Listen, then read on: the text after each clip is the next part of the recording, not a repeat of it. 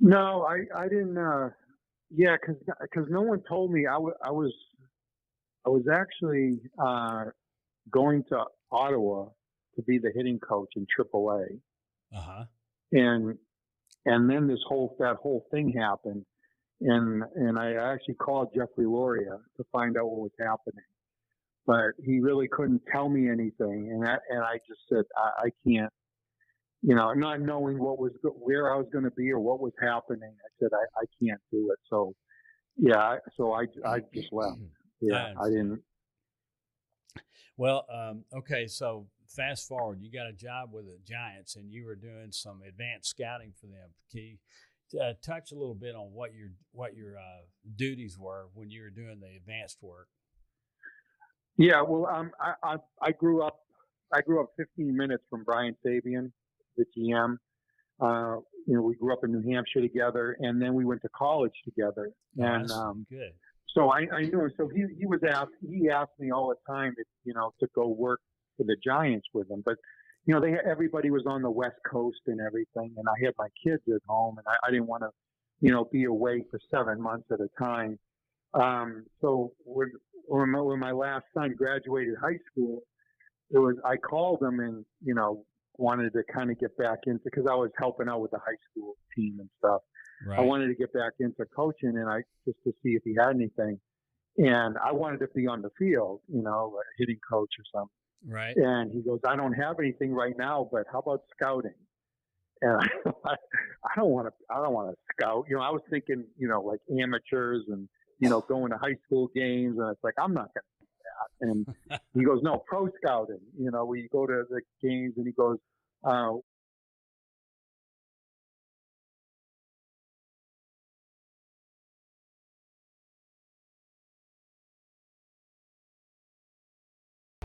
This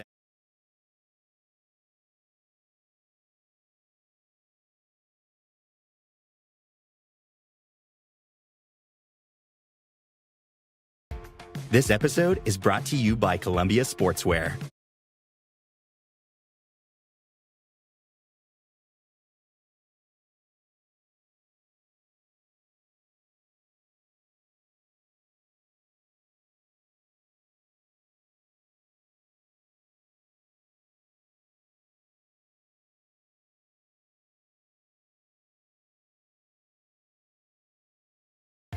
This episode is brought to you by Columbia.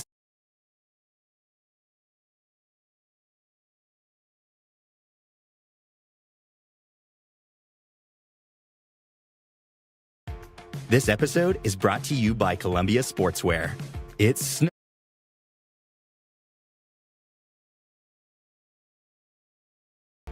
This episode is brought to you by Columbia Sportswear.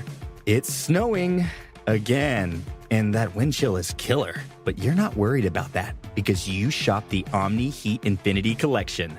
It's warmth perfected with tiny gold dots that reflect your body heat inside and protect you from the cold outside. No snow or chilly temps can stop you now. Go out anyway. Shop the Omni Heat Infinity Collection now at Columbia.com/infinity.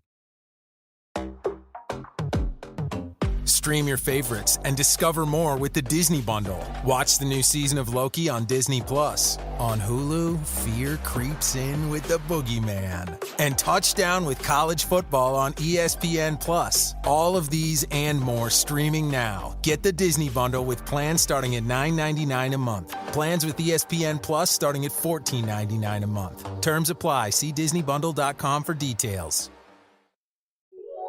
This is a Rogue Media Network podcast. Benjamin Bet. It's all about the Benjamin Bets, baby. You know what's up? Yes, and Benjamin Bets, baby. All right, everybody, welcome back to the rift that is the Benjamin Betts podcast, League of Legends Worlds 2023 edition. We are not in Korea, but all the teams are. I'm your co-host, Corey. I almost said Jared. And I You wish you had my record. I wish I got my co-host Jared with me. Jared, you were cooking. You were cooking these last two days, my friend. Oh my word. I would say day one, Let's throw a little water on the situation. Cloud9, Fnatic, you got that one wrong. This was Thursday. It's okay. Fnatic won 2-1. But you were correct. Weibo 2-0'd Mad Lions, and you got all three of those bets correct. So really, okay, well, sorry. You got that correct. Then we moved into yesterday, or very early this morning.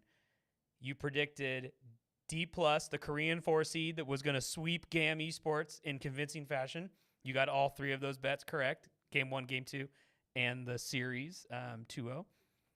And then the big one, dude, this was the hard one because these were two very close teams, KT Rolster versus LNG, and you predicted it correct, man. You had LNG 2-1-ing. They did it. They did it in the order in which you thought it would. Now, you missed one game there, but that's okay. The spread on Game 1, but you got Game 2, Game 3. Do you feeling good? Feeling good, man. I'm feeling good. One of these is a super easy pick for me. The other one, there's some nuance. Okay. Well, you are 8-1 in your last 9 games. If we throw out Cloud9 Fnatic, which we'll just throw that out because it's NA, who cares? 8-1. So you're cooking here. So we move into the final games of the 2-2. So both of these teams, are 2-1. NRG is 2-1 versus G2, that's 2-1. SKT is 2-1 versus BLG. I was going to try to say the full name. I can't. Who's also 2-1. So the winners move on. The losers actually play each other tomorrow as well, but more of an appropriate time for us at 11 p.m. Yeah, we'll watch that. We'll watch that game. It'll be hard to make a bet on that because we won't know what it is until that time, but we might throw something up on Instagram or something like that. So, all right, you ready to dive in? I'm ready, man. I'm ready. All right, first game out the gate. The great NA hope. The last team that could make it through, NRG, plays against the European 1 seed G2. We have a Game 1 spread of, oh my, that is a lot. 9.5 kills. 9.5. Are you taking minus 9.5 G2, or are you going to take plus 9.5 NRG?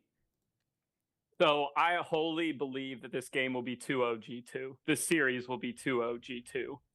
But this is NA's last hope, and I think Game 1 will be closer than what people think. Like, I could very well see NRG jumping up on a lead and then just throwing. Yeah. Right. And here's the biggest ride. Look at who NRG has played. They open pool play with a loss to Weibo. Then they play Liquid. Yep. Then they play Mad Lions. They have been tested by their strongest team they have played against is the Chinese 4 seed. Yeah. That's the strongest team, and they get to look at themselves and say, "Oh, we're 2-1. Like we've got a chance for a miracle." And on the other hand, you have G2, who is actually smacking around people. They've beaten a Korean team. They've beaten a Chinese team. Did they get smacked around by the top Korean team? Yes, they got 2-0'd. But those games were not blowouts. Like, G2 is just very clearly the best Eastern team, or Western team, excuse me. And they're gonna. But I think NRG surprised them. There are some European players on this NRG squad. There's some familiarity there, Corey. So we what do happens always is we do always have to preference that when we say like these Korean and Chinese teams. A lot of the NA and EU teams have Chinese and Korean players. They can't make a squad of all of them based on. they get the retiring. They get the Korean and China. They get like LeBron James in his 21st season. They get Tom Brady to the Bucks, which he did win a Super Bowl. But it's like Messi coming to the U.S. It's like that's the best analogy. He's not going to win another World Cup, but he's here having fun, embarrassing the rest of the Americans. That's exactly what we're talking about. Living in Miami, he's loving up, like living in L.A. Some of these Korean players in NA, hanging out in Germany if they're EU, they're having a good time. They are. So yeah, I'm taking NRG plus the points in Game 1, and then I don't care what the spread is in Game 2. It's G2. 8.5. Yeah, easy. Take it. G2 slaughter in Game 2. G2 slaughter. Sorry, I need to update what we're doing here. Okay, G2 slaughter. And then that leaves the big question. What will the series breakdown be? We have the options are based on what you just said. So who's winning game 3? Are you taking G2 or are you taking NRG? No spread here. No, just purely. I'm sorry. I'm saying 2-0 G2. I'm just taking NRG losing in a close one in game 1. Yeah. I don't think NRG wins a game. I just think game 1 is close. Gotcha. Okay. My misunderstanding. Now I'm going to tell you some stats. I don't think you're going to change your mind, but our boys over at factor.gg, thanks for all your stats. These guys go way in depth. They have percentages on this series here. G2 is favored 58%. NRG is 41%, or 41.7, 58.3. So G2 heavily favored here. I will give you a little something. This game could get wild because if you look at all the games that have happened at Worlds so far, okay, who do you think number 1 earned the most gold in their game? One player. So this is ranking all. I'll give you a hint. They're all probably. Is it Palafox? No, it's not Palafox. All of them. The top 10 are all 80 carries. These are specific games. This is a team that is still in the tournament playing against another team that is still in the tournament, and this player went off. And now I think it was probably a long game, but they earned. This is the most gold. Who do you think it was? Was it FBI? I feel like I'm led to say it's FBI here. It's not FBI. It was Elk on BLG versus KT. He had 22,790 gold earned in that game. Second was Hansama on his Draven. I watched that game against he DK. was wrecking. But then FBI, 4th place right here. NRG versus Mad Lions. He's 4th on Kaisa. So I am expecting a good matchup in the bot lane against these very aggressive, and these teams flow through their 80 carries. They're going to ride through Hansama. They're going to ride through FBI. So you're picking it. I'm not. I'm just saying I'm excited to see this bot lane in action. Okay, I like it. I like it. All right. Now for the marquee matchup. I'm on the French kick. The piece de resistance. That's even a French word. If I said it right. You got SKT. They're the Dallas Cowboys of South Korea. Let's be honest. That's what they are. That's a very great fan favorites. You know, they do win though, so I guess they're not the Cowboys because the Cowboys don't win. Playing against BLG, the Chinese squad. How is this going to break down, Jared? We have game 1. The spread is set at 3.5 plus 3.5 SKT. The favorite's BLG in game 1, so minus 3.5 for BLG. Which way are you going? Well, here's what's so interesting about this matchup. I'm not 100% sure about this, but I'm pretty sure. I think if you took all Chinese and Korean rosters and compared them year to year, I think these are the 2 teams that have maintained most of their players. Okay. Like that T1 team is almost identical to last year's, if not identical to last year's T1 team. And BLG, they're very similar. So this is like continuity central. So what I'm thinking in this game is I think this is going to go the distance. We're going to be hearing some silver scrapes. This is going to be a 3-game series. Okay, all right. But I like BLG winning in the first game by actually a pretty good margin. Okay, so you're taking the minus 3.5. I'm taking the minus 3.5. Okay. I am. I think BLG surprises T1. And I mean, if you go back and look, T1 has played Liquid. That was a challenge. They lost to Gen G. That's an inner rival. It's a good game. And then they bounced back and beat Cloud9. They have not played a Chinese team yet. Okay. That is crucial because the regions play differently. And you and I talk about this all the time when we're not recording. Every region has like their source. So I think they're going to kind of get kicked in the teeth game 1. Okay. I really do. Okay. And but what's the spread in game 2? Man, this is killing me here. I am not finding a spread. Our boys at Bovada here are dropping the ball just a little, unless I'm completely blanking. But I don't actually see it. That was super frustrating. You know what I'll give you here. Let's get you going on the fly here. What I do have is over under for kills. Okay. So in game 2, the over under is set at 25.5 kills combined. This is both teams. Sure. You going over 25.5 or under 25.5? I just think you see a controlled game by T1. Like they're gonna, it's like a boxing match, right? Yeah. Like they're gonna take a big hook in the earlier rounds, and then they're gonna come out, throw some haymakers, and they're gonna strike back. So, but I just don't think it's gonna be. I think it's gonna be tactical. I don't think it's going to be, when NA teams, we, start picking Teemo support and crazy picks. So I like T1 in a little more controlled game. So I'll say under the 25. Under 25. I think that's very wise. I'm looking here. I can't scroll. I feel like I'm failing you all over the place here. But you have SKT averages 9 deaths a game. That's their average, is 9. And BLG, I can't even find. So they are at least under that. So yes, these two teams are tacticians. They're not diving in. They're not NA, Jared, going for all the kills, So I like your under there. We'll take under 25.5 kills. But who do you think is going to win? Wait, hold on.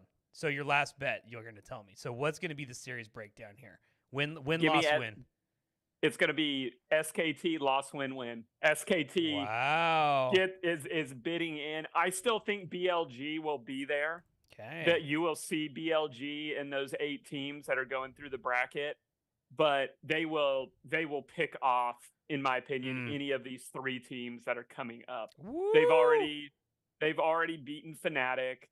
I don't think that Kia has enough, and I don't think they've mastered Weibo in their own region. So yeah, you're plus 500 on those odds there, and this half makes me want to wake up at probably about 6:30 in the morning to catch that game 3 if there is one.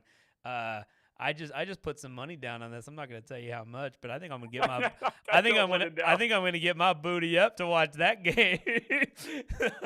I'm either going to be very unhappy. Oh, I guess if BLG wins the first one, SKT wins the second, then I'll be very sad. But if SKT loses then wins, and then game 3, I'll wake you up. You're going to be cooking, baby. I'll wake you up. Yeah. You're going to be cooking. Call me.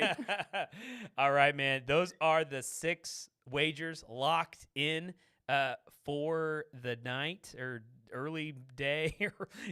These 2 a.m. games are just awful, but it's okay. We're doing our thing. So you have NRG plus 9.5 in game 1, G2 minus 8.5 in game 2, G2 a win-win in their series, so they locked that down. Then we got BLG minus 3.5 in game 1. You have BLG minus 3.5 in game 1. But you had them. Sorry, SKT loses that one. Yes. And then win-win. Sorry, that makes sense. Yep. Under 25.5 in game 2 because the spread's not up, but you're like SKT in that game to then force a game 3 where the home team pulls out the win in Korea with a win. SKT loss. That's it, win, man. Win. Love it, man. Let's do it. it. Cool. All right. It's exciting. You want to know what's super interesting right now, though, Corey? Wow. I want to make sure I have this right. I do have this right. Every single seed from Korea and China is still alive. Based on how this plays out, you could see 4 Korean and 4 Chinese teams in our bracket. Well, wait. I believe that's correct. So, where did D plus? Isn't D plus still in this thing? Because they are. They're coming up. They were in the 1-2 match, and now they're going to be in the 2-2. Same thing with Weibo. They were on their last leg, and they're up. So there's still more games here. Oh yeah, the 2-2s, the ones we've been waiting for. We got 3 2-2 games tomorrow, October 28th. That we can be talking about as well. Maybe if we do another short episode. We just don't know who's playing who yet because we haven't seen the other 3. Well, wait. So is that's going to be 11 p.m. October 28th, and then there's going to be 2 more games on Sunday the 29th. Correct. And then so there's 3 outside of these 2 that we just picked. There's 3 more potentials, right? Because there would be the 2 winners of these, or the 2 losers. Sorry. Yep. D plus. We'll have Fnatic. KT Fnatic roster, is still alive. Weibo. D plus, Weibo, and KT still get to come back and play the losers of G2 NRG and BLGT1. So okay, okay. But aren't there 12 teams that move on? Or there's 8 that move on. There's 8, and So that's what I'm saying. It could literally just be all of them. Yeah. But it depends. Like there could be brackets where, Fnatic might be playing G2 if they lose or something crazy. Yeah. Like it may not be set up to have all the teams in there that way. They may have to give the West something just to continue playing. Just little breadcrumbs there for the West. I like it. I like it. Well, then who's the other Western team? Why am I? It's NRG, G2, Fnatic, and G2. That's only 3. Shouldn't there be one more? Oh, because the teams have already moved on. Teams have already been signed. I'm sorry. Because you still have. Yeah. Yeah, you're good. Yeah, I'm dumb. Sorry. Everyone stopped listening to this pod about 2 minutes ago, so I apologize. All right. Well, Jared, let's see what rolls. Let's see what happens. We maybe we get on for a little bonus episode tomorrow, but we'll see. We'll see what happens. We'll try. Yeah, we'll see. We'll see. Everybody, don't hold your breath. But we'll try. All right. For Corey, for Jared, this is the Benjamin Betts Podcast. We're going to win you some money.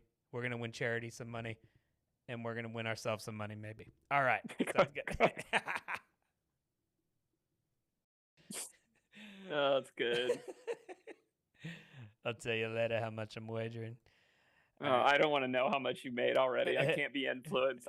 If I know, I'll be influenced, and I don't want to be. I want to be uninfluenced. That's why I couldn't tell you. I just tell you one thing. You call us over, baby. All right. You call us over. Okay, I gotta bounce. I said I was going to do some work. Not to complicate our plans, but I had a very interesting call this morning with some VR people. So you and I can have a conversation later about that.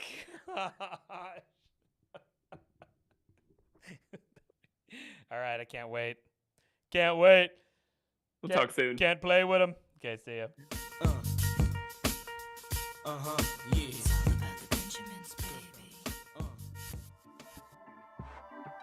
This has been a Rogue Media Network production.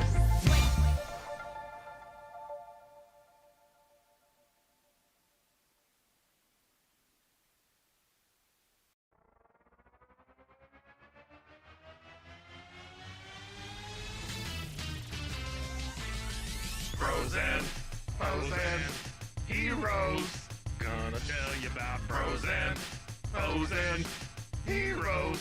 Gonna tell you about. Hey, I'm Zach. And I'm Mike. And we have a fantastic new podcast to tell you about.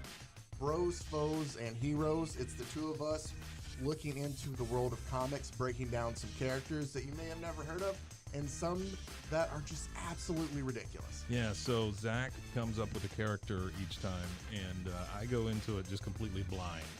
I don't know who this person is or what their abilities are or anything, and basically I guess we kind of go over their origin story and just some of the ridiculous stuff that maybe, especially Golden Age stuff. Oh, Golden Age stuff is always the best, and we will make sure to highlight all of the shenanigans and just absolute weirdness of everything. Yeah, that's right. So subscribe today and follow us on Instagram at Bros Foes Heroes. And if you don't, I know where you live. Not really, but please subscribe. Frozen heroes. Gonna tell you about frozen heroes. Gonna tell you about.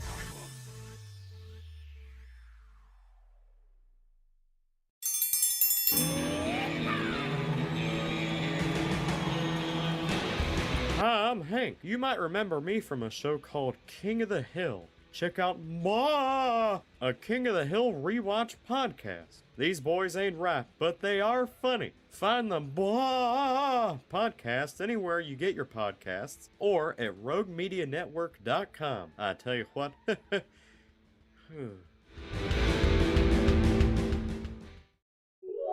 This is a Rogue Media Network podcast. Central Texas Life with Ann Harder presents Central Texas Events. Hello, everybody. Welcome to Central Texas Events. And I tell you what, Waco Cultural Arts is going to keep you busy. There's lots of things happening. Doreen Ravenscroft, you are just amazing because of all you have done for so many years for the cultural arts scene in Waco. But starting tomorrow, we've got pumpkins and we've got all kinds of things all the way through next weekend. We do. Mm-hmm. So tell me, first of all, what's happening. Okay, so first of all, what's happening on Saturday? We're doing Pumpkin Fest.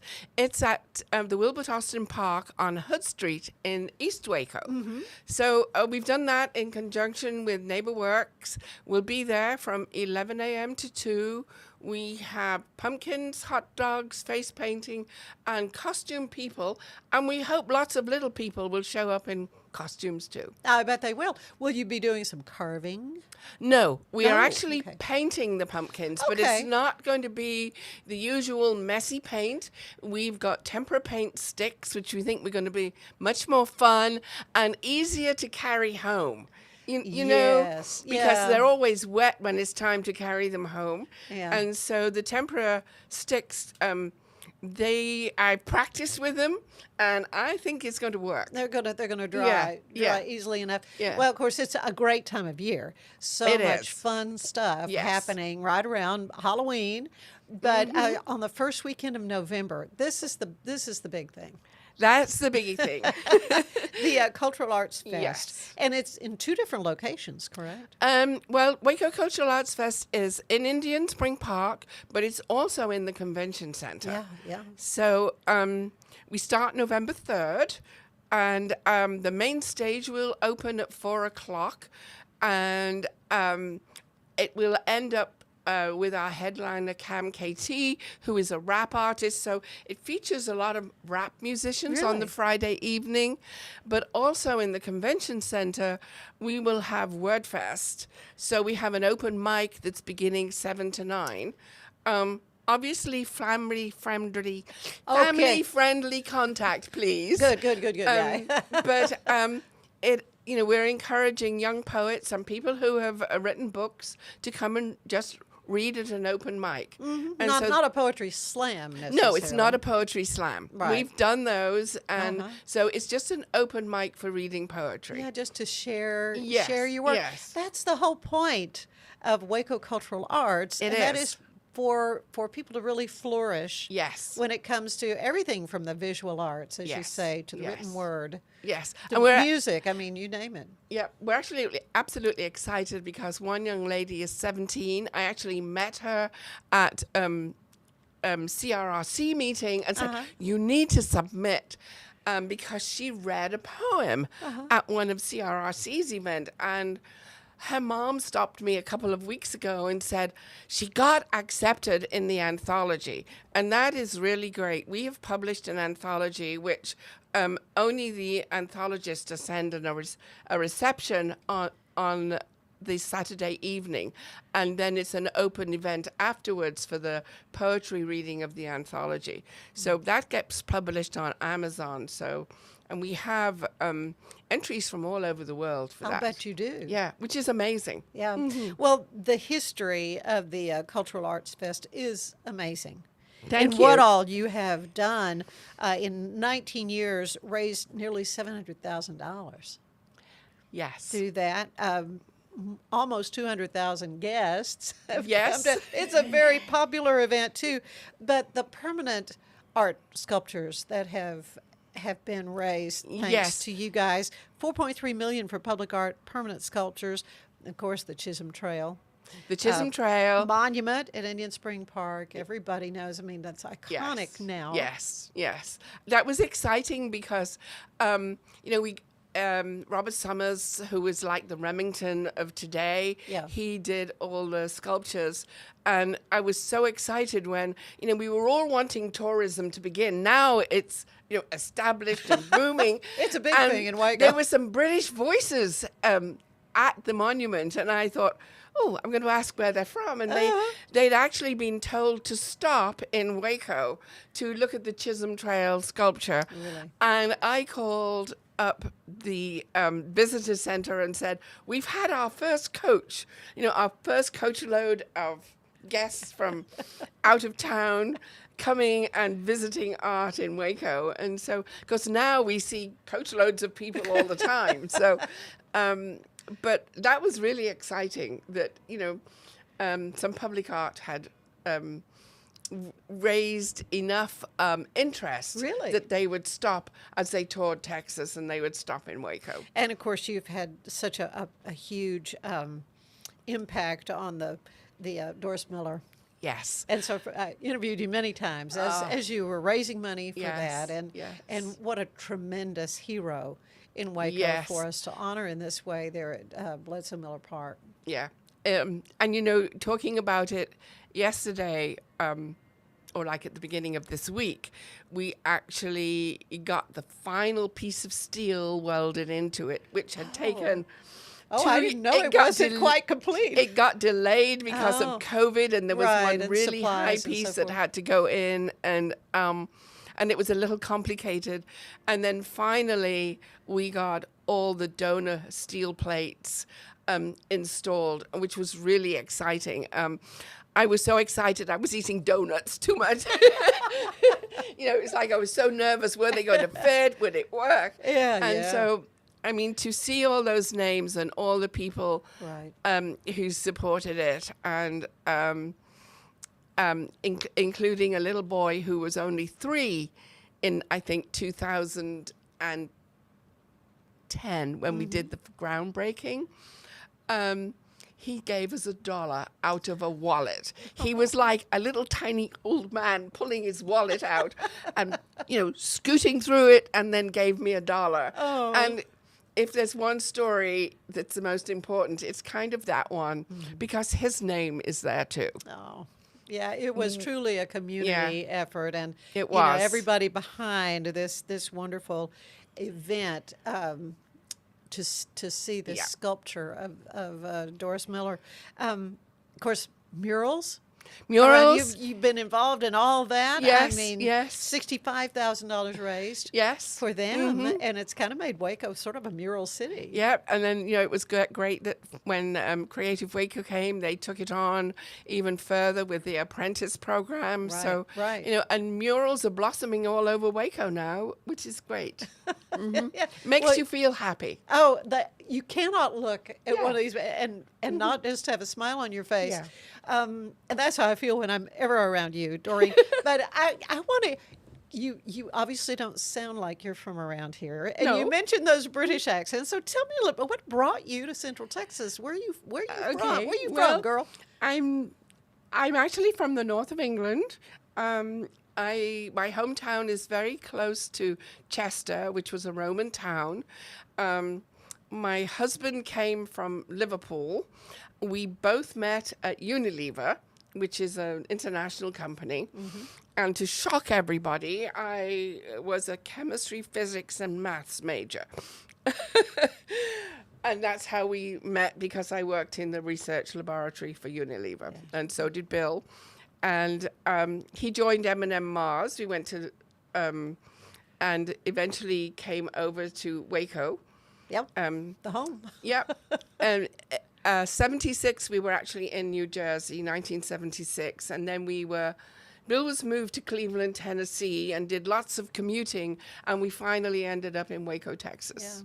Yeah. Now, I heard Little Bird told me he might have some connection with to the Skittles. The S in Skittles. Tell me about that. Well, he was one of them. He was called Mr. Skittles. Okay. Basically because of doing all the research and development work for Skittles. But we actually came to Waco because of Twixt. To reformulate it, or not me, for Bill, because it was a British product. And what was it called it was called Twix in England. It was called Twix in England. And at least I think it was. I hope so. But the cookie bar was very hard, and Bill had to reformulate it because we have more gluten in our flour in the United States than we do in Europe. And so when you transposed a massive recipe into production, it's basically a chemical formula. Right. And so the chemical formula was wrong. And Okay. now Twix tastes good. Very good. But then he kind of morphed into Skittles, or He morphed into Skittles, Starburst flavors. Yeah. The sour flavors and the tropical flavors in Starbucks. Starburst he developed. Aw. And so, That's amazing. yeah. That's And amazing. mini M&Ms. Well, we For are the so bakers. oh my gosh, we are so glad that that delicious candy company brought you. brought you here to Central Texas. Your love, though, for the arts, where did that start? Well, we're all talking about wars at the moment, and so I think people can relate to this. Well, I was born in 1943, so I'm a World War II baby, and very close on the other side of the Mersey, just as on the other side of the Mersey. But Liverpool, ASAP after the war, decided that the theatres were going to open. And I don't think they opened in 45, but definitely in 46. They were open, and my parents and an aunt took me to see a pantomime. Really? It was Cinderella. Well, I was so excited. I was wriggling on my seat. There was like a fire curtain, and then that went up, and then there was this gorgeous red, velvet curtain with lots of tassels on it, Oh, sure. And then that goes up, that kind of pulls up. And then the stage was so bright, so colorful, so full of lights, and I was smitten. Yeah. Yeah. So, and that was performance arts, but it was the arts. And my dad worked for a paper company, Bowaters, and I had free paper, and he sharpened pencils, and I drew and drew and drew. Yeah, an artist yourself. Yes. Yeah. Well, you have done so much, Doreen, to lift Central tried. Texas and the cultural arts community. But again, the Waco Cultural Arts Fest, you don't want to miss these activities, and this is going to be happening November 3rd through the 5th. It is, yes. And it's free? Is there a ticket? It's free. We always try to have our events free, except our fundraisers. Sure. It's important that it's on a bus route, that families can reach it, and it's also important that families can walk from the apartments and houses that are around to the festival. And so we have some wonderful arts activities that are run by students and art teachers. And, we began it in some ways because at that time in 2004, lots of the schools didn't have a lot of money, and the arts were being cut. Exactly. Budgets get tight, and fine arts are the first to go. Fine arts are the first to go. Yeah. And many of you probably have visual learners. I think I was a visual learner. My son was a visual learner. And I think losing the arts at an early age, especially elementary, when the brain is developing, it was really important that we could have an arts festival that was quality, that was free, and that could encourage parents to have some paper and colored pencils or crayons. Yeah. Yeah.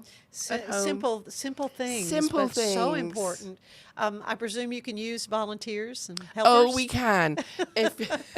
Please go to our website. Money too.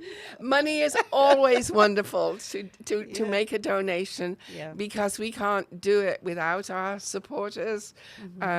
Whether I'm writing grants or it's individual donations or it's companies, it's really important so that we can have that, maintain a quality event, because prices go up and things change.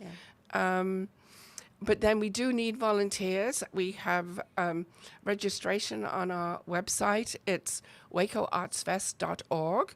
Just click volunteer and fill in the form and sign up. Take part. Take your family. I mean, Yes. this is just a wonderful, wonderful reason to connect with the community. Yes. But also work on your brain when it comes to these wonderful art activities and the Yeah. music and everything. It It's is. just going to be fabulous. You know, and we still have easel art. And I think my favorite thing is to see a 24-inch sheet of cardboard walking down the street, and you see two little feet and two hands and maybe the eyes popping over the top. But what's being shown is the artwork. Yeah. And to see that pride in a little one. And I mean, I have heard that people have moved house and they have not been allowed to throw the Waco Cultural Arts Fest art pieces away. So I'm sure there's a lot that are gathering dust in Waco, but that's wonderful because it's also a measure of how you can track how your children are developing, is how they create their art. But it's been going strong for 19 years. Yes. But this is just the beginning of more great things. I hope so. I really hope so. Well, Doreen, it wouldn't be happening without you. And you are just a delight. I'm always happy to be around you. Thank you. And just see all the great things that are happening when it comes to cultural arts in Waco. Cultural Arts Fest, November 3rd through the 5th, Indian Spring Park and the Waco Convention Center. Yes. Take part. Yes. Thank and you. come to the Laser Light Show on Saturday evening with the Mike Stanley Band. Oh, man, it's going to be great. Man, it's going to be great. Thank you, Doreen, and thank you for joining us for Central Texas Events. We'll see you next time. Bye-bye. Thank you.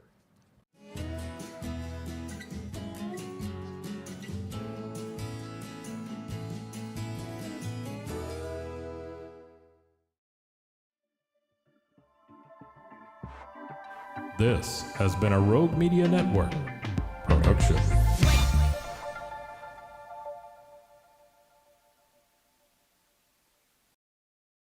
This episode is brought to you by Seed's DSO1 Daily Symbiotic, a 2-in-1 probiotic and prebiotic formulated with 24 clinically and scientifically studied strains to support healthy regularity and your gut, immune, and skin health. Optimize your gut health. Visit seed.com/Spotify with code Spotify for 30% off your first month of Seed's DSO1 Daily Symbiotic. These statements have not been evaluated by the Food and Drug Administration. This product is not intended to diagnose, treat, cure, or prevent any disease.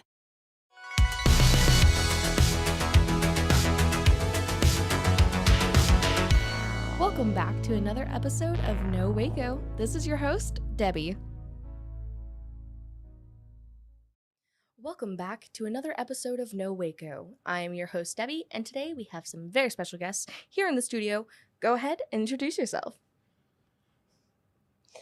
I'll go first. Chris is over here a little shy. I'm Crystal Zimmerman. I am the founder of Project Eden. And I'm actually excited and extremely nervous to be here. So no worries. I felt like the CEO would have the first say. Yeah. Okay, touche. So I'm Christopher Danish, treasurer and vice chair for now for the Project Eden, and we're trying to make something happen out here. Yeah. Shout out to Scott Tucker, who's our secretary. Mm-hmm. He's at work. He's an electrician by day. Oh, wow. So yeah, that's really exciting. And we are here today to talk about an exciting event that you guys are having this weekend, not only to kick off your organization, but also to kick off spooky season.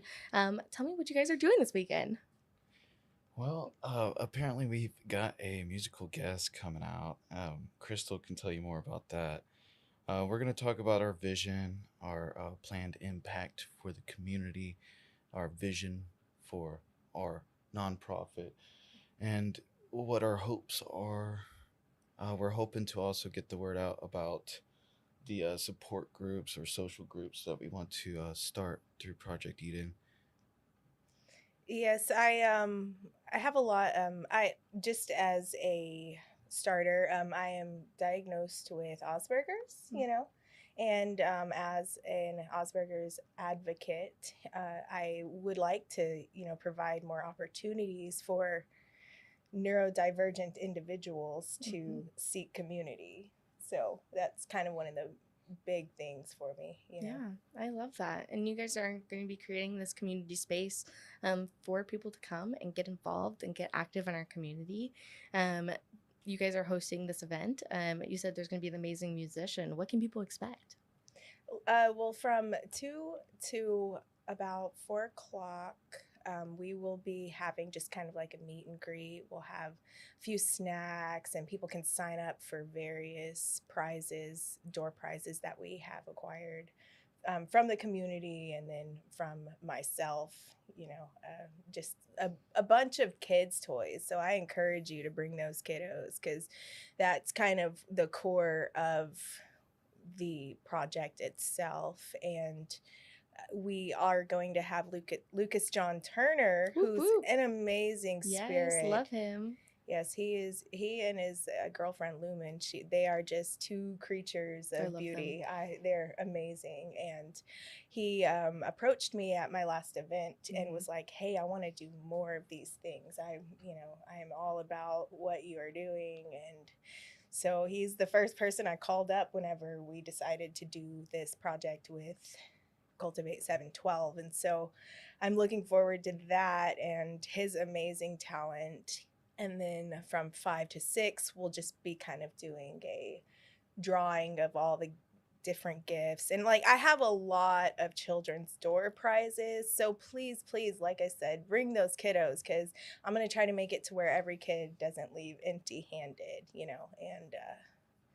and hopefully through this impact and vision, we as a community can build something together, because this isn't just for me. It's not just for people who have mental and emotional issues. It's an opportunity to provide people a charitable cause to give a piece of themselves, like for instance, for me, I try to impact people daily, and sometimes all you need is just like a little something extra to make you feel fulfilled, and if it's on your heart to give and help us build this together, you just shout out to me on the Heart of Texas Project Eden on Facebook.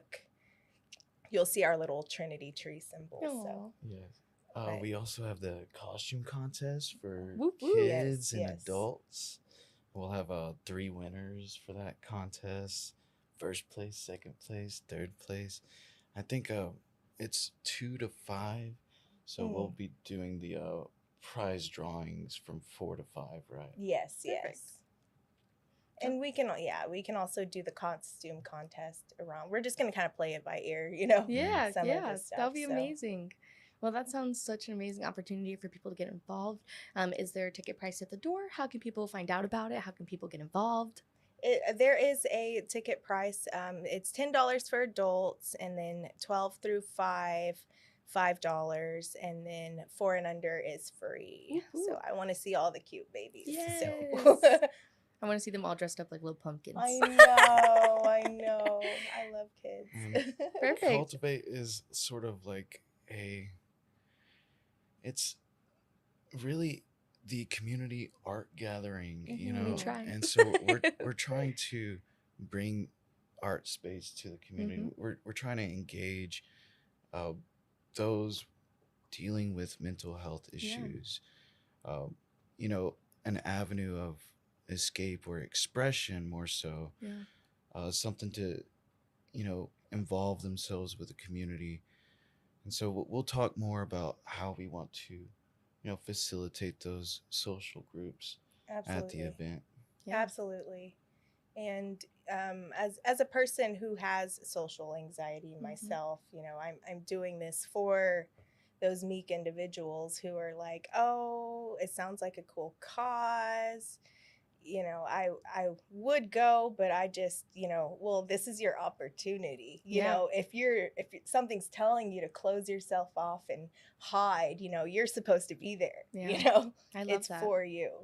I love that. That's an amazing message behind it as well. So it's really amazing what you guys are doing here for our community. Yeah. And of course, shout out Cultivate 712. We're so excited to be involved. Exactly. Well, thank you so much for sharing about the event. And we're going to take a quick commercial break, and then we'll be right back. All right, take your break. Perfect. Good job, guys. You're amazing. Naturals. I was struggling there with the stuttering. I was like, oh Lord. You're great. The more you talk, the better. Like I said, when we get back from our commercial break here in just a second, the first question I'll usually ask is, what would you like to see more of in Waco? You guys can start talking about seeing more inclusive spaces, whatever. And then we'll talk about your mission and what you guys are hoping to do. Why is it so important for you guys to be here in Waco? And then we'll have a little shout out section at the end. So if you have anybody else you guys need a shout out, I would say you can shout out your mom, your dog, or your grandma. All of the above. And then at the end, plug your socials, Facebook event where people can find you at the very end. And then that's it. And then I'll give you your soapbox moment. All right. Soapbox. Yeah. All right. Hop on your soapbox. Yeah. Oh. Okay. Are you guys ready? Sure. Yes. Perfect. And we're back. So we're just talking about this amazing event happening this Saturday at Cultivate 712 from 2 to 5 p.m. where our community can get involved, enjoy an amazing costume contest, some amazing goods, and little prize baskets. There's going to be so much opportunities for our kids to get involved and really just see our community together. One of the first questions I love to ask when we get back is, what is something you guys would like to see more of in Waco?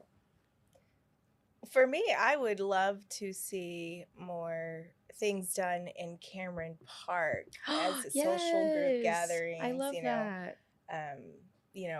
Especially more art opportunities, because free art opportunities. Yes. Because, as a child who came from a single parent household, I didn't always have the financial opportunity to engage my talents and let them meet their full potential. And so that's a lot of like what I would love to see. And I love that. Speaking of reaching our full potential, community is definitely important. I feel like that's necessary for us as individuals to grow.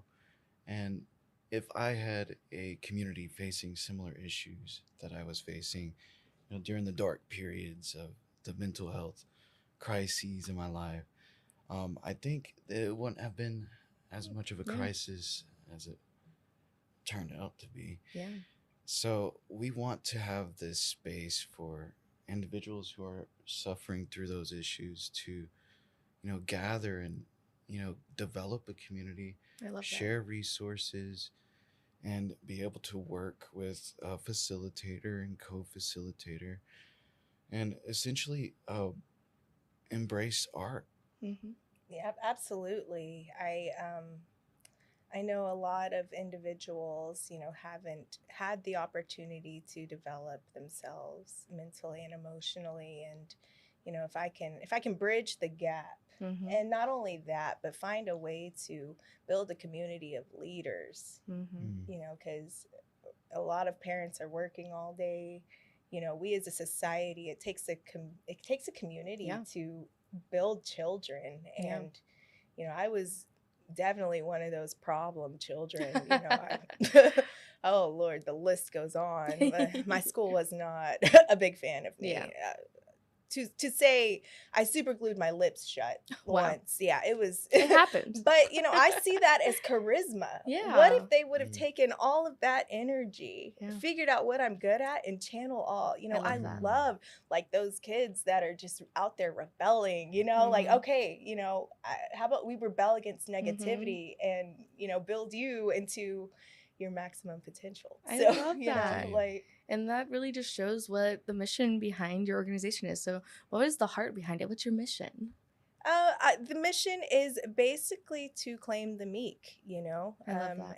And my definition of meek is basically an individual who basically suffers in silence, Like, we all have those different pieces, and everyone has coping skills, but what about the ones who have not been provided opportunities to learn coping skills? Yeah. This vision is to grab those children and grab those adults and, teach them to remain moldable. Yeah. You don't want to harden your heart based on the negative cards you were given. Yeah. We want to be that card in that deck that you can pull out and be like, all right, it's going to be okay. I love that. I've got all these resources. This is what I've learned. This is what I can do. That was essential in my recovery from negativity as an at-risk youth. And, I had a bunch, I didn't do it myself. I actually had an upbringing in Alcoholics Anonymous. And even though I was not a drug addict or an alcoholic, that was a yet for me. Yeah. I was a potential. Yeah. And my mom was tired, you know, she gave me the best that she could. Yeah. And it was unfortunately not enough for me to be the person I am today. You know, if it was not for these women, you know, I didn't have just one mom after that. At 17, you know, I had like 8 moms. And then, you know, a father that worked all the time. The father was not present in my life. Yeah. And so then all of a sudden I had like 10 dads and, you know, like so many people that taught me to love beyond the flesh, you know, and that is essential, you know, and learn to love the things about me and, you know, ask myself, how do I protect my youthfulness? How do I give away my pain, because pain is useful? You know, you can mold mountains with pain if you use that energy. It's all energy. And that is, I know, because I'm living proof of that, you know, and I just had it put on my heart, you know, once you receive what you receive, you have to give it away in order to keep it. And so this is the process of me giving it away, you know, and I have a few adolescents that I keep touch with, and, you know, I do a lot of the cool mom talkings, you know. I do that too, yeah. Yeah, and I love it. I love it. You know, and people are like, oh, I know I only come to you whenever I have problems. And I'm like, no, I need that. It gets me out of myself. Yeah. And now for a word from our sponsors. Hey, I'm Blair. And I'm Brittany. And we're the host of By the Cover Podcast. We cover everything from mysteries, thrillers, romance, chick lit, and even some smut. Don't forget the smut. Yeah. We're so excited to get this thing going and share this with you guys. We've been talking about this for months, and it's finally happening. Yes. Special shout out to RogueMedia for helping us with this. For sure, for sure. You can find us on Instagram at bythecover_podcast. You can also find us on Facebook and TikTok, so don't forget to give us a follow on those too also. And we are so excited to dive into some of our favorite books and share those with you. We can't wait. Hope you love it.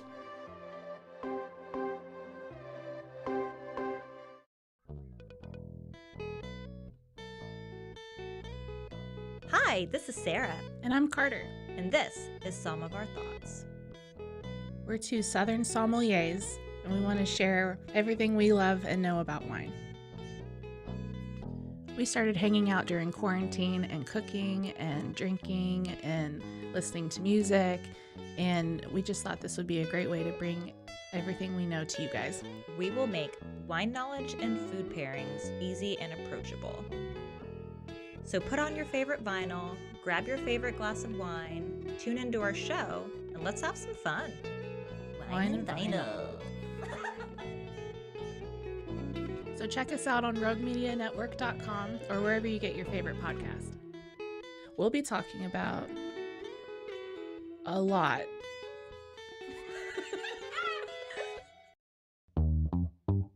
Hi, and welcome to Bustles and Bangers with your hostess, Rachel and Christopher.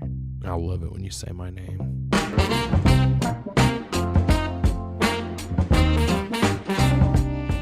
And you didn't say hi. I didn't. You just kept going. I'm going to introduce the book. I'm not reading it. It's because I don't like reading. Girls like cowboy butts, you know, and those jeans don't hide anything. Find us on Instagram at Bustles and Bangers or on RogueMediaNetwork.com. And now, back to the episode. And why do you think there's such a need here in Waco right now for you guys? Well, Texas is the worst in the U.S. for mental health. Yep, you're not the first. We had NAMI come on recently. Shout out National Association of Mental Illness, NAMI Waco. We came on and just talked about this. It's so crazy how there's just such need here in Waco. Yeah. The Waco Youth Development Project, headed by Professor Kyle Ickes, Dr. Kyle Ickes.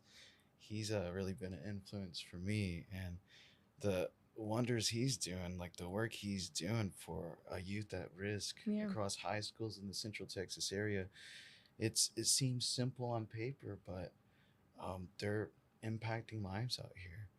And going back to this idea of suffering, we need to adapt in a sense to view suffering as an opportunity to grow, to cultivate Mm-hmm. a more loving nature, a more compassionate nature within. And so I'm hoping to also bring some meditative techniques to these Mm-hmm. groups. We're hoping to work with a facilitator who's a licensed professional who can also give some skills, and all this would be free, I love that. skills that you would otherwise have to pay Yeah. money or have insurance to have access to. So we're hoping to bring that access, open that up to anyone who needs it, and Absolutely. Absolutely. bring a community together. Yeah. And that will make this event this weekend so vital. Yes, so because important. we do need money. Like, we want these services to be free, but we also need a way. So why not have fun with the cause? I love that. You know, and that's what it comes down to. I was inspired. This whole cockamamie scheme of mine, like it was inspired by this awesome lady. Whenever I worked at the Baylor Club, there was this beautiful lady named Nell Hawkins, and she would throw the most amazing charity parties. Mhm. And she has such a profound influence in our community. Mhm. And she is a very graceful spirit. And, just she in herself, I was like, wow, I want to do that. I want to be like that, because she could have just sat around in her retirement, but she didn't do that.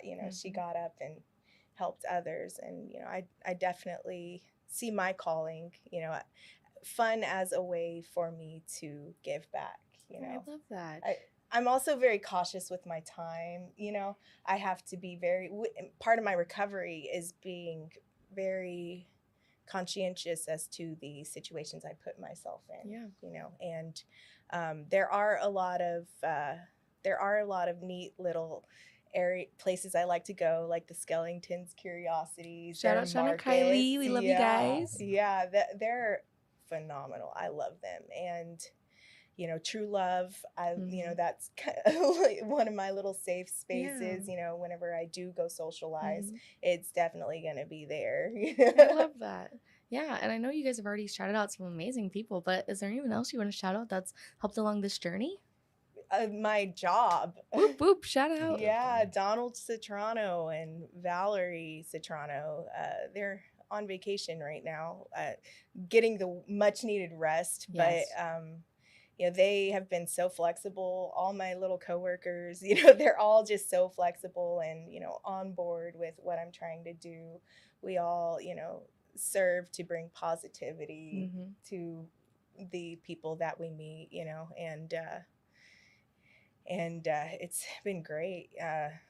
We definitely need to shout out the Baylor Entrepreneurship Yes, Clinic. yes, Thank y'all for 100%. all the help with, basically becoming tax exempt. I So love that. Yeah. Getting all the 501c3, getting all the important documents. I just know it's a lot. Yeah, leading the way. We did as much as we could by ourselves, but Christopher here was like, I got us with the Baylor Entrepreneur, and I was like, oh my gosh, that's exciting. Baylor has so much to offer the community. I love and that. They have done a lot for the community. we as certainly well, so. put it to a vote. It was a meeting in December, and I had the Yeah. final drafts of the bylaws, and we're like, okay, are we good to submit to the Secretary of State? And we're like, no, I think we should review it a little Yeah. more. I was like, yeah, maybe so. Maybe you're right. Let's go. We're a little Yeah. nervous. But I'm so glad you guys went through all that and you guys are making this organization again for our community. Thank you guys for coming here. Of course, give us all your social media where we can find you, find more information about you, more about the event, all the things. All right. Our Instagram is HOT Project Eden at Instagram. And the Facebook page is our Heart of Texas Project Eden. And and you can leave us comments. Like I said, please give us a like. You know, we need definitely some support for our community, and I don't know what else to say right now. Maybe edited that part those out. are our social media tags. All right, perfect. Is there anything else you want to share with our listeners today? Now's your soapbox moment. I know, right? Stay steady, y'all. Stay I know steady. times are Love gonna that. get tough. Be willing to develop a community. Be there for one another. We don't know what's on the horizon. We have difficult scenarios going on throughout the world. Just hang in there. Try to be compassionate. Fake it till you make it if you have to. Fake it till you become it, Christopher. Ooh. Till you become it. Snaps. But certainly we need to use not really use it as a resource, but more so develop this authentic sharing within a community. I mean, we're all humans. We belong on this earth together. We need to act like it, I and love that. don't leave a brother or sister behind. Yeah. I guess one little thing that I would love to say is the thought of a thought process that I had whenever I was building this was the fact that, who better to build this than the individuals who deal with it. I love my therapists, but I would definitely say one of the best ones that I have right now, her name is Peyton Trimmer, and she actually has autism. And, to be able to identify straight on, here, have you ever experienced this? Have you ever, putting words to what's going on?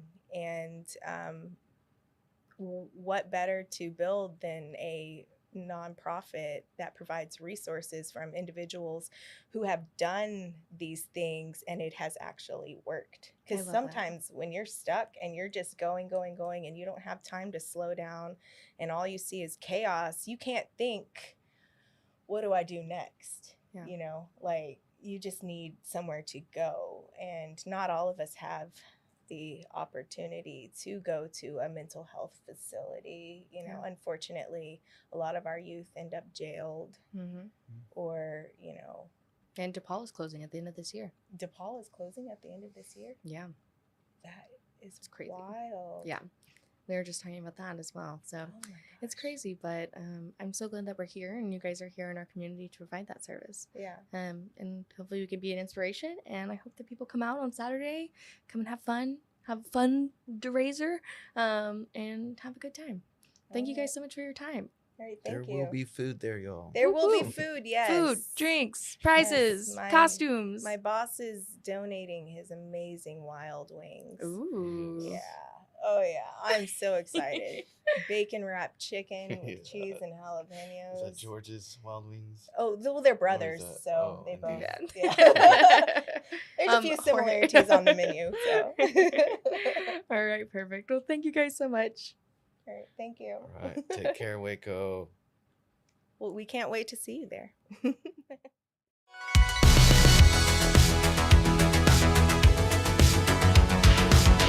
Find us everywhere on all social media platforms, KNOW_Waco. Check us out at RogueMediaNetwork.com, and we're on YouTube under Rogue Media Network. Check out NoWaco.com.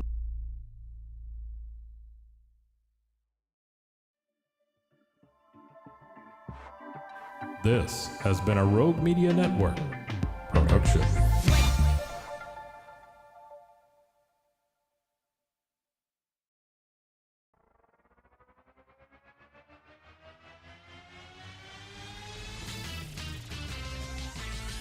Frozen, heroes. Gonna tell you about Frozen foes and heroes. Gonna tell you about. Hey, I'm Zach. And I'm Mike. And we have a fantastic new podcast to tell you about.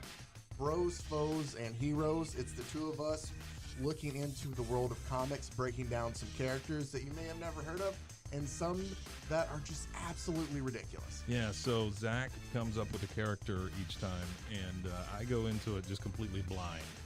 I don't know who this person is or what their abilities are or anything, and basically I guess we kind of go over their origin story and just some of the ridiculous stuff that maybe, especially Golden Age stuff. Oh, Golden Age stuff is always the best, and we will make sure to highlight all of the shenanigans and just absolute weirdness of everything. Yeah, that's right. So subscribe today and follow us on Instagram at Bros, Foes, Heroes. And if you don't, I know where you live. Not really, but please subscribe. Bros and foes and heroes. Gonna tell you about bros and foes and heroes. Gonna tell you about.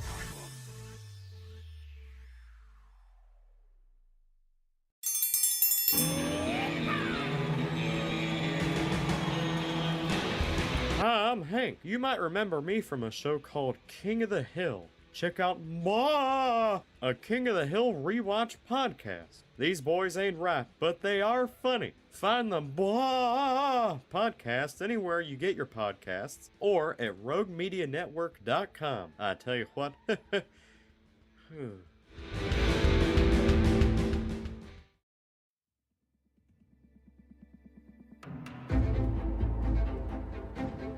I married a guy I knew most of my life. We knew each other in high school and even went to prom together. But little did I know, I did not know him at all. I will call my now ex-husband, Dirty Chad. Hey y'all, this is April. And this is Caroline. With Bloody Happy Hour. And we are bringing to you Dirty Chad. Get it on patreon.com/bloodyhappyhour exclusively for all the details and all the red flags. Caroline's finally telling her story. My truth.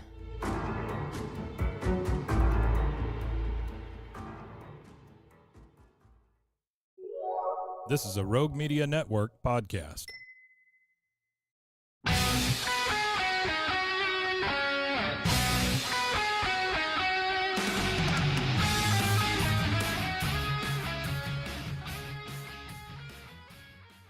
Hello, baseball fans, and welcome to this episode of A Visit to the Mound. I'm Lark Smith, and he is Stan Huff. And our guest today spent 11 seasons in the major leagues with the Yankees, Royals, Mariners, and Rangers, winning a World Series with the Kansas City Royals in 1985.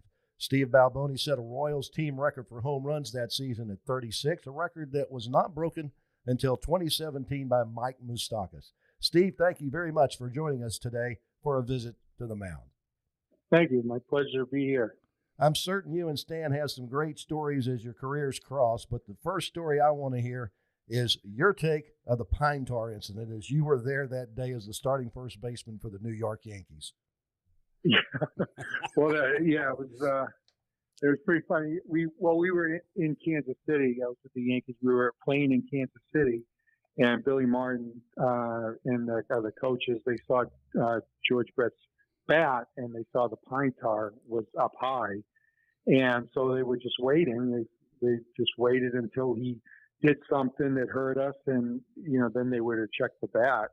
And so nothing happened in Kansas City, but when we went back, we played them in New York. I think the following week, and he hits a home run off Goose, and they checked the bat immediately. And I didn't know George at the time. I mean, I got to know, be friends with him later, but he came out of that dugout. I thought he was going to hit the umpire. I mean, he was furious, and the way he came out was shocked. But yeah, it was pretty funny. And then Gaylord Perry grabbed the bat and ran up the dugout. It was a whole show. Well, I believe what ended up happening is the president of the American League decided that it was okay for him to have used the bat. They denied the protest and had to go back and finish off the game. Yeah. I mean, usually they change the rule after, like the following year or something. Yeah, they changed the rule so that his home run counted. So anybody else but George Brett, probably, it wouldn't matter. But with him, What did they Billy look? changed it. They had to finish. Did Billy look for that kind of stuff, Steve? Yeah, I mean, as far as baseball goes, nothing got by him. I mean, as far as the baseball mind, he didn't. I mean, he was tough to play for. If he liked you, you were okay. If he didn't like you, you were in big trouble. But as far as on the field, he always seemed to be in the right spot, the right pitcher against the right hitter. He was always ahead of everybody else. I mean, as far as baseball goes, he was outstanding as a baseball manager. Well, it seemed like he liked veterans better than he liked rookies. Yeah, he didn't like rookies, and then they weren't his drinking buddies. There were veterans. There were veterans he didn't like, and believe me, I mean, I remember who was it?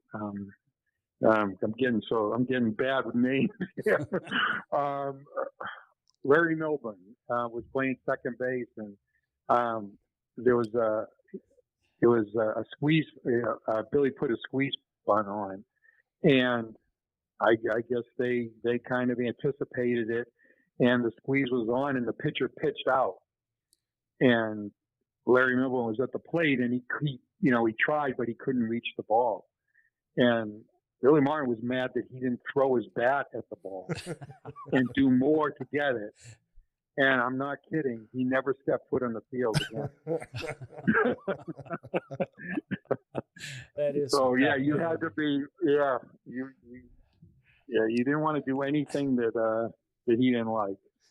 But if he liked you, you were fine. That's good. Well, let's see. Now, years later, when we hooked up with Montreal, you were the hitting coach in, was it AA? Is that right? Yeah. Okay. So that was kind of a different year as well. That's right after that, the team fell apart, and let's see. I think they went to Washington, and the other team came up from the Miami and became the Boston Red Sox new management team. And then most of the personnel that we had went to Miami. Did you get to go on that deal? No, I didn't. Because no one told me. I was actually going to Ottawa to be the hitting coach in AAA. Uh-huh. And then that whole thing happened, and I actually called Jeffrey Loria to find out what was happening, but he really couldn't tell me anything, and I just said I can't, not knowing where I was going to be or what was happening. I said I can't do it. So I just left. Yeah, I didn't. Well, okay, so fast forward, you got a job with the Giants, and you were doing some advanced scouting for them. Can you touch a little bit on what your duties were when you were doing the advanced work? Yeah, well, I grew up 15 minutes from Brian Sabian, the GM. We grew up in New Hampshire together, and then we went to college together. And good.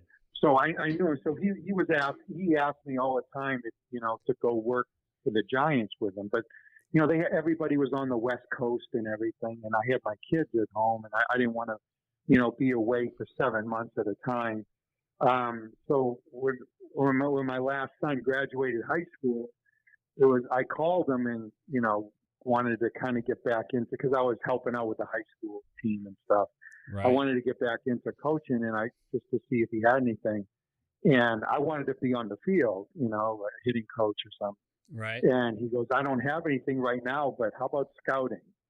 And I don't want to scout. I was thinking, like amateurs and going to high school games, and it's like I'm not going to do that. And he goes, no, pro scouting. We go to the games, and he goes, one of their big scouts got sick, and he wanted me to kind of go with him and learn and help him out, because he ended up having cancer, and he ended up not living to even do it.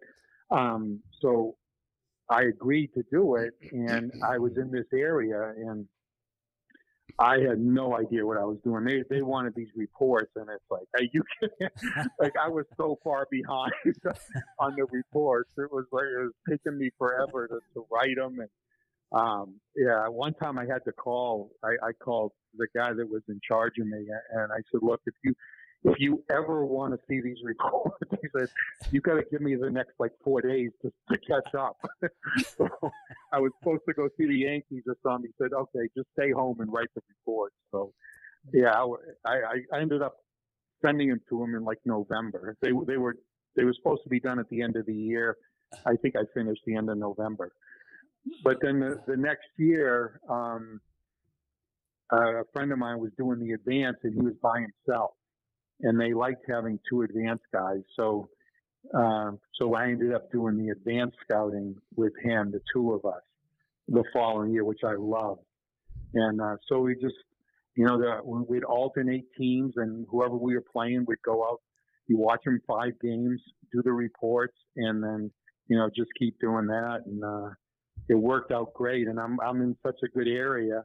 I had a lot of teams around here, so I got to be home quite a bit, and just commute to the games.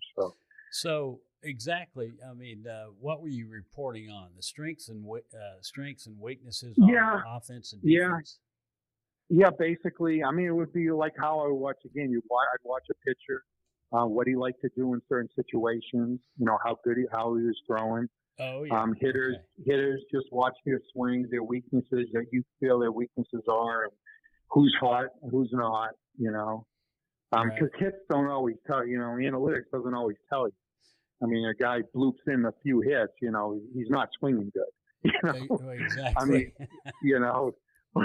or he's hitting line drives at everybody, and it's like, well, he's still hitting the ball good. He's just, maybe not getting. So it was more, hands on, and then we'd go send it to the coaches, and Boch was the manager.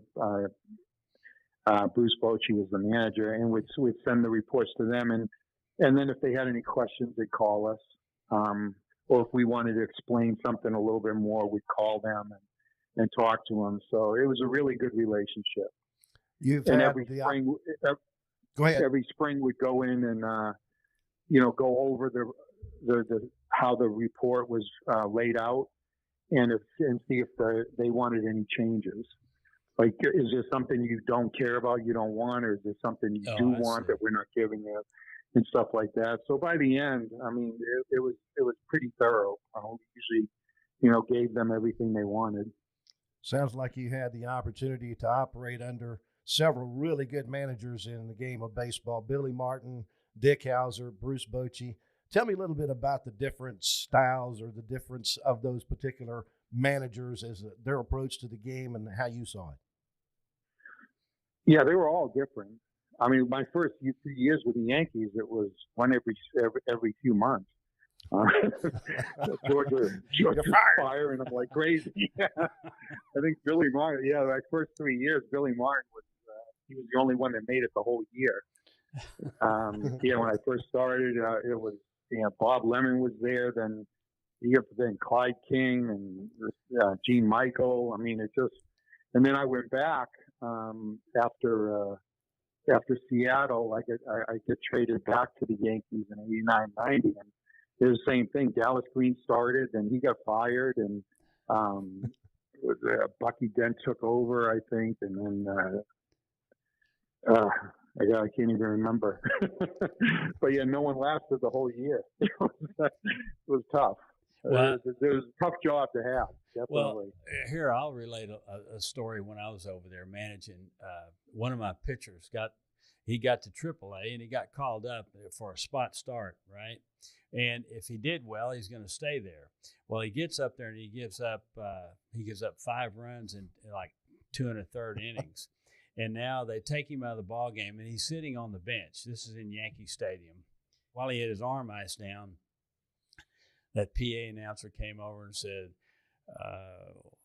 so-and-so pitcher has just been reassigned to Columbus. While the poor kid was sitting on the bench. While he's icing down. So, yeah. Well, here's a good story.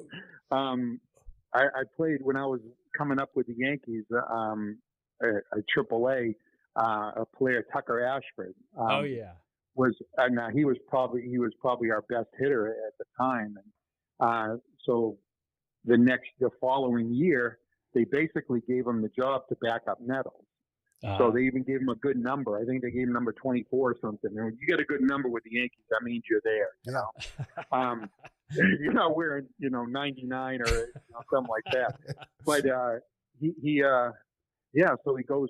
He's in spring training, and basically he's got he's going to back up Nettles at third. He's going to be a utility infielder, and so he goes and plays in the B game. There was a B game which started at 10 o'clock or whatever, and he plays 9 innings there, and then he comes back and he suits up for the regular for the game. It was the Mets game, and you don't want to mess up in the preseason Mets game with the Yankees. No. George, it was like you have to beat the Mets. So Nettles hits the ball off the plate, hits him in the lip, and comes out of the game. So Tucker just played 9 innings, has to go in the rest of the game. He didn't play very good. He made a couple errors. George says, "I want him out of here. Send him down." And they go, "George, he's out of options. You send him down, you're going to lose him." He goes, "I don't care. Send him down." Wow. So they sent him down, and someone picked him up, and he was gone. So trust me, nobody wanted to play in the Mets game. Well, Tucker Ashford was a good ball player too. He is really good. Yeah. Anyway, well, it was when I was over there, it's all about discipline, and I remember some things that happened. I couldn't believe it, but they happened, and it was just like George Costanza said on the Seinfeld. It was just like that.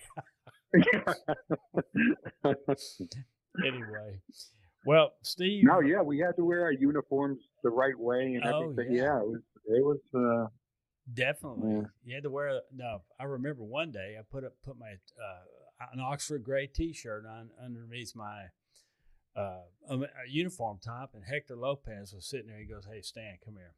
He goes, "You're gonna get fired."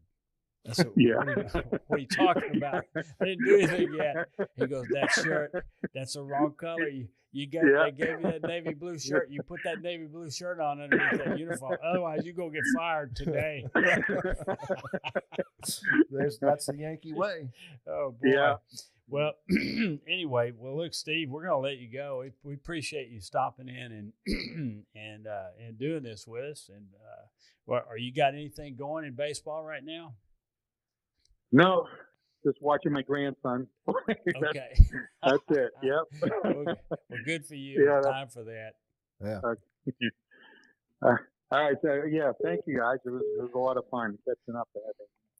Well, that's our time for this episode of A Visit to the Mound. Many thanks to our guest today, Steve Balboni. If you have any questions or comments or anything you would like for us to cover, we would love to hear from you. You can follow us on Instagram and Facebook at A Visit to the Mound, or on our website at avisittothemound.com. Make sure you like, subscribe, and review this podcast, and be listening the next time we make A Visit to the Mound. That'll wrap up this Visit to the Mound. We certainly appreciate you joining us today for a little baseball talk. Anytime you want to hear something about baseball, you can find us anywhere you get your podcast, or you can go to RogueMediaNetwork.com for the next edition of A Visit to the Mound.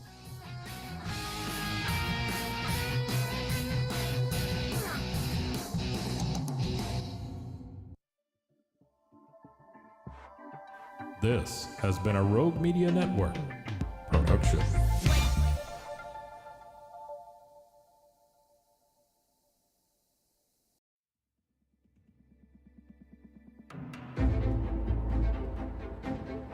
I married a guy I knew most of my life. We knew each other in high school and even went to prom together. But little did I know, I did not know him at all. I will call my now ex-husband Dirty Chad. Hey y'all, this is April. And this is Caroline. With Bloody Happy Hour. And we are bringing to you Dirty Chad. Get it on patreon.com/bloodyhappyhour exclusively for all the details and all the red flags. Caroline's finally telling her story. My truth.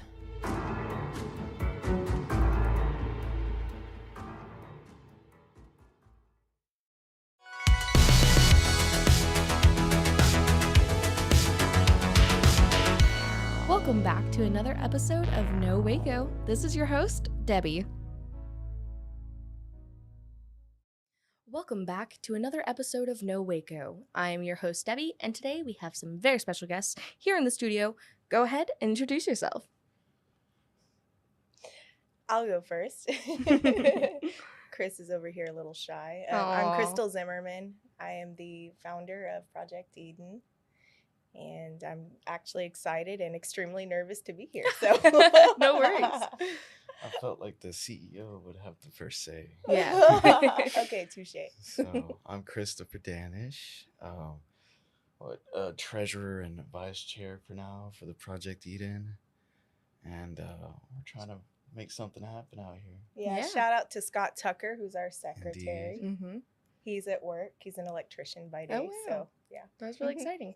And we are here today to talk about an exciting event that you guys are having this weekend, not only to kick off your organization, but also to kick off spooky season.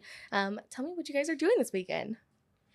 Well, apparently we've got a musical guest coming out. Crystal can tell you more about that. We're going to talk about our vision, our planned impact for the community, our vision for our nonprofit, and what our hopes are. We're hoping to also get the word out about the support groups or social groups that we want to start through Project Eden. Yes, I have a lot. I just as a starter, I am diagnosed with Asperger's, and as an Asperger's advocate, I would like to, provide more opportunities for neurodivergent individuals to seek community. So that's kind of one of the big things for me, Yeah, I love that. And you guys are going to be creating this community space for people to come and get involved and get active in our community. You guys are hosting this event. You said there's going to be an amazing musician. What can people expect? Well, from 2 to about 4 o'clock, we will be having just kind of like a meet and greet. We'll have a few snacks, and people can sign up for various prizes, door prizes that we have acquired from the community and then from myself, just a bunch of kids' toys. So I encourage you to bring those kiddos, because that's kind of the core of the project itself. And we are going to have Lucas John Turner, who's an amazing spirit. Yes, love him. Yes, he is. He and his girlfriend Lumen, they are just two creatures of beauty. They're amazing. And he approached me at my last event and was like, "Hey, I want to do more of these things. I am all about what you are doing." And so he's the first person I called up whenever we decided to do this project with Cultivate 712. And so I'm looking forward to that and his amazing talent. And then from 5 to 6, we'll just be kind of doing a drawing of all the different gifts. And I have a lot of children's door prizes. So please, like I said, bring those kiddos, because I'm going to try to make it to where every kid doesn't leave empty-handed, and hopefully through this impact and vision, we as a community can build something together, because this isn't just for me. It's not just for people who have mental and emotional issues. It's an opportunity to provide people a charitable cause to give a piece of themselves, for instance, for me, I try to impact people daily. And sometimes all you need is just a little something extra to make you feel fulfilled, and if it's on your heart to give and help us build this together, you just shout out to me on the Project Eden, Heart of Texas Project Eden on Facebook. You'll see our little Trinity tree symbol. So. Yes. We also have the costume contest for Yes, kids and yes. adults. We'll have 3 winners for that contest. first place, second place, third place. I think it's 2 to 5. So we'll be doing the prize drawings from 4 to 5, right? Yes, yes. And we can also do the costume contest around. We're just gonna kind of play it by ear, Yeah, some of yeah, the stuff. that'll be so. amazing. Well, that sounds such an amazing opportunity for people to get involved. Is there a ticket price at the door? How can people find out about it? How can people get involved? There is a ticket price. It's $10 for adults, and then 12 through 5, $5, and then 4 and under is free. So I want to see all the cute babies. Yes. So. I want to see them all dressed up like little pumpkins. I know. I love kids. And Perfect. Cultivate is sort of like it's really the community art gathering, you know. We try. And so we're trying to bring art space to the community. We're trying to engage those dealing with mental health issues. You know, an avenue of escape or expression more so. Something to, you know, involve themselves with the community. And so we'll talk more about how we want to, you know, facilitate those social groups at the event. Absolutely. And as a person who has social anxiety myself, you know, I'm doing this for those meek individuals who are like, oh, it sounds like a cool cause. You know, I would go, but I just, you know, well, this is your opportunity. You know, if something's telling you to close yourself off and hide, you know, you're supposed to be there. You know, I love it's that. for you. I love that. That's an amazing message behind it as well. So it's really amazing what you guys are doing here for our community. And of course, shout out Cultivate 712. We're so excited to be involved. Exactly. Well, thank you so much for sharing about the event. And we're going to take a quick commercial break and then we'll be right back. All right, take your break. Perfect. Good job, guys. You're amazing. I Naturals. was struggling there with the stuttering. I was like, oh Lord. You're great. The Losing more my you words. talk, the better. Like I said, when we get back from our commercial break here in just a second, the first question I usually ask is, what would you like to see more of in Waco? You guys can start talking about seeing more inclusive spaces, whatever. And then we'll talk about your mission and what you guys are hoping to do. Why is it so important for you guys to be here in Waco? And then we'll have a little shout out section at the end. So if you have anybody else you guys need a shout out, I would say you can shout out your mom, your dog, or your grandma. All of the above. And then at the end, plug your socials, Facebook event where people can find you at the very end. And then that's it. And then I'll give you your soapbox moment. All right. Soapbox. Yeah. Alright. Just Hop shout on your out. soapbox. Yeah. Oh. Okay. Are you guys ready? Sure. Yes. Perfect. And we're back. So we're just talking about this amazing event happening this Saturday at Cultivate 712 from 2 to 5 p.m. where our community can get involved, enjoy an amazing costume contest, some amazing goods and little prize baskets. There's going to be so much opportunities for our kids to get involved and really just see our community together. One of the first questions I love to ask when we get back is, what is something you guys would like to see more of in Waco? For me, I would love to see more things done in Cameron Park as a social group gatherings. I love that. You know, especially more art opportunities. You know, because free art opportunities. Yes. Because you know, as a child who came from a single parent household, you know, I didn't always have the financial opportunity to engage my talents and let them meet their full potential. And so that's a lot of like what I would love to see. And I love that. Speaking of reaching our full potential, community is definitely important. I feel like that's necessary for us as individuals to grow.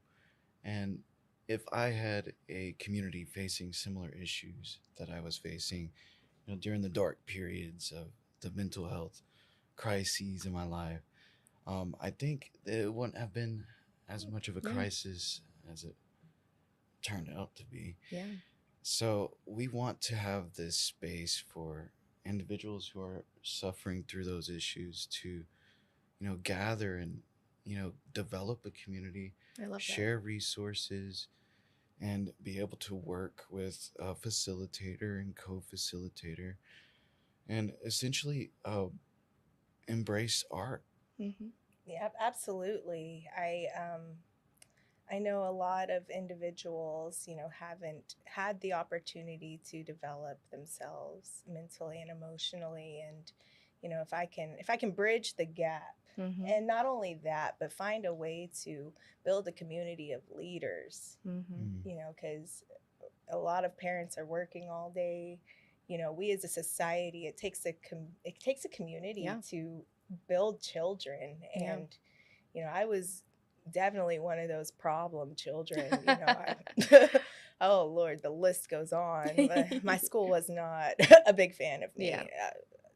To say I super glued my lips shut once. Yeah, it happened. But I see that as charisma. Yeah. What if they would have taken all of that energy, figured out what I'm good at, and channel all? I love like those kids that are just out there rebelling. Like, okay, how about we rebel against negativity and build you into your maximum potential. I love that. And that really just shows what the mission behind your organization is. So what is the heart behind it? What's your mission? The mission is basically to claim the meek, I love that. And my definition of meek is basically an individual who basically suffers in silence, Like, we all have those different pieces, and everyone has coping skills, but what about the ones who have not been provided opportunities to learn coping skills? This vision is to grab those children and grab those adults and teach them to remain moldable. You don't want to harden your heart based on the negative cards you were given. We want to be that card in that deck that you can pull out and be like, all right, it's going to be okay. I love that. I've got all these resources. This is what I've learned. This is what I can do. That was essential in my recovery from negativity as an at-risk youth. And, I had a bunch, I didn't do it myself. I actually had an upbringing in Alcoholics Anonymous. And even though I was not a drug addict or an alcoholic, that was a yet for me. I was a potential. And my mom was tired. She gave me the best that she could. And it was unfortunately not enough for me to be the person I am today. If it was not for these women, I didn't have just one mom after that. At 17, I had like 8 moms. And then, a father that worked all the time. The father was not present in my life. And so then all of a sudden I had like 10 dads and, like so many people that taught me to love beyond the flesh, and that is essential, and learn to love the things about me and, ask myself, how do I protect my youthfulness? How do I give away my pain because pain is useful? You can mold mountains with pain if you use that energy. It's all energy. And that is, I know because I'm living proof of that, and I just had it put on my heart, once you receive what you receive, you have to give it away in order to keep it.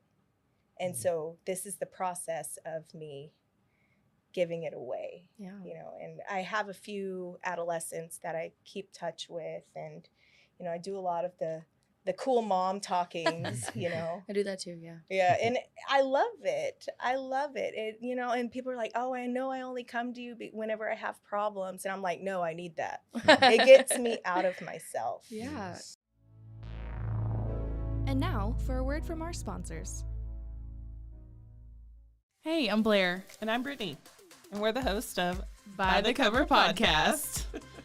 We cover everything from mysteries, thrillers, romance, chick lit, and even some smut. Don't forget the smut. Yeah.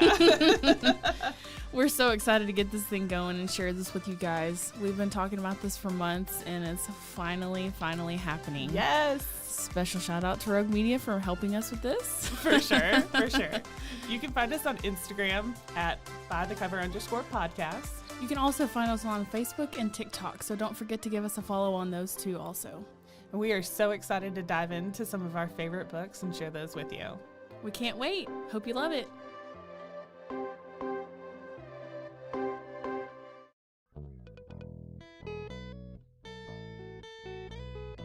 Hi, this is Sarah. And I'm Carter. And this is Some of Our Thoughts. We're two Southern sommeliers, and we want to share everything we love and know about wine. We started hanging out during quarantine and cooking and drinking and listening to music, and we just thought this would be a great way to bring everything we know to you guys. We will make wine knowledge and food pairings easy and approachable. So put on your favorite vinyl, grab your favorite glass of wine, tune into our show, and let's have some fun. Wine and vinyl. So check us out on RogueMediaNetwork.com or wherever you get your favorite podcast. We'll be talking about a lot.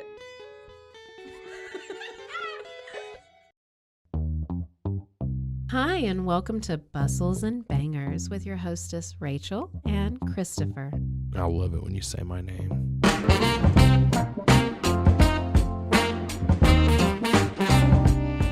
And you didn't say hi. I didn't. You just kept going. I'm going to introduce the book. I'm not reading it. It's because I don't like reading. Girls like cowboy butts, and those jeans don't hide anything. Find us on Instagram at Bustles and Bangers or on RogueMediaNetwork.com.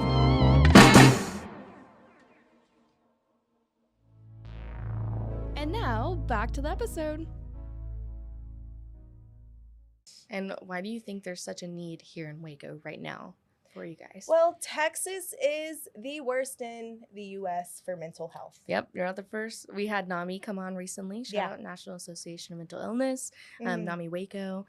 We came on and just talked about this. It's so crazy how there's just such need here in Waco. Yeah. The Waco Youth Development Project, headed by Professor Kyle Ickes, Dr. Kyle Ickes. He's really been an influence for me, and the wonders he's doing, like the work he's doing for a youth at risk across high schools in the Central Texas area. It seems simple on paper, but they're impacting lives out here. And going back to this idea of suffering, we need to adapt in a sense to view suffering as an opportunity to grow, to cultivate a more loving nature, a more compassionate nature within. And so I'm hoping to also bring some meditative techniques to these groups.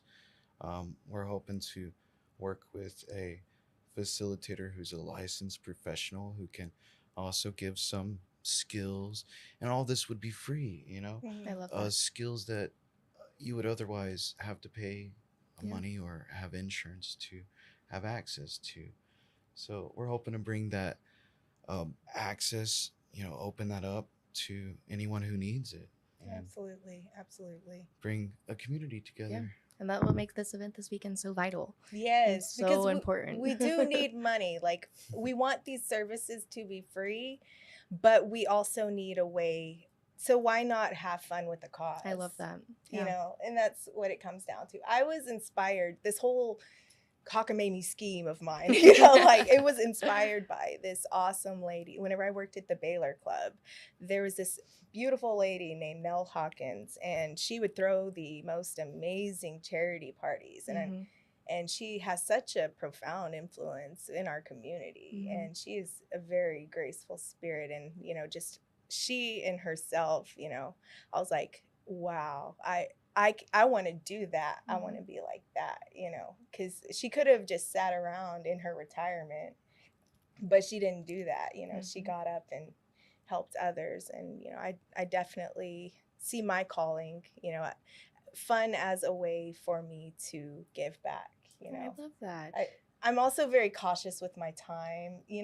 I have to be part of my recovery is being very conscientious as to the situations I put myself in. And there are a lot of neat little places I like to go, like the Skellington's Curiosities. Shout out Sean and Kylie. We love you guys. Yeah, they're phenomenal. I love them. And True Love, that's kind of like one of my little safe spaces. Whenever I do go socialize, it's definitely going to be there. I love that. Yeah, and I know you guys have already shouted out some amazing people, but is there anyone else you want to shout out that's helped along this journey? My job. Whoop, whoop, shout out. Yeah, Donald Citrano and Valerie Citrano. They're on vacation right now, getting the much needed rest. Yes. But they have been so flexible. All my little coworkers, they're all just so flexible and, on board with what I'm trying to do.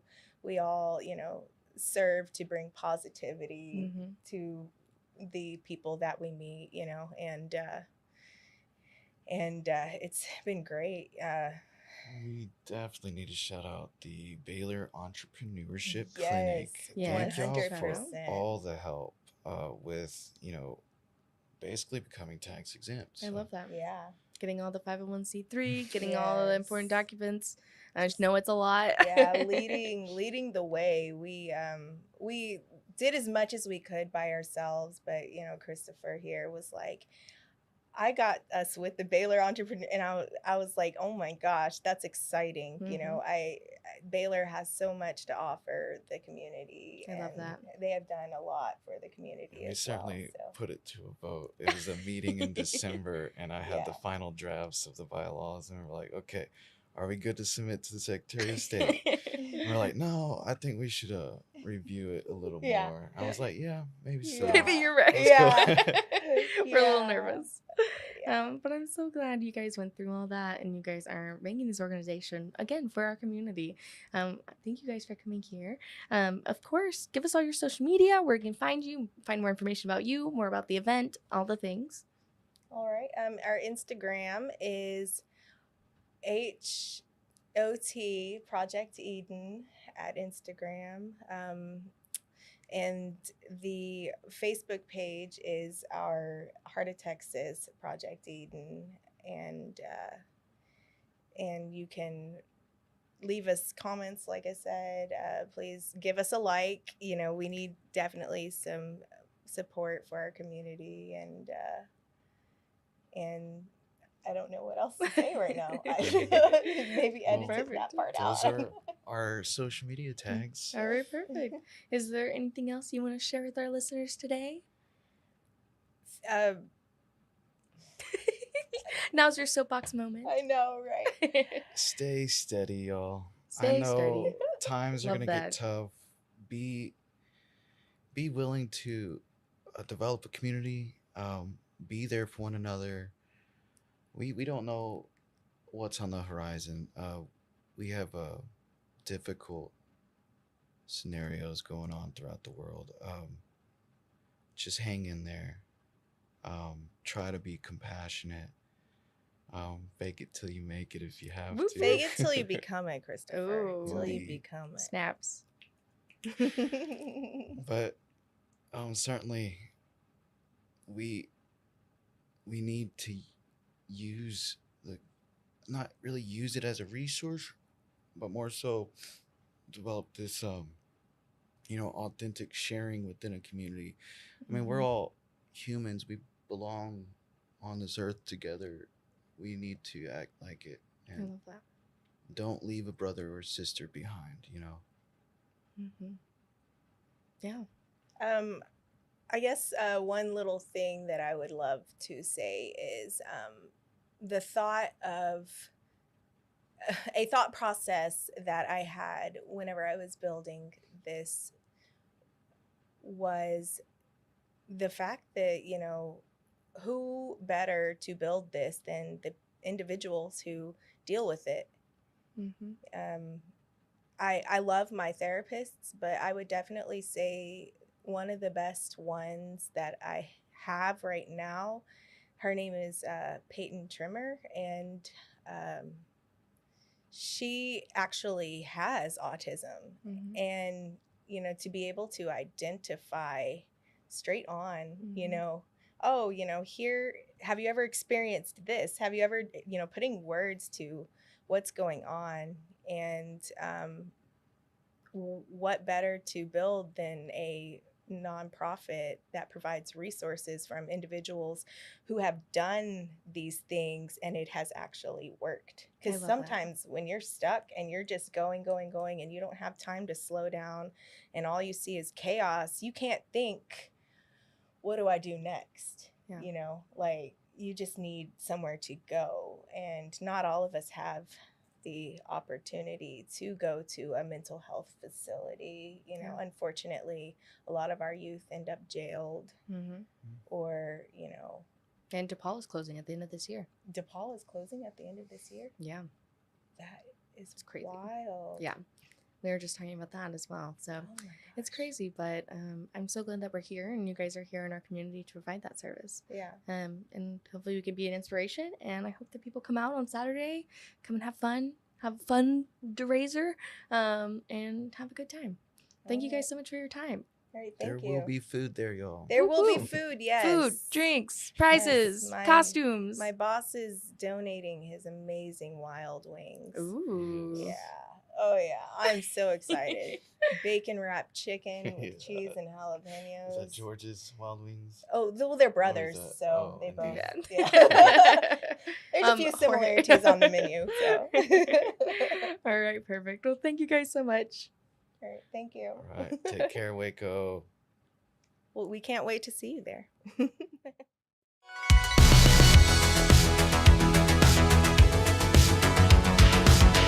Find us everywhere on all social media platforms, KNOW_Waco.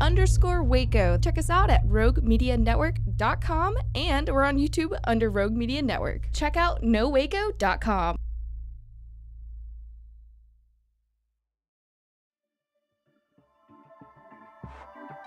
This has been a Rogue Media Network production.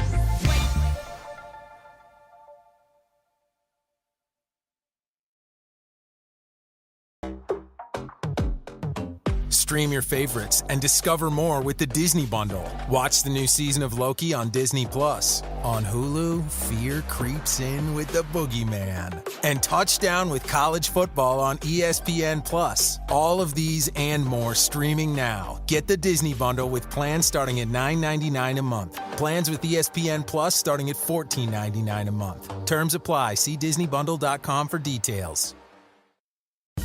Benjamin Betts. It's all about the Benjamin Betts, baby. You know what's up? Yes, All Benjamin right. Betts, baby. Benjamin Betts. Corey, your co-host. I'm sorry. I have another co-host. Where are you at? Are you here? I'm here, but I feel defeated. Jared, don't be defeated, man. So you're referencing our 2-4 week. Yes, we just and had. I lost to you by like 50 points, like just an astronomical number in our fantasy football week. Like, Yeah, it was bad. it was Like, bad. It wasn't even ever a game. Like it was like the perfect analogy.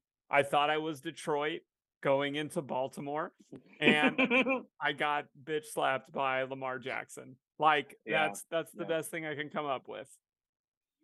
Didn't you say you were our highest point scorer in our fantasy league going into this I week? was second highest, and Yeah. that didn't matter. Laid an egg. This was the best my team will look all year. Was this week, and it will come crashing back down to earth. But yeah, man, it was set for me. You know, having McCaffrey, you having Kittle, could have been a good Monday night game there to finish it off, but So it was dumb. not to be. It was not to be. Shannon Sharp's on First Take this morning, like, they shut McCaffrey down and they made Brock Purdy shut it. That man had 2 touchdowns. They And did not. I'm like, what are you talking about, Shannon Sharp? He only had like 40-something yards on the ground. So he did not have a lot of rushing yards, but he had that 35-yard reception for a TD. He had a fumble. It wasn't, it was like a mediocre McCaffrey game, like 24 fantasy points. Like that's just not, Whatever. that's ho hum for him. So I see. But you know what, Jared? That was last week, and now we're moving into this week. We got some goodies this week. Before we move on from last week, we were close. I know we went 2-4, but we missed the Packers game. That was a very, very close. We had the spread 1.5, and they ended up losing that game in a close game. So that was really not our fault. The Patriots Bills game, dude, you could play that 10 other times, and that's an under, and the Bills win. I don't know what I happened. agree. It was just a freak. There were so many freak games. Like, do I think Baltimore is the better team? Yeah, but not like that. Not a shutout. Not like that. Not like that. And then, of course, like, I'm going to give the Bears defense credit because I played them in our fantasy you're matchup. gonna give them credit. But I will say, with 5:46 left in the game, Cairo Santos kicked a 54-yard field goal, made the game 24-6. That was a combined of 30 points. We had a lot of cushion there. And then pick six, and then a stupid Las Vegas touchdown screwed us at the end, garbage touchdown. So we should have had that game too. Really, and then the Ravens game, that was just a weird one against Detroit. Really, we could have had a 5-1 week, I think. Easy. Easy. We did hit the mortgage. Got the mortgage. Got the people off our back, which was good. They were knocking the door last week. This will be our first. We're going to string these together now. I'm 4-3 in mortgages. We flip-flopped every week. Win, loss, win, loss, win, loss, win. This is gonna be a win this week. I like it. I like that confidence. If I may I kick us off this week? Dude, go for it. Go for it. This first one, I just can't let go of that Detroit game. I can't. I have zero faith in Detroit. This line in the Baltimore Cardinals game might as well as be 18.5. I'm all in on Baltimore after that game. The defense was humming. Lamar Jackson was throwing the ball. Cardinals suck. Give me Baltimore minus 8.5. I think they win this game by 10 points or more. 10 points, yeah. I think when you could at 8.5 feels like a lot at first, but then you kind of play those scores in your head, right? 20-10, 24-14, and it's like, oh yeah, I could see that very easily being this Ravens game. They look good, man. Baltimore, I think they're going to go on a run here for about 6 games. I agree. And then, and then Lamar might get a little dinged up or something later on, but they're going to go on a run right now. I love this pick. I had this pick highlighted, so I'm going to go to my other pick. I mean, play San Francisco right now. Like I'm staying away from that game. Joe Burrow about to light up the Niners and going to have 3 straight losses, so I'm sticking away from that. But yeah, give me Baltimore minus 8.5. I like it. I'm going to travel with. I might be a little biased here because of the defense that I played, but I last week in our fantasy matchup. But the Bears, feeling like some Bears right now. And you know what? It's more the Chargers than the Bears. And I like Bears plus 8.5 here on the road. But yeah. I have a clip to help us understand why I don't like the Chargers here. So let's play this clip here real quick. Been to the circus, you know what I mean? They've been to the puppet show and they've seen the strings. They've been to the puppet show. Jared, I've been to the puppet show. I've seen the Chargers. They're not going to fool me anymore. I've been to the puppet show. The Chargers have been shoplifting the pootie all season. Justin Herbert, Eckler, they're all shoplifting the pootie. Where are they? Okay. I don't know what's happening. Keenan Allen, they all got the pootie. The only one that's playing well is my boy Josh Palmer. So keep catching the balls, but don't drop touchdowns. So 8.5, there's no way they cover. There's no home field advantage here. The afternoon games, I think, are always weird. I like the Bears, man. I don't care who they're trotting out at quarterback. Give me plus 8.5, Chicago. I don't disagree with you. I'm going to, I don't know if they call this a Subway Series because these teams play at the same stadium, but New York is abuzz on Sunday at noon, 1 o'clock Eastern. But I have zero. I know the Giants had a better week this week. I have zero faith in them. Jets, feeling rested. Jets -3, Corey. Book it. think Rodgers is coming back this year? This season? Maybe.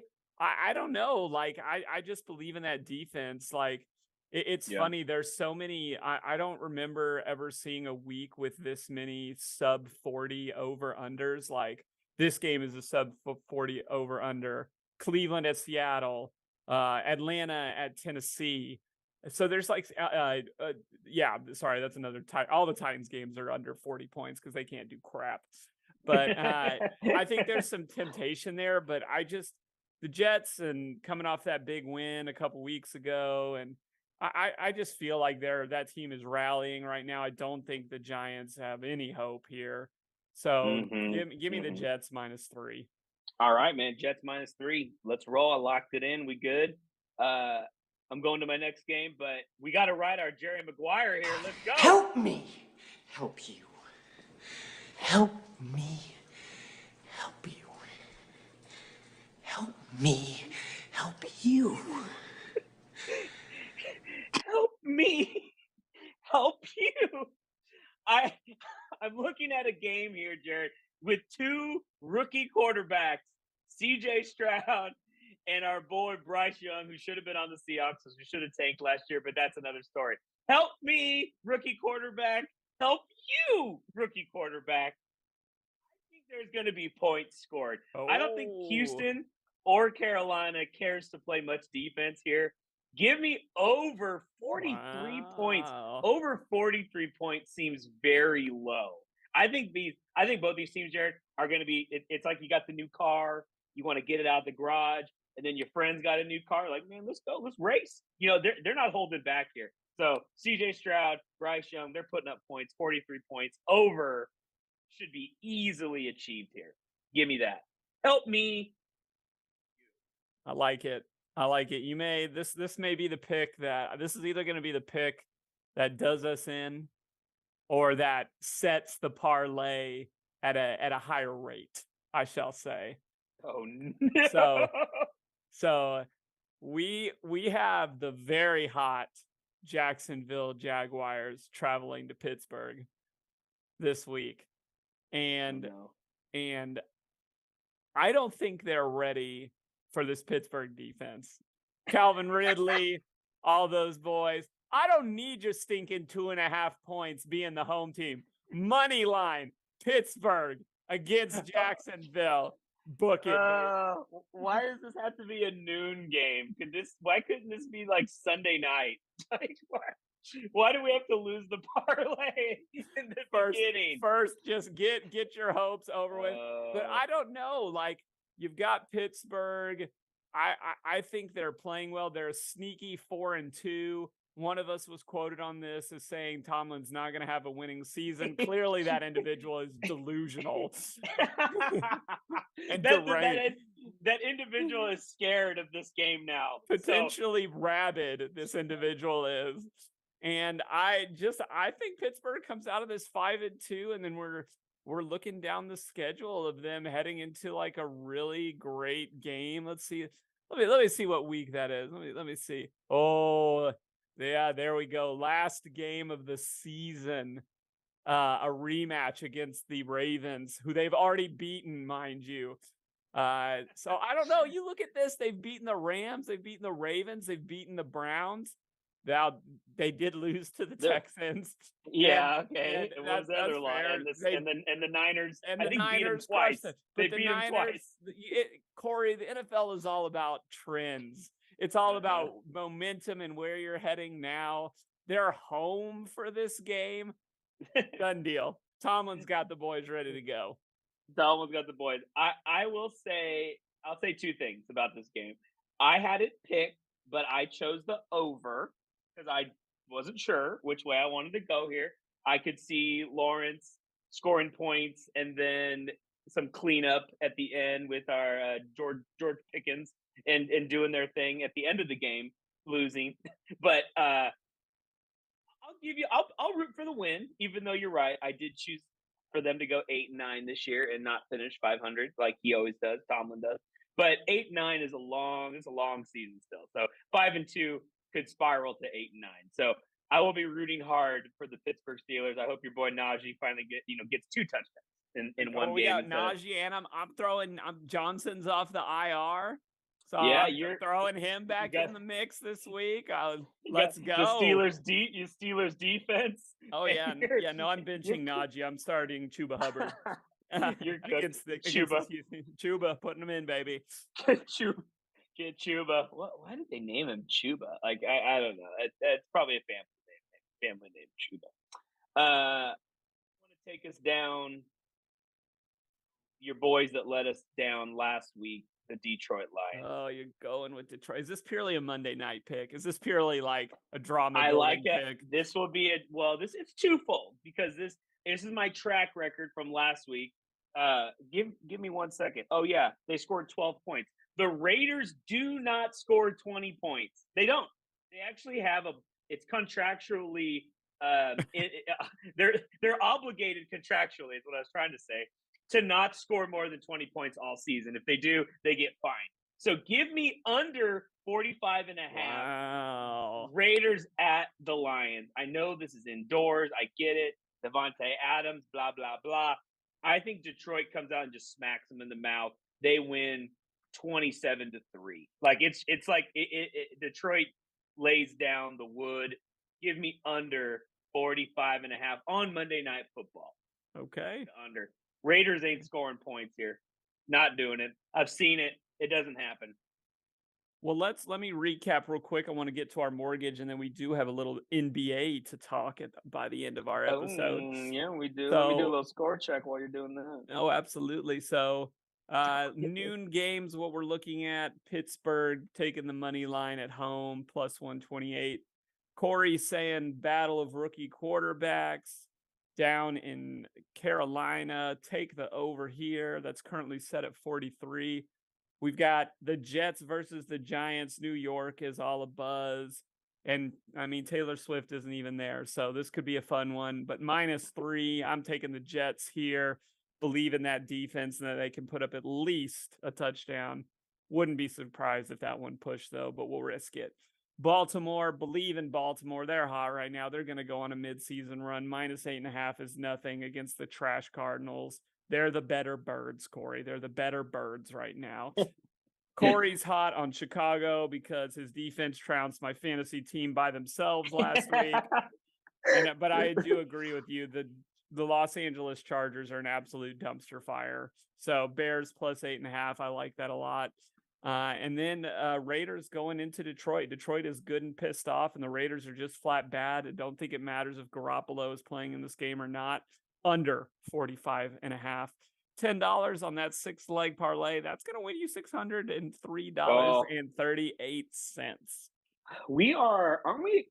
Well, the halfway point of the year is week 9, right? And Yes. that would mark our year and a half of doing the parlay of not hitting it. We have 3 years to hit this parlay. We have 3 years to hit this. Okay. Well, I mean, if we're getting odds like this, technically more.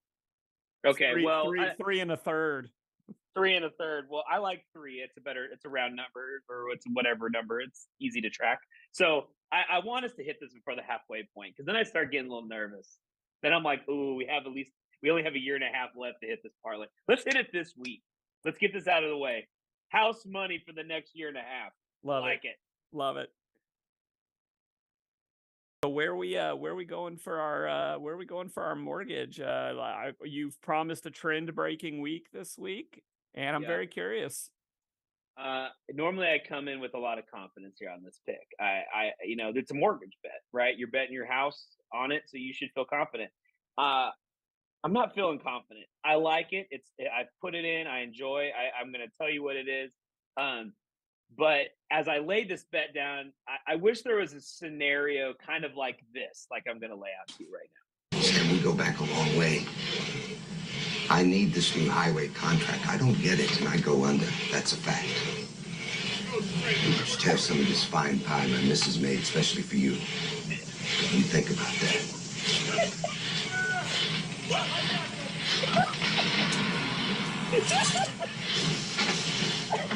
Ned, I wouldn't worry too much about this contract.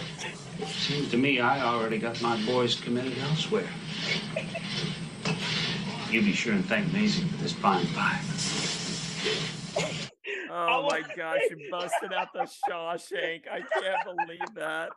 You go and thank Miss Maisie now for this fine pie. If I could get a pie delivered to these two stadiums with some dollar bills in them, I would. Oh Just my to guarantee- gosh. Poor Ned. He just wanted the highway contract, Jared. What are these privately owned prisons doing? Huh? What kind of business? What people get into business of that? Oh my gosh, this is too much right now. I can't. I'm too We're tired going. and laughing too hard to appropriately respond to this. So we're going. Miss Maisie, she's made her pie. We're going to Seattle. You knew we were going there. You just didn't know what I was going to choose. I'm taking the over here. I think Cleveland played a weird game last week. They scored a trillion points because it was a weird game.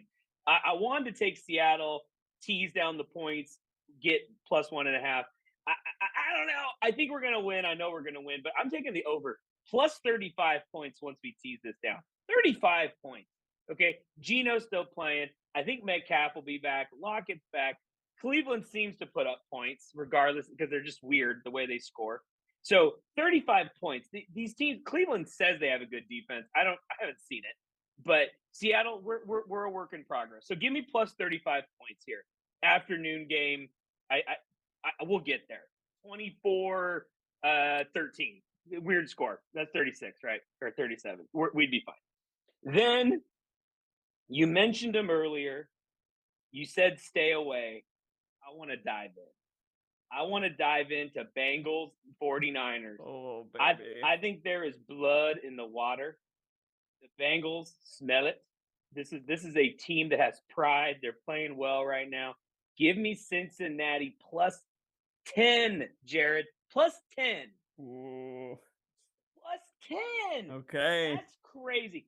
Burrow will keep the game close. Brock Purdy, man, he was Mr. I'd ever lose regular season games. You lost 2 in a row, buddy. Yeah, he And shook. He shook. He shook, man. You shook. And honestly, you should have beat the Vikings last week, or on Monday. Oh, what are you doing, Brock? So I don't know what's going on. I do think the NFL is like we've talked about, they make adjustments. So each week it probably needs to flip flop. But the Niners now have put 2 bad weeks together, and I think the Bengals come in. Niners may still squeak this out, but the Niners field goal kicker is in a funk. Moody, that guy can't make 40-yarders right now. Yeah, blew a game, man. They should be a one-loss team right now. They should be an undefeated team right now, if I'm being real. He's got the yips, man. So give me Bengals with a ton of confidence going to San Francisco, where they ain't scared of this game, plus 10. So your mortgage is Cincinnati plus 10, and Browns Seahawks over 5 points, which it just should be a joke. She'd be fine, but just in case, my wife can make some pies and we'll get them delivered to the stadium. Amazing. I love it. I love it so much. That's really going to wrap us up for NFL. Like I said, I want to make some time to talk to some NBA. Corey, you placed some bets earlier today for opening day, which is, as of the recording, is 10/24. Talk us through some NBA. What's going on? What did you lay for tonight's game? Last year you went on quite an early tear, kind of fell into a rut mid-season. How did you finish up last year? So percentage wise, we were right at the 60%. It was like 59.78, something like that. We'll round up. So not bad. We picked, the way the NBA season goes for me, we do 2-team parlay and we tease the points. So, we get a little love, but we make it even money. So plus 100 for each bet. So ideally we're favored in both matchups. But yeah, 60%, Jared. Again, man, that's, I could just move to Vegas and just do this for a living, and hopefully people will follow us and win some money along with charity. So, but yeah, that went well. Tonight, our first night back. This pod won't drop until later this week, so this already would have happened. So you might be able to call me out if I lose this bet. But the tease tonight was Nuggets -3, which they won by 12. So good job, Jokic. And Phoenix plus, I want to say, what did I say earlier? 3.5, 4.5. Phoenix plus 4.5 against Golden State. right now, Phoenix is up 14 in the third quarter. So that I don't think KD's going to let that one go. So I think this tonight, I don't want to jinx it, so I'm not going to say nothing, but maybe we start out 1-0. So yeah, the NBA, I'm glad it's back. There was some movement, right? I think there's some definite contenders in the East. Very top loaded, right? You got your Milwaukee, you got your Boston, maybe Philly. You always have Miami lurking there. But then on the other side, the West, man, there's like 12 teams that can make the playoffs. They're all just like bunched together. So it's going to be an interesting year with spreads because I think we're going to go into a lot of games with it being pretty close if they're like Western teams playing each other, West Coast teams playing each other. And then there's some teams, my beloved Blazers, we're probably going to tank. But you know what? That actually helps because sometimes we can play around with those spreads. And if the Blazers may be close in certain games, well, we're going to tease them down and we'll get some points there. So I think it'll be a good year, man. I'm excited. It'll be interesting NBA season. I don't know. Do you think the Nuggets will repeat? Can you see them repeating? I can, purely because okay, so I would say, let me say that this. I think Jokic is a superstar in the NBA. So you have your superstar, right? Yeah. But then I wouldn't call Murray a superstar just yet. If he has another amazing season, whatever. But that team moves as Jokic moves, right? So, Yeah. but what's sensational is the rest of their team is like built of A and B list players. Like you have Jokic at this S tier. You have Jamal, who could be, but that team is stacked. Like it's so stacked. Like when you look around at the rest of the league, like you just don't have, you have superstars, but then you look at the rest of the team and it's just like, yeah, don't show me the weakness on this Denver team. Like I feel like the odds makers in terms of futures completely disrespected them. Like, yeah, there's a lot of hype in Milwaukee and I understand why, but like they don't, like if you look at a full roster, I don't think they're the best team. Like I would even pick the Celtics if you look at a full roster coming out of them, especially with all the trades and everything that happened. Like I don't know. Like so I think Denver's biggest stumbling block is a Suns team, ironically, from this night. I'm not worried about the Warriors, not worried about the Lakers. I'm not really worried about anybody else coming at the West. But like finally, I think we're gonna see like a full season with Booker and Durant, and that's terrifying. Yeah. Like I think that's utterly terrifying. They got rid of Ayton, they got some things moving around, but like yeah, I would take the Nuggets to repeat if you get like at the odds that there are right now. Yeah, I mean Bradley Beal, on Phoenix. I mean, how's he going to gel? You have a big scorer, when we play defense, but yeah, Phoenix I think is that team that can hang with Denver, and they trade, they make some trades this year. They pick up Nurkic, used to be on the Blazers, right? Yeah. My boy Nurk, and there will be a thing. Nurk he knows how to play Jokic. Just because they were teammates for a long time. Anytime we'd play Denver, I feel like Portland went into it with, like, I'm going to say an edge, but he played Jokic well. And now Phoenix has that. They can throw him at Jokic and play him straight up. So, like, I think the Nurk pickup was a good counter just for the Denver matchup. But yeah, I mean, Phoenix, man, they were my pick last year. I think they'll probably be my pick again this year.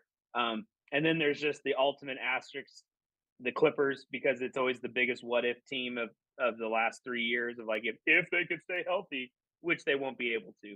But it's like if they did, they're scary. But Kawhi, Paul George, they're just gonna get hurt. So, but yeah, man, I don't think they have enough to get over the hump. I don't think the Clippers have enough to get over the hump.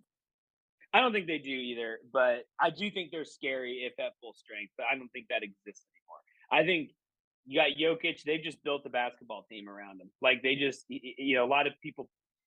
I use this all the time. You and I could play in the Denver Nuggets. Like we would have open shots with Jokic. So yeah, that's just how that man plays, and they can just throw shooters and defenders around him, and they'll be 50 win team. They were like 51.5 was their over this year. Like.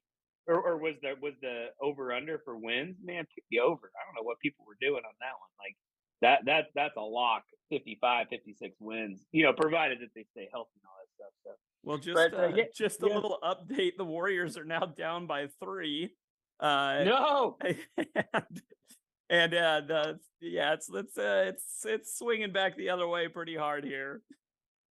Curry, he's going off. He's going off. I spoke too early. I jinxed it. We should just do like the live podcast and just like call these games as they go. That'd be so funny. You know, Jared, I've seen the Warriors play enough that it makes me think of this. Been to the circus, you know what I mean? They've been to the puppet show and they've seen the strings. I've seen it. It's no lead is safe. I've been to the puppet show called The Warriors. I've seen the string. Okay, Curry is the circus act. He's the head circus guy. He's not a point guard. He's not a shooting guard. The ringleader. He's the ringleader. He's the gimmick, man. He's the all-time gimmick. I used to have a good debate against him and another point guard that I can't talk about. It just doesn't have the same flair anymore. So I kind of lost some luster. But it's true. whatever. Portland is the breeding ground, kind of the farm system for a lot of other great teams. we give a lot of good players away. Like you look at the bench of the Clippers is like, Powell and Covington. Yeah, they were on our team. Yep, that's true. Nurkic now. Oh yeah, he'll swing Phoenix's odds. You got Lillard on Milwaukee. Oh, they're like a favorite. You got CJ on the Pelicans. They're a what if team. Like it's just we just give them away. Take them. Connington. Portland's more like it's more like a AAA club. Bring them up from the minors. Come on. I feel like Home Alone. Cheeks, Boney Bob. Maybe a preview of a clip for next week. I was about to say, I'm imagining now there's going to be definitely some Home Alone clips coming in next week. Jared, the amount of clips I have in my in my holster, you don't even know. Oh, it's too. We haven't even delved into the Austin Powers. Like, there's so much yet to come. There's some good TV shows too that I have some clips for. So you're not expecting. So. I can't wait. I was not. I mean, I should have been expecting Shawshank Tonight after our conversation earlier today. I should have seen that coming, but I thought it was going to be more of hope. Hope is a dangerous thing. Hope. Morgan Freeman telling us about hope. Oh gosh, that'll be another time. That I did write down Shawshank after we talked about it on the phone earlier. I was like, I gotta pull that clip. Love it, man. Love it. Well, hey, we're gonna hit this mortgage. We're gonna hit our parlay. We're gonna be fat and happy, and then we rolling in. We're just gonna hit it the next week too. Jared. Once we hit the parlay, we're gonna hit it again. That's just how I'd love works. to go back-to-back parlay weeks. That would make me very excited. If we hit the parlay, can we agree we'd put $100 down the next week on the parlay?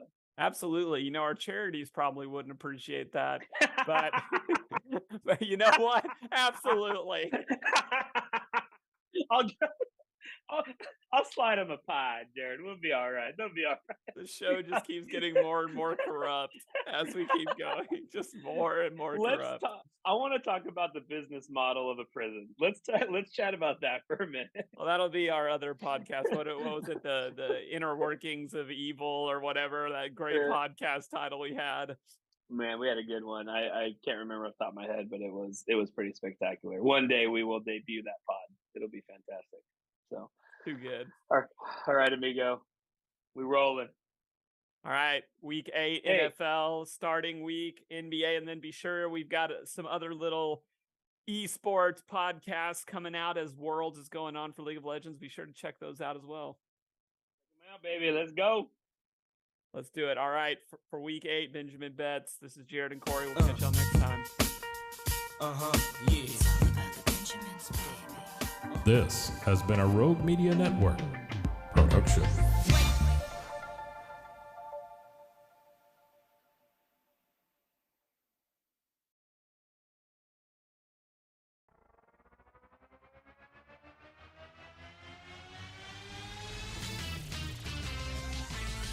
Frozen, heroes. Gonna tell you about frozen, heroes. Gonna tell you about. Hey, I'm Zach. And I'm Mike. And we have a fantastic new podcast to tell you about. Bros, Foes, and Heroes. It's the two of us looking into the world of comics, breaking down some characters that you may have never heard of, and some that are just absolutely ridiculous. Yeah, so Zach comes up with a character each time, and I go into it just completely blind. I don't know who this person is or what their abilities are or anything, and basically I guess we kind of go over their origin story and just some of the ridiculous stuff that maybe, especially Golden Age stuff. Oh, Golden Age stuff is always the best, and we will make sure to highlight all of the shenanigans and just absolute weirdness of everything. Yeah, that's right. So subscribe today and follow us on Instagram at Bros, Foes, Heroes. And if you don't, I know where you live. Not really, but please subscribe. Bros and Foes and Heroes. Gonna tell you about Bros and Foes and Heroes. Gonna tell you about.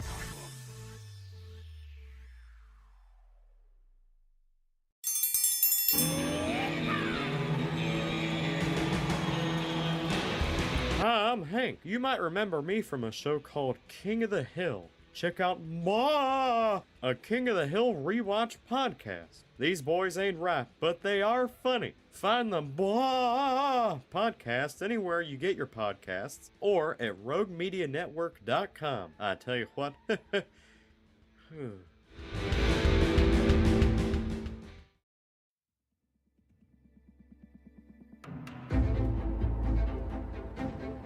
I married a guy I knew most of my life. We knew each other in high school and even went to prom together. But little did I know, I did not know him at all.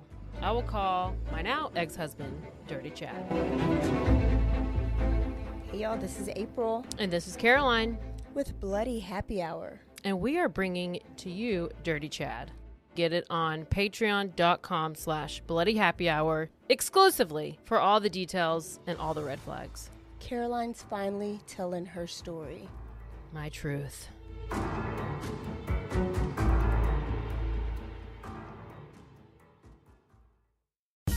Benjamin Betts. It's all about the Benjamin Betts, baby. You know what's up? Yes, Benjamin Betts, baby. Hodage, Gumminess. We're back for our esports weekly special edition episode of the Benjamin Betts podcast. I'm one of your co-hosts, Corey. I got my other co-host here, Jared. Jared, are you ready? Are you ready for some league? I'm ready, baby. I'm a little disappointed that you picked better than me.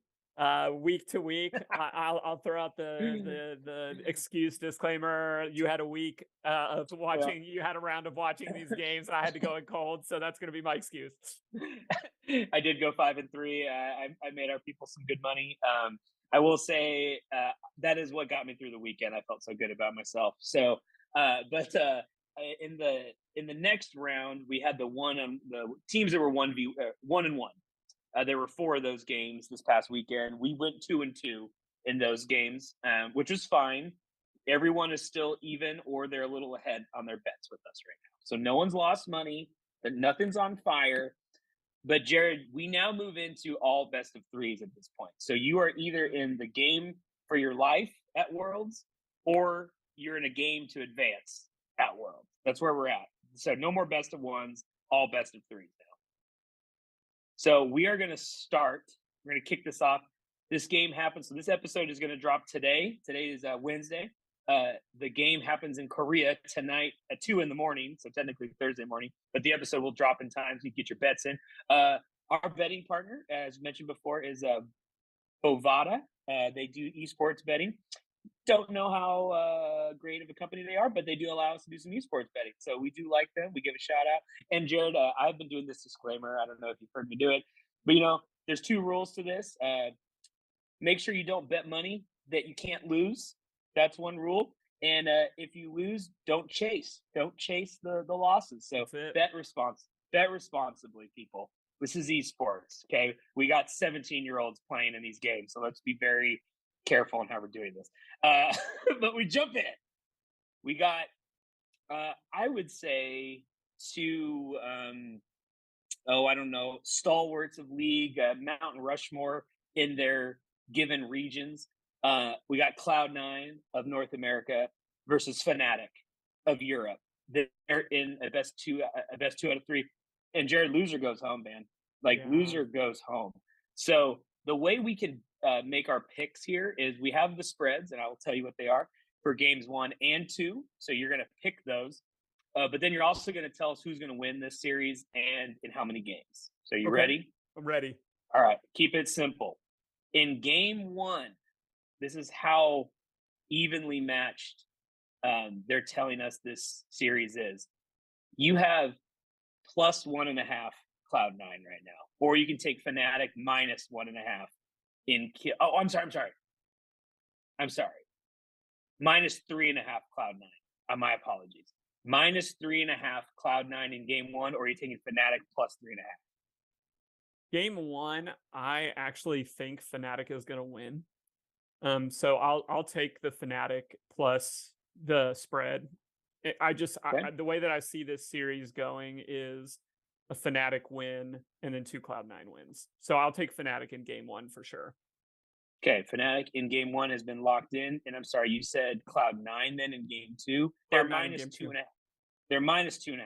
So is that enough for you to take? Yeah, this team has not played well. They won their first game of this Swiss against a European team, lost to a Chinese team, a Korean team, and now they're up against another European team. I think they will bounce back. I don't know that they'll make it into the final 8 teams. I don't know that they'll win their 2-2 match. I think they'll win this 1-2 match. All right. So we got that down. Fnatic Fnatic plus 3.5 in game 1, Cloud9 minus 2.5 in game 2, and then you're taking Cloud9 to win game 3. That's it. I love it. Okay. All right. Moving on to the next match. We got Europe, Mad Lions. I feel like have been an interesting team in this World Championships thus far against the upstart Weibo Chinese squad. It's going to be heavily, it's going to be way Weibo here. If you'd like to pick them outright to win game 1, it's minus 2,000. So they are heavy favorites here. The line for game 1 is set at plus 9.5 Mad Lions, or you take Weibo minus 9.5.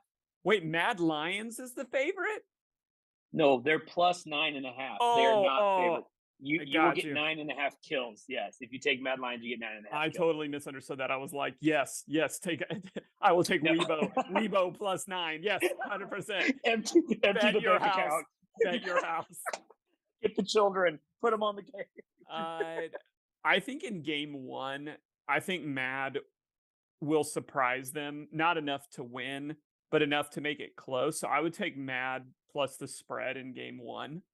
Okay, so we're taking the spread plus 9.5. Oh, I like it. Yeah. Wiley. And then my prediction here is, what do all European and Cloud9, or it's Cloud9, European and NA teams do on the brink of extinction in these tournaments? They put both their hands around their neck and they choke. They choke it. It's not that when they know they're gonna get wiped, it's pocket picks. Like this second game will be Mad Lion playing Shaco Jungle and just chaos. And Teemo mid. And they will get wiped. I'm picking Weibo in 2 games here. First game, I'm going to take Mad Lions. What's the spread in game 2? It's 10.5. Weibo. You'd have to take minus 10.5. I'll take it. I think they're going to be demoralized. And I think game 2 is just going to game 1 close, game 2 slaughter. Yeah, I think when these and we always lump China and Korea together because they have the most similar play styles and just play so well at League of Legends. The SKT Cloud9 game when they each were 1-1. I don't know. I can't remember if Cloud9 got a kill. I think at one point it was 15-0 in kills, and they might have gotten one in the fountain at the end. But that is what happens when these Korean and Chinese teams are like, okay, we take it serious now against an NA or EU blood's team. in the water. Yeah, they don't give up kills. So you're taking 10.5. Okay. I am. All right, Weibo. And then you're saying Weibo is going to win 2-0 then, obviously. Yep. That's where we're at here. Okay, hold on. Let me update let me update this real quick. Weibo. Okay. All right. Now we're moving on to the next match. Are you okay? Let's make a decision here, live on the show. Are we going to do Wednesdays or Thursdays and Fridays right now? You might as well. And Might then as well. let's do that. Let's do both. Let's pick 4 games. This one again, a little lopsided. D plus. They are the 4th seed from Korea. They were down 0-2. Could have gotten knocked out of the tournament and probably never allowed back into Korea, but they did win their elimination match. So now they're back into it again now, but against GAM Esports. So they go up against BDS and they survive. Now they play the other playing team, GAM. So they've had an easy road here. They're minus 10,000 if you would like to pick them outright to win the series there. Not getting a lot of good value there. But in game 1, Jared, the spread is set at 10.5. 10.5 in game 1. I'm gonna repeat the story here. DK has incredibly underperformed given their roster. I mean, if you look at their story so far, they lose to G2. G2 is a great roster, and I think that game was a coin flip. Then they lose to KT, who they're very familiar with, right? That's an inner LCK game. But here I'm predicting the exact same story. GAM is going to have some momentum coming off beating Liquid. This game 1 will be close. Game 2, blood in the water, slaughter. Like I think we're going to see the same exact thing for Weibo, Mad, and DK GAM. So you're taking GAM plus 10.5 in game 1. Yep. But then you're taking D plus, and to let you know, it's the same spread line for game 2. It's also set at 10.5. So you're taking that, and then you're taking D plus to win game 1 and game 2. Yep. Okay. Yeah, that's For that, you get minus 550 are your odds there to win game 1 and game 2. Ooh. So in that order, doesn't win you a lot of money, but we'll put that down. So okay. Moving into our final game, or the one that we're going to pick. So this is our Friday game at 5 in the morning. You want to get up and watch some esports? This one, I can't wait to see what you say here. We have KT Rolster against LNG Esports. So this is our Korea versus China, right? Isn't LNG Chinese squad? KT Rolster, Jared, I'm telling you, they must have a friend in high places because they play every single night game. And every World's Day so far, when KT Rolster plays, they get the premier spot. So I'm telling you, they must have the popular players, or they're the fan favorite here. And now they get to go up against Chinese squad. Game 1, it's close. Minus 1.5. I'm sorry. 5.5. Not as close as I thought. Plus 5.5. KT Rolster is the underdog. Yeah. Or LNG minus 5.5. Game 1. That's a really great line because overall in this series, I actually like LNG. I like LNG in 3. I think LNG comes out and wins game 1 pretty convincingly.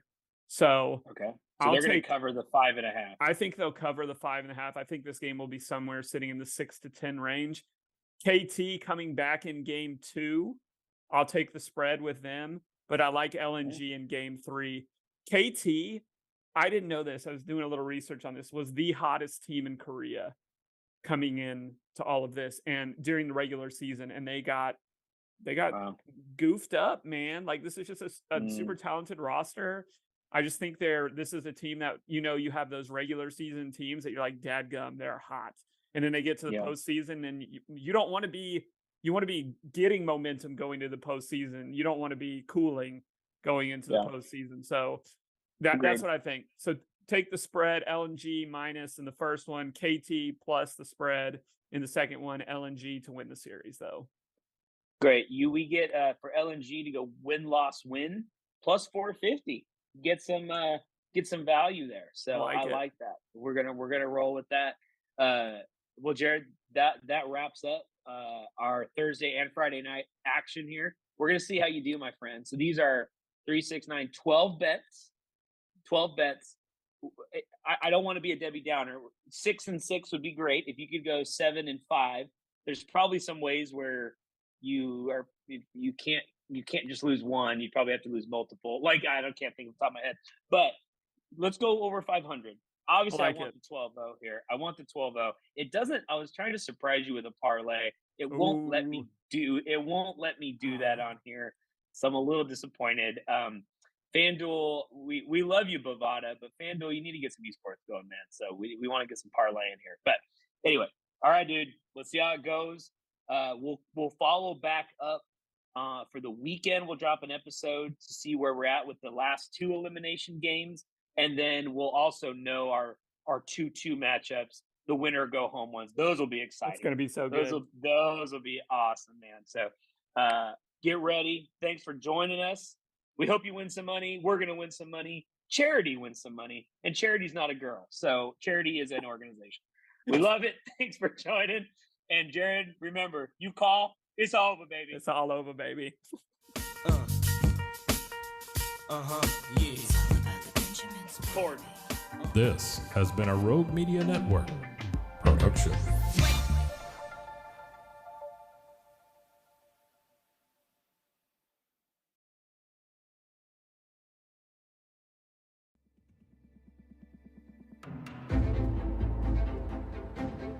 I married a guy I knew most of my life. We knew each other in high school and even went to prom together. But little did I know, I did not know him at all. I will call my now ex-husband Dirty Chad. Hey y'all, this is April. And this is Caroline. With Bloody Happy Hour. And we are bringing to you Dirty Chad. Get it on patreon.com/bloodyhappyhour exclusively for all the details and all the red flags. Caroline's finally telling her story. My truth.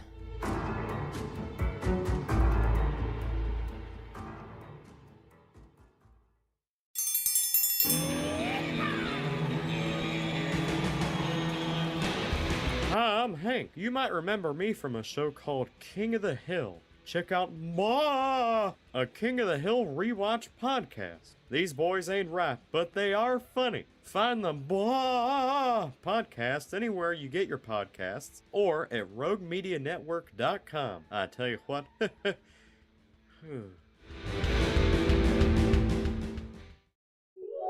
This is a Rogue Media Network podcast.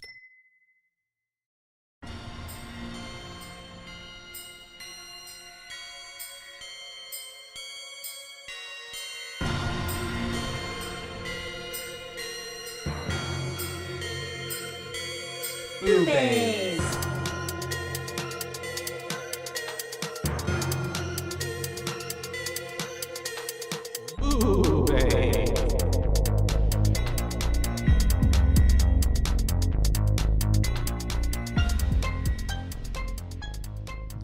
Hi. Hello, and welcome to Boobies. Boobies. That's right. We're your hosts. I'm Caitlin. And I'm Joshua. And today we're here to talk to you about another Sam Raimi film. Yes. I almost said classic. Classic. It's a lot of people love it. A lot of people do love it. And our opinions will be found out here in a minute. Yeah. When we're talking about it. I also feel like there's a lot of people online that have a good positive reaction to it. It's directed by Sam Raimi, of course, like you just said. Yeah. And it is a return to horror for him because previous to this he was doing the Spider-Man movies. Yeah. And so which with Tobey Maguire, the original, the OGs. And so I mean, good movies, great movies actually. I don't know. A lot of people shitted on Spider-Man 3, but I mean, I still liked it. But I was like, I just couldn't get past his 10 when it little came out. emo walking. Oh scene. yeah, that for sure. Tobey Maguire, unfortunately, in that trying to that was a little bit unbelievable. It's a little bit unserious. Yeah. Yeah. Even then, watching it now back, especially. I remember even as a kid being like, "What the fuck?" Yeah. Well, of course, probably not saying "what the fuck," but basically having that reaction. Well, because he plays the nerdy version of Spider-Man so well. Not nerdy, but the very what Spider-Man is supposed to be like. Yeah. But yeah, so yeah, he plays. I always said that Tobey Maguire played a great Peter Parker. Andrew Garfield played a great Spider-Man. And then Tom Holland plays a great both of them. Yeah, Tom Holland really embodies Peter Parker and Tom Holland Spidey. has that like thing about him that like It's he's his just butt. kind of lovable. Yeah, it's his butt, I'm sure. But His butt's so cute. Even in like his You other ever roles. watch Which one? The film? Oh, it had like Robert Pattinson in it. The Devil All the Time. Oh no, I haven't seen it, but it's really good. You should watch it. Is it more like drama? Yeah. Yeah. I'll watch it. Yeah. It's kind of just like. Is it like it's set back in a different time, right? Or like in the 20s or like something. No, there's car. Oh, okay. Where there are cars in There the are cars in 20s. the 20s. Well, probably like But they were 50s like, I or think it was something more like like the 50s. Okay. Anyways, he wore a real cute pair of blue jeans, and his butt see looked his really good. And apple that bottom? film. Yeah. Yes. Mhm. Yeah, he looked real good. Zendaya is a lucky girl. She is. They're well, both lucky for yeah, each other. I was like, to be Zendaya is honest. also like the most beautiful woman on the face of the planet. Yeah. So and sweet. Yeah. She gives like no problematic vibe. They both are like unproblematic. Yeah. Like, and then they're just happy together. Yeah. Love that for them. There's got to be some satanic like cult shit. Yeah, beneath they're them. like sacrificing babies on the weekend. Literally, because it's almost too perfect. But yeah, Sam Raimi doing the horror again because he obviously did Evil Dead. That was his debut. So it's really I was kind of watching some videos that kind of gave a little bit of like what was going on to like the production for this movie. Mhm. And so like he had actually written a short story with his brother Ivan Raimi I'm assuming they have the same last name. But they wrote this short story like a long time ago, back in the 80s when they were a lot younger, when they were kids. And then in 2002, they decided to make it into a screenplay. And he was writing it for someone else, actually, like for someone else to direct it. But whenever they like gave it to the studios, they weren't going to give it a good budget to like anyone else but him, apparently. So he was like, I have to take the helm on this and do it. Interesting. Yeah. Well, good for him. So from 2002 to 2010, that's just like, it's so crazy sometimes to like know how like long it takes for movies. Sometimes like, even longer. It's like, as we've seen, like 20 years for movies to happen. That's crazy. Yeah, it is. We could have an idea now, and in 30 years, we can make a movie of it. So is it 2009 or 2010? It might be 2009. I'm sorry. Okay. I think it was 2009. Yeah, my bad. I was like, I said damn 2010. it, I got it wrong. No, it was me. But that's just crazy how long it takes. But yeah, so do you want to dive in? Do you have anything to say, Sriel, before ad? No, I mean, overall, well, we'll get to my opinions on it. Mhm. I think it went by really fast. Mhm. Just watching it, because it was an hour and 40 minutes, so it's a little bit longer than the ones we've been watching recently. And but it didn't feel that long. No. Yeah, it felt like it went by really quickly. I think that's because there's so much like action packed into it. Yeah, like in my mind, visually, when I see the movie, I kind of see like it in segments, and each segment kind of just like there's, like you said, always something going on. Yeah. And so it really flies by. And so yeah, it starts off and we get a bit of a flashback to 1969 in Pasadena, California. And we have a family who show up to a house. They are obviously in need of some help because the mom is like banging on the door. And we have a lady come out. Later on, we find out her name is Sanderna. Sanderna. Yeah. I just kept calling her Sean because at the beginning they that's how they whatever. I don't know if that's like a part of her name or if it's like a if that's like a title. Yeah, exactly. That's what it felt like, a title. But she comes out and they're needing her help, and she's like, she's like, what's wrong? What did you do? What did he do? And because they had explained that it 3 days ago, like for the past 3 days, he's been having nightmares and stuff too. And she was like, I think she was starting to clue in on what it was. Yeah. And then she was like, what did you do? And they tell and explain that he had stolen a necklace from a gypsy woman. Yeah. And off a wagon, whenever he was trying to give it back, that she ended up just putting a curse on it and him, right? Yeah. And was like, no, we don't want it back. Mm-hmm. And as we find out, That's it's a pretty bad curse. Yeah. One that gets you dragged straight to hell. To fucking Roll hell. credits. Literally, because we have him and the family walking in, and Miss Shan Chua is trying to do her Muju JoJo thing, and then that's whenever we have him like getting basically spooked and then running and then getting thrown off the balcony. Yeah, because this entity comes in and it like smacks the family around. Oh, that's right. It like smacks the mom in the face. She goes flying. Which it loves smacking people in this movie. Yeah, Mhm. it was just bitch slapping everyone. Yeah. It came around and it went pop, pop to the dad, and then he goes flying. And Miss Sean Sanderna went flying at one point, and then he runs out and gets backed up against the railing, and then he gets lifted off and then just yeeted right over it. Mhm. And thankfully doesn't, well, Die I don't know if immediately? this thankfully, maybe it would have been better if he died immediately Mhm. and didn't get His- dragged to hell and alive. burned. Yeah. Yeah. But I mean, either way, kind of sucks for little Juan, right? What was his name? I think I picked so. that up real fast. Juan or Jose, but I think it was Juan. But yeah, unfortunately, after he gets up off the floor, we start to see the whatchamacallit, the building start shaking, and then what's it called? The floor that starts breaking. I'm sorry, I can't think today.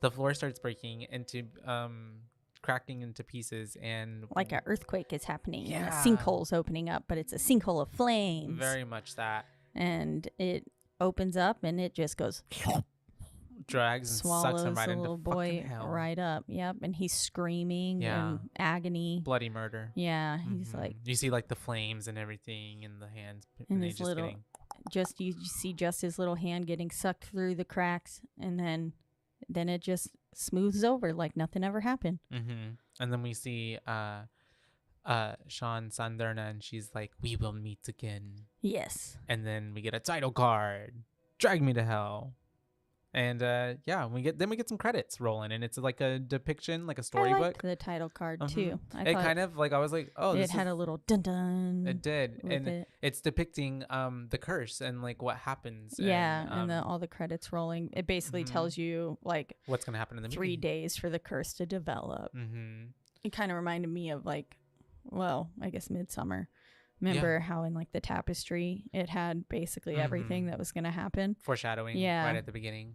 And I know so many other movies have done this too. Oh yeah.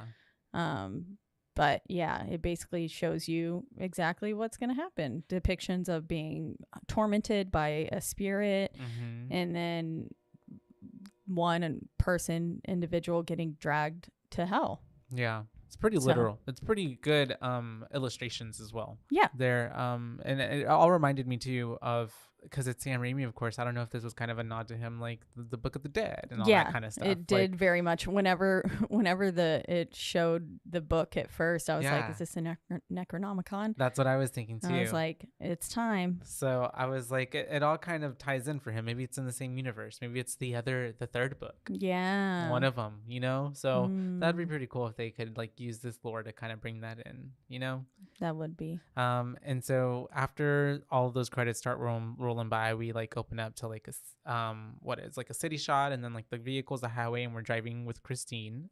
She's on her way to work, and she's doing, I don't know if she had like she's trying to change her like accent, basically. Yeah, I think from a country accent to a city more professional, Mhm. more, I guess, probably English. Yeah, I like, don't know or how- like British. just less accent. Not British, but like proper English Mhm. accent. Yeah.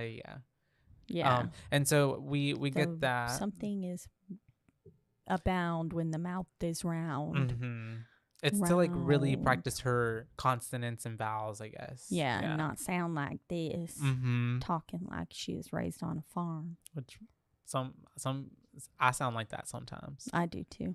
I got a real country twang that'll come out every now and then I'm like, in the "Wait." most random moments. Last night. Oh yeah. I saw Two Girls, One Ghost live. It was super cool. And I told some people about our podcast. That's awesome. So that was fun. I Hi. got a new follower. Hello. Caroline. Hi, Caroline. No, Karina. Hi, Karina. I'm sorry. It was Karina. okay, you I just had met last night. I had a few drinks too. You just met last night. They it's okay. they poured heavy-handed on those drinks at the That's awesome. Andrew got a Long Island iced tea and I took a sip of it and was like, every time I took a sip, I got shivers. Yeah. It And was Long so Island strong. iced teas from the get go are already like, aren't they like 4 different liquors in there or something like that? They're pretty heavy. Yeah. So like, yeah. It's a lot. So a heavy hand and on that. So I was feeling pretty good Mhm. after.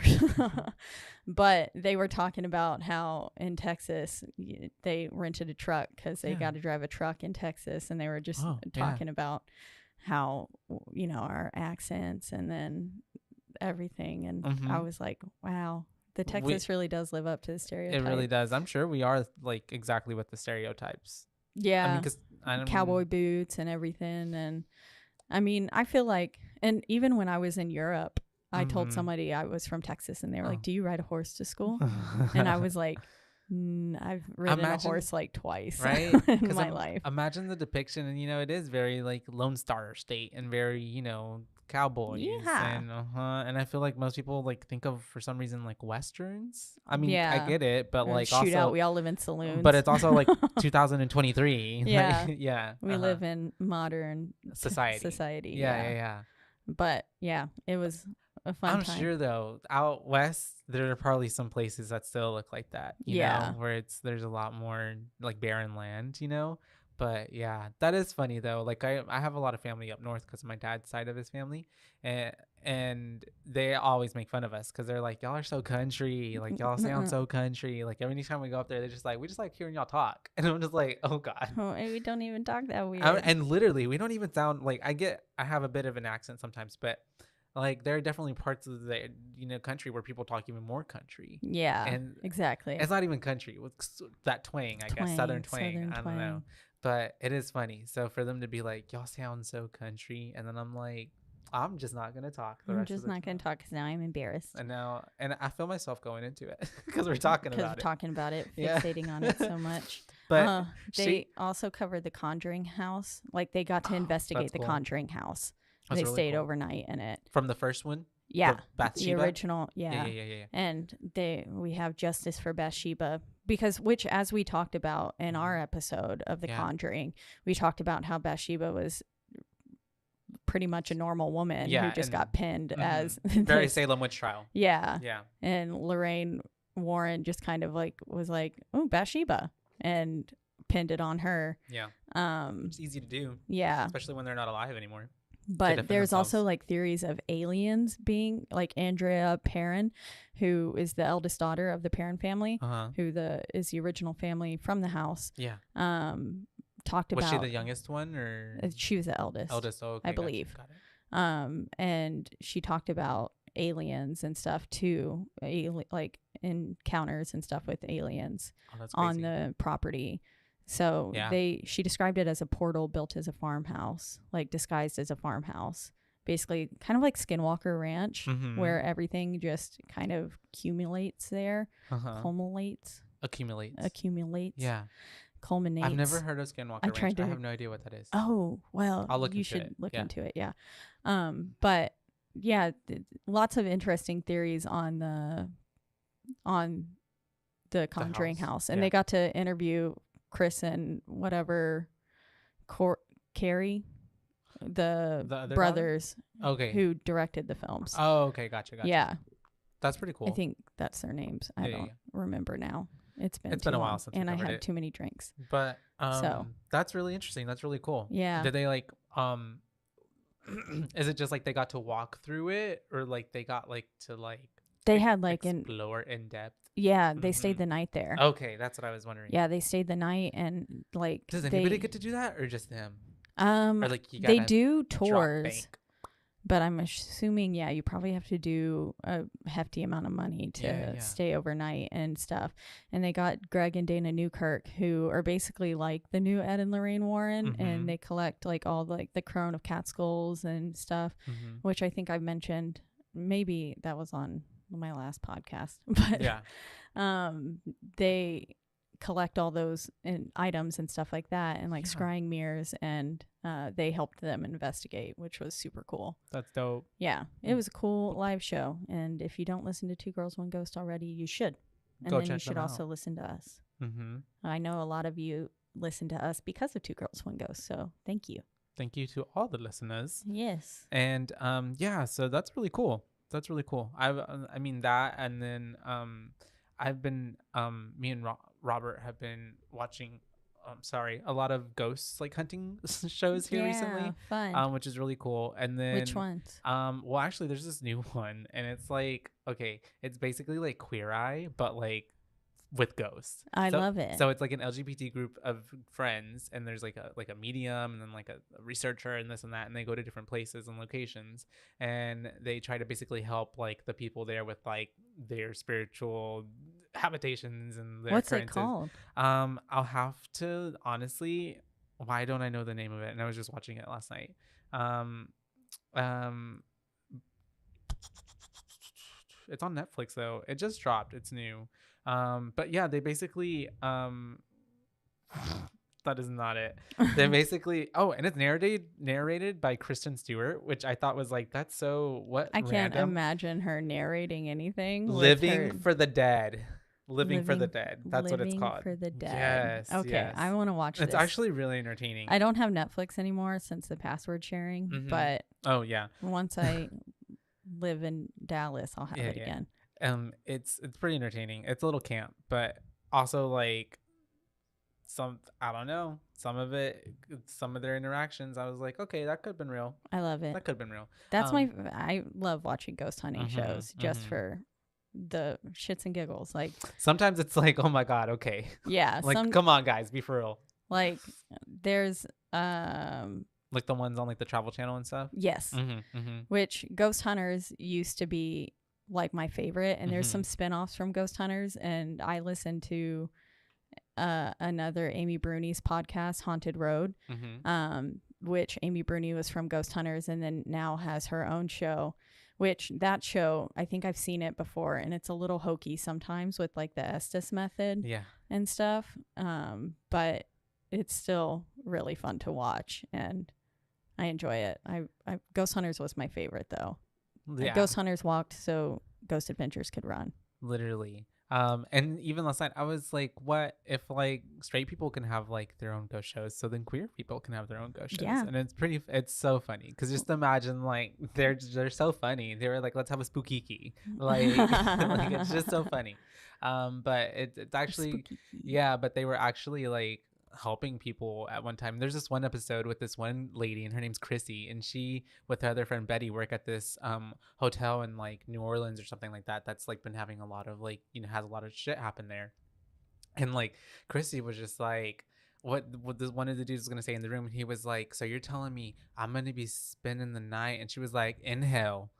Inhale. And they were like, oh my gosh. And she like was not sugarcoating it at all. She was like, I don't get paid enough to lie, y'all. I actually just love working here and I love the people here, but y'all are not gonna be sleeping tonight. Oh no. Yeah. Oh, that sounds so exciting. Okay. I'm gonna Living for the Dead. Living for the Dead. Okay.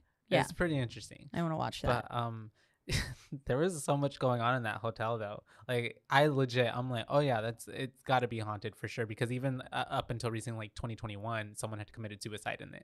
And so there was just so many different like spirits happening. Oh yeah. Oh, I bet. But back to our movie. Right. That was our plugs corner for everything else. Yeah. Yes. We're arriving to work with Miss Christine Wilshire Bank, and we find out that she is a loan officer. She is. Isn't this what Robbie does? Yeah, it is actually. I was thinking of him the whole movie. I was like, wow, this is what Robbie does. Now I know. That's literally what he does. And so I hope he doesn't get cursed. No, hopefully he'll be wary okay. of old women with nails that need some love, some violin, and some keratin or TLC all something. over. Yeah, and with her eyes were spooky. Yeah. But we're getting introduced, basically setting up her like work environment. She's looking at like the general branch manager, assistant manager desk that's empty. She is asking her boss about a promotion for that position, and he is saying it's between her and Stu, who is new, but he's aggressive, and that's what we like. That. Yeah. And so between this and her, a little back and forth, he ends up asking her to go to lunch just basically so she can pick up lunch for him. And then Stu piggybacks up off of that. So right off the bat, Stu's kind of like an asshole. Yeah, and he Stu's says he wants spicy mustard, is what he says. Yeah. Because later he says he asked for no mayo, and I was like, bitch, no, you didn't. Yeah. I You remember. asked for spicy mustard. And said nothing about the mayo. Yeah. Yeah. Ugh. I know. I was like, and part of me all thinks, these well, people, I was like, this poor girl is getting shit on from all directions. everybody. Well, and even Stu though, him saying that, like, and no part of me did he. I feel like he even like meant to do that as in like he didn't want mayo. I feel like he just did that and said that out loud to show undermine her. Yeah, and show that she's not competent. Exactly. Can't even get a sandwich order right. Exactly. Yeah. Yeah. He was totally trying to make her look bad. He's a dick. Fucking dick. I know. She totally should have gave him the button. Totally. Whoops. Yeah. Spoiler alert. Anyways. No, at the end, the immediate thought when he was like, you can gift it to someone, I was like, Stu. Literally. Gift that motherfucker to Stu. Mhm. And then she almost gives it to that old guy, and I was like, no, not Yeah. him. Just because he's already dying doesn't mean he should get dragged to hell. Literally. But I was like, but Stu's an asshole. Yeah. So he definitely deserved it, especially yeah. through the stunt he pulled in Mhm. the movie. But anyways, we end up having her visiting her boyfriend Clay at his job. Clay. And he's played by Justin Long. Yes, And he does. Justin Long does a phenomenal job in this movie as Mhm. well. Really, Justin Long could probably like shit on the floor, and I would be like, "This was great." We heart Justin Long. Love Justin And also, Long. this is kind of really, we're watching this because we also, we just, we watched Justin Long in Barbarian, which just came out. And then we covered Evil Dead 2. Directed by Sam Raimi, that came out a few weeks ago. So it's just Yes. kind of another nice little, I don't know, callback for us anyways. But we are having a cute little moment between boyfriend, girlfriend. She's, fixing his printer because she takes out a paper clip, and then she gives him a coin, and we find out he's like a really nerdy coin collector. Yeah, he likes his little Vintage coins and stuff. And then we also get to find out, foreshadowing, that there's a trip coming up to meet his parents. Yes. And so that comes into play later on as well. Because she leaves, is Mhm. going to head back to work, and she overhears a phone call with his mother, Mhm. who his mother was a giant bitch too. Yeah. I was like, God damn, She's getting this poor shit on by girl. everybody. Yeah, because his mother was like, oh yeah, that's right, that one From the farm or something from like the farm. Yeah. And he's like, Mom, I've been seeing her for like over a year. Yeah. And she was like, well, this girl needs a tennis partner, and she went to Yale Law Mhm. or Harvard Law, one of the big leagues. Yeah.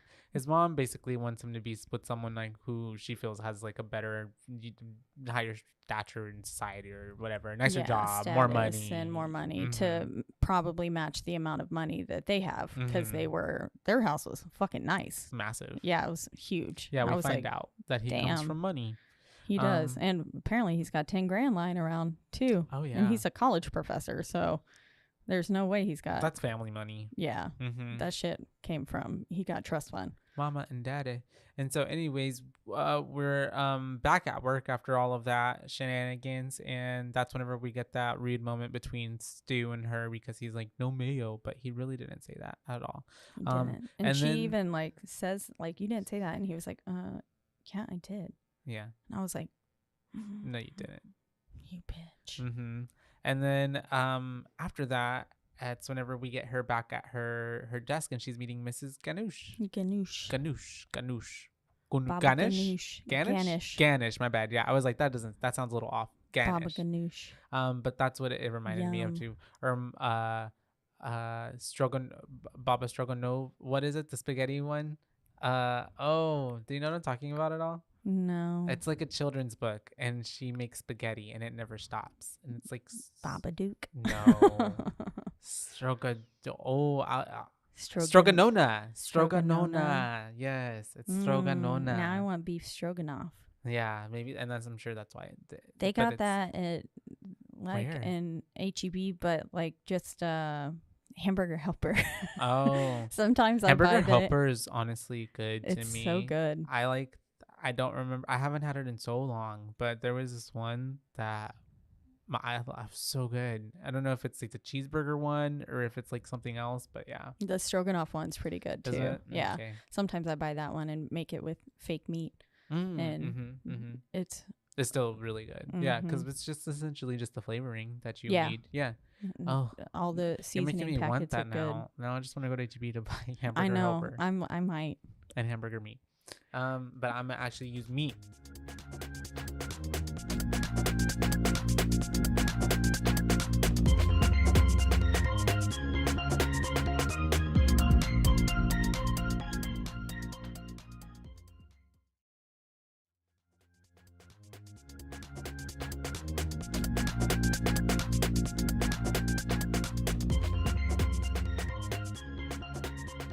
So we come back, and she's now having to make some tough decisions that we heard that Stu could make earlier, but we weren't sure if she would be up to the tasks. And so, we meet Miss Ganish. And it's really unfortunate that this is the time that she chooses to now have to be tough. Yeah. Because it's like, maybe the next round. Yeah. But because this woman really did seem like, but unfortunately too, I mean, she has to do her job. And then like, I get it as well when it's like, if you've already had like all these extensions and like. Yeah, exactly. She'd already had 2. Yeah. And so it's like, maybe you really do kind of have to pay your mortgage.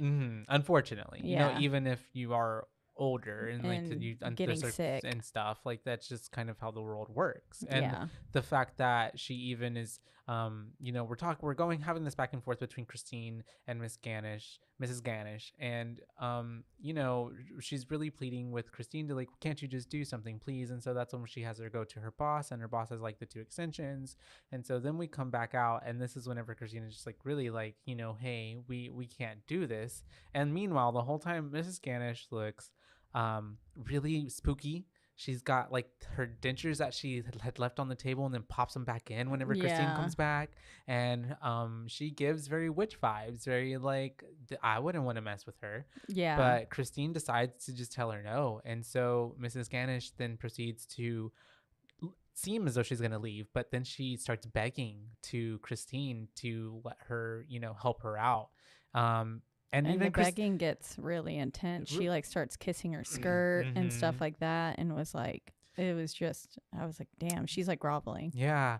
And Christine even told her, like, you have a daughter, why don't you live with your daughter? Like, and she was just like, I don't want to burden her, which I get that, but also like, that's what family's for. Like, unfortunately, the bank has to do their part. You have to do their part. Your daughter should do her part. Like, she should take care of you. You're her child.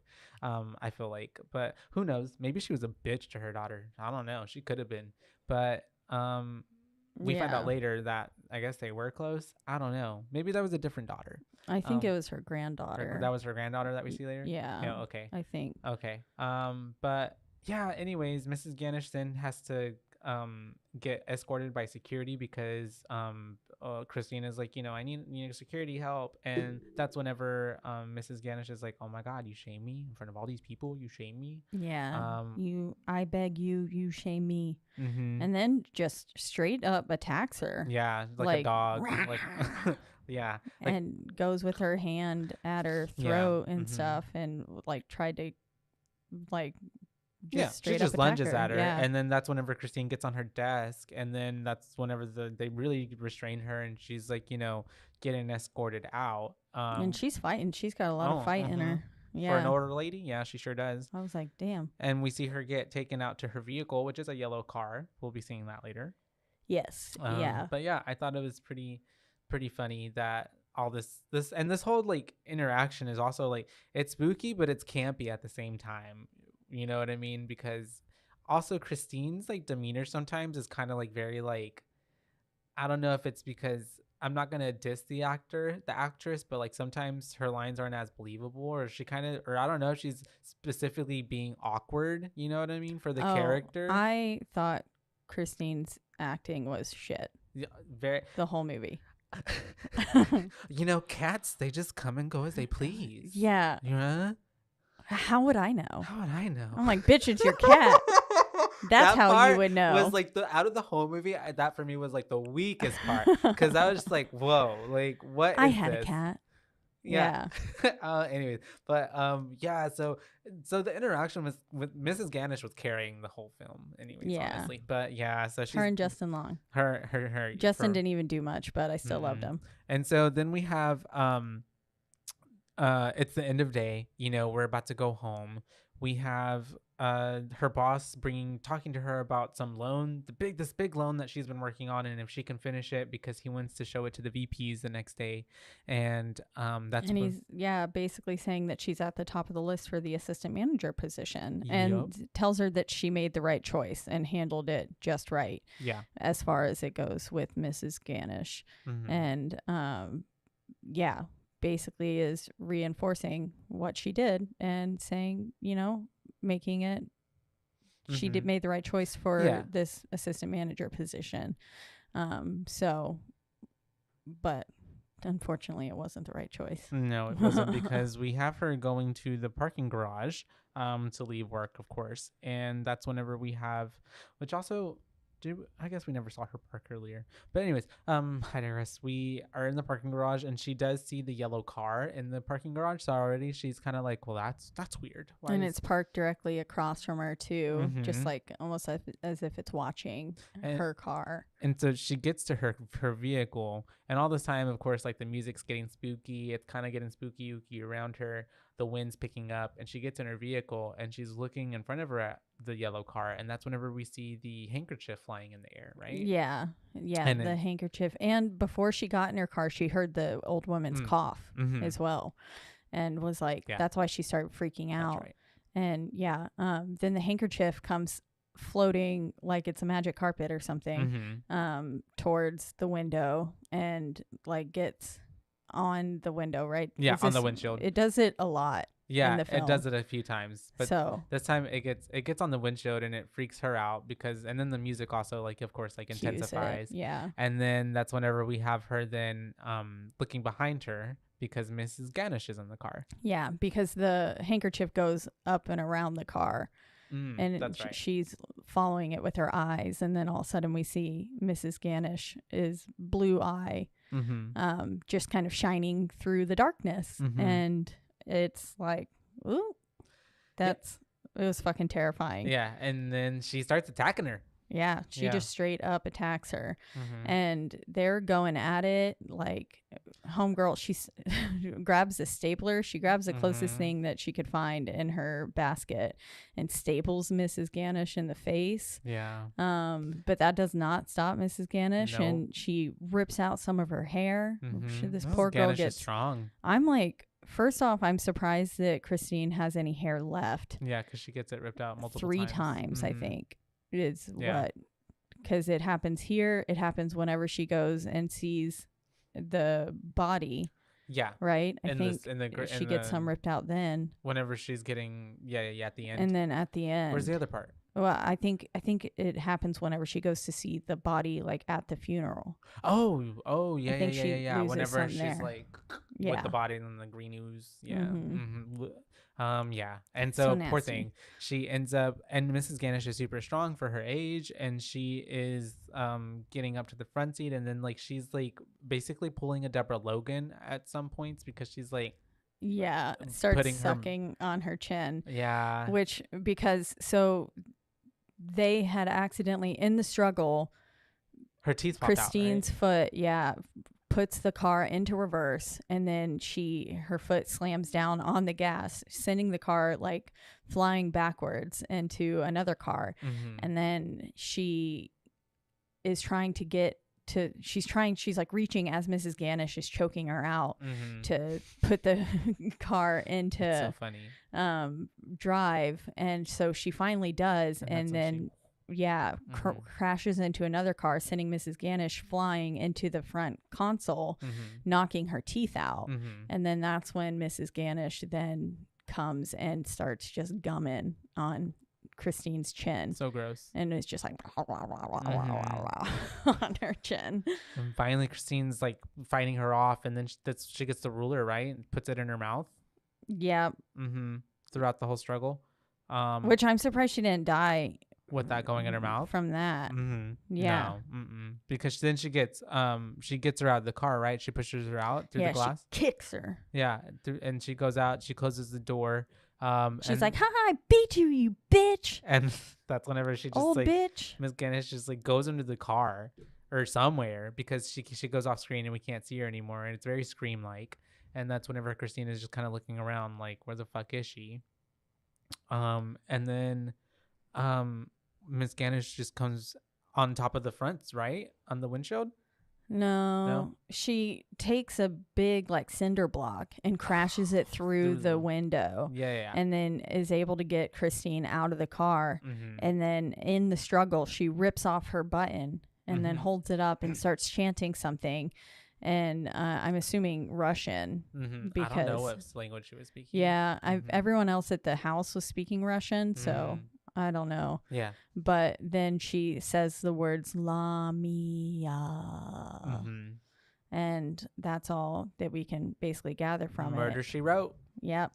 And so she stole the button and was real cryptic about it, and then I guess gave it back to her. And then she just gets kinda, it back in her hand, and then that's when Christine kind of like goes and passes out. Yeah. And it's darkness, and then we come back to, and like she's talking to the police, and her boyfriend's there, kind of hugging her.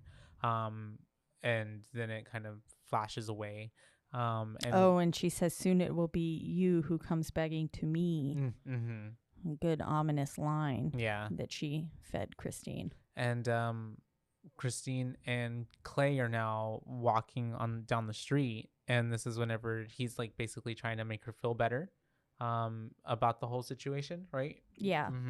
Yeah, he's just being kind of checking in on her, making sure that she is okay and stuff like that, because he's like, yeah, you've kind of gone through a lot. Yeah. And everything. And then they stop, and this circle of wind gust comes, bringing all these leaves past her and stuff, and she's hearing like whispering in the wind or something. Yeah. And then she's like looking behind her. She feels that like a presence is like on her, I feel like. And then that's whenever she looks behind her, and they're in front of a psychic reading shop. Yeah.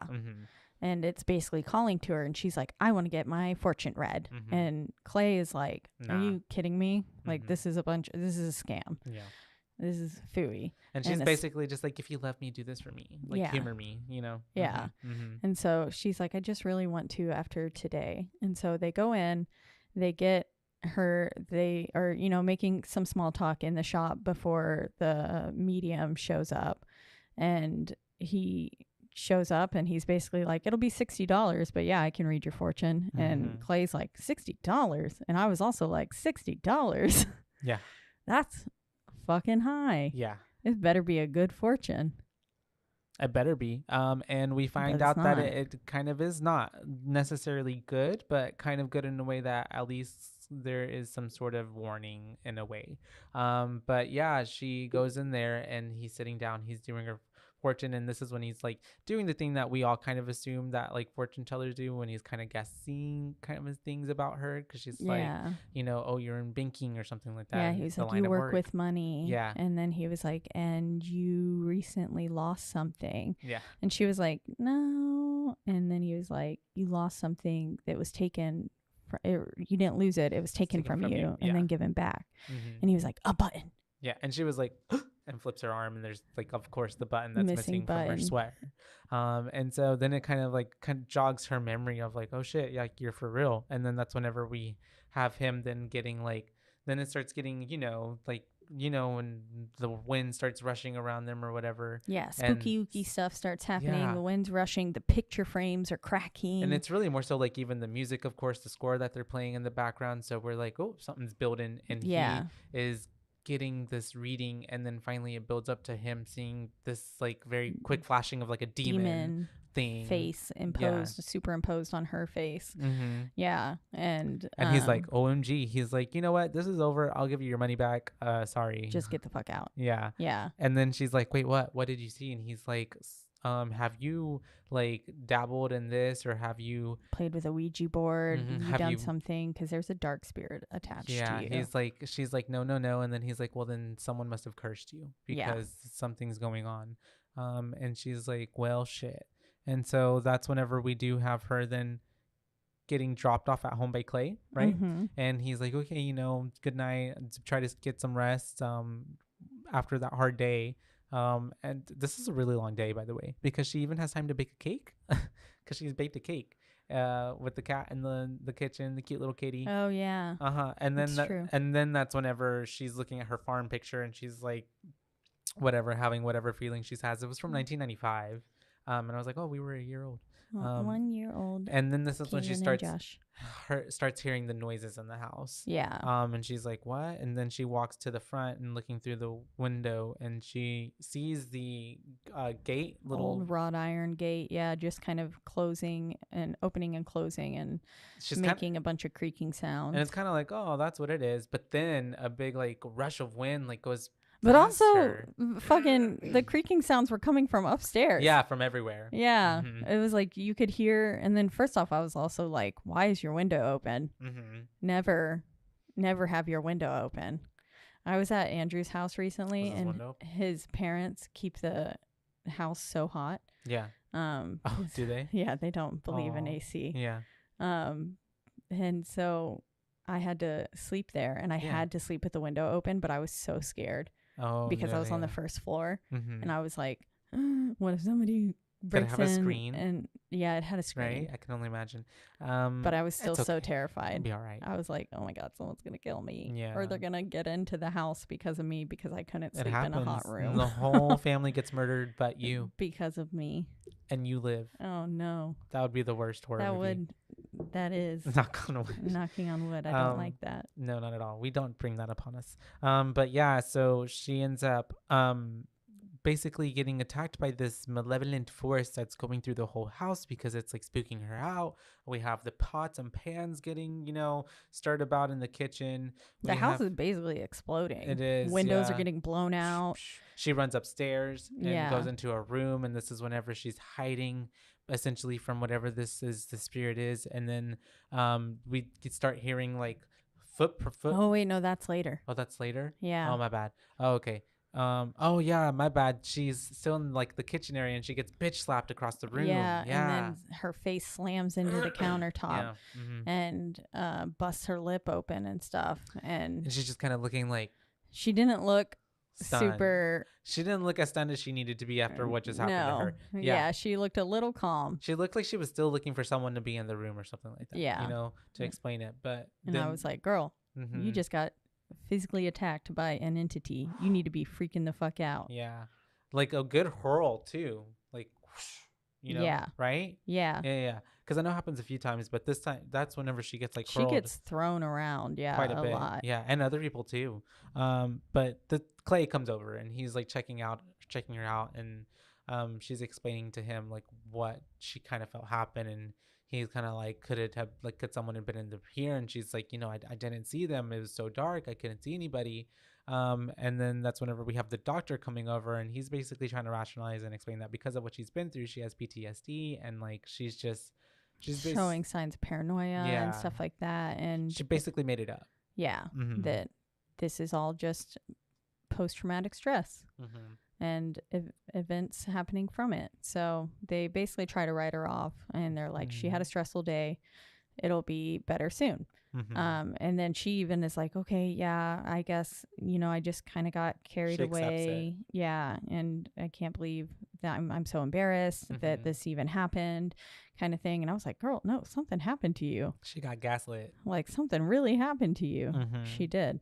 Yeah, and then this is where they bring up that they're going to go away for the weekend and to A trip to go see his parents. I forget where they live. Where he yeah. lived. Yeah, the city. Or I think they were going to go on the trip that they were going on at the end. Oh, is that what they're Yeah, talking away about? towards their parents' cabin. That's what it was. Yeah.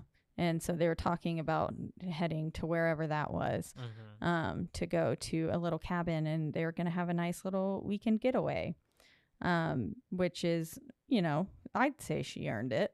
Yeah, most But definitely. Then It's so funny how when hindsight, like this movie feels like it happens over a long time for some reason in my mind, but it's literally it happens over the course of 3 like days. 3 days. Yeah. These That's days are wild. really long. Yeah. Yeah, it seems like it'd be weeks or something, but it's only 3 days. And so they end up sleeping. He stays over the night over, and as she's sleeping, we see this fly come into the house, and it's real funny because then it like goes to the camera, lands on the camera. Yeah. And then crawls, you see its little hands going and then it goes onto Christine's face, and it does this nasty thing of like, going up into her nostrils and out the Coming other. out the other. And then the whole time she's like doing that thing in her sleep, and she's kind of messing with it but not waking up, and then it goes into her mouth. It like shoves its way into her mouth. yeah. Her mouth is like closed and it's like It like pries its way in, and then she wakes up like in a coughing fit. Yeah. And then she lays back down, but when she's down, her boyfriend is no longer next to her. Who is it though? But I almost said Miss Baba Ganoush. Miss Baba Ganoush. Mrs. Ganesh. Ganesh. Ganesh, yeah. Ganesh is next to her looking rather decrepit and nasty looking. And then she gets on top of her and is all of a sudden just like puking bugs, maggots and yeah, it looked like reminded me of- mealworms. Yeah, mealworms. It That's did what it look like was. that. Uh-huh. It was disgusting. It was. It's pretty gross, and they really did it to Christine. Christine had to endure a lot of things that weren't fake or anything. Yeah, They I read that poured- she did a lot of her own stunts and stuff too. and that she hated like the production of it after the fact. Oh. Because Sam Raimi like made her do a bunch of stuff. Like because those bugs got in her mouth. No, for sure. And that was like all her in the muddy water and all that later on, and then like the flips and the stunts and all that, all her basically. Yeah. It's wild. And then that's whenever we have her, after all of that, she wakes up for real because it was a dream state basically. And she gets dropped off of work by Clay, and he makes like a dumb joke, and he's like, try not to piss off any old ladies today. Yeah. And she's like And then she goes in, and unfortunately, as she's sitting at her desk, she starts to hear like a fly buzzing, but it's like coming from her stomach. Yeah, which And was wild. unsettling. I was like, oh. Yeah, that's also very creepy. Like monsters inside of us. Yeah. Like, that's weird. And terrifying. As we said that, my stomach grumbled. It's a fly. It's a fly. There's a flea. fly. It's a flea. It's a flea. I'm sorry. I don't know why. Now I have fleas. And they're infesting. They're eating All you in out. my tum- That's my bad. Wrong terminology. They're eating you from the inside out. Still not as good. And so we have then Stu. Fucking Stu. Yeah, my note just says "fuck you, Stu." Fucking I Stu, don't 'cause even he- remember what he did. Well, because he comes up and he's Is this like, when he's giving him the Lakers tickets or whatever? No, he's trying to ask Christine to help him with like the process of something about a loan. yeah. And then because he's new, remember, and so like she's still, I guess, got to show him the ropes. And then She's like, I don't really have enough time for this. I got a lot on my brain. Can we do this another time? And he's like, Insensitive. let me just go tell Mr. Whatever. whatever his name is Yeah, that you don't have time. Yeah. Which obviously doesn't look good for her because she's trying to get the promotion. So she's like, no, just come here. And so as she's showing him what the process is, he's like tapping on the desk, and it looks like Mrs. Ganesh's nails. And she's like freaks out and like, get your pig knuckle off of my desk. Get your filthy pig knuckle off my desk. Yeah. And then And I was like, everybody's damn. like, what? And then she just like, and he just walks away, right? Yeah, he's just kind of like, Whoa. okay. Yeah, and then that's whenever she sits back down, and her she gets a phone call, and she starts bleeding immediately through her nose, and she's like, hello, Christine Brown. And then her nosebleed just turns into like this ridiculous amount Shower. of blood just coming out. Yeah, over the she's boss. spraying blood on Boss Man, all over the Mhm. papers, all over herself. Yeah. And he's like, here, let me help you. And she's like, no, I got it. And I was like, girl, no, you do not. Yeah. Your nose is like getting exercised It's right so now. much blood, and then she just runs out all awkwardly, and like it's so sad. Yeah, and then I was like, that's embarrassing. And then the boss was like, did it get in my mouth? Yeah. And then that's whenever we have her Going to visit Miss Mrs. Sylvia Ganesh. Oh, and as she runs out, this is where we see that Stu takes the Oh yeah, the case file off her desk. for the big loan that they were gonna Yeah. do. She was gonna get credit for. Fucking asshole. Foreshadowing, yeah. But yeah, she goes to visit Miss Sylvia Ganesh, and that's whenever we meet at the door Mrs. Ganesh's granddaughter. And she's very much like, she told us you'd be coming or something like that, right? Yeah. Yeah, she said exactly that. Yeah. And then she's like, please, I need to speak with her. And the granddaughter's kind of being like, nah, fuck off, basically. Yeah. And she's like, what, are you gonna make it all better? Uh-huh. And make it all better for her. And then she was like, yeah. Like I will. I'm gonna save the house and everything. But we see as she comes in, She was like, be my guest. yeah, she comes Do in. that. There's family all over the place, and then come to find out, it is her fucking wake, her funeral. Yeah. Whatever. Yeah. She's there and she is dead. Deceased. DED dead. Yeah. Yep. I was like, ooh. Yeah. I She wonder. did. I wonder if performing like a Lamia curse then entails that you die afterwards. Like if you curse somebody like that, like you're a it's such bumblebee and you stung someone. Yeah. And you die. Yeah, I wonder. But she was also pretty old. And so we have then Christine like going up to the casket and looking at her in the casket. And I don't know how it happens She so like fast. barely touches it and it breaks and then the body falls. Oh, I think she gets something knocks into her. Is that what happens? And then she falls into it. Yeah, And then it breaks and then the body tumbles on top of her and then I'm assuming it's embalming fluid It that just comes out of her mouth. spewing all over Christine. And it's just green getting all in her. Yeah, it's and pretty she's gross. gumming on her chin again. Mhm. She's like sitting there nomming on it, and it just like. Christine can't catch a break. No. And then I think you are right. Like as she's trying to fight the body, her hands like pulls some hair out. Yeah, rips body. hair out of her head again. Mhm. And then so basically after that, she freaks out and is like, She goes "What to see the the fuck?" psychic. Goes back to the psychic, yeah, and he's like, "Yeah, the curse is Lamia," and she was like, "Yes, that's what she said," and he's like, "It's the black goat." And basically you have 3 days until it comes for you And drags you to hell. Yep.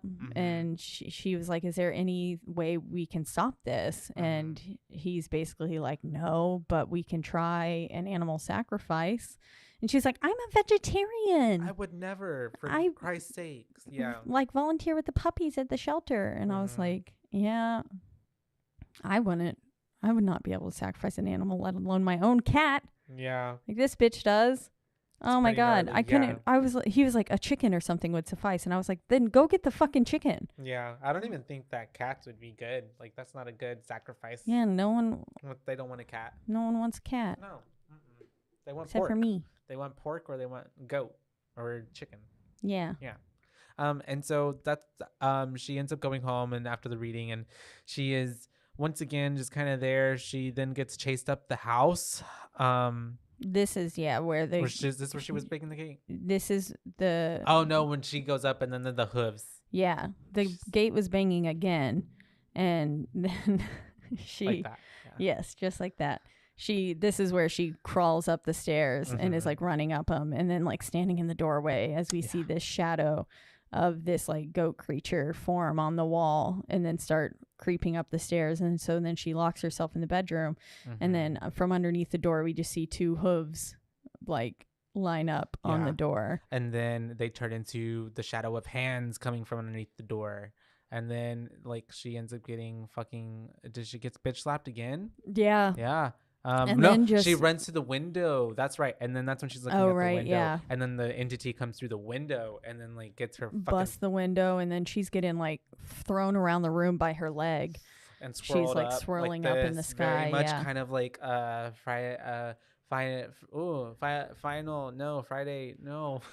Nightmare on Elm Street. Yes, thank you. I could not say it with the girl, and then she gets her stomach ripped, but she's like getting thrown around her room. Yeah. And then she ends up getting dropped, and then that's whenever she's like fuck this, and she goes and gets a knife and goes and gets her kitty, and she sacrifices her kitty. Yeah. She's like, here, kitty. Yeah.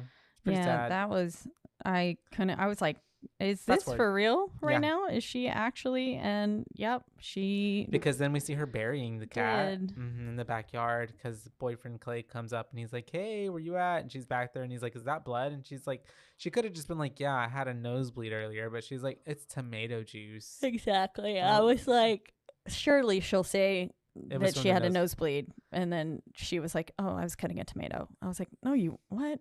Who cuts fucking tomatoes? Yeah, who cuts tomatoes? Just no. anyways. But also tomato, that would now ketchup. Yeah. If you said that you were squeezing like a thing of Onto ketchup. a bagel. On what? Onto a bagel. I don't know. Ketchup on a bagel? I don't eat bagels. I've never had a bagel in my life. That's right. Still? Yeah, I don't have bagel. You go to Panera after this and get you at least a chocolate chip bagel or the Asiago. Okay. I don't know. You have to. I'm scared now. I want a New York bagel. That's the only bagel I'll ever eat. Okay. For my They virgin are delicious. lips. My virgin bagel. Virgin bagel lips. I want to be popped by a New York bagel. The They ones are with good. the cheese and onion. Yeah. I don't know. I feel like that's what I've seen on movies. Like the cream cheese. But yes, she ends up I'm so hungry. Then that's whenever they're talking again about the trip, not the trip, but like to meeting his parents, because he's like, you sure you want to do this? We should do this another time. Like so much has been going on. And she's like, no, like it's okay. I need this. Everything's fine now. Let's do Like- this. Yeah, because she feels like because she sacrificed the cat that Yeah. it will be all good. Which, hey, maybe it did work, but it only bought her like 6 hours, because Yeah. then as we're at the parents' house and they're this is when we're like, oh, okay, dang, he has a lot of money because it's a big house and it's like a big property. The car and the, like, you know how car, like, what is that, like the entrance, like yeah, it's the got like curbside a appeal. giant wrap around driveway kind of thing that Mhm. makes like a circle and Yeah. stuff. So they've got plenty of space for parking, and it. My parents had cement poured for their driveway like a month or so ago. It is not even that big of a portion. It is so crazy expensive. Yeah. Cement is so crazy expensive. It is. Like, that is wild. Like, I was like, how much for like literally a slab? Like what? Like, because they just had like this done, and it was so. Anyways, it probably depends on who you go to, but anyways, it was expensive. But yes, Yeah. they are there. We're meeting the parents. We're getting in. We already They're can tell. remarking on what a beautiful day it is, Yeah. and she's like, everything seems a little hunky dory. Mhm. But yeah, we're meeting the mom. The mom's like Bitch. a bitch, because I wrote, these parents are a nightmare. Yeah. Because they just keep, asking her stuff, and she's like, oh, a harvest cake? Is this something you'd make on a farm? There's a lot of shade Yeah. getting thrown by Miss Mama at Miss Christine. And then also she ends up this is when we get that moment where they're walking by the cat, and then cat hisses at her. Yeah, And the cat's name is Hecuba. Hecuba. One.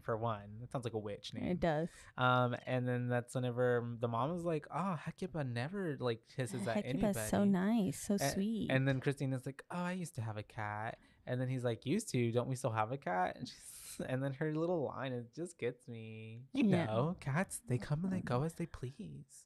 I don't know. How am I How supposed to? am I supposed to know? And then we have Ugh. them getting taken to the dining room for supper. And they're having supper. We're talking to each other.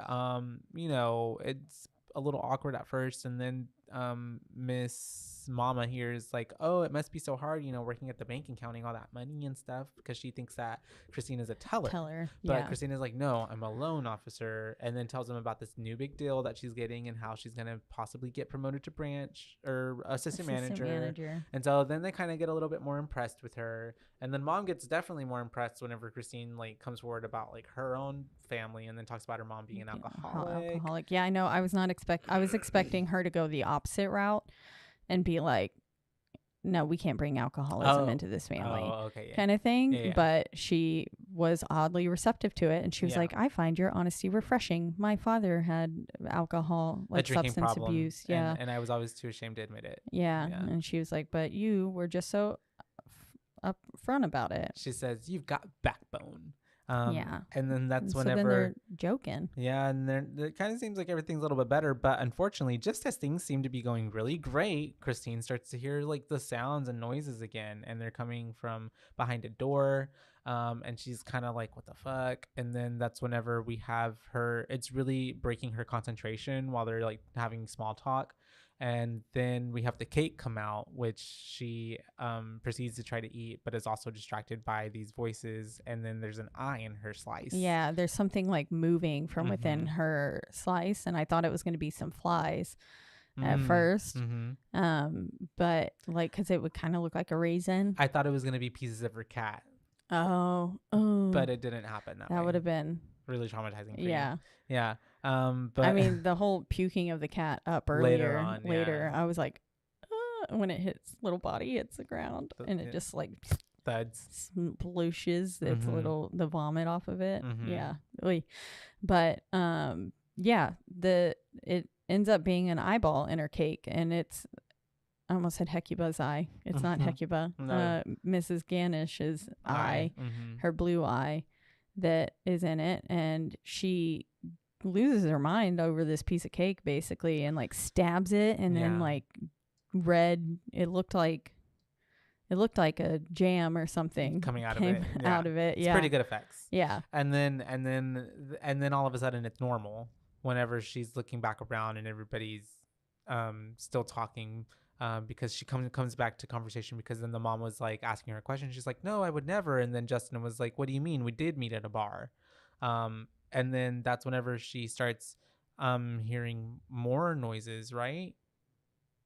Yes. And then that's whenever she's like starts to choke, and then a fucking fly comes out of her mouth, and everybody is like so shocked, and the dad is shocked, and the mom is shocked, and they stop eating the cake.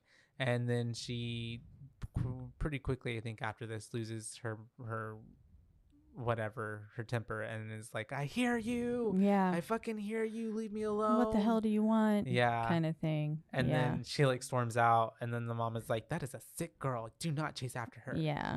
We do She's not- like, I think I better go. And her mom's like, yeah, I think that'd be best. Yeah. And then, yeah, she was like, that's a sick girl. Don't chase after her. And it was like, damn. Yeah. Fucking savage yet again. And then Justin's like, Eric Clay is like, "No, I'm going. That's my girlfriend. Like, I'm gonna go check on her. And she needs help. Yeah. So let me go help her. Mm-hmm. And then that's whenever she goes to see the psychic again, right? Yeah. Mhm. And he's basically saying that the Lamia will come for her. And unless she can cough up $10,000 cash by tomorrow to help her get the Lamia off of her, basically. And she, which is just like $10,000. Damn. Yeah, it's pretty steep. For her to, I can't believe they coughed up 10,000. If I was Clay, I would be asking for a refund at the end of this film. Oh, yeah. I would be like, give me my money 10,000 back. My back. girlfriend still got dragged to hell. Yeah. Literally. So I would like a refund. Yeah, and then Write a bad review. and rightfully so. She's also like pissed off because she's like, "What the fuck? What do you mean? Like, I like." She's just like, "I need to get rid of this," but she needs the money to get Miss Sean what's her name? Sanderna. But she ends up she ends up going to work the next day, and she really awkwardly starts to try to ask her boss like for an advancement on her pay for her new position. And then he's like, "Oh, I'm sorry, but like unfortunately the big loan that you were trying to get, it went to First National, and Yeah, I don't fell know through. I don't know what happened, but I'm gonna have to check into it. But that doesn't look good for you or me, and you're just not gonna, that's on hold. Yeah, basically you're not going to get the job. Yeah, and so she's like obviously devastated, and so she goes home and she ends up collecting all of her things. She's Mhm. basically going to pawn everything that she owns, everything of like a flute, which ice skates. flutes cost a lot of money. So her They do. drill, Yeah. she was grabbing anything and everything. Oh, for sure. That, like her TV or Mhm. the DVD player or something. And she was grabbing basically anything. And then she's out in the shed Mhm. out back, and all of a sudden the old lady shows up again. Yeah. Mrs. Ganish shows up and shoves her whole arm down her throat. Yeah, she sure does. Just And like as Christine has her whole arm down her throat and is getting attacked by her, for some reason she has an anvil in her. Yeah, just hanging from the tied ceiling, up, ready to fall on squish somebody.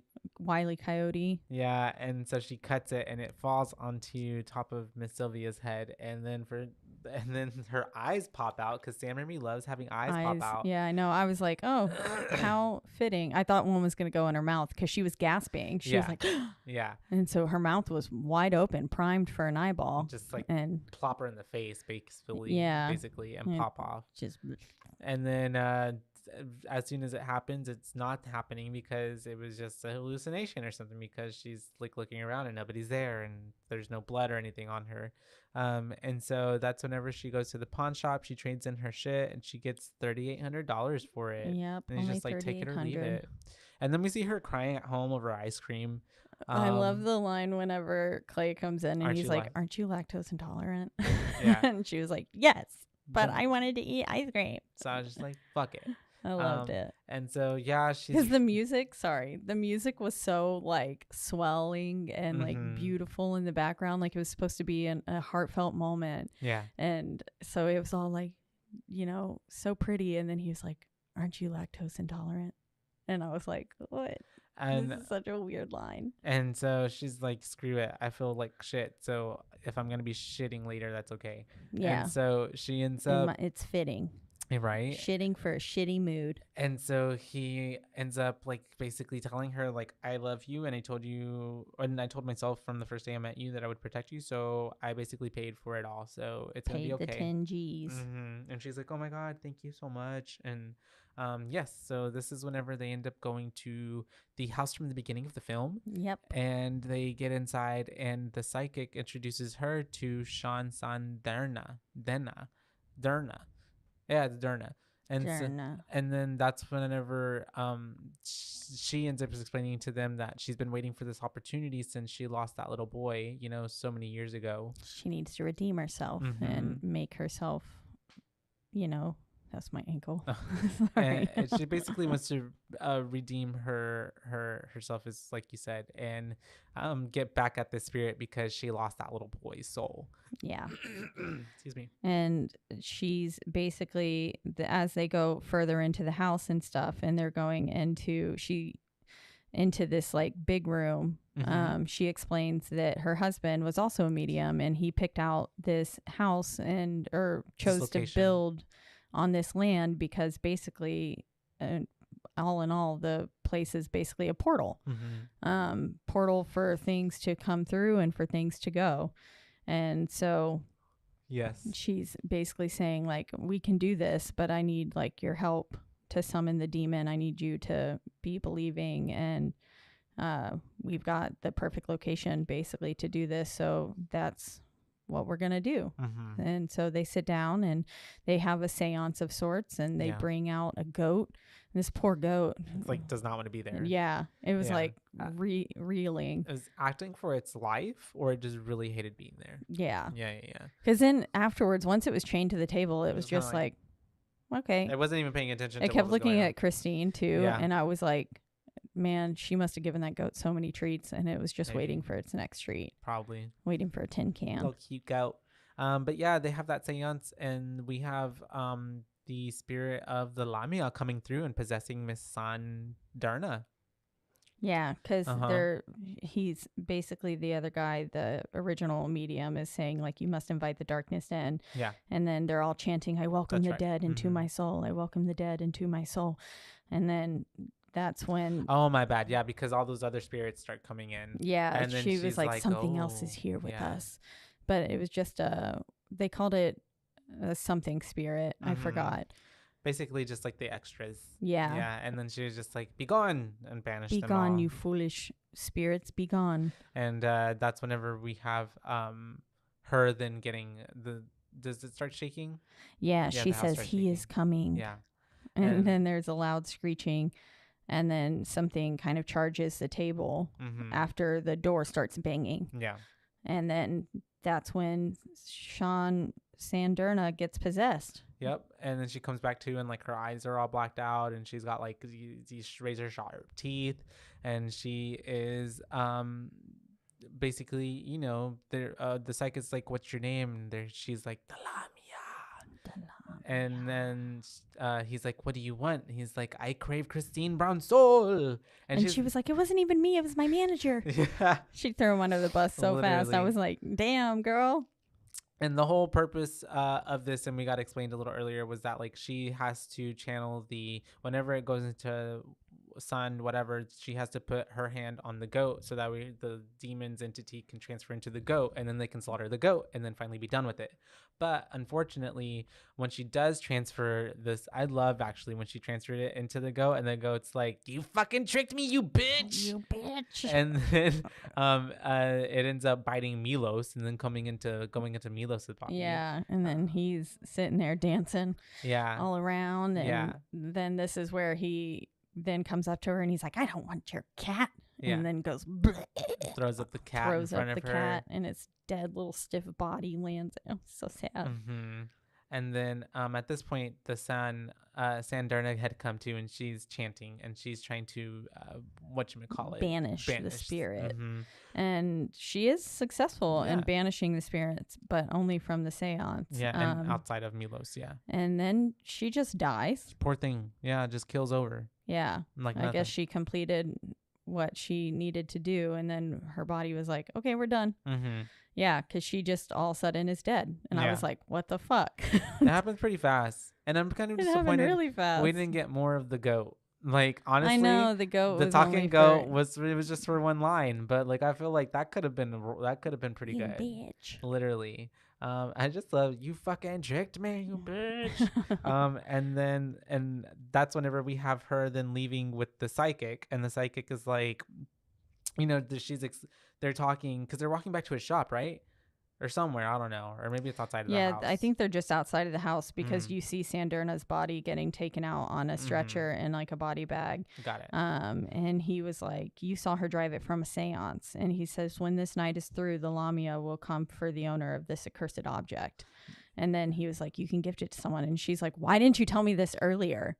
And he was like, "Well, It's kind of like last resort. yeah, because then you're damning someone else to hell." And then I would be an basically. accomplice. So basically, like we're damning someone else. Yeah, we're responsible for someone else literally who probably didn't do anything. Tortured in hell for the rest of eternity. Yeah, that's a lot. Yeah, it is. But And- honestly, would it rather be me? Like, okay, I'd find somebody. If I had a stew in my life, I'd find Stu would somebody. be getting it. I'd find somebody. My next note immediately, like literally, he barely got the words out of his mouth, and I was like, "Gift it to Stu. Stu. Give it to Stu." Because then unfortunately she goes to a diner, and she's just like, she's looking around and she's trying to think of who she first she's driving home. Oh, that's right. With Clay. That's right. And they almost run over a man, Mhm. and then he starts yelling at her. "You will burn in hell. You will burn in hell." But as the car like lunged to a stop, or came, to a stop, Mhm.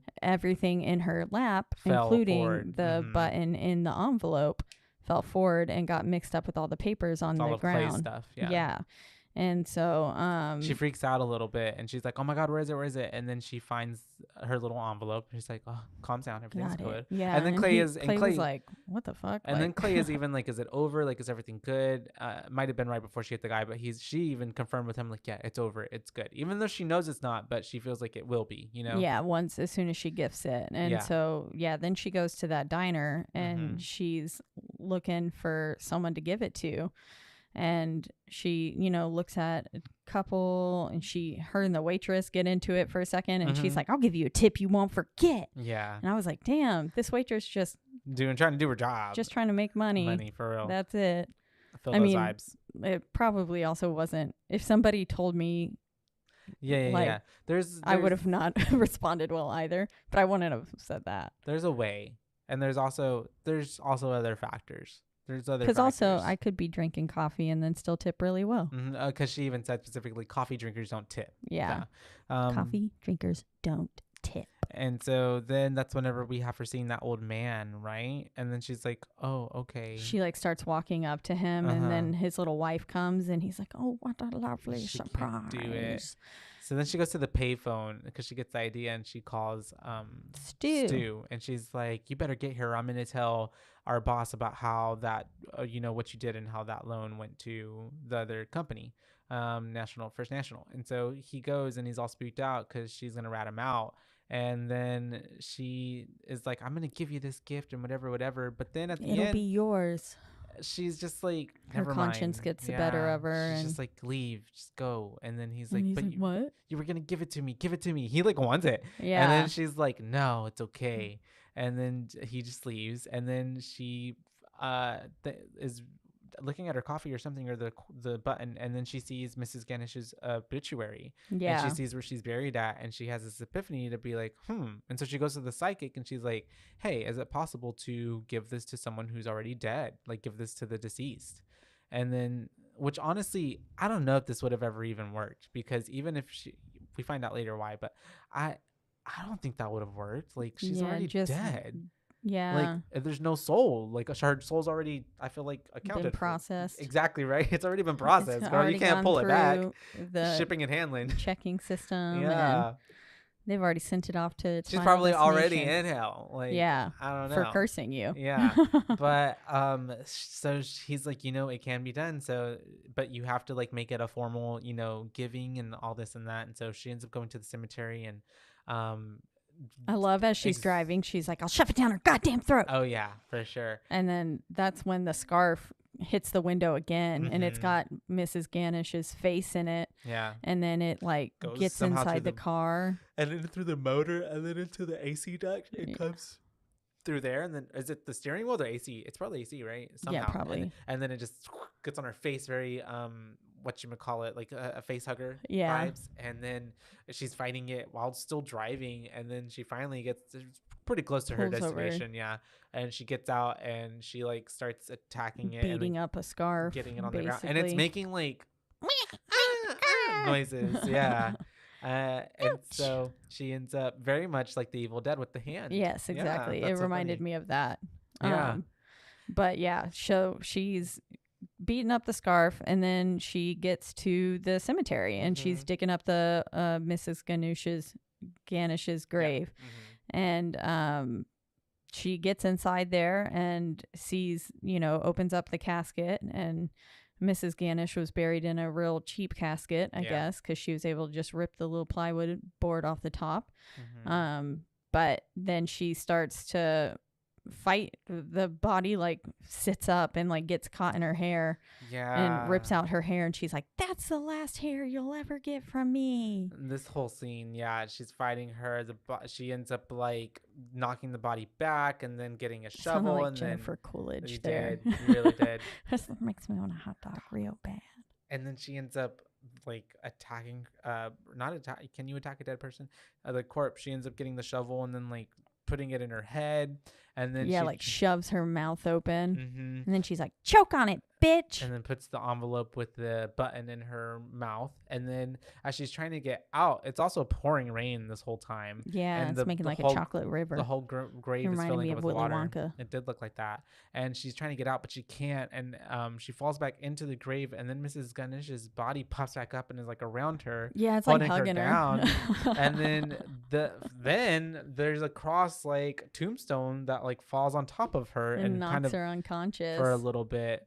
She And goes under. You're like, oh shit, she dead. This is how it ends, yeah. But then But she then- pops back out, and it's like OMG, and then she comes out, and And the dawn is rising. It's a new Mhm. day, and the rain is washing her clean. And then we get this cool transition shot from the rain into her shower. yeah, And She's she's washing it all being off. literally washed clean of this from her sins. Yes, kidding. of this demon.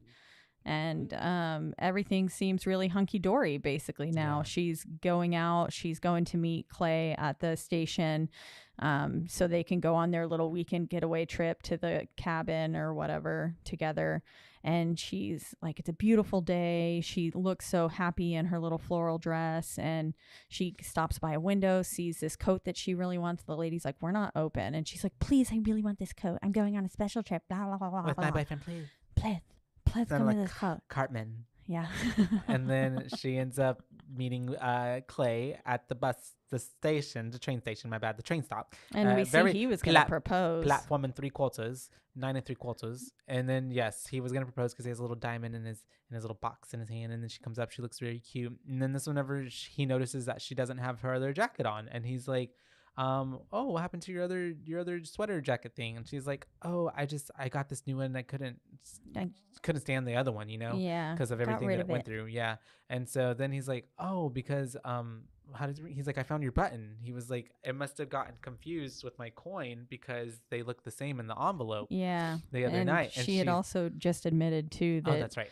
like it was my decision not to give her an extension and stuff. And so like she came to terms with it and like admitted it. And It was her then fault. Yeah. Yeah, and now he was like, and then he brings up the button again, and Yeah. yeah, And she's like, you can see the "What?" shock on her And face. she's like, what?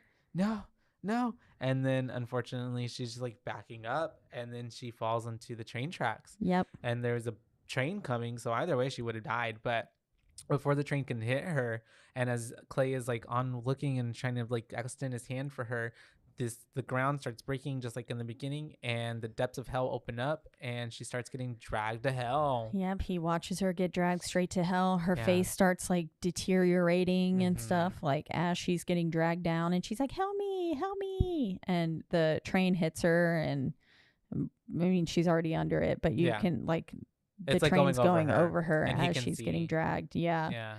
And kind of disguising the situation probably from other onlookers. And you just see him like with the flames reflected in his eyes, looking all teary-eyed and stuff, because he just watched his girlfriend get dragged to hell. And yeah, then that's the end of the movie. And that's it, because we pops got up another and title drag me card. to hell again. Yep. Which The I liked. end. Yeah. Dong. That's what it gave. And yeah, that was Drag Me to Hell. Overall, pretty campy horror movie. There's a lot of humor injected into it, which at times, like, it kind of feels like at times it's a horror movie that tries to be a comedy, or it's a horror movie that doesn't know that it's like trying to be a comedy, and vice versa, like a comedy that doesn't know it's trying to be a horror movie, if that makes any sense. Yeah. Because there are definitely a lot of funny one-liners that happen in it. There are certain situations that are really funny, like just Mrs. Ganish's eyes bulging out, and then with the anvil, and then her even just like gumming on Christine. Yeah. There are just so many moments that it's quite stupendous. It's quite like absurd, but at the same time, that is, if you think about it, that is horrific, because if some old lady was gumming on me, that's quite terrifying. That's like Blech. one of the most terrifying God. things I could think of. Yeah, right? And just so- somebody gumming on your own like, mouth. Yeah, that's so. yeah. And so, Even like if it was on my arm or something, I'd be like, ah. That's true. Justin Long did a pretty good job in his role. I feel like even like the other actor, like the dad and the mom, like she made me hate her. So she obviously did really good in her role. And then even the bot, like everybody was really believable, even Stu, except for unfortunately our lead Main actress, Miss Christine. Yeah. I honestly have never seen this chick in anything else other than this that I Same. know of. She looks like a Walmart Brie Larson. And Hill Country Fair Brie. Yeah. Sorry to this girl, Allison Lohman. Sorry, Allison Lohman. And you know what? Hey, Hill Country Fair makes some great products. They do, and also like it's not. I'm not saying like we all have her. I'm sure there's a role for her, or a role out there that she's done that like was really good. I don't know, but like this just was kind of like not it. Her delivery and her lines were unbelievable at some points, and then her reactions, her facial like emoting wasn't enough sometimes. And yeah, other than that, I thought it was a pretty fun story. I would have liked to see the goat a little bit more, like possessed. That would have been really cool. It was giving me like the Witch, Black Thomas, kind of vibes. And then I put comical. Yeah, I feel like out of all, I think it'll get a 3 from me. A 3. A 3 boos. Yeah. Yeah. 3 boos. I mean, it's not bad, and I definitely laughed through it, but I don't know. Maybe I just like I don't know what to Oh, this is bad. I don't know. This is not a good review. I'm sorry, you guys, because it feels like, if it was a comedy, this is a 5. Yeah. This is a horror movie. It's a 3. It just, I feel like a little bit less of that injection of the comedy, and it would have been good, you know, like in Yeah, it terms was of one like of those ones that really, it was like, are you a horror movie or are you a horror comedy? What are you doing? they really hammed it up. Yeah. But I mean, sure, if it was a horror I don't know. Let's give it a 3. You go. Because I'm back and forth. Let's see. Some fun facts. We already discussed that Alison Lohman did almost all of her own stunts. When Sylvia Ganesh attacks Christine in her car, Sylvia curses in Hungarian. She says some words that I'm not going to try and pronounce. And it basically translates to, shall the devil fly into you? And she also uses the Hungarian word Százja 2 times. And this word directly translates to bitch or whore in English. Wow. The yellow Oldsmobile Delta 88 is Sam Raimi's own car that his father first bought new in 1973. It has appeared in all of his films except The Quick and the Dead, For the Love of the Game, and Oz the Great and Powerful. Cool. Yeah. So It's a I cool guess, Easter egg. I think Mike was talking about that. Yeah, he loves that cars and everything. The script was written after Sam Raimi and Ivan Raimi completed Army of Darkness, but Sam pursued in 1992. But Sam pursued other projects before returning to this. Yeah. And then a Lamia is actually a boogie woman from Greek mythology who stalks the countryside looking for children to devour. It was a story used to get young children into their beds at bedtime. That's so interesting. And then let's see. Oh, some cameos. Ted Raimi, Sam's brother, makes an off-screen cameo as a doctor. Their brother Ivan, also the co-screenwriter of this and several other films, really is a practicing doctor of osteopathic medicine. Scott Spiegel, writer of Evil Dead 2, appears as a mourner at the Death Fest. Cool. Yeah. In the house. Yeah. And then Christopher Young, the composer of the musical score, can be briefly seen eating a cupcake outside the bakery Christine looks into on her way into work at the beginning of the film. Oh, okay. Yeah. And then I don't know what the word I just tried to say. Surrector? Surrector. I think I was going director and Sam Raimi at the same time. Director Sam Raimi? Director Sam Raimi was a spirit during the exorcism scene. So he... Oh, one of those ghosts that were flying around. Yeah. Yeah. Yep. So he showed up there. They He does like to be in his movies. That's his like movies. A little cameo. Those ghosts gave very like Haunted Mansion ghosts. Yes, they did. That is exactly what it reminded me of. Yeah. Like especially I just how watched they for the first time, like a few weeks ago. Which Robert. the new one? No, the old one with Eddie. With Eddie Murphy. Yeah, I had never seen it before. Oh, it's pretty cute. It is cute. Yeah, I liked that movie. Haunted Mansion has a whole bunch of lore behind it. Like there's a whole podcast on like the different parks and the different lore behind each of the characters and stuff like that. Disney made it up, didn't they? It's not like a real like haunting thing though, right? No. Yeah. No. Okay, got it though. No, yeah. But I mean, I've been to Disney World and I know like I've been on that ride. Yeah. Which is pretty interesting. It's pretty cool. They have lore, but like behind all of it for all the characters and stuff like that. It like connects everything together, and different parks have different lore and stuff like that. Because they all have their own version. That's pretty deep. Yeah, which is pretty cool. But I think I would give this film a 2.5. I feel that. That's kind of what I wanted to go to, but I was like, I don't know, it's kind of low. You know what? I changed mine to a 2.5 as well. Sorry. Yeah, 2.5. It was an enjoyable enough film to watch. Like I was able to get through it, but yeah, Alison Lohman's performance was a little lackluster, in my opinion. And there were parts of it that were just comical and not in like a good, funny way. And then seeing more of the goat, that would have been fun. I would have liked to have seen more goat, less whole kitty. scene I did like. I thought that whole scene was done really well. Same. Yeah, that was kind of probably my favorite, the best part of the whole movie. Yeah. Honestly. I liked that scene. And it was literally 4 minutes, like 5 minutes. It was the shortest scene of like, I feel like the whole movie. Yeah. Yeah. Like it should have lasted longer and been the climax and of the made film it really as big. opposed to later on. Yeah. It was, I agree. Overall, good film, good enough film.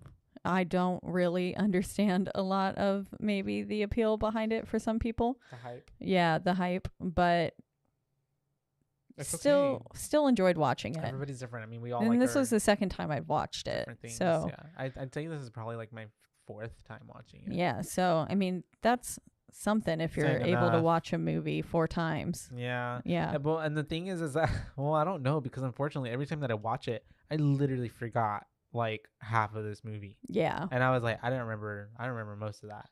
Yeah, I didn't remember the goat or anything. The only thing I remembered from this film was her at the end getting dragged to hell on the subway tracks. I remembered the goat for sure because I remembered really liking that part, but because it just makes me laugh. You fucking bitch! You tricked me.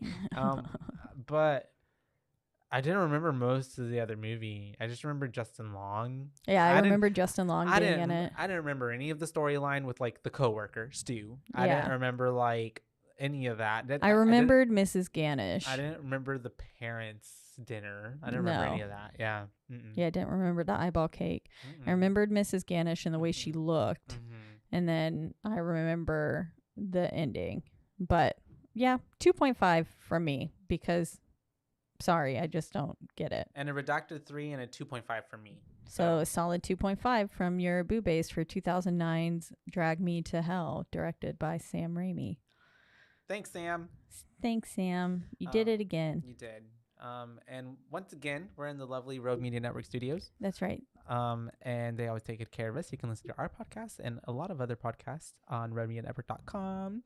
And then if you want to listen to us on any of your favorite podcasting platforms, you can do so. But the biggest 2 would be Spotify and also Apple. And then wherever you do listen, don't forget to rate, review, like, and subscribe. That's right, because that's the only way we can get ahead in this world. And then if you want to reach out to us, let us know your thoughts on Drag Me to Hell, why we should have rated it higher, or if you agree with our rating. You can do so on Instagram and that our one social media platform, and that is at Boobays Podcast, and that's at BOOBAES because we're your boobays, not your boo babes. That's right. And thank you to all the new followers we've gained on Instagram recently. We appreciate your interaction and everything. So, just let us know your thoughts on the films, and we'd be happy to discuss them with y'all. We got a lot of responses from Hereditary, our Hereditary post. Lots of people responded on that. A lot of people love that movie. Yeah. It's such a good movie. Honestly, Toni Collette just sells that movie. She does. But yeah, and you can also leave us like we've always all the time say listener requests. Please send us a DM because we're covering comment on whatever post and just be like, hey, please do this film. Yeah, you know? and then we'll add it to our ongoing list. And speaking of listener requests, the next film that we'll be covering for our listener requests of the month of October will be Ganjam Haunted Asylum. Yes. A listener request from Phil. Thank you, Phil. Thank you, Phil. Shout out to Phil. Yeah. So very excited about that. I've never seen it, never even heard of it. So I have heard good things. So we'll be doing that next. I have had 2 people that I really trust as far as horror films go recommend it to me. And say it's good. Yeah.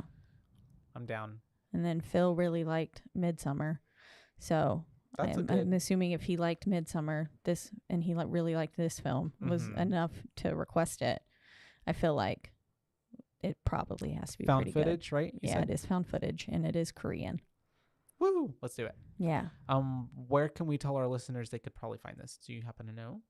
I know it used to be on Shudder. So if you want to possibly watch before even having the episode come out and having your own opinion, you can find that possibly on Shudder. Possibly on Shudder. We found this one today on Amazon Prime. Yes, we did. It was for free. included with Prime. For free. For free. We love for free. But yeah, is there anything else we need to add in there? Nope, I think that's all. So until next time, you guys. Bye, bays. Bye, bays.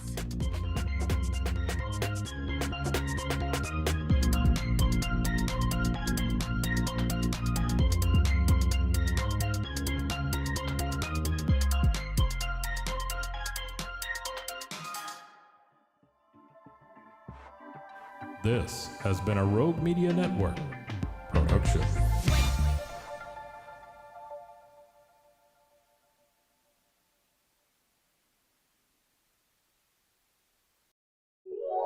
This is a Rogue Media Network podcast. Caroline, you should tell them about the newest thing that Bloody Happy Hour is doing. A Patreon. It's a Patreon. What is that? That means you're basically like a VIP member, and you get some perks. You maybe get like merch a little earlier. You get Or exclusive merch. You could get first dibs on signing up for a live show. You get episodes with no commercials. You get our video because our video is no longer available on YouTube. It is only on Patreon. And the most important to me is you get videos of our live shows, but also bonus episodes each month. But if you're on a Patreon, you're VIP, you're going to get more. Because I always have a lot of details I want to go to. I can law-splain. I might read a book. This is also going to be the exclusive place that Dirty Chat is going to go to. In order to hear the full content, it's going to be Patreon. Where do they go again? Patreon.com/bloodyhappyhour.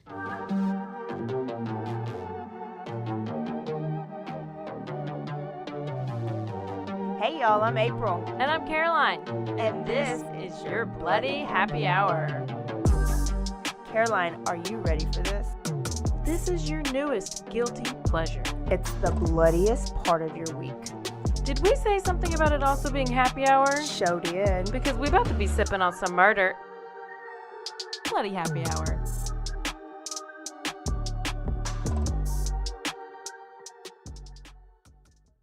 Hey y'all, this is April. And this is Caroline. Thirsty Thursday, full episode here. And if you don't know, this podcast is called Bloody Happy Hour? Yeah, what do we do on this podcast? I think we talk about stuff that happens to turn out bloody, which is usually crime or, anything. Crime. And we get thirsty because we talk a lot. So then we have to stay quenched.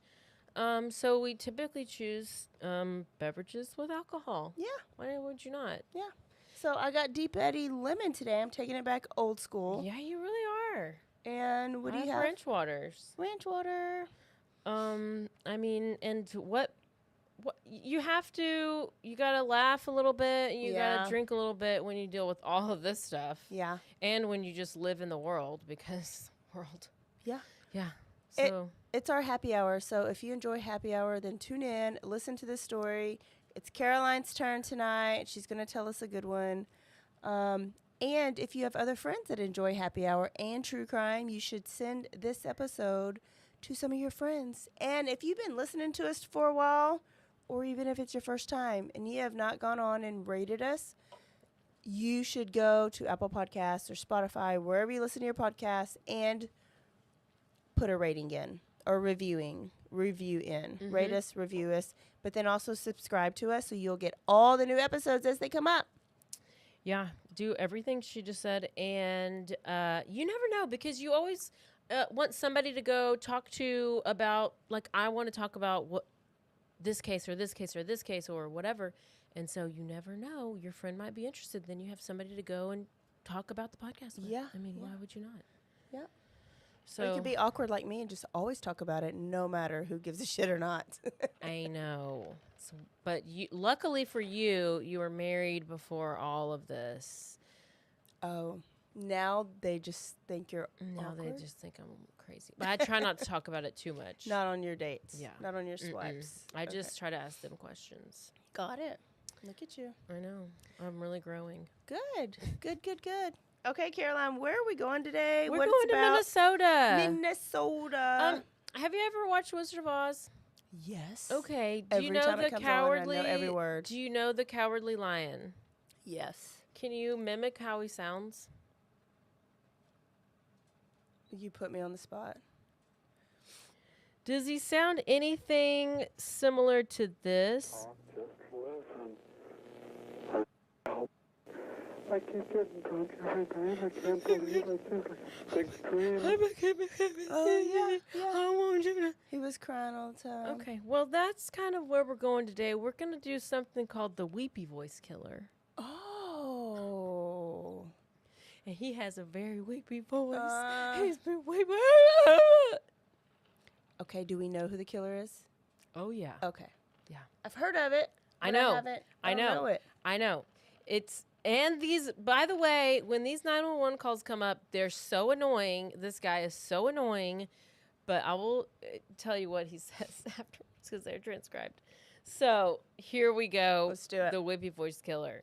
So I'm kind of jumping right in, and you got to pay attention because some of them, it's just the whole thing.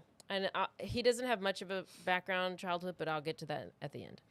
So New Year's Eve, 1980. I already know his mom probably yelled at him all the time. He had overbearing. He was one of 10 kids, so he He didn't have got no attention. no attention. Okay, I'm gonna try to diagnose him as I'm going through. Okay. Casey, I'm being a Casey. Well, I was gonna hold off and give you that.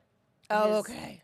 But I can tell you. Oh, it. no. I wanted to guess it as we go. Okay, yeah. So, 1980 New Year's Eve, 20-year-old student Karen Potak had just arrived to St. Paul, Minnesota, and she was meeting up with her sisters for a New Year's Eve party. And she starts drinking. You know, you get a little heavy on the sauce, and you're gonna have a little New Year's Eve party time. But she somehow decided that she was gonna pull something like what I do and just wander off and just. Oh. You should never do that. You should never drunkenly wander off into nothing. But if you're on the Cayman Islands and you're going to go walk through the drive-through, it should be okay. You're safe. No? Okay, no. So she wanders off from this party, and then 3 hours later, around 3 a.m., police receive a call from a man wanting a squad car to be sent to Pierce Butler Road at the Malberg Manufacturing Company. Remember the Malberg Manufacturing Company machine shop. So this is where there was a, quote, girl hurt there, okay? And the caller's voice is very shaky, filled with emotion, and the dispatch person is, once the dispatch asks for the name of the person hangs up. Officers get to the scene. They find Karen's naked body in a snowbank. What's a snowbank? I don't know. A bank near the railroad tracks. She's been beaten with the tire iron so severely that her skull is cracked and you can see her brain. Oh. But she is alive. No. She survives. Is she okay? Well, she's got brain trauma. Some cognitive. So she has no memory of the attack, and it severely affects her memory, but she lived through it, and this just seems to be a random attack.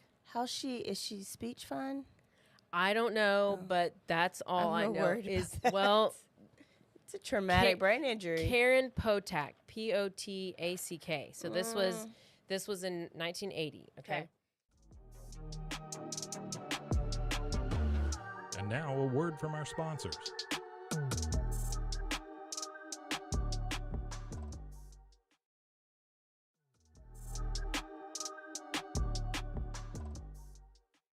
Then we go to the next one. His next victim, this is the second attack, but his first murder. And this is Kimberly Compton. This is on June 3rd, 1981, and a group of boys were walking through this wooded area near Interstate 35. This is in St. Paul, and they come across the body of an 18-year-old Wisconsin student named Kimberly Compton. She stabbed 61 times with an ice pick and was strangled with the shoelace. So Kimberly Compton is the one who's stabbed with the ice pick and strangled with the shoelace. And the first one was beaten with the tire iron. Yes. Okay. So then they have another police call, and it's this caller who's tearful and full of emotion and reports that he committed this crime, and he tells the police, quote, "Goddamn, you will find me. I just stabbed somebody with an ice pick. I can't stop myself. I keep killing somebody. I keep killing somebody." That's what the phrase that he uses. So they trace the call back to a phone. It's a payphone near a bar near this bus depot. And by the time they get there, of course, the killer's gone. But at this point, they dub this guy and they give him his name as the weepy-voiced killer 2 days later, the killer called again to say that he was sorry for what he did Oh my to gosh. Compton. And this is the first phone call that I'm going to play for you.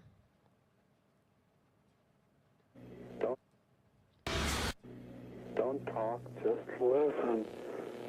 I'm sorry what I did to Compton. I couldn't help it. Don't know why I had to stab her. I am so upset about it. I keep getting drunk every night. I can't believe it. It's just like a big dream. I can't think of being locked up. If I get locked up, I'll kill myself. I'd rather kill myself than get locked up. I'll try not to kill anybody else. Okay, that's the first one. So what he said was, don't talk, just listen. He always starts it off with, don't talk, just listen. He said, I'm sorry what I did to Compton. I couldn't help it. I don't know why I stab her. I'm so upset. I keep getting drunk every day, but I can't believe it's like this is a big dream. I can't think of being locked up. If I get locked up, I'll kill myself.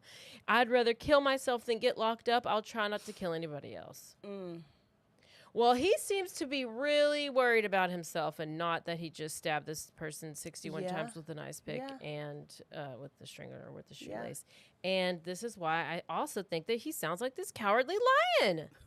He sounds just like the lion. I wonder if he remembers the phone calls the next morning if he's this drunk. That's what I think that, okay, and I mentioned that later. It's like Jekyll and Hyde type of a thing where he like does this stuff and then he wakes up and regrets it and doesn't have a clue what he, or like, yes. Yeah. I think there's a If Criminal I was Minds the about not, this. there is. Okay. Yeah. Yes, there is. That's where some of this is from. Yep. So he doesn't, so then he goes on and it's July 21st, 1982. So it's like a year later. A woman named Carol Kellogg goes to her friend's house. Her friend is Kathleen Greening. Okay, Kathleen Greening. They're on vacation they go to Mackinac Island. Carol goes to the house. She knocks on the door. She's going to meet up with Kathleen. She goes to Kathleen's house. She knocks on the door. Nobody answers. She's like, well, we're about to go on vacation, so whatever. She tries to open the door. The door's unlocked, so she goes in.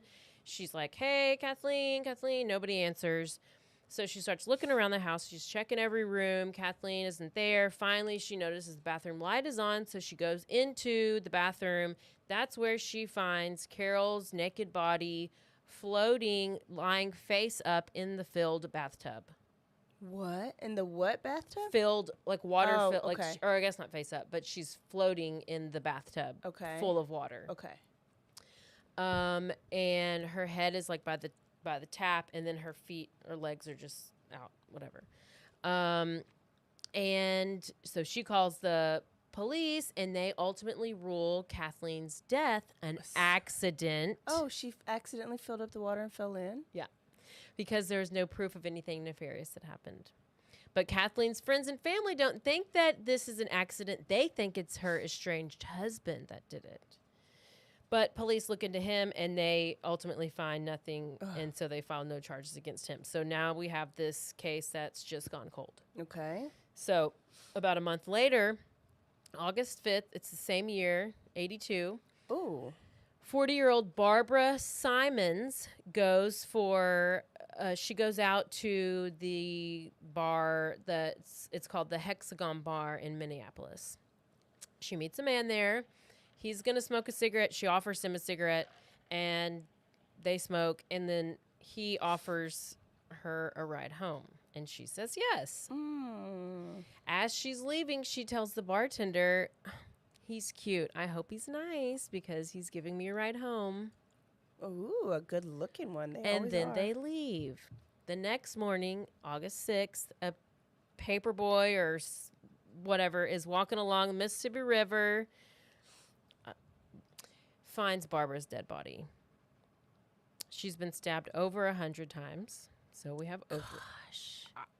He hates women. Again, the police get another phone call, and it's the same voice. This time he's full on crying, and he once again starts the phone call with, please don't talk, just listen.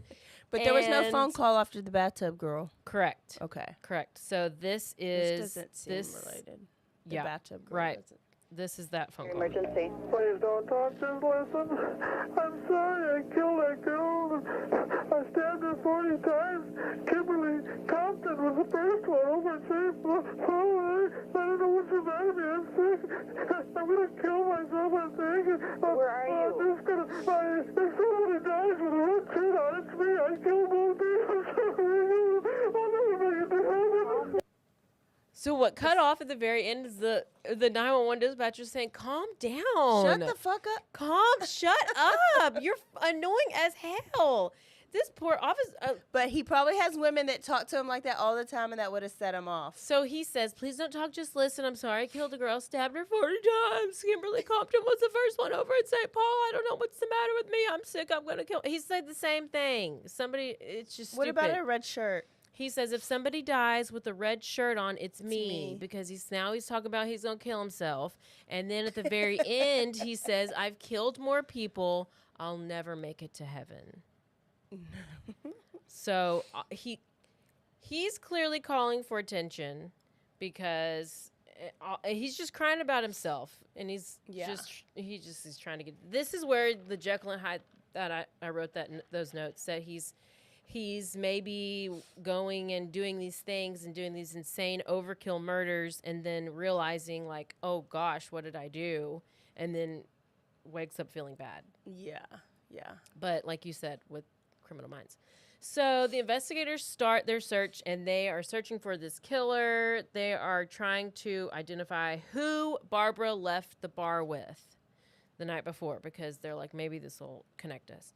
So there's witnesses that say they remember seeing her leave with a man that was around 40, 6 feet tall, 185 pounds, a white man with a receding hairline. So Barbara must have not have high standards. I know. No. So, well, rest in peace, Barbara. It's not your fault. So then on August 21st, 1982, so it's a month later, police are still searching for Barbara's killer from this Hexagon bar. And then this is when 19-year-old Minneapolis sex worker Denise Williams is out on the streets. She's working. A client approaches her. They start talking about pricing. And then she gets into his car. It's just normal. Yeah, it's part of the job. Part of the job. But they drive to a secluded location. They have sex. Afterwards, he says he's going to drive her back home. But as they're driving, she notices that he's going further away into this dark area that she does not recognize. God, I hate that. And they're not going back into the city. So it's this like suburban area. So she starts getting a little uneasy. She knows that she's in danger. But then she realizes that, and I think they're in her car. What? Are they in her car? Because not if she's noticing that he drove I away. know. So he's driving her car? Hang on. Well, he approaches her, so she gets into his car. She gets into his car, yeah. But she notices that there's a bottle, like, by her foot. Vodka. I don't know, but basically she's preparing to use the bottle against him if something happens, because now she's like, okay, this is not the right way to go. And then, but she feels this bottle by her foot, so she's like kind of prepping herself in her head. He pulls off to like a dead-end street, and then all of a sudden just like turns and starts stabbing her. And he's stabbing her with a screwdriver. Oh my gosh. But she's so ready, and she grabs that bottle.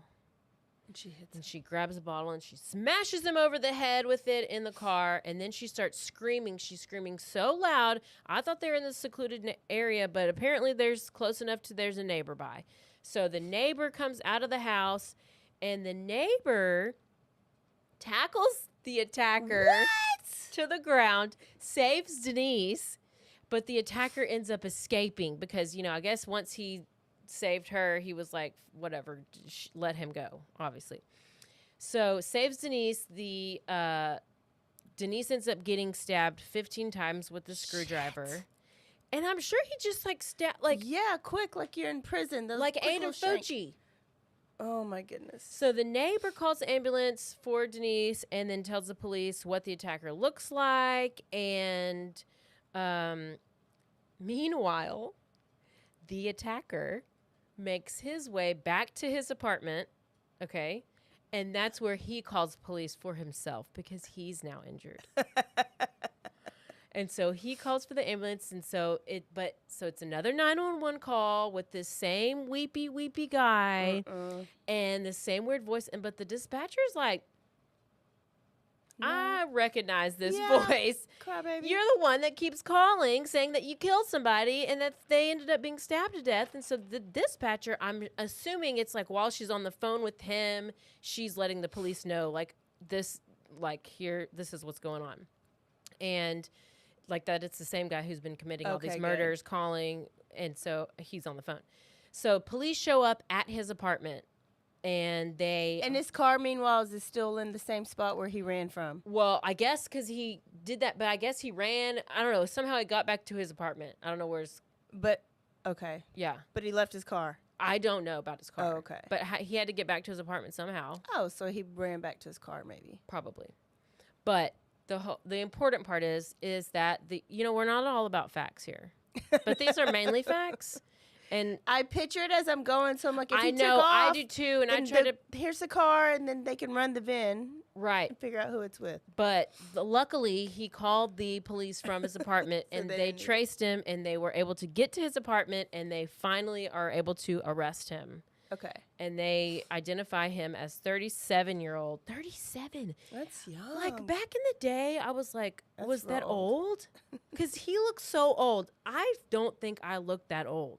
But I'm 37 or 30. I don't know. I'm 38. I don't know. But I'm basically that age. Anyway, Paul Michael Stefani. Okay. He's arrested and he's charged with second-degree assault for Denise Williams' attack. Okay, so they just have him for that one attack. They dig a little deeper into his background, and they are able to connect him to Barbara Simon, the one from the bar. Mm-hmm. Because they're able to connect Barbara Simon's murder to him because of the eyewitness accounts. Okay. So there was a waitress who saw Barbara leave the Hexagon bar with the man who she knew was Paul Stefani. She knew his name. He'd been there before. So when police come back around to look into who Stefani was, like to look into him, the lady at the bar is like, oh, yeah, that's who she left with Paul. Yeah. Okay. So they begin, they look even deeper into the background, and they find out that he used to work and he was fired from the Malberg Manufacturing Company, which is where he was fired from in 1977, which is 3 years before he attacked the original Karen Pollock at the same place her body was found. Mm-hmm. Got it? Yes. So basically, they're able to add a murder charge for Barbara on top of the assault for Denise. And then now Karen. They're working on Karen. Okay. We'll do the background of him. He is from that area, Minnesota. He was born in 1944. He was one of 10 kids, super religious family, super repressed. He married a woman named Beverly, and they had a daughter, and then they were later divorced. He liked the most basic names. Karen, Barbara, Beverly. What was the other one? Kimberly. Yep. I don't know. There was one other thing I wanted to say about his upbringing. One of 10, highly religious. His mother remarried when he was very young. He had a stepfather. This could have been part of the problem. The stepfather just sometimes threw the kids down the stairs. So could have had a little bit of head trauma. And but that's basically all they give about his upbringing and background. Like, so they are just like, this guy's weird because he's a weepy voice killer. So, so Stefani goes to trial for the murder, and for the attack of ex-wife? No. Oh. He goes to trial, and they get the ex-wife, Beverly, and some of his sisters to testify that is his voice on the phone calls. Okay. So they're using that to try to connect him to more things, but they can't necessarily use it for... Yeah, because that can't be proven. Exactly. They can't link it to the case that... Remember the one that the girl that was in the bathtub and he never made the call? They have yet to connect. They were not able to connect. I guess they were just trying to connect all of them, right? All the women deaths. What was her name? That was Kimberly Compton? No, because No, that's the one 'cause he he talked. That confessed. was hang on. I'll tell you if it's him by the name. There's Kathleen. Kathleen. Yep. He killed her. Exactly. But why not overkill with him, with her? Exactly. And then how would you get in the house? Mm-hmm. But she was married, so maybe not. I feel like it's unrelated. Okay. But the name fits the the profile. I scroll. Okay, so yes, ex-wife, sister, they come and they try to testify to the voice. They're all saying that it's him, and they're trying to get all the charges together, connect all these attacks, and because part of the calls are so incoherent at the end of the calls, it's like wow, like all this stuff, they can't directly connect it. So he is eventually found guilty in both the second-degree assault charge and the murder charge for Barbara Simon. Okay, so they have the sex worker and Barbara Simon, and they give him, I guess she was only worth 40 years in prison. Okay, so it's 1997. He's 53 years old. He's still in prison. He gets diagnosed with skin cancer. And the doctors tell him that he has about a year to live. I don't know what kind of skin cancer, but it must have been deep. So he tells the authorities and the investigators that About everything. he has some confessions that he needs to make. Okay. About some other attacks. And he says that he wants to apologize to the victims' families before he dies. So on a taped confession, he confesses to the murders of Kathleen Greening, which is the bathtub girl. Kimberly Compton, which is the tire iron. That's the one that happened at the Malberg Manufacturing Company, who they thought, And he had not even been a suspect in the Greening in the bathtub case. Yeah. Because there was no phone call and it didn't match his MO. Yeah. And that was one that was also really early. And so he just basically gave that one to him. How did he get there? Why? I need the whole story. Can we write him a letter?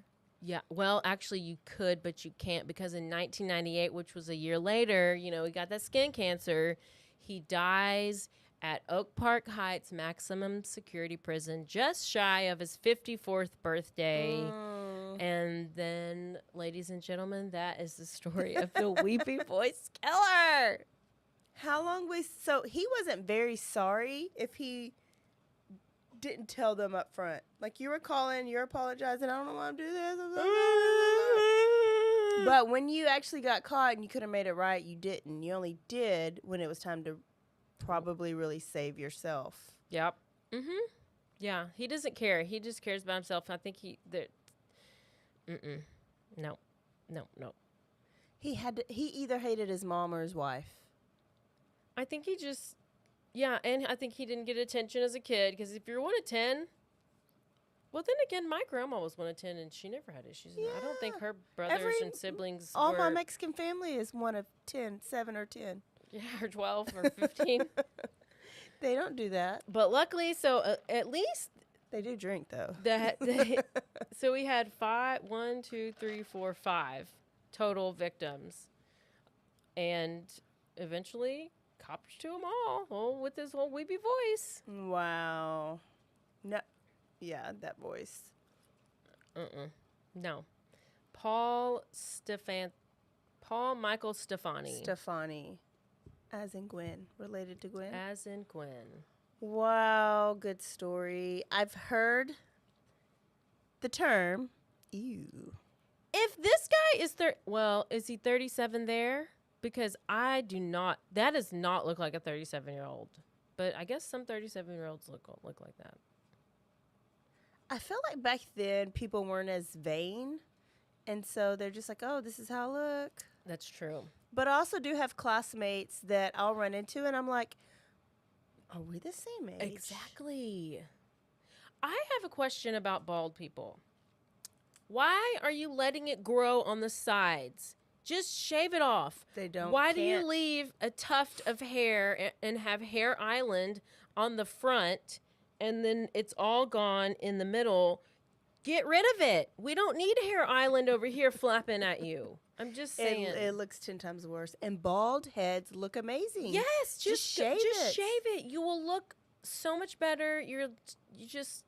I think it's one thing if you're bald as a choice, but like when your hair falls out and you didn't make the choice, if you do have that receding situation about to happen, you just shave it off when you're 20 or whatever. Cut the shit off, yeah. And then you don't ever have to even.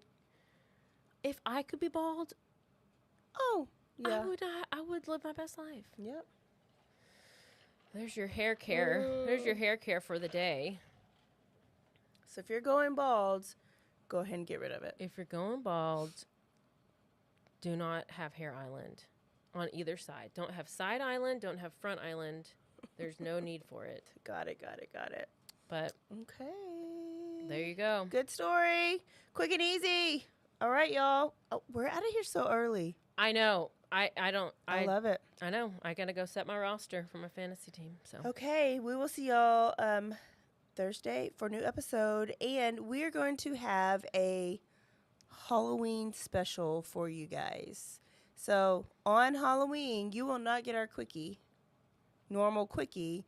You're going to get a ghost story. We're going to have a special guest come on and tell us the story because, Caroline and I are not very festive with the holidays. So we're going to bring somebody fully decorated. Well, I mean, like for the podcast. Oh. We don't have a whole month of Halloween. We tried it one year. Mm-hmm. We couldn't get into the haunted and the ghost stories. Yeah, because then I didn't believe anything. I thought it was all fake. Yeah. But this will be good. Yeah. I think I'm just gonna take off a whole day at work for Halloween. It's basically it's a holiday. According to American Horror Story, it's the day that people who are dead can actually come back and walk Zombies. the earth. Yeah. And might as well. Yeah. Okay. Mm-hmm. All right. We will see y'all next week for a whole new week. And if you're Patreon, you will get a bonus episode next week because I didn't edit it in time to drop it this week. So you'll get it next week. We'll see y'all next time. Don't forget to stay aware, stay alive, and always be DTF. Bye, y'all. Goodbye. Hey, I'm Blair. And I'm Brittany. And we're the host of By the Cover Podcast. We cover everything from mysteries, thrillers, romance, chick lit, and even some smut. Don't forget the smut. Yeah. We're so excited to get this thing going and share this with you guys. We've been talking about this for months, and it's finally happening. Yes. Special shout out to RogueMedia for helping us with this. For sure. You can find us on Instagram at @bythecover_podcast. You can also find us on Facebook and TikTok, so don't forget to give us a follow on those two also. And we are so excited to dive into some of our favorite books and share those with you. We can't wait. Hope you love it.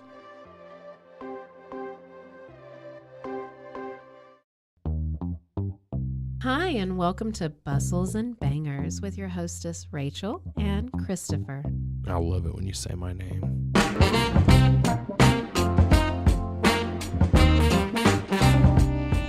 And you didn't say hi. I didn't. You just kept going. I'm going to introduce the book. I'm not reading it. It's because I don't like reading. Girls like cowboy butts, and those jeans don't hide anything.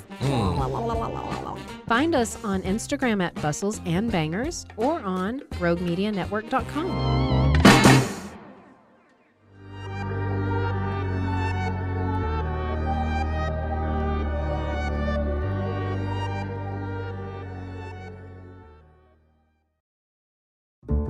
This has been a Rogue Media Network production. I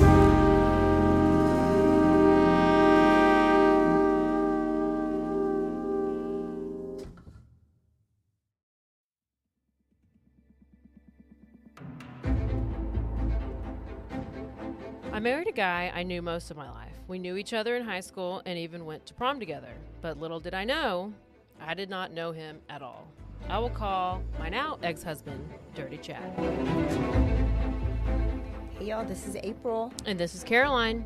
With Bloody Happy Hour. And we are bringing to you Dirty Chad. Get it on patreon.com/bloodyhappyhour exclusively for all the details and all the red flags. Caroline's finally telling her story. My truth.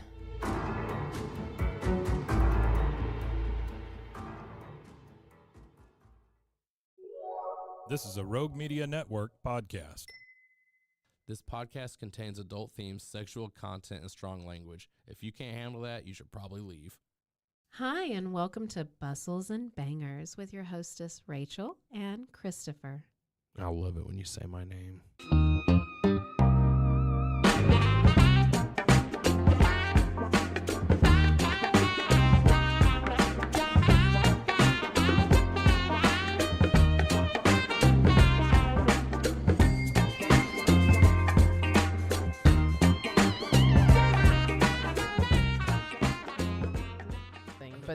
But fun fact for everybody out there, it's actually since we recorded the first episode, it's been 3 years. So we're back now, and we're ready to do the second episode. long awaited episode 2 of Hearts Kathleen Surrender. Morgan's Hearts Surrender to Cat People. Yeah, it's good to be back. I missed you. We were together for the 3 years. No, we were separated for at least one of those years. That is true. You were gone for quite some time. So if anybody noticed, which you might not have, there were a couple of weeks we didn't get an episode out. We've just been going through some life shit, but we're back at it.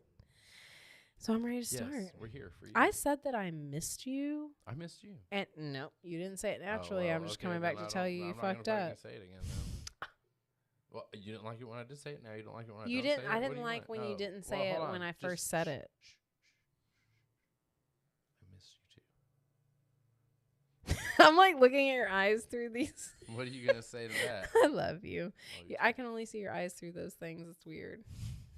Okay. So anyway, hello everybody. Welcome to another episode of Bustles and Bangers. I can't believe I get to co-host Bustles and Bangers. Whatever.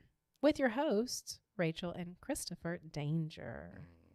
And this is the nasty, filthy, smutty, sexy podcast where we read romance novels as cheesy or filthy as they may be, or dry, because that happens, or wet, because that happens. We're here to tickle your funny bone. You're fancy. You're fancy and your funny bone. Yeah, so we just kind of rip them apart, get into them, get mad about them, get sexy with it. You know, whatever. So in this installment, we are reading the second part of Hearts Surrender by Kathleen Morgan. Now, one of the characters in here is actually named Morgan, or like Morrigan.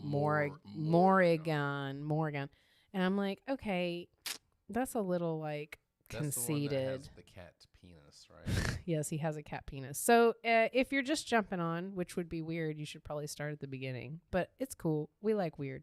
So this is about a different planet, not Earth. And there are cat people and people called Bellatorians that come from another place, I guess. And everybody... Normal, like human people-ish. Yeah, sort so of. far As far, gathered, yeah, right? if you look at the front cover of this lenticular 90s looking cover. Anyway, yeah, so the Bellatorians are relatively normal. Cat people are relatively normal, except they have some claws and a mane and some features about the nose and stuff, and they're more agile, and they have superpowers. Yes, and curved penises. Nobody described it yet. Oh. So at this point, what has happened is the cat people are all living happily on this planet. And the Bellatorians come, of course, to ransack it for its goods and burned everybody. Yeah, you're living life good. Let's fuck it up.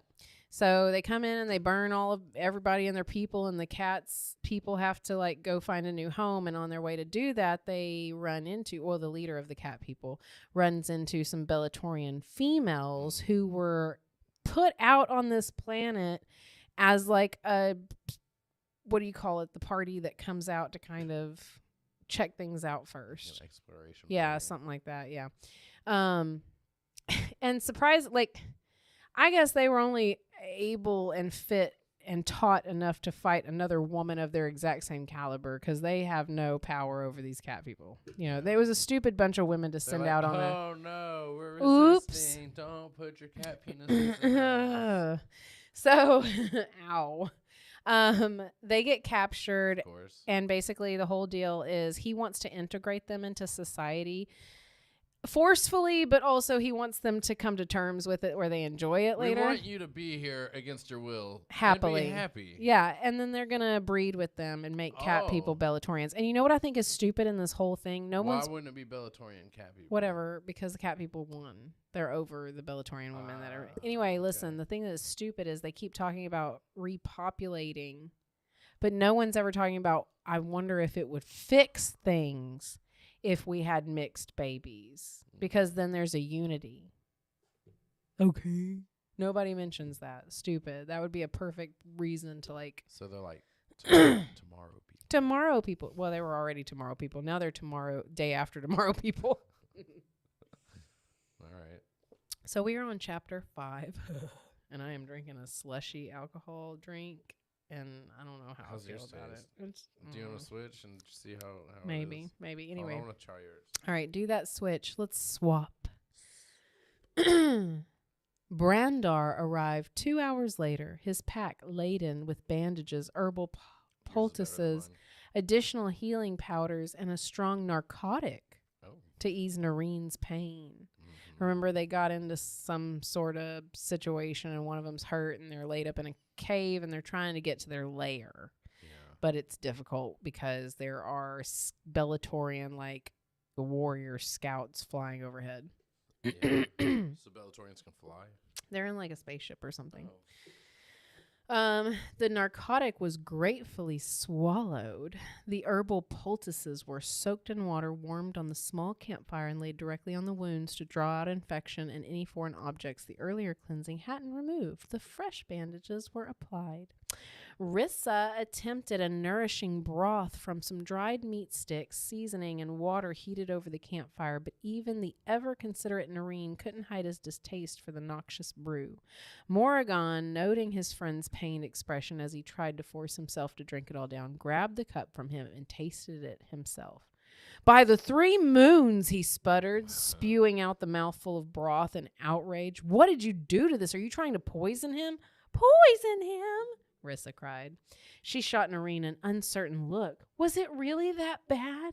"I'm afraid so, Femina, but I'm sure you'll get better with practice." Okay, so... Why do cat people need to cook their food? I don't know, because they're half people. Because they're half persons. Person? Yeah. Hey, so am I having a weird feeling? Did we already do the second installment, or is this really the long... No. Did I go ahead of myself? Okay, stop. Okay, I was like, damn, no way. Okay. Dang, that's a lot. How far Dude, you have no idea. This is a fat pussy book. Dude, strap the fuck in. Yeah. This shit is gonna strap in and strap on. Hold on, try that. You might want to switch. I don't know. Oh, no, that's... Oh, no. Mine's way worse. No. They're color-changing straws. That was disgusting. That was like drinking sunscreen. It's pretty bad. We can just share this one.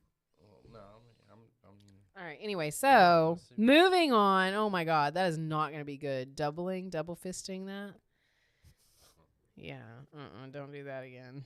You're so brave. I didn't like it. Well, neither did they. They didn't like the soup. Okay, yeah, the soup is great. No soup for you. So. Well, if you're so displeased with me, Rissa countered. Why not just let me go? Surely a woman as stupid and unskilled as I isn't worthy of mating with one of your precious catmen, much less bearing a cat child. Right. Think how slow and ignorant any offspring of mine would be, having a mother like me. Well, just because you can't cook doesn't mean we can't cook, girl. Well, my great and glorious lord, what do you have to say now? He has to say Puts that... hand on forehead, pulls out dick. Get on your knees, girl. There's hope. A good dose of cat's blood would improve the limited intelligence of any offspring of yours, he snarled. It's worth a try at any rate. He took her by the arm and turned her back toward the packs. There are additional meat sticks, journey bread, and dried fruit in the packs. See if you can manage to find them and lay them out for our supper. No cooking or additional preparation is required. Oh, supper. Supper. Oh, we have to sip for supper. Sip for supper. I didn't even highlight it. I missed it. Good catch. I missed that one and I didn't do it. So if anybody's jumping on, we have a Bustles and Bangers drinking game. You can sip, shot, or smoke when you hear the word supper. Speaking of smoke, we seen a car on fire. Oh my God, the second car on fire this year. And the other day when we were driving, we saw a guy dressed up like as a big foam mascot type Mario, all yellow and orange, like he had the fire skill or whatever. And he had his actual dog on the front of his little motorcycle. We've been seeing some weird shit. This town's weird. Yeah. I love it. Everybody should check out our social media and share the weird shit you've seen or share some funny, nasty little memes. We love that. So if you're interested in checking us out, find us at www.bustlesandbangers.com, or you can find us on Facebook, Instagram, and TikTok at Bustles and Bangers. If you want to see a little bit more of us, you can find us on like Instagram or TikTok at Gypsy Danger 317 or Christo 4 Danger. And we have some other spicy content that if you DM us on our less spicy content, we'll tell you where to find it. So anyway, moving on. Oh, wait, what's she talking about? Why don't you just get them yourself? Oh, because the stuff he just told her to take out of the backpack. So anyway, they're going back and forth, right? Why don't you just get it yourself? And he scowled and blah, blah, blah.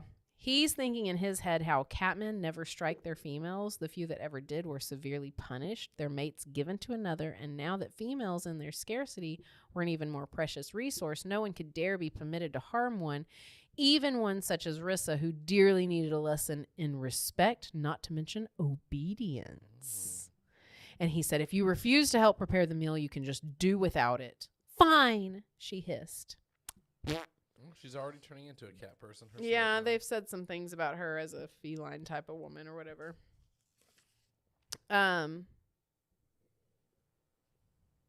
Who's he talking to? Brandar? Rissa's proud. You insulted her one too many times. When will you learn to go gently with her? She's a female after all. They respond best to honeyed words and compliments, not criticisms. I haven't the time for such things, Morrigan muttered. Still, you were in the wrong here. She was trying to help. The intent matters more than the results. Morrigan shoved a hand through his mane. What do you suggest I do to ease those prickly feelings of hers? Why not offer her a bath instead? The hot springs down below the cave looked quite appealing, and females love to bathe. No, it wouldn't be safe, nor not with other atroxes? Oh my God. Atroxes possibly out there. I wasn't advising you to let her go alone. Oh. Wait. She'll never agree to it. She's not going to bathe naked in front of me. You don't have to watch everything she does. Nor do I want to, his friend growled. He added the chopped up meat sticks and a chunk of rehydrated fruit to Noreen's platter. It's not as if I would find any particular pleasure viewing her nudity. When it comes to sheer animal attractiveness, she can never hope to compare to even the plainest cat woman. Is that an insult? Why do they call them cat women? Why wouldn't they have a whole other name for their species? They would not call themselves cat people, cat women, catmen. That's ridiculous. You'd be like, we're the felinotropes. It's obvious that this book was written after this war took place. And that Kathleen was probably made it up. She made it up. So she was just telling them. This whole book is fake. So the only problem that remains is convincing Rissa she's totally safe in your hands. Okay, so he's saying, of course, she's no danger from him. You know, he's trying to get her back to the lair. He's trying to do his procreative duty. That's it, right? Which is fuck her. Fuck her. Fuck her. He's trying to Fuck her before supper. He has a time limit. So, he... Is she gonna end up with like 8 babies? Dude, I don't know, like 6 at least. I think we mentioned it, but yeah. So they're going back and forth about how there's no way he finds her attractive, but he is remembering the heated response to her recently, and he does want her, and she wants him, and the fire that had blazed between them was both unexpected and intensely disturbing. Morrigan had never thought it possible to desire a female of another species, especially a female of the enemy. Yet when he recalled the exciting sensations, the feel of Rissa's soft hand against his mouth had stirred. Even now he could almost smell the sweet essence of her, taste the heady flavor of her skin. Morgan swallowed a savage curse. This wasn't at all what he'd intended to remember. Such recollections were best forgotten. Rissa must remain as she'd been intended, an object to be used in the ongoing quest to ensure his people's survival, an object, a Bellatorian object. But then why are you trying to integrate him to society and make him like you? Just rape him then. I mean, don't. Whoa. They say that in here. They say that in there. There's this whole look. I'm sorry, but everybody who is listening to this needs to know that most of these fucking books these women are writing are getting hot off and talking about, but they might rape us. Oh no. But now then they suddenly fall in love with them and it's okay and consensual. But then right after they get married, then the guy's an abusive piece of trash. And the girl's like, you used to try and rape me all the time. Now we're just sitting here not doing anything. Now you won't even take me to the movies. Yeah, you fat fuck just watching cops sitting around not doing shit. Yeah, that's something I've mentioned in some of the other books too. Oh, and let me just backtrack real quick. Like, this is not the podcast for you if you have any triggers, because I'm not going to stay across the line. I'm going to cross it. I'm going to step over. We're the line crossers. We're the line crossers and the check walkers. Yeah. So, what was I going to say? They write about our escapades in the newspapers. So, anyway, yeah. So these books are very confusing because also I've said before, it's interesting because you're never going to know if they're successful after they get together. Every one of these fucking romance novels is where they are ragging on each other. They hate each other. It's the ugliest bitch he's ever seen, but somehow he loves her. I just love it. And then he's rude. She's super ugly, but she has a huge ass. Booty. But then they love them, and then they're like, but I don't know if this will ever work. You're so fucking crazy. But your vagina's so slippery. It's so ridiculous. So anyway, don't you dare come after me for what I've said, because Kathleen has that word that I said in here somewhere. I probably just skipped over it on the last episode. Kathleen. When we need to sit down and ask if you're okay. Boo on you, Kathleen. Anyway, I don't promote anything that hurts anyone ever. You better stop. But I also am like, let people do what they want to do as long as it's not hurting anyone. Consent is the most important thing in the world. Yeah, okay. Consent. All right, where are we? On the top of the building. As he drew up before Rissa and squatted before her, another cutting remark rose to his lips. He squelched it with the greatest of efforts. What do you want now? Thought up some fresh insults to hurl at me, have you? No, my remarks were uncalled for. You were trying to help. Noreen most bluntly pointed that out to me. And so blah, blah, blah. They go back talking. So I guess they're trying to like doctor him up again. Oh, he mentions, let's go take a bath. And he's like, I'm going to come guard you. And she's like, how close are you going to be watching? If you'd like, I'll turn my back while you disrobe and enter the water, as well as when you leave it. But the rest of the time, I'll have my eyes on you. And if you think to grab a stone while my back's turned and attack me with it, give up that idea right now. If you haven't figured it out by now, my hearing and reflexes are far too quick for you to get away with anything that aggressive. So don't even think about it. I think you're flexing, my dude. I don't think you got none of that. Well, it says I hope she grabs a rock and smacks him in the fucking head with it. She might. He'd never seen a female disrobe so quickly in less than a minute. Rissa had her boots, jacket, and breeches, which is another A sip. minute. Yeah, less than a minute. I can disrobe in 10 fucking seconds. Maybe cat people just take their time. All right, so if you hear breeches She's not a cat person. in a book, it's a sip for the Bustles and Bangers drinking game. Everybody out there, be responsible. Briefly, Morrigan speculated on whether she'd worn anything beneath that blue-green garment of hers. As he watched her cavort like some sleek white sea creature in the bubbling, steaming waters, the early rays of the rising sun setting her aglow. Though initially wary of him and careful to keep all but her head and neck submerged as time went on and the warm waters relaxed her, Rissa became more playful. She was carefree, delightful, laughing in girlish abandon as she swam as close to him as she dared, then turned and sped away. Morgan grimaced and shook his head. Rissa was the most unpredictable, disconcerting female he'd ever met. One moment she was defiant, sharp-tongued she-cat. The next, a sensuous, exquisitely desirable woman, and the next, a teasing, mischievous little girl. And he suddenly wasn't so sure he'd ever know how to handle her. The thought angered him. With a frown, Morrigan tossed the container of cleansing sand to Rissa. It sank beneath the water, then bobbed to the surface. Time to finish your bath. We can't linger here. Will you please turn while I complete my bath? No, just finish and be done with it. You're in no danger from me out here. I'd be a fool to take you now with Atroxes roaming about. She hated him. He angered her, confused her, frustrated her, and he thought her too shy to bare her body to him. He thought her foolish to imagine he was so less crazy he'd risk their lives for a quick and sordid mating. He thought he had her cowed. He thought wrong. Rissa grabbed the container of cleansing sand. In 2 quick strides, she moved toward him until her torso was bared. Then, with a defiant lift of her chin and toss of her long hair, she opened the container, scooped out a generous amount of cleansing sand, and began to lather her breasts and belly. Morgan watched every muscle in his body going taut and rigid.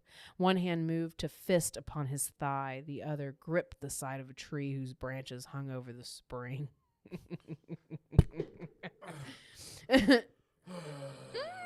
shit, she's getting naked. Look at her, she's got bathing sands on her. What the fuck is a bathing sand? Honestly, like when they said that, it sounded really good, and I wanted to know where to buy some. Yeah, where can we get some? You have to go to fucking Kaplan. I know. Please put the recipe in the back of this book. What is it? Sounded so nice. All right. And the longer he watched, the farther his claws unsheathed, digging into his hand and the bark of the tree. The barely leashed tension emanating from the Catman wasn't lost on Rissa. She saw the hunger glitter in his eyes, sensed the smoldering emotions, felt his desire. His excitement stirred something equally fevered in her, something that both attracted and frightened her. But she refused to back down, refused to let him control or intimidate her, even in this most basic of ways.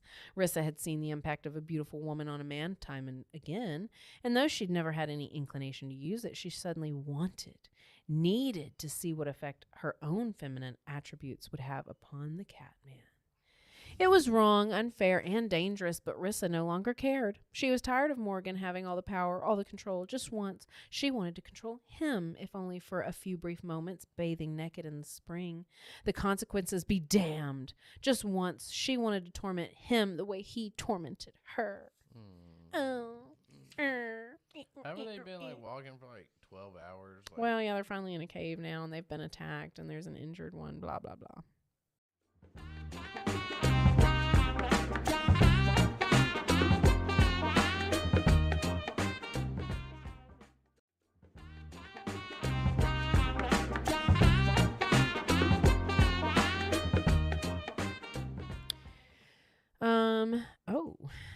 Let me tell you about this. She arched back her head, unabashedly revealing in the spray of warm water misting her face and body the slick, sensation of the cleansing sand as it lathered into a rich foam, and the cool caress of the pre-dawn breeze that tingled across her skin and tightened her pink nipples to taut little buds, and revealed as well in the heated glance of Morgan raking her body, searing her flesh again and again. There was no mistaking the heated intent in his green gold eyes as his gaze dipped past her flat belly to the golden thatch of her woman's mound. We haven't heard anything like that in a long time. It is. It's our little like fat little muscle, little fatty thing. That's so sweet. Little mound. Yeah, but how dare her have a flat belly? She must be young. Whatever. Anyway, she proceeded to soap herself there and spread the foaming lather down her thighs and around to her buttocks. He glistened now with a fine sheen, but whether from sweat or from the warm mist of the hot springs, Rissa didn't know, and the sudden tautness to his loincloth at the juncture of his thighs was but further evidence of the effect she was having on him. He's got a little boner. Yeah. So I feel like we need to add to the Bustles and Bangers drinking game when they have silly little words like mound or things like that. So sip it. Sip it real good. All right, so where are we? It tastes like the movie theaters. Yeah. Like I should be at the movie theaters. Do you think they miss? Oh, man. Do you think they mix the alcohol up good enough in here? There's 5 shots. Man, I need a napkin. You know, last time we came in here to record, people knew that we needed tissues of some sort in here, and now they're gone. I'm not using the elephant. Don't even think about it. The mammoth. Sorry, excuse me. Okay, blah, blah, blah. Oh, so he realizes what she's doing, and he gets mad. Now she's feeling a little bit shamed. She's like, maybe I was a bit of a bitch, or maybe I'm not. I don't know. I don't know how you get shamed from that. Anyway, I'm finished with my bath. If you please turn around, I'd like to get out and dress now. Did you hear what I said? Yes, I heard. Finished with your little game, are you? I don't know what you're talking about. Finished your little game, huh? Making me look at you in all sorts of ways. I only wish to bathe. You and I both know what you intended to do, and you succeeded, didn't you? You're quite an accomplished seductress, aren't you? I thought your youth precluded any prior experience, but I find I was wrong. You've lain with other males, haven't you? He cocked a dark brow, his mouth twisting in disgust. Perhaps that was why you and the other females were so intent on reaching Promisides. I don't know what it is. There were plenty of imperials to be made in that male-dominated Bellatorian fortress, weren't there? Plenty of money from female-starved men. So anyway, she gets offended because he's being an asshole. She storms out or something, or they get back or whatever, and Noreen, the one that's hurt, and she's kind of buddying up to him, immediately knew something was wrong. And he's like, Rissa, Femina, what's wrong? Femina. What has he done to you this time? He's the most despicable Oh, I read that. Hard-dickest guy I've ever met.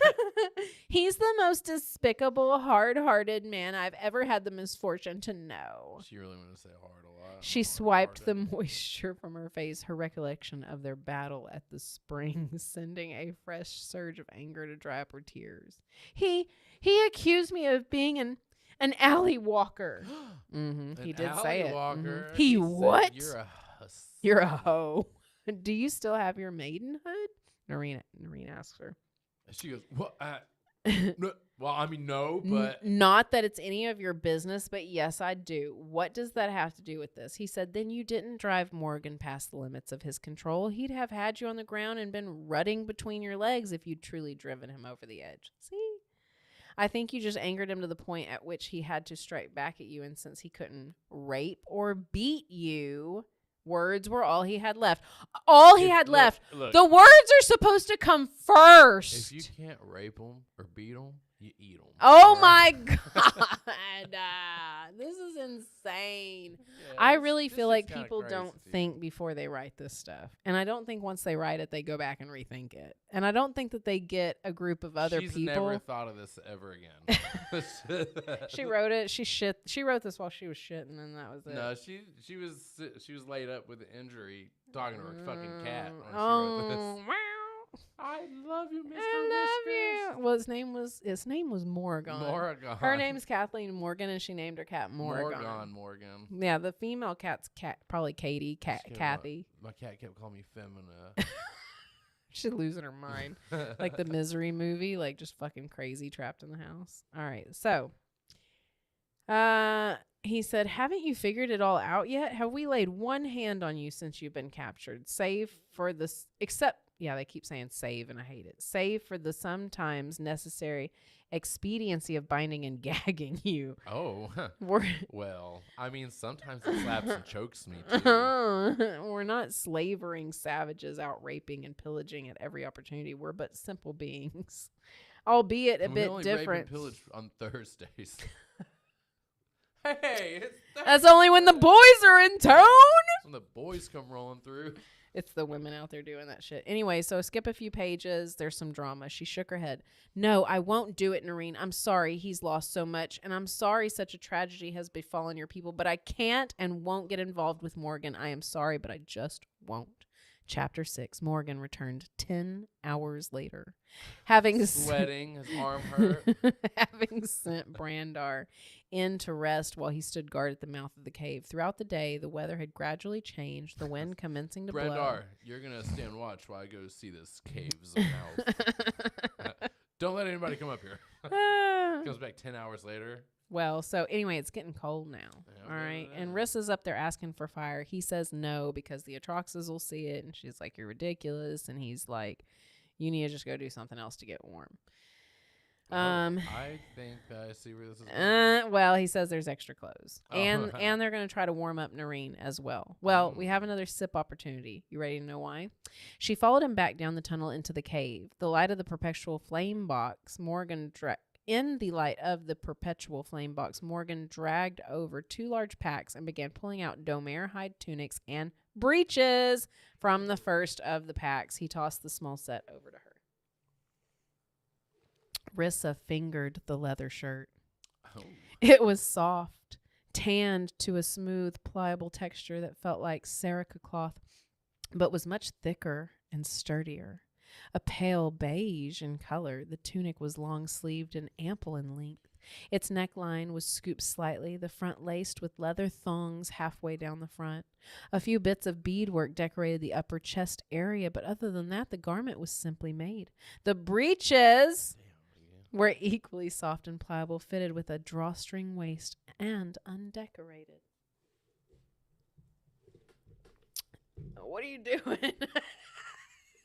Hey, did the mammoth consent, Christopher? Did the little mammoth stuffy consent? Let her go! That's kind of like what my bush looks like, right? It's so soft, though. I wish ladies really felt that soft. I wish our pubic hair was really this soft. You know how fucking nice that would be? Is there a perm out there for pubes that can make it extra soft like that? You just have to use the conditioner. It doesn't work. All right. For whatever my breed is, doesn't fucking work. I'm meant to be in this cave with the cat people. All right. So, still playing that game, are you? I'd have thought after the spring you'd have lost all your modesty around me. I doubt you believe this, but I've never done that kind of thing before. I've never even bared my body to a man's view, much less flaunted it like I did at the spring. And I'm not, nor ever have been, an alley walker. Better not call me an alley walker. My body seemed the only weapon I had left. Weapons can be turned against you, Femina. Don't ever forget that. And you'd be wise to cease your fight against me. I am the one in control here and intend to remain that way, but I'm not a cruel person. If you'll permit me the chance, just don't ever flaunt yourself before me like that again. Understood? Understood. Bro, you okay? That's what I send to my boss when I'm pissed, or like when I send to people who are annoying me. Understood. All right. Oh, there's another drink. Oh! Skip down. The breeches were considerably more difficult, especially when Rissa insisted on averting her gaze for the entire process of pulling the breeches up past his knees to his waist. Morgan and Noreen exchanged amused looks at her embarrassed attempts to respect Noreen's modesty after his loincloth was discarded to ease the donning of his breeches. All right, so this is like a whole shot we got to take for breaches to be 3 times in one fucking paragraph. This woman is like just getting off, and she's like, "Oh my god, breaches, breaches! Show me your breeches." Fuck me, my britches. Fuck the britches off me. God.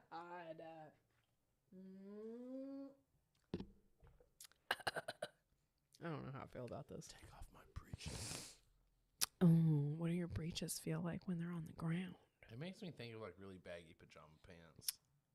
Like the men from the 1800s, like their underwear, like their flowy white pants, something like that. I don't know. Rather, that's not a word.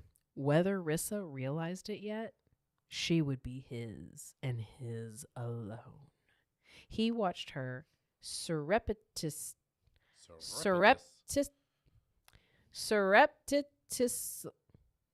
What the fuck? Surreptitiously. Nope, that's not right either. Fuck all that bullshit. SURREPTITIOUSLY. As she worked to settle Noreen down once more and tuck the blankets and additional fur cloak Morrigan had extracted from the second pack snugly by her long blonde hair shining like silver in the flickering light of the perpetual flame box fell like some luminous veil down her shoulders and back. Her slender body, outlined by the smooth sheen of the Domer hide clothing, was supple and pleasingly rounded, and her delicately shaped face, high cheekbones, and full pink lips glowed with a soft radiance. She was no Catwoman. What? She was too softly formed, her eyes too round, her face too oval, and her looks and body more gently sculpted than the lithe, exotic feline sensuality of their own kind. Yet, inexplicably, Morgan found her appealing. Oh. He found her appealing. So, something most of the Catwomen truly proved to be infertile. Okay, so down a ways we find out that, as history would have it, feline women aren't very big producers of children, so they kind of have to take these other alien women because the other women are not producing babies fast enough or in abundance enough to repopulate fast enough. Oh, because they got killed so fast. Yeah, so Maybe many they're of them. not all as powerful as they thought they are. I know, but they have cloaking abilities. Their superpower is invisibility and mind reading. And y'all still couldn't survive? Idiots. You could tell they were coming with mind reading. Yeah, I would have said. You could turn invisible to make sure they didn't see you. I would have still died. I would have said I don't want to have babies with your inferior species. Yeah, dude, y'all are some punk asses. Without the warmth of a fire tonight, it was imperative they all sleep close to one another. No. So anyway, they paired Brandar and Noreen up, and Morrigan takes her to bed. Her throat dry, her heartbeat accelerating. Accelerating. Celery.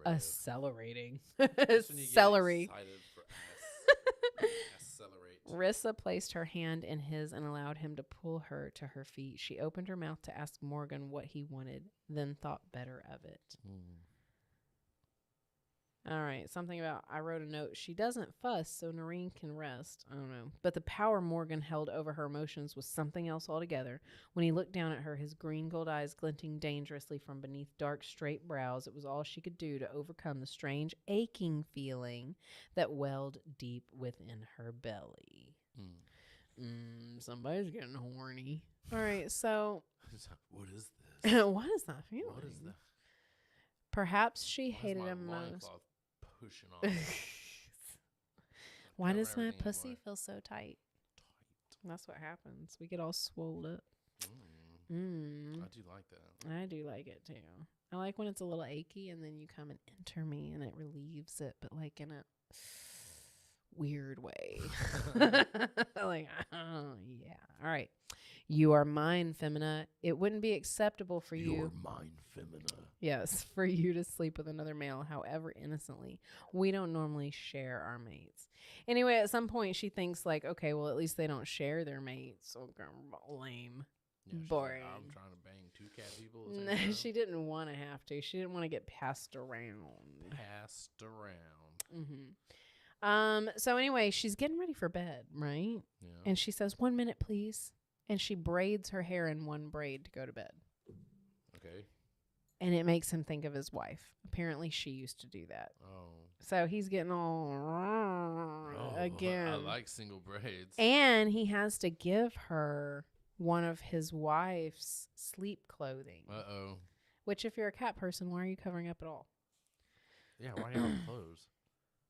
Yeah.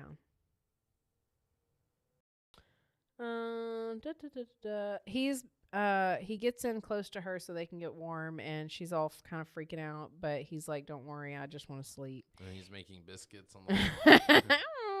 I wish we could. Lays down. He lay there beside her, so close she could feel each breath he took, his hard chest rhythmically rising and falling against her, his muscular thighs pressed along the backs of her legs, his groin cupped the rounded fullness of her buttocks. It was too much, too intimate for a maiden unversed in the ways of men. You mean it was too exciting? Too is what exciting.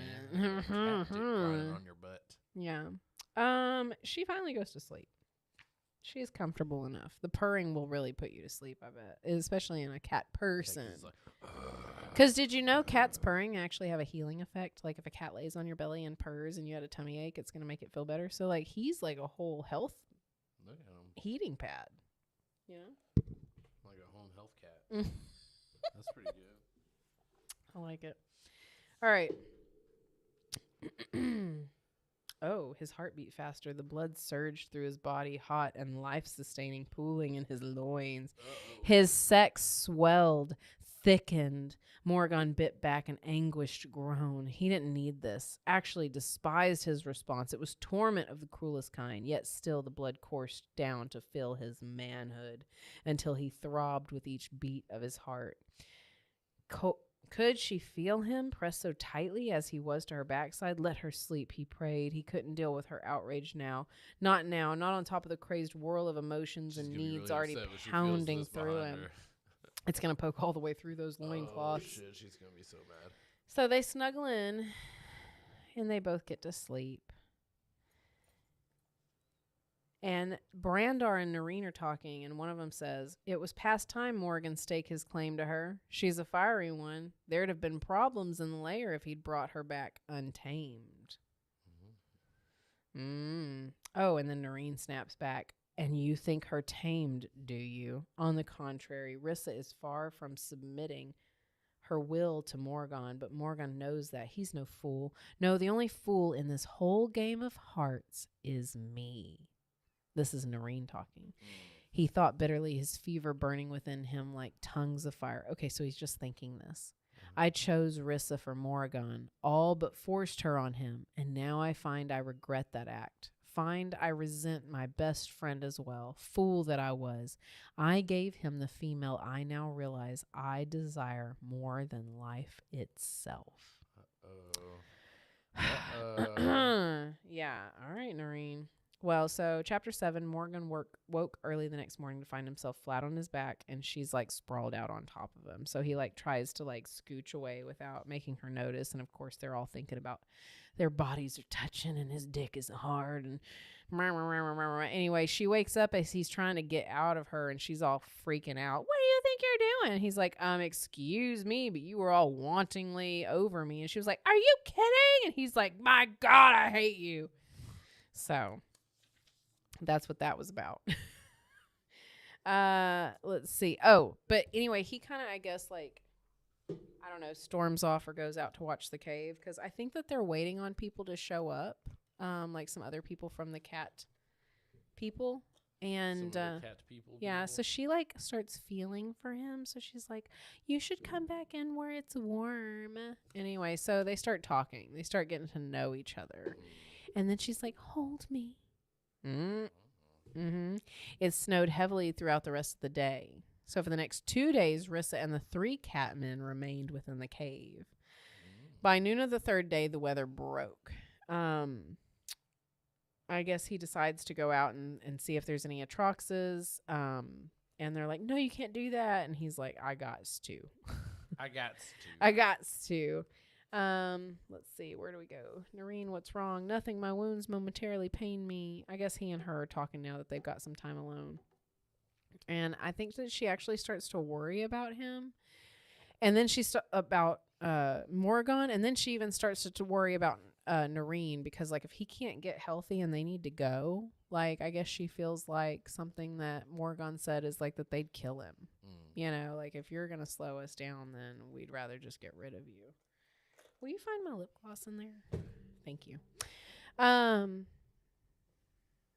She says, I begin to think there isn't any answer that's fair to all. Someone I fear will suffer no matter what the cat people do. He said, I'm afraid so, Femina, and though I greatly regret it, I fear you'll be one of those too.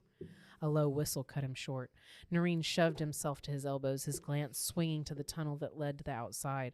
Rissa recognized the look and froze. What's happening, Noreen? Brandar just signaled me someone's coming. Well, could it be Morgan? No, it's a group of 5 or 6. He placed a finger against her lips. Quiet now.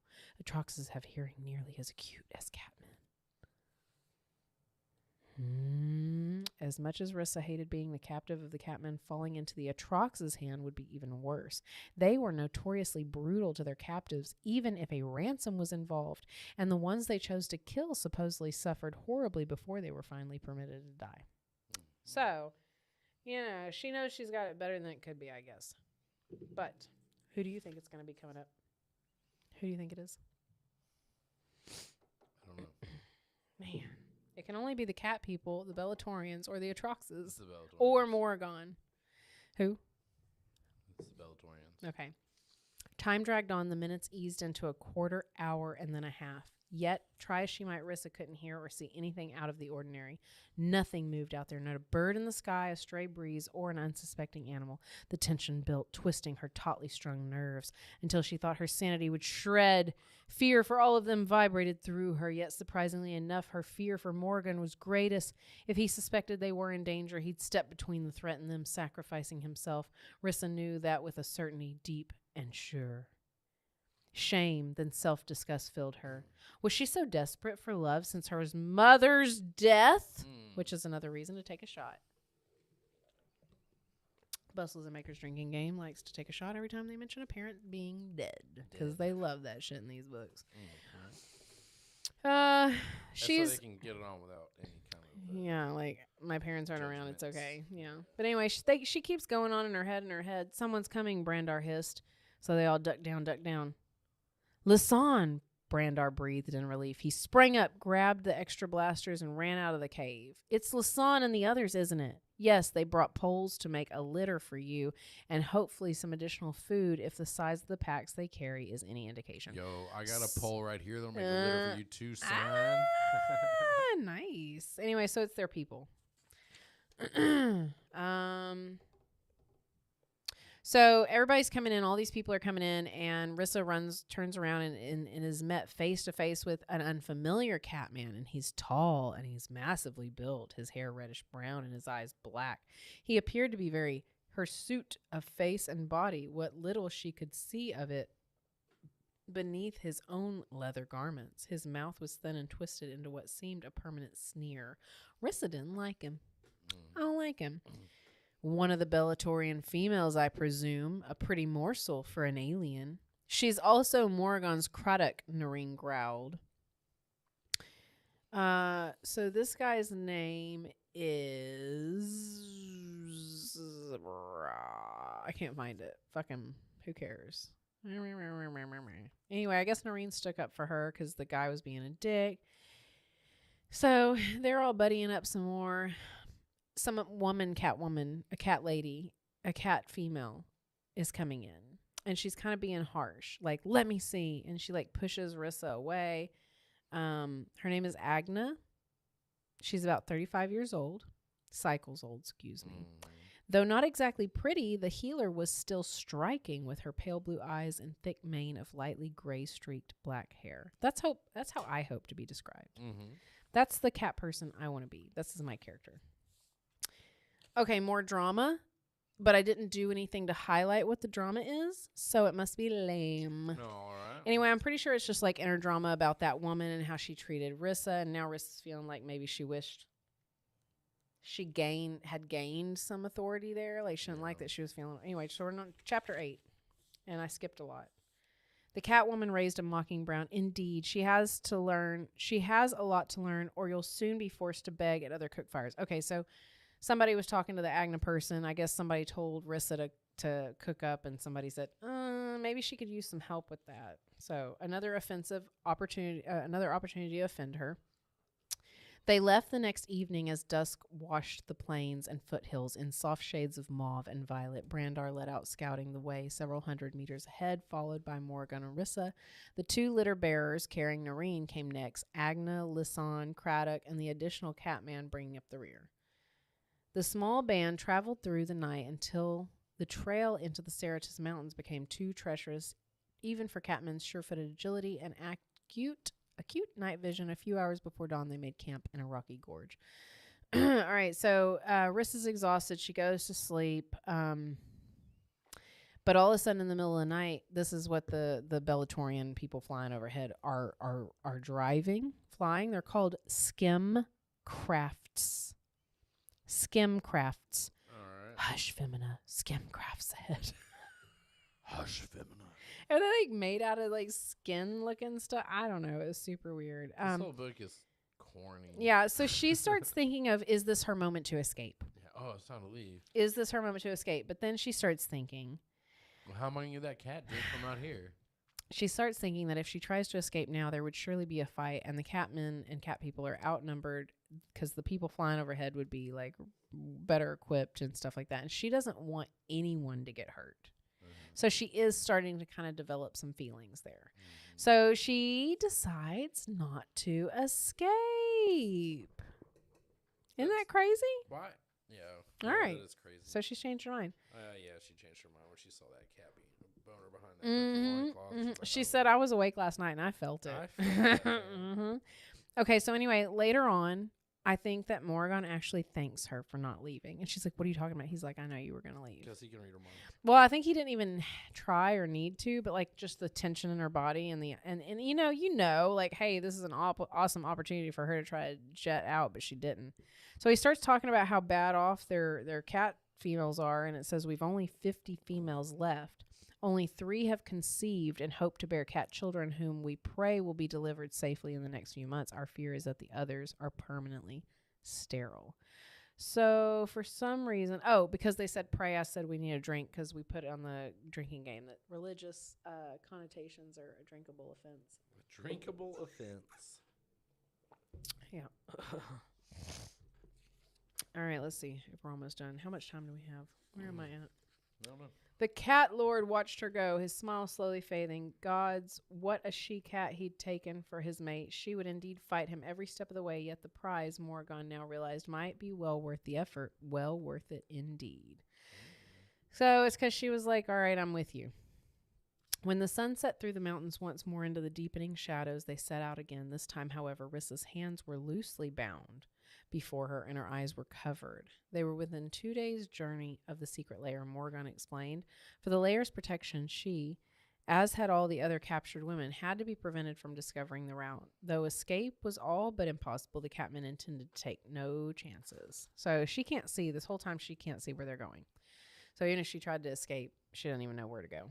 By midnight of the second day, they neared the lair. She sensed it by the sudden downward angle of their descent and the whispered, excited comments that grew louder with each passing moment. The soft cries and sound of running feet came from below. Anxious anticipation shivered through Arissa, shifted restlessly in Morgan's arms. Please, let me down. Let me enter your lair with some bit of dignity. I am, after all, supposed to be your mate. So he kind of gets a glimmer in his eyes, and he's like, telling her, follow my lead when we get in there because it's going to be kind of crazy, and I still haven't technically, marked you yet. I love it when you mark me. Let's see. And he's like, because if they can smell on you that you're not mated yet, then they might want to mate with you instead. She starts kind of freaking out, and she's like, you never explained that to me before. And she's like, do you know how much I hate you? Do you know how angry you make me? And your customs, gods, they grow more horrible, more disgusting with each passing day. She knows she loves it. Chapter 9, it was like something out of a dream or drug-induced fantasy. There were eerie shadows and shapes of the jagged volcanic rocks jutting out at grotesque angles. From the sturdy sides of the mountain, the glittering, glassy bits of obsidian that speckled the duller, more porous lava-spewn rocks gleamed lustrous in the bright moonlight. The rough tread ran beneath Rissa's feet, strange that she hadn't realized its significance before. Morgan had been right to blindfold her. There was only one part of the Cerritos Mountains, if Rissa recalled correctly from her Agrican video tutor lessons, that was so heavily volcanic it would explain his mention of hot springs as well. All right, so let's see. We're almost done. He tells her to have courage because I guess he feels that she's getting a little nervous. Their first meeting is always the most difficult, but it's the most important. She said, I'm not afraid. You don't need to hold me so close. And she's like telling him to keep his inquisitive fingers in the proper place. He chuckled and stilled his hand, seemingly of its own accord, splayed to encompass the span of Rissa's upper arm and stroked perilously.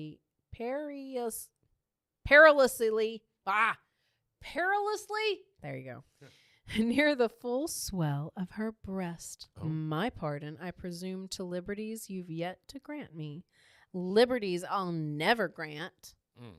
All right. So anyway, an old cat guy is the first to greet them. And they start talking. And they're kind of talking as if she's not even there. And so she's like, perhaps you'd like to examine my teeth as well. Rumor has it females' childbearing streak can be determined by the conditions of her teeth. Oh, wait. Maybe he said that. I don't know. Anyway. So she's going back and forth rudely with their higher-ups now. So she is there at their lair. Will you turn the light on now? Yeah. It's too dark. It got too dark. I can't read or see. Anyway, the guy, the main guy asks, if there's anything she needs. They were like, okay, perhaps we shouldn't talk about her like she's an object. And she basically said she wants to go sleep somewhere. So he takes her to go sleep. Oh, this might be when he gives her the nightgown. Yeah, they start talking about, she meets his mother. Oh, that's fast. Yeah. Well, I mean, they're not really. It's been days. They've been trekking up to the lair. Is she sterile too? Well, no, but her husband was killed in that last thing. Perfect. Think about it. It's been like a year or two then since that. Other males could get in there and she's too old. Reproducing. She's too old. And she lives with him now. Oh, so he kind of talks like she might be crazy, but she doesn't sound too bad off. Then he's like, let me show you my lair. Okay, so before we end this, do you want to know what his lair looks like? Yeah. It wasn't at all what Rissa expected. It's like a giant cat cage. The main stone chamber of a round shape and moderately roomy size was comfortably, if simply, furnished. Several perpetual light boxes illuminated the room, kind of like in Minecraft. Huh. That's what I was thinking. Bathing everything in a soft blue-violet glow. A square stone hearth sat in the middle of the room. Several smoked haunches of meat hung over it from a wheel-like apparatus suspended from the ceiling. Off to one side was a long wooden table of rich red-brown robur wood, lovingly hand-rubbed to a smooth sheen. 6 chairs of similar workmanship were stationed around it.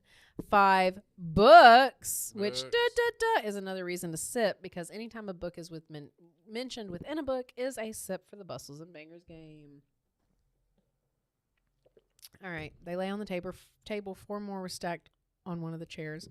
2 large carved chests sat against a far wall, along with various cooking pots, plates, cups, some farming implements, and 3 blasters. Pew, pew, pew, pew, pew. Wah, wah, wah. You own books? She asked Morgan. But the ban. So anyway, they start talking about whether or not he's illiterate. So Wait, can you read? Yeah, he takes offense and he's like, if you're asking this, and she was like, no, I'm so sorry, you're right. I shouldn't ask that. That's not really what I meant. I just was surprised. And he's like, no, I can't read. Yes, exactly. He says no, but we are trying to teach our people. We have how these. Do you do that if you can't read? How do you teach somebody to read can. Somebody can. I mean, maybe he can read a little bit of something. I don't know. So anyway, here's the books, which is another sip because they mention them again.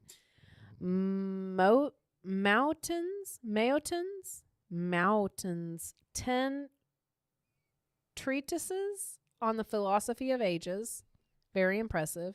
And Hesionia's Secrets of the Crystal Makers, not to mention the Eludian Proverbs, Moral Justice, and Tenoris's Maxims. Have you read all these books, Morgan? Okay, so now hear me out. I need you to look these up. I know he owns them. There's no way those are real fucking. What if it is? Look it up. God damn. How do you spell all those crazy shit? I want to look up the Hesionia's Secret of the Crystal Makers. It's HESIONA''S. Secrets of the Crystal Makers. I figured you'd want to look up the one that's Treatises of the Philosophy. Of the Secrets of the Crystal Makers? Yeah. Is it real? No, it's not real. Shut up. You haven't even looked yet. All right. Well, I'll read the rest of it. He shot her a hooded glance. No, it's not. Damn it, bitch. My phone was like, what the fuck are you trying to say? Kathleen Morgan, you're fucking us over. That would have been really cool. Anyway, we eschewed the higher technologies of the rest of the Imperium, as did most of Agrica, choosing instead to keep to the simple ways of our ancestors. Life was good. Agrabah? Agrica.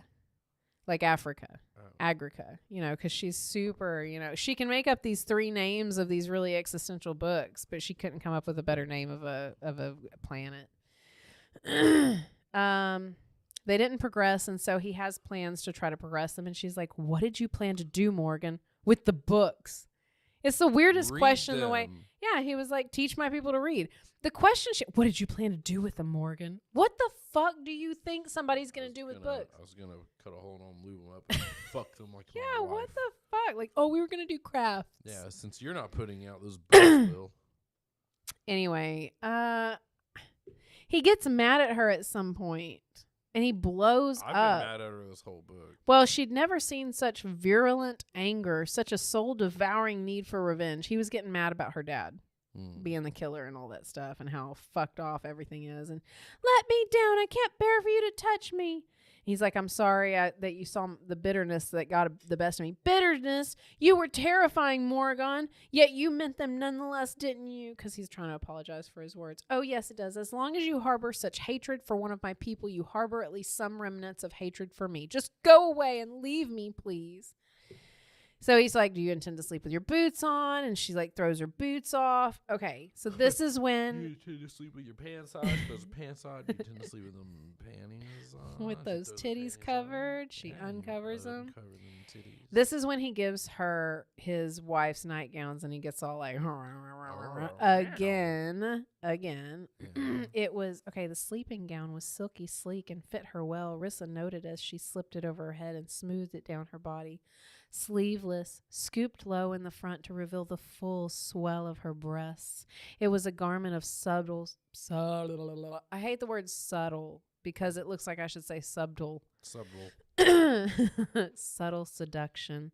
An image of Morgan naked and powerful, passionately clasping a woman's woman. Is that what was printed on this nightgown? It's a picture of him naked. No. It flashed through her mind. She blushed and shoved the disturbing image away. Morgan, she whispered. When she saw him, not wishing to disturb his mother, he wheeled about. His mom's there? She lives at his house. He wheeled about, flung his long brown mane back, and walked over to her. Rissa handed him her clothes. For a long, heated moment, his gaze captured hers before dipping down the length of her body, then back up to linger on her breasts. You flatter the gown, as did my Winna, he observed quietly. I wish I could take you to bed and hold you in my arms and mate with you. Rissa's heart began a thunderous pounding. But you can't. You have people waiting. No, I can't, Morgan agreed, the sudden huskiness of his voice, the only hint of the wild emotions roiling within him. But soon, Rissa, very soon, I promise you. And that, he added, a resolute look in his eyes, is one promise I fully intend to keep. Bam. Damn. Done, son. Wow. That is the end of the second installment. These books are fucking fat. I'm sorry it took so long. I hope you can all handle that. Get it? Sorry it was so long. I hope you can handle it. Damn, dude, you are fucking yawning on this podcast. I cannot believe you. It's all dark in here earlier. I know, it was like a little cozy cave. I know. I don't know what we're going to do. You want me to slap you? Want me to smack you one good one? Our friend and wonderfully talented massage therapist literally told me, and I will say this on air, that I need to backhand you more often because it's better for my back muscle. It would work it out. So she said, follow through with it. So now every time you're behind me, I've been allowed by my massage therapist as a physical healing tool to just slap the shit out of you backhandedly. Excellent. So I'm glad she did that. I'll tell her thanks.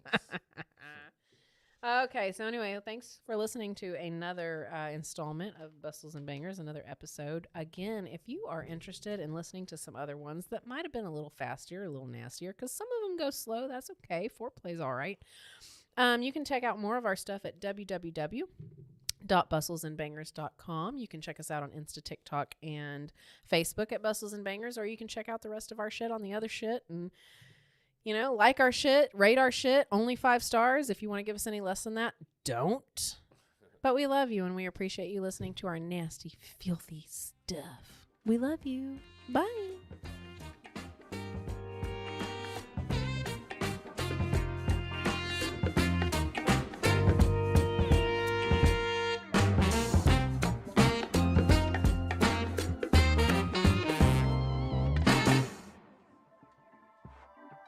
This has been a Rogue Media Network production.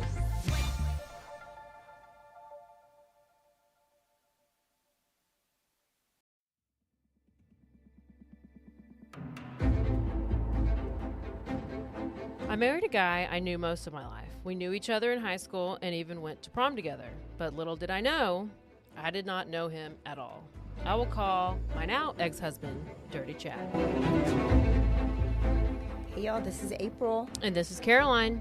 With Bloody Happy Hour. And we are bringing to you Dirty Chad. Get it on patreon.com/bloodyhappyhour exclusively for all the details and all the red flags. Caroline's finally telling her story. My truth.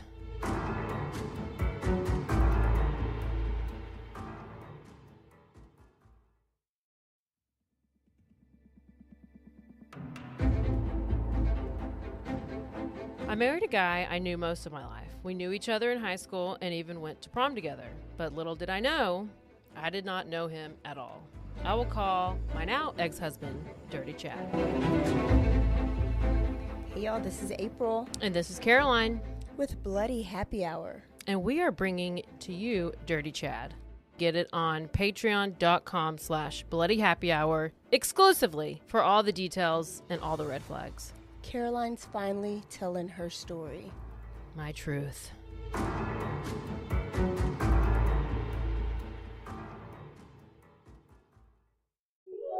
This is a Rogue Media Network podcast.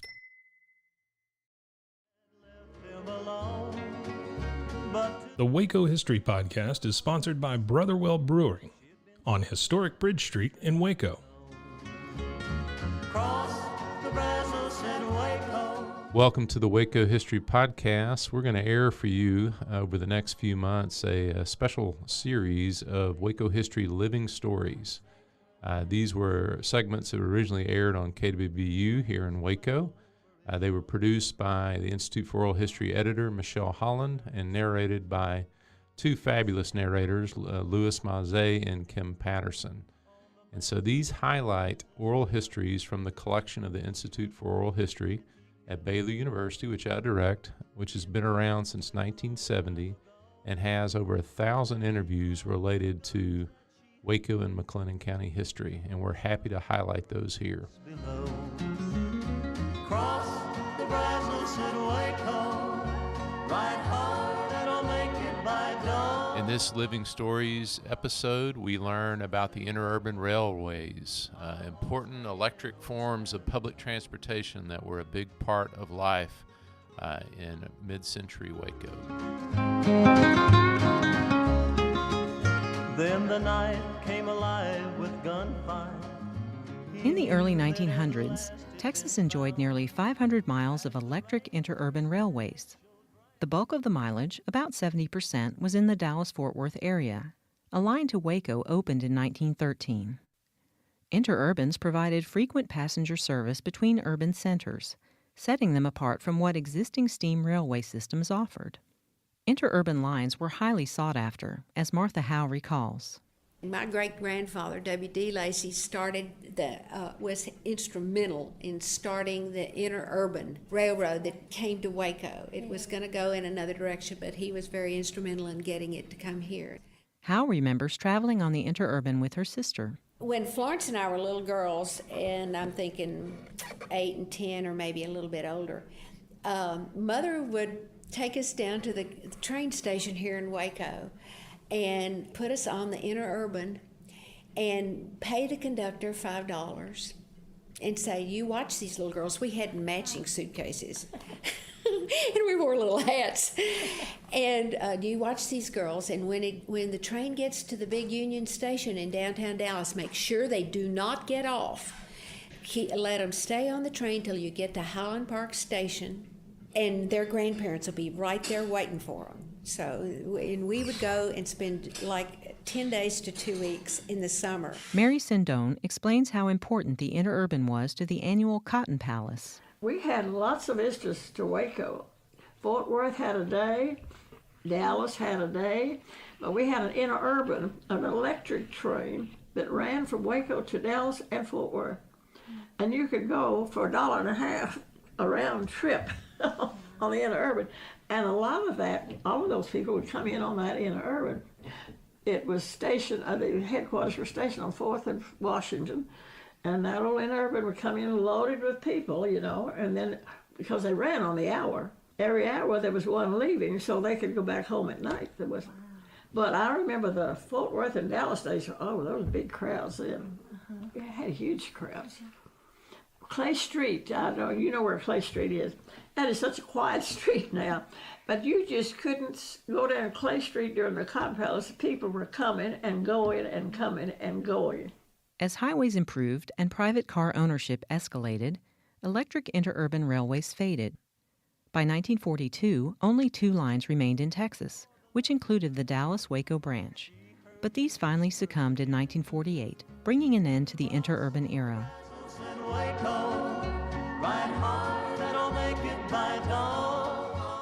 Thanks for listening to the Waco History Podcast. Like what you heard? Subscribe, rate, and review our show on iTunes so we can reach more listeners. You can find show notes and info on every episode at wacohistorypodcast.com and more info on Waco's past at wacohistory.org. Our theme music, used with permission, is Cross the Brazos at Waco, performed by the late Billy Walker. For more info on Billy's music, go to billywalker.com. Thanks for listening. We'll see you next time.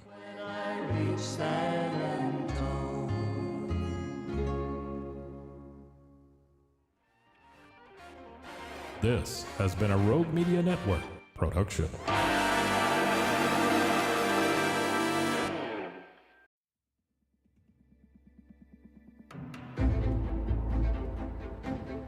I married a guy I knew most of my life. We knew each other in high school and even went to prom together. But little did I know, I did not know him at all.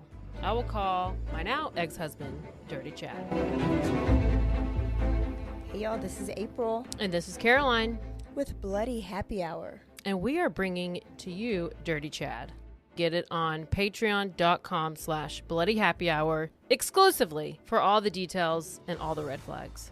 Caroline's finally telling her story. My truth.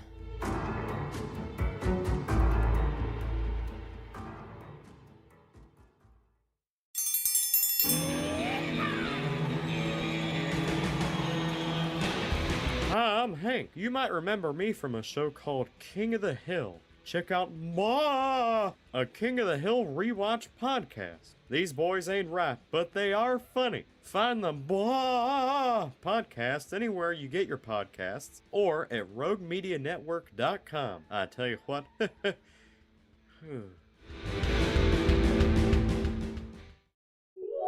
This is a Rogue Media Network podcast.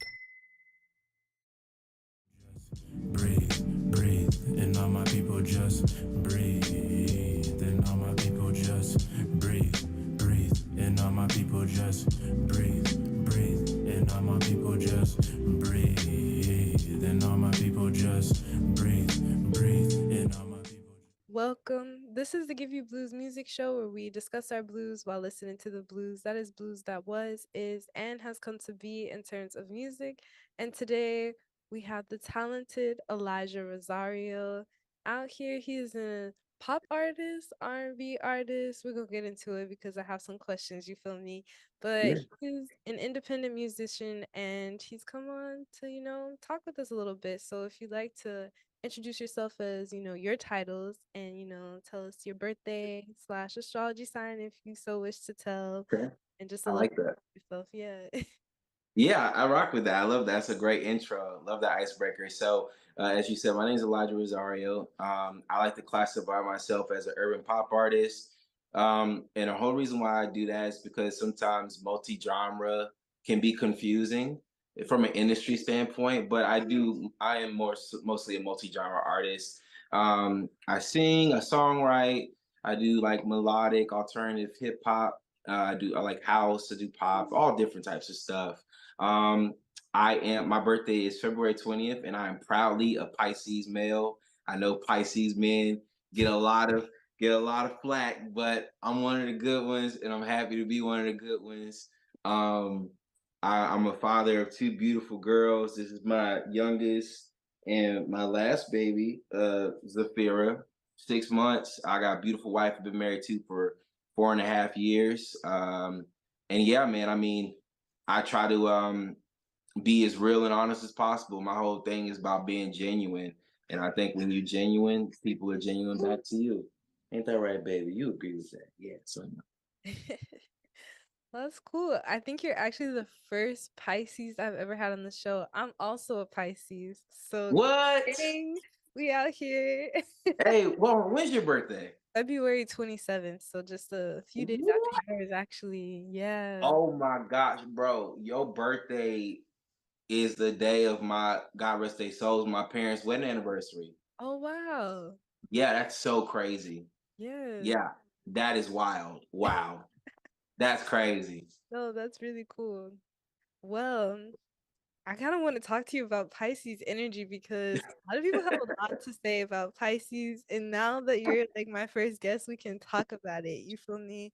Because you also said this thing about genuine. And Pisces is like that last sign. So they kind of always say that we kind of have traits of all the signs in a way. So we're very empathetic beings. Do you kind of feel that way? I do. I think Pisces are very intuitive. Another sentiment that's shared about Pisces that we're very sensitive, or we're not sensitive enough because we. but they like it's so many different things that come across. But I think some of the best ways to sum up a Pisces, whether if you're a male or a female, is that Pisces do have two sides to them. We are very cunning. We're very like loving. We're very I think people try to say Pisces are romanticists, but we're not. We romanticize, but we romanticize through reality. So we find our ways to love you through the hardships and through the pain, right? Because we're realists too. And that's where that other side is. Because we're realists, it can come off a little brash, it can come off a little insensitive, player type, whether you're a male or a female. But at the end of the day, as much as we wear our hearts on our sleeve, we result back to going into our shell and protecting our hearts. That's the way I could sum up a Pisces on my end, I would say. Yeah, I like that. And I relate to what you're saying. So I mean, it's a really good generalization for Pisces, I feel like, for sure. And so speaking also of, I guess, like, I don't know, opening up in love, I sat here and I read a little quick bio that you have on Apple Music. And one of your last, before we get into your most recent album, you said like your last one called Genuine Talk is kind of like where you open up about your past relationships, specifically like that song Uncertain Love. And so it's kind of interesting that you say all that just because I listened through it, and even though you don't really define yourself as R&B, it's given a little bit of blues, you feel me? Like you have a lot Yeah. of different topics that you kind of share on there. And so I don't know, do you want to speak on it a little bit of like, how you feel now that you're out of those like past relationships and now coming into like your new relationship that, well, not new because I mean you've been married for 4 years now, but you know, like Yeah, how that's evolved and growing in yourself and also learning from those past mistakes, I guess. absolutely. When I was doing Genuine Truths, I had to go into this space of just living back into the moments. A lot of what I speak on with Genuine Truths is from like my college days, and and my understanding of relationships in college were not serious. They were very the approach to them would seem like you're serious about doing something. You know how it go, but at the end of the day, you know what we trying to do. We trying to lay up. We trying to do a little something and have some fun. And then it might happen for a season, and then it's like bye. Or I don't know you the next day. Completely unclaimed. And I think that I had to go back into that bag and think about those days, and then also think about myself in those circumstances. Like who was I in the moment, and what was I giving to attract that type of energy and those type of relationships. And so that's when I looked at myself in the mirror and I said, it's time to speak on it, not just from a victim's perspective, but more so just from like an accountability perspective. And that's where Uncertain Love is like brought up. Uncertain Love, I think that's one of my favorite songs off that project. And one of my favorite songs melodically and also like topic wise, because I think it just describes in general, where I was at all through the album. If there was one song I could choose to describe something, to describe the album in a whole, in a sense, I would choose that song. It just speaks to everything about like at that time what I grew to start understanding, like what real communication was, what real understanding of a healthy relationship was. But at that time, I was just young, frustrated, and putting myself in just the worst predicaments in as far as like romance goes. So now I'm happy now because I understand. I've grown up. I have a very healthy relationship with my partner, and so coming to that understanding what clear communication is, understanding what boundaries are. I'm learning still what that means, because boundaries, that's they can change, rules can change, personalities change, they develop. And I think that's something else that I'm learning to become more open to, is like over time, who we are 5 years ago, we're not going to be today. That's just what it is. It's the nature of people evolving, and especially when it comes to relationships, like your standards change, your criteria changes. So it's like understanding how to match that and meet that and not get upset with that, because my standards change from time to time. I'm going to be 30 next year, and my taste in friends, my taste in how I want to be a husband and be a father, type of person I want to become, is a whole lot different. I'm starting to require a lot more of myself. So things I've done in my 20s, I'm like, I don't want to do that in my 30s. That makes sense. Well, that's good. Well, I'm glad to see, the growth, even though I just met you. But it's cool to see the growth and hear about it, for sure. Because I feel like that's something that, life is all about, is growing and learning from our past. And so it's good to see that Absolutely. you're also taking accountability and not being, the victim. Because they also love to say that about Pisces. Like, we got that victim mentality or whatever. Yeah. Yeah. I mean, sometimes we do cry wolf, but I think it's more so just like because we expect the energy that we give to be given right back at the same, capacity. And when it's not met, it's like, man, what's going on? Like I thought we was here, and then when you realize like that person's not there or those people aren't there with you, we get sensitive. We get in our feelings. Like we jump right to conclusions. Like they must not really rock with me like that. Then I guess they was never with me all along. Yeah. Really. For real. That's what it is. I think that's truly just what it is, man. We just come in with so much like love and just like welcoming and energy. So when that's not given back, we just feel away. Truly. But I feel you. I feel you. So now talking about your other album, which is kind of not a complete flip, but it has, a different connotation to it than the last album. And so it's called Discovery After Death. And when I tell you I first saw that, I was a little tripped out because I was like, I don't know what I'm getting myself into going to this little tour date. I'm like, this is a little different. I'm a little scared because I didn't know what the premise is. And so you Yeah. explained it, what it was at the show. But if you could explain a little bit of like the meaning behind it so people, when I wear the shirt around town, they're not going to be looking at me kind of sideways. You feel me?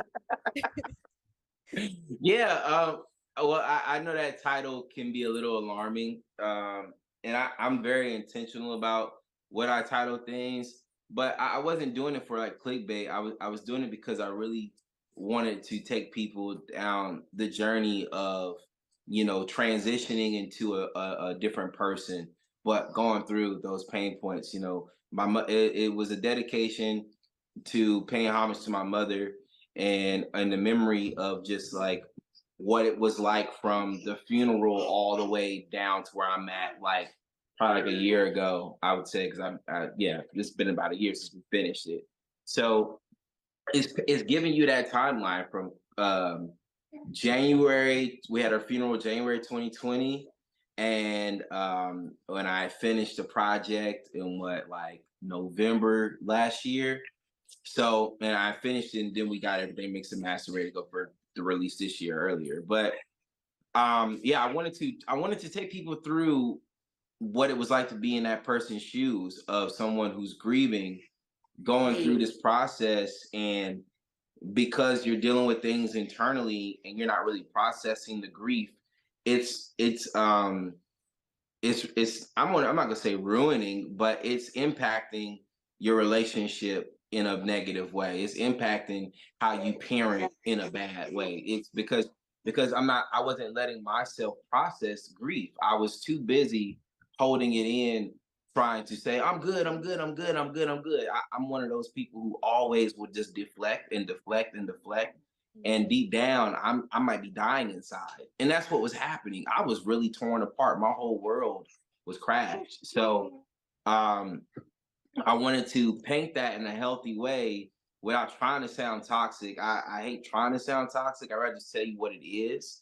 And so that's what each song takes you through the first 7 records, Home Baby. And then get to the second half of the project, because it's first 7 songs, she's taking you through that pain, that grief, and understanding. The second half is coming back into it and saying, all right, I know what's been going on. I got to become better. And that's really where Burning Calendar came about. Like, Burning Calendar for me was that cleanse. It was like I needed to give myself something that was going to motivate me to stop looking at time in a way that's unhealthy. Time, I'm not gonna say time is an illusion and get deep on time, but time is something that we beat ourselves over the head with, and we get so discouraged when our goals aren't met in a certain frame that we expect for ourselves to hit. If we don't have this house at this certain time in our life, we don't have our career at a certain point. We don't have certain things going on, marriage, kids, all this stuff, right? It's like, why are we sitting up here trying to catch up to time when time is going to pass us anyways? Yeah. So you just have to live in moments and embrace what's going on at the time, and then just put yourself out there. And I found myself doing that. I found myself putting myself out there again, making music, going out, meeting new people, reshaping my perspective and of what life is and what living is. I realized living wasn't going to the club no more. Living ain't turning up. Living ain't looking lit. I stopped going to the strip club. Stopped going to the lounges, and I started just enjoying experiences more amongst people that made me feel alive too. And so that's what Burning Calendar is for me. But I wanted it to be something that could easily translate to whatever that means for you. But I just had to burn my ideology on time out of my brain. So now I just go with the flow, and a bit. And as you'll see, and as you listen to the rest of the project, it'll just take you over that course of me as a person developing into this confident, aware, bold, and just reborn person that my mom always knew I could be, and my dad always knew too.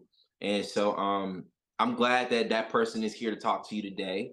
And I as I go through, you know, I lost my dad earlier this year as well. I lost my dad in before the tour started. Actually, I lost my dad, and that was tough because that was it, you know. And I didn't know how to take it. And the first part of the tour was really tough, but I had to just think back as to, like, not like you've been here before, but it was kind of like it was a weird sense of like, go ahead and just grieve and just let it, like, let the grief hit you. So I let grief really hit me, and that's helped me a lot now.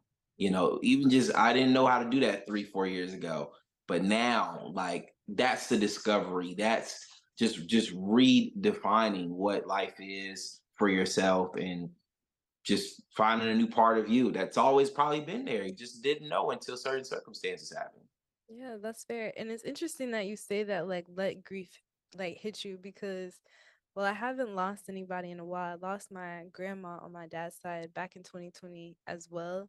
And kind of going through that process, and like at the time I was like looking up, and also again recently, now that I like got out of a relationship, I was like looking into like the 7 steps of grief or whatever. And so I'm like Mhm. wondering, like, when you say like let grief hit you, do you feel like you went through all those 7 stages of grief? Like, like anger and denial and kind of, I don't know, I forget all of them. But do you feel like you kind of went through like some stages of like an up and down of emotions, I guess? Or like, do you feel like you just kind of let yourself be sad? Like, grief looks different for everybody. So It I just does. know, like, Um, feel like, what does that mean for you, I guess? well, grief for me is weird. Death makes me weird. I'm just gonna be honest. Like, I'm a weird person when it comes to like accepting death. I'm a very weird person because I'll go get busy. Like, I'll just go to the studio, or I'll go to work or something. And I tried burying myself in work. And I when my dad passed, we were the week the following week, I decided to go to the studio. And I was like, why am I going to the studio? But something just told me to go to the studio. And I was just used to going. I was used to going. I was used to talking to him. Every time I get ready to go to a session, I was used to talking to him before every show when I'd be on the way to a new place, or we talk and reminisce about what his experiences were. And I'd cry, and I just let it happen. Like, I still do it. Like, I'd be on the way to the studio or something, I get a little sad, or I'd be wanting to call them, and I just can't, and it's not like I don't think that they're with me, but it's the physical, it's the part where you could hear their voice, you could smell them again. I carry my dad's duffel bag around because that's the only time I could smell him. That's like, I brought his duffel bag with me on tour just because I was like, I just want to smell my dad. I was like, I just want to feel like he's there. But I let the anger, I let the anger happen. I still battle sometimes with the denial, and not in a sense where it's like I can't believe this happened. Sometimes it just feels like a bad dream. It's just like, did I really lose, my parents? Or is this a bad dream that I'm wake up from? Am I dreaming this? Sometimes that's what I wish the case was. But when the reality sets in, I have my good days and I have my bad days, and I accept those. I think that's something too. I think even when you're going through grief and you've gone through those 7 stages, the fact is, you're always going to have memory and recollection of someone that was really close to you. And I think when it comes to losing parents, I think it's a little heavier to carry, because like those are, especially if you grew up in the house with those parents and you grew up having a relationship with them, that's going to hit you a whole lot different. Or like losing a sibling, if y'all really close, that's going to hit you really different, because like that person was really a part of your world, like big time. So I think no matter how many stages there are of grief, you just never forget and never lose memory of those people. And you're gonna have your days where you're like really missing them, and you're gonna have your days where you're like completely fine without even like thinking about whether they're here or not, you're fine. Yeah, I feel that. That's an interesting perspective too. And so I guess when you say discovery after death, is it like discovering like, that there's still life after death in a way? I don't know. Like, Yeah, it's different things you can you can define it as. Like I said, for me personally, it was coming from a place of like a side of me, a part of me dying off, and I'm having to rise back up to the occasion and just go forward, So after my mom passed, like that irresponsible, childish, little boy inside died too, and therefrom it was a man and developed into that. And I think that's what it really was for me. Yeah, that little boy died. That little boy just went away. So, and I've just always it's crazy enough too. When my mother was getting ready to, she was diagnosed with cancer. Or not when she was diagnosed, she already been diagnosed. We just didn't know. But when she went under chemo, my daughter, my firstborn, was getting ready to be delivered. So that's what was crazy. So just even that, like an exchange. And my dad, when he passed away, literally 2 months before, 2 or 3 months before that, my second daughter was born. And it's like an exchange. It's hand in hand.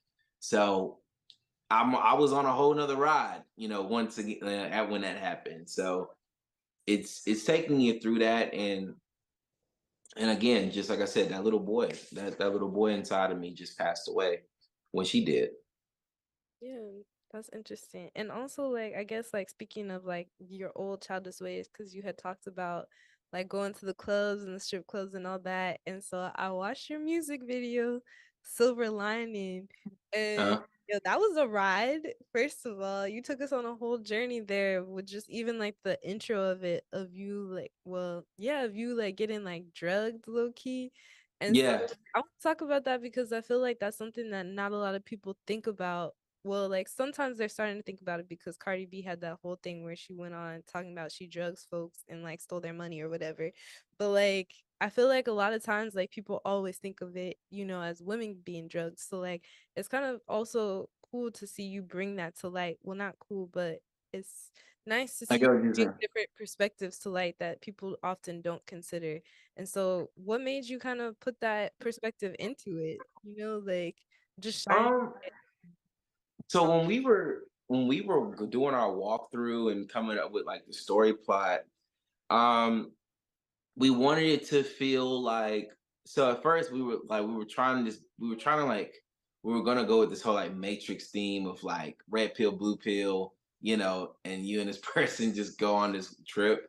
But I was just like, nah, I was like, how about we make somebody like, what if somebody or a stranger just sees that we need to go on this trip? So like that's where the bartender sees me and my friend. We're doing our dialogue, inaudible dialogue, and just all that good stuff. And yeah, and then she just slips us the drugs, and now we're on a trip. We're on a trip of our own, and we're like in tune with each other. That's really what it's supposed to be. It's like because there was a disconnect, and now through that trip we're reconnecting, and we find ourselves on the same frequency. So that's where that came from, and that's really what I wanted Silver Lining as a whole to embody, like not drugs and stuff, but just like two people seeing that they belong that they belong together. Sometimes just have a hard time seeing it. Yeah, and you can kind of hear that in the lyrics of the song too. Now that I think about it, because you mentioned that, especially at the end of the song as well. So that's cool. I see you. That's cool. Yeah, I wanted to visually bring that to life. And shout out Tater Shooter, and shout out Alex, BTM, and everybody that was a part of that process. Shigo, everybody that was part of that process, like, really helped bring it to life. So I was really appreciative of everybody that worked with me on that. That's cool. And also now speaking about, where you're from, you didn't say where you were from now. But you Oh, said I didn't say where I was from. You yeah. got me. So if you want to share, where you're from, let us. Yeah. So I'm originally from Augusta, Georgia. So I was born and raised in Georgia, but I've been a North Carolina native now for 5 years. And so I claim North Carolina fully now. Like this is where I live. This is home. It's where I've had both of my kids at. So Georgia boy all day. Georgia will always have my heart, but Carolina is the way to go. So that's where I'm at now. Okay, okay. So I don't know much about North Carolina. I had some folks on the show before that are from North Carolina as well. What do you feel like with the music scene out there? Like, how is it, navigating, especially as somebody who's defining themselves as urban pop, when I feel like a lot of times, in the South, we kind of see more of like a hip hop scene more than anything. Yeah.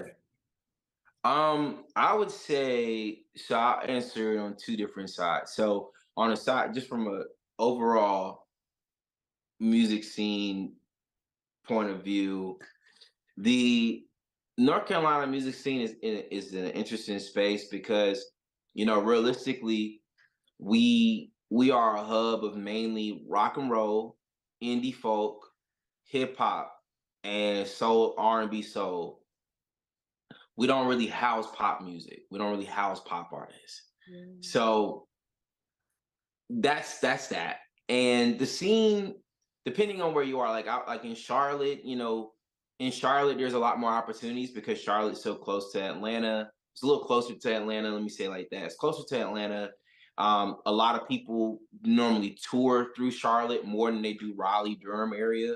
But we're getting a lot more acts touring through Raleigh ever since the Dreamville festival happened this year, and J. Cole brought Drake out, and Burna Boy. So all of the bigger acts are like, oh shoot, like Raleigh's got an audience. Like we could totally come here. Like it's like, yeah, like we like good music too, but people skip this market a lot. Like the mainstream skips this market a ton.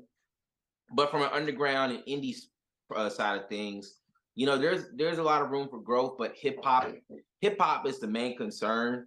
I just think like it's just easier for people to get behind it. Like I don't know. I genuinely think people just like saying their friend raps and they have a rapper friend. I just think that sounds cool to people to say. I just do, and there's no shame in that. But that's the favorite genre. And I mean, rock and roll is a big thing in Raleigh because like we got Wilmington Beach area not too far away.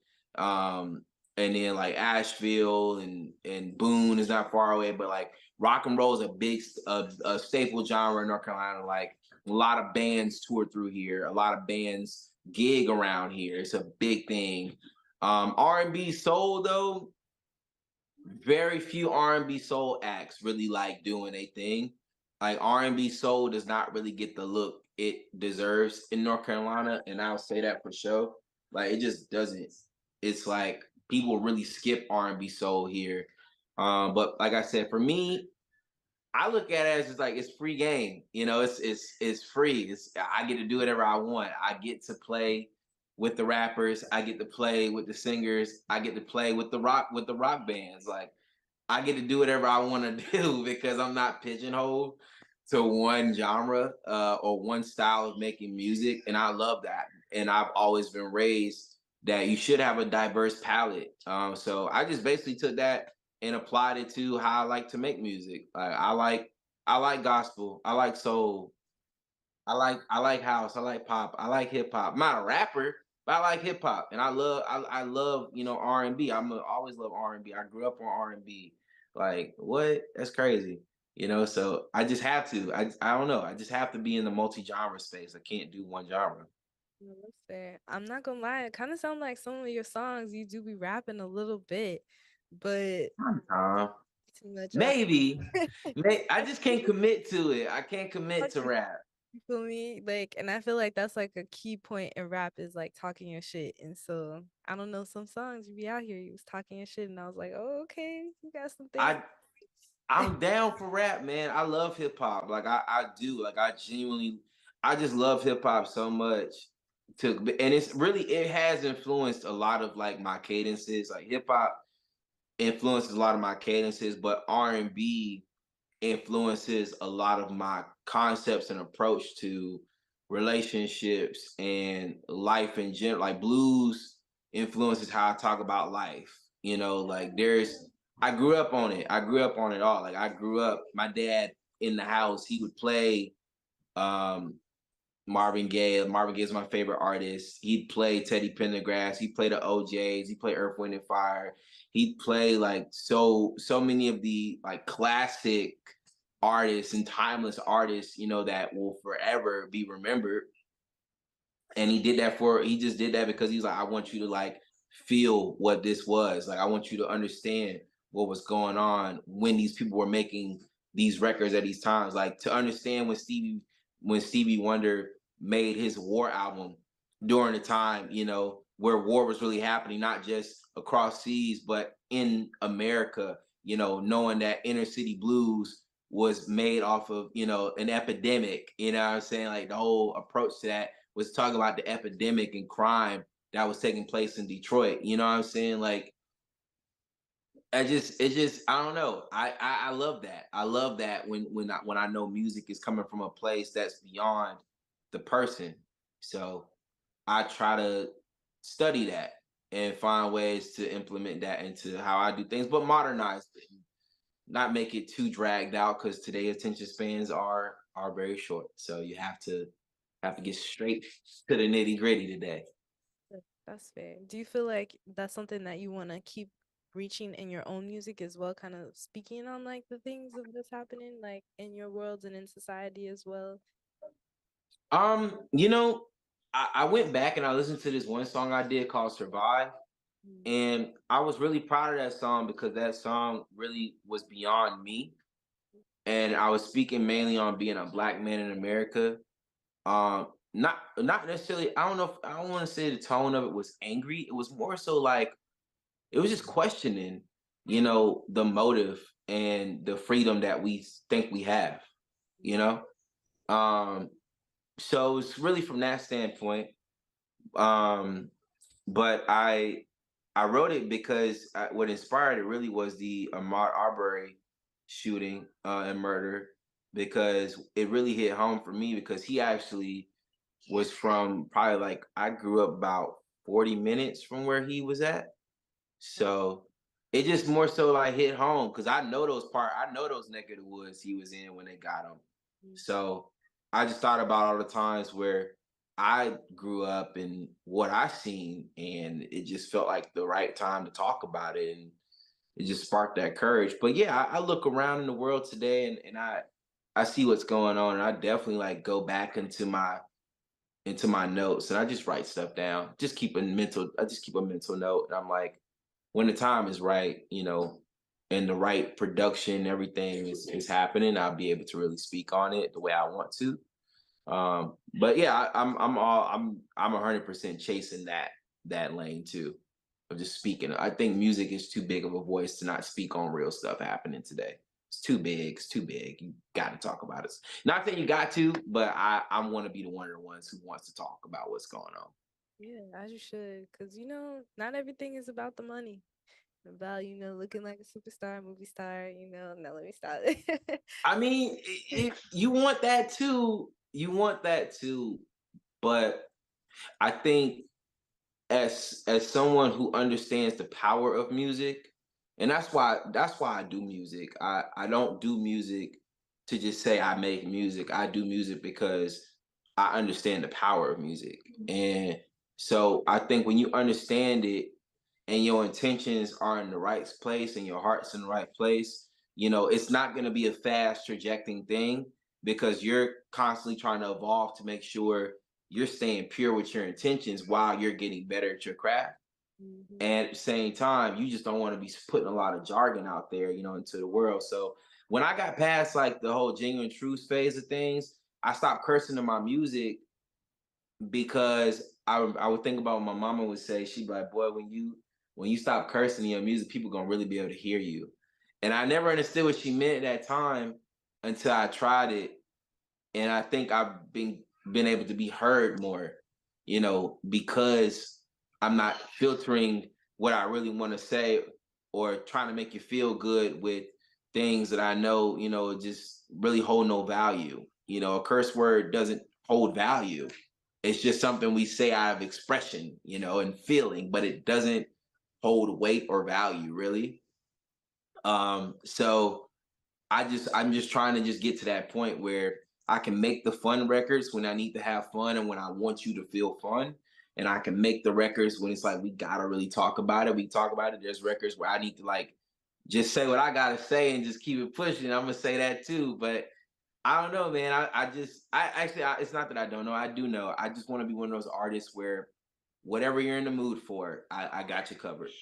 Yeah, and I feel that even with like the genre bending, like we've been saying too, like even with house music, because it feels like it's kind of making a resurgence on the low with all the things that been happening. Like we need something that we can kind of like groove to a little bit. So Yeah. I really enjoy the genre bending as well. So it's something cool to see you kind of like take on all these different things. So it's I cool. appreciate that. I really do. See, that does not go underappreciated because I know some people do not appreciate that about some artists. They're just like, pick a lane, dog, and keep it moving.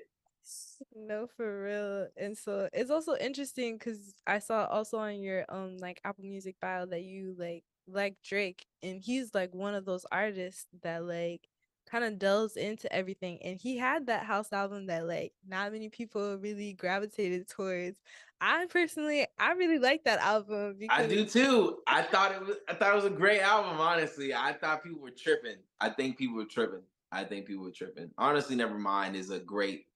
You know what I think it is? And I don't even think it's a Drake thing. I think what happens is we get a little too upset when our favorite artist is trying to do something that lets you know he's a little happy or she's a little happy. I think we just want our favorite artists to constantly give us sad music or music to let us know that they're pissed with life. It's like I like that because I feel like he was in a very confident space in his life when he did Honestly Ever Mine. I thought so. that's interesting because I honestly don't know if I really got that. Like, it felt like for me, honestly, Nevermind was, although it had like those upbeat grooves, he was still kind of like in his like feelings, like definitely like Texco Green. But at the same time, I see it like it was like both. Like, he had songs that were like in his feelings and some songs that were also kind of like, like I'm gonna still talk my shit and I'm gonna, be about myself. And that's what I feel like also like his new album was. I ain't really too much. I don't want to go into that one because that's his new album. I don't want to talk shit. I know he's sensitive about new work that No, we could say it. We could say it. We could say that that album that album is very. I'm gonna say it in a way where it sounds just real. That album was made for TikTok and internet virality. That's what the album was made with the intention of. The album was not made with the intention of going in and making music that's gonna last 5 years later. It's simple as that. I'm a firm believer.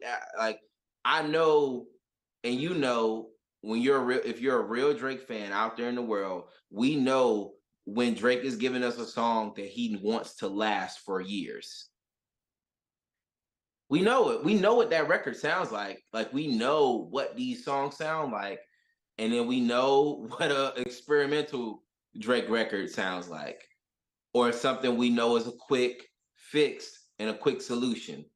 You know what I mean? Like because a prime example of this when he did Scary Hours, the only song that we really run back to is Wants and Needs with him and Lil Baby. Like that's the example of something I want you guys to keep singing. What's next? And no disrespect, I love Lemon Pepper Freestyle. That freestyle is crazy. I love that freestyle. So I'm not gonna say Lemon Pepper Freestyle qualifies for that, but what's next is a quick one. It's just quick. It's just like nobody's going back playing what's next. I haven't heard what's next at all. Like nobody's playing that record, but they'll go back and play once, wants and needs. You know what I mean? They'll go back and play that record. That record's hard. Like, it was made with a purpose. You know what I'm saying? So we know what Drake songs are supposed to do that. And unfortunately, we just didn't get the Drake music that we felt he wants to last. So You know? Is because now we're getting to a point where we're not really the trend no more. Like, we're getting a little bit older, so our taste in music is gonna be a lot different than the next generation's taste in music. So whenever people say it's for TikTok and all that, I kind of just think of, like, my little cousin's generation. Now, I haven't asked my little cousin how she feels about this yet, like this album, and I know I need to, because she always has insightful things to say about, like, the new music that's coming out. But I just love that. wonder if it's like, maybe it's like something that they're really into, because I mean, I don't be on TikTok like that, but like, if they're the ones that, are feeding into the new generation, and that's like their style and that's what they're into, like, who are we to say, that's not something that's, gonna last long, when next, they're gonna be the ones that they turning up in the clubs. I don't know. That's their throwback song. It could. It could. It 100% could. And that's a good way. My wife and I were having this conversation, and I was just like, my response to that was, yes, I understand that, but also, all right, I hate to bring this nigga's name up, but goodness gracious, I'm gonna have to, because this is gonna validate this conversation. R. Kelly. Oh no. That nigga was not, I was not around. I was not old enough to understand anything R. Kelly was doing. That was like my older cousins, aunties, and uncles playing that, right? They knew what art, nobody in our generation really was on R. Kelly like that.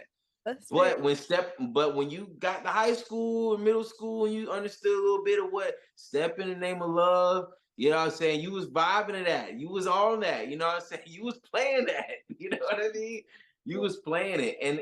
And again, that just goes to show you, although R. Kelly wasn't our trend anymore, didn't mean his music didn't translate. And it didn't carry the weight that a hit maker should carry. And that's what I mean with Drake. It's like, we're not the trend no more, but we still know when his classics come on, and the kids, like my kids, other kids, when they hear those classics, you're gonna know the difference between what that sound like and what this is. You know what I'm saying? Because let's be honest, Same Girl with Usher don't hit like don't hit. No. Don't hit the same. Not as like not with. No, it didn't. No, it just, you know what I'm saying. I was a little older then, so that's why I remember that record, because I remember when Same Girl came out. I was like, oh man, it's so, because I was really into Usher and everything back then. So I was like, oh man, Usher got a new one. It's crazy. You know what I'm saying? Like, but Usher, another one of those ones. Like, I was born in '94. You was born in the '90s. Usher was just making, Nice and Slow. We weren't around, when that was outside, but we sure be singing, man. We sing Nice and Slow like it just came out yesterday when it come on, like, versus one of the new Usher records. You ain't playing nothing new that Usher just dropped. Dude, well, you're right. Like, I don't play it as much, but I see where he's coming from. You feel me? I see his reach. I see it. You see the reach. There you go. That's a great. Oh, I gotta start saying that. I see the reach. I love that. Like, you see the reach and you understand the approach, because Usher recognizes, and Usher has always been great at this. Usher has been in this game for 20 some years. So he knows what it takes to get to the next generation. If you want to stay in this game, you got to play it like this. So he understands that, but that doesn't mean the music quality is gonna always translate be on par with what we know your catalog is. And that's where Drake gets held at a different status because Drake's catalog is what it is. So Fair. But it's interesting that you say that because I was also thinking about like, Drake as a songwriter and also R. Kelly as a songwriter because even though I wasn't really listening to R. Kelly as much, I mean, yeah, Space Jam came out and I was still singing that song because that was I Believe I Can Fly. Everybody was. Everybody and they was singing it in church, man. That's That's how what I'm crazy it was. saying. It was a really good song. But like whenever he was writing for Alia, like that, like he was doing some things, and that was whenever I feel like I was more so like I grew up listening to her music, and it's like it was mostly written by him. So it's like Yeah. it's interesting to see kind of like how they go from like making tracks from themselves and also songwriting for other people and it's still hidden in a way that transcends like to the depth that we're like, okay, yeah, these are classic records, because I was looking on like Beyonce's like Renaissance like credits. I don't know why I was in my bag and looking through that, but I didn't realize that Drake had like credits for writing that song Heated. And I really fuck with that song. So I was like, I don't know, like he still is out here, making Oh really no, he's a real. GOAT. He's a GOAT. Like there's no questions about Drake being a GOAT. Like Drake is a GOAT. He is the GOAT. I just think he's just headed in that space, kind of like where I'm not gonna say he's completely there because I'm giving this person one last shot. He's got to come through. But Party Next Door got to come through on P4 because I haven't I haven't been pleased with what Party's been dropping lately. Oh my gosh. So did you not like P3? Because I liked P3. I like P3, but I didn't like Party Mobile. Oh, that's fair. I feel like I have to revisit it every now and then and like come back to it because some of it was is Party Mobile the one where he has that song Savage Anthem? Because I really like that song. Oh, that record's hard. I mean, that record's crazy. The one that, yeah, like that record's fire. Yeah, I play that one. But that and Best Believe It with Rihanna. Yeah. That's a vibe. But everything else is like it's mid. It's mid. It's mid. And Party's been on this mid train, like even with his singles been mid. I'm like, bro, these ain't it, bro. I think the last good single he had was the single he did with Diddy. Oh, that song that's on his Diddy's new album? Yes, that's the last one. Well, I mean, that was just recent. So like he's still outside. He's still doing his thing. Yeah, but like I Diddy mean just dropped that.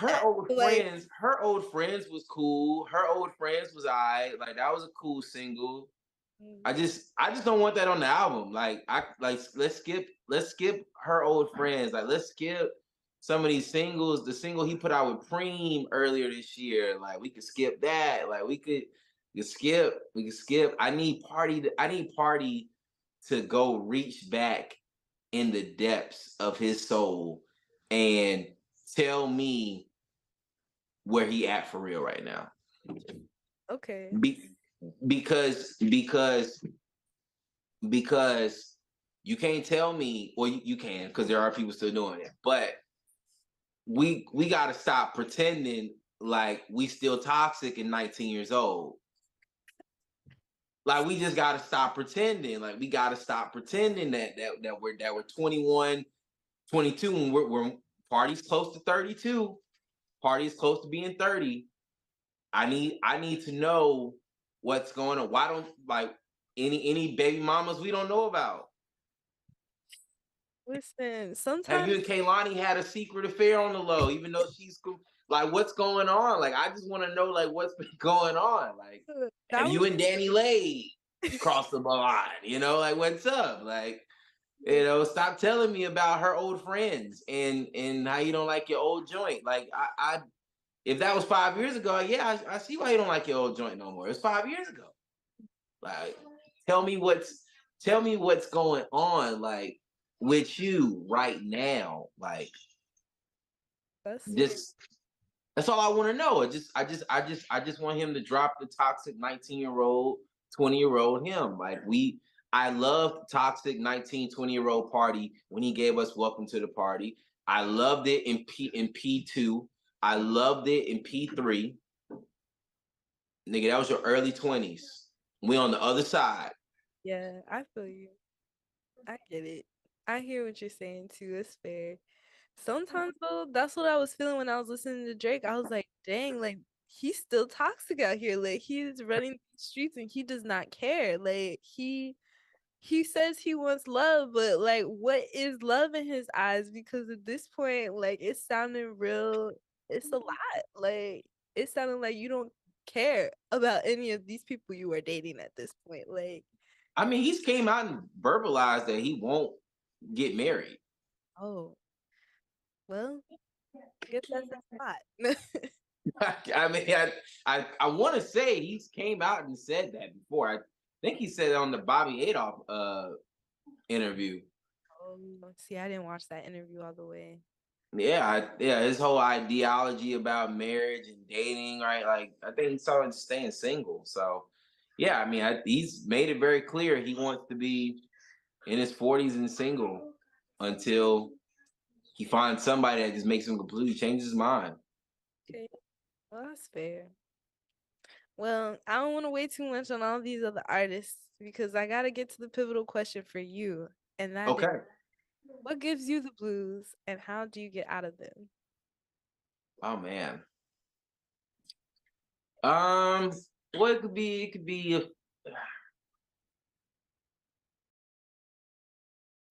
man, I ain't gonna hold you. Take your time, take your time. Let me take my time with this one. Because you asking a real question.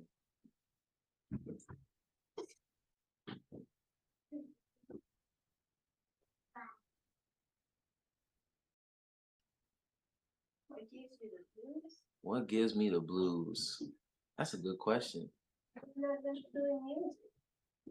That is true. I do get real sad when I'm not doing. My wife was over here telling me what it would be. She be watching. She be like, I know when he happy. I know when he's Yeah, I will say, and I know it might sound a little bad, but my creative brain never turns off. And so when I'm not able to go create something, not even just music, but I'm not able to just go create and exercise that creativity, I do get sad and I feel like I'm not living up to what I should be doing. And what gets me out of that headspace, honestly, is doing it, or if I don't get a chance to go do it no time soon, stepping outside and just going out, meeting new people or hanging out with my kids or something and just hanging out. Like, because when I was in while I was gone away for 2 weeks, I didn't get a chance to go to the studio at all while I was out on tour, out being out west for 2 weeks. And since I didn't get a chance to go to the studio, I was like feeling really pressed. And to combat that, I decided to just step out of my hotel room, go hang out, go talk to people, just get to know people. And what I did was I wrote parts of our conversations down. And I would say, hey, I'm just gonna write down parts of our conversation. Is it cool if I keep this? And they say, oh, what are you gonna use it for? I said, well, it's inspiring me when I go back to the studio. And I'll just keep that in and I'll hold on to that. And so I think I'm gonna start doing that a lot more actually, because that was very healthy. And it just made me like feel less less accomplished, less unaccomplished, just because I couldn't go to the studio like right away to go do stuff. And so that's where I found to be more healthy. But yeah, just being able to create. Well, that's cool. Well, thank you for sharing. And I don't want to keep you here too long. So thank you for coming. And, let the people know where we can find you, your Instagram, your social medias, your website if you have one. And, like, what's your name? Spell it out for us so we can, Yeah, look of for course. it. So you guys can find me once again. My name is Elijah Rosario. That's ElijahRosario. You can find me on any streaming platform under my name. You can find me on Google under that name. You can also Find me on socials by just typing in my name. You type in my name, you'll find me on Instagram, you'll find me on Facebook, and you'll find me on Twitter. So once again, it's been a pleasure. And my name is Elijah Rosario. Please look me up, check out the music, and I got a new single on the way, so stay tuned. Yeah. All right. Thank you. Shout out everybody. Thanks. All right. Oh, are we still recording? You could just log off whenever. We'll stop the recording whenever we do. Okay. I'll talk to you. I'll talk to you later on. Let me know when it's getting posted so I get stuff together. I got you. All right. I'll have to ask you for a picture or something, or I might. I got you on that. Oh, also, I just made a sped up version to Burning Calendar. I'm gonna send you that. Oh, I'm about to actually mix it after this. I do a mix too. I'm mixing like the you did already give to me, but I could use it for a different one. So you can send it. Oh no, that's fire! No, that's fire! That's fire! I want to hear that. I gotta hear that. That's fire. That one will be dropping next week, so stay tuned. That's fire! Yeah, I can't wait to hear that. Man, that's gonna be sweet. Hell yeah! Let me know when that is. I'm gonna send you the sped up version because we're gonna release it as a little 2-pack. Like we're gonna rehash the normal with the sped up as a 2-pack in December. Okay. And put out like a visual and everything. So it's gonna be fun. Yeah. So I really want that record to get a little more shine. It's like through the project, trying to go through a whole 14-song project. Gets lost in translation, but I was like, dang, I really like this song. I believe in what it can make people feel. So I was like, I gotta rehash this record. So I just made a sped up version with it too. Okay. Well, I like it. And you definitely can feel all different types of emotions in that one. So it's cool. It's cool. Well, thank you. Well, I appreciate you once again for allowing me to be a part of your platform and to interview. And it was really great meeting you at the show back in Houston. Please stay in touch so we can connect further, and whether if it's music, interviews, whatever. Like I plan on coming back out and tapping more in with Texas in general. So yeah, we'll be in touch. Okay, say less. All right, thank you. Breathe, and all my people just breathe. And all my people just breathe, and all my people just breathe, and all my people just breathe. And all my people just breathe, and all my people. This has been a Rogue Media Network production.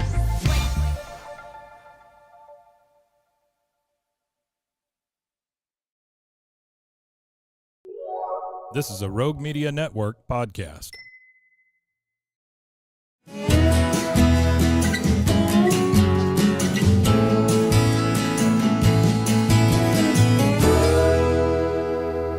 This is Central Texas Life with Ann Harder. Hello, everybody. Welcome to Central Texas Life. Now, this is a first for me. I'm doing an interview with a published author, and she writes under a nom de plume, which is her pen name. And we're not going to reference your real life name. No. That's what I was told by a mutual friend. Yes, we're going to set this up.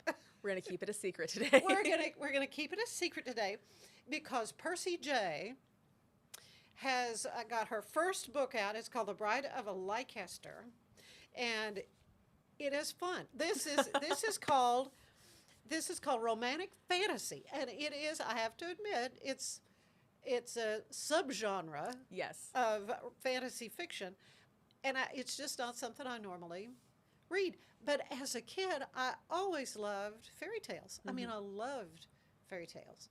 And so that's kind of what you've written. Yes, it is. It is very much a fairy tale inspired story.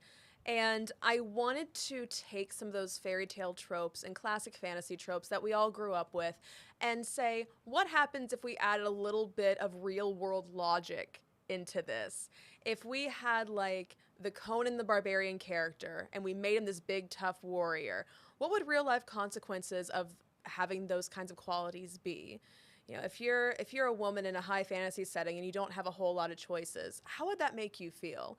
So I took those concepts and just kind of ran with them, and this is how I ended up with it. Well, and it is a page turner, I have to say. I mean, it was really a lot of fun. It was a fun read, The Bride of Leicester, and got to the end, and we have a cliffhanger.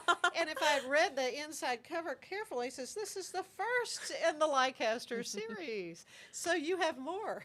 I do have more. I currently have the second book, The Sorceress of Leicester. It is almost completely drafted.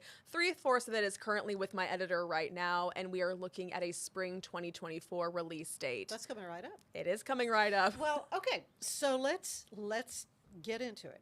Now, you know, in talking about this subgenre, it says one of the key features of romantic fantasy involves a focus on relationships, social, political, romantic.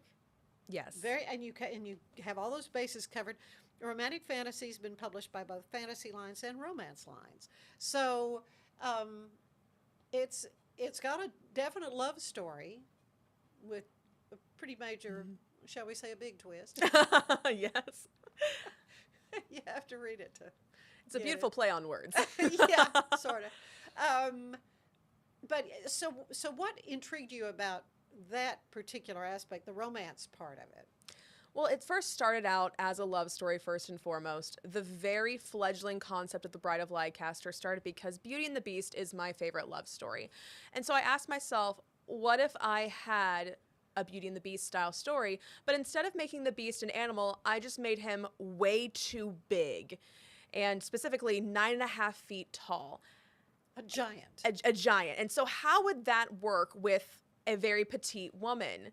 I mean, you can do the math in your head. The math does not math. That's not going to work. Well, and you actually have little cards. You even did a little, and I know you can't see it from here, but you have sort of the perspective of our heroine, Serafina, sitting on Ren's knee. And and so it's, she's tiny. The proportion, she's like a little munchkin on his lap. I had an artist commission that scene because I wanted people to visualize exactly what the central conflict is, that they are not the right size for each other. And some people will look at that art and say, why is she so small? It's like, oh no, it's not that she's small. It's he's 9.5 feet tall.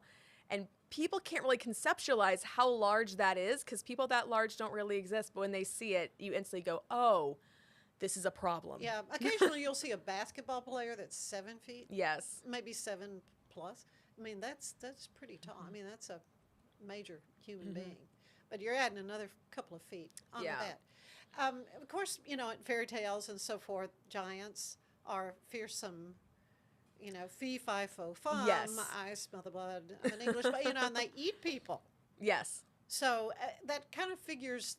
There are those kinds of creatures in your book. Yes, I do have giants in the book. They are immediately introduced as these very fearsome creatures. And I don't think it's too spoilery to say that they end up causing the death of Serafina's older brothers because they do fee-fi-fo eat them. And that's the catalyst of all of the conflict in the book. And so whenever Serafina ends up being forced to marry an alleged half giant, she has a lot of angry feelings about that, and that also drives the conflict. Right. Conflicted on her grief, her ongoing grief with the loss of her brothers. But yeah, you mention, you know, in trying to conceptualize this character as being someone, you know, in an archaic age. Yes. Where the young ladies are schooled in a separate school, and they're kind of brought up for what they're going to become, and they really have no choices. No, none whatsoever. And they're quite angry about that.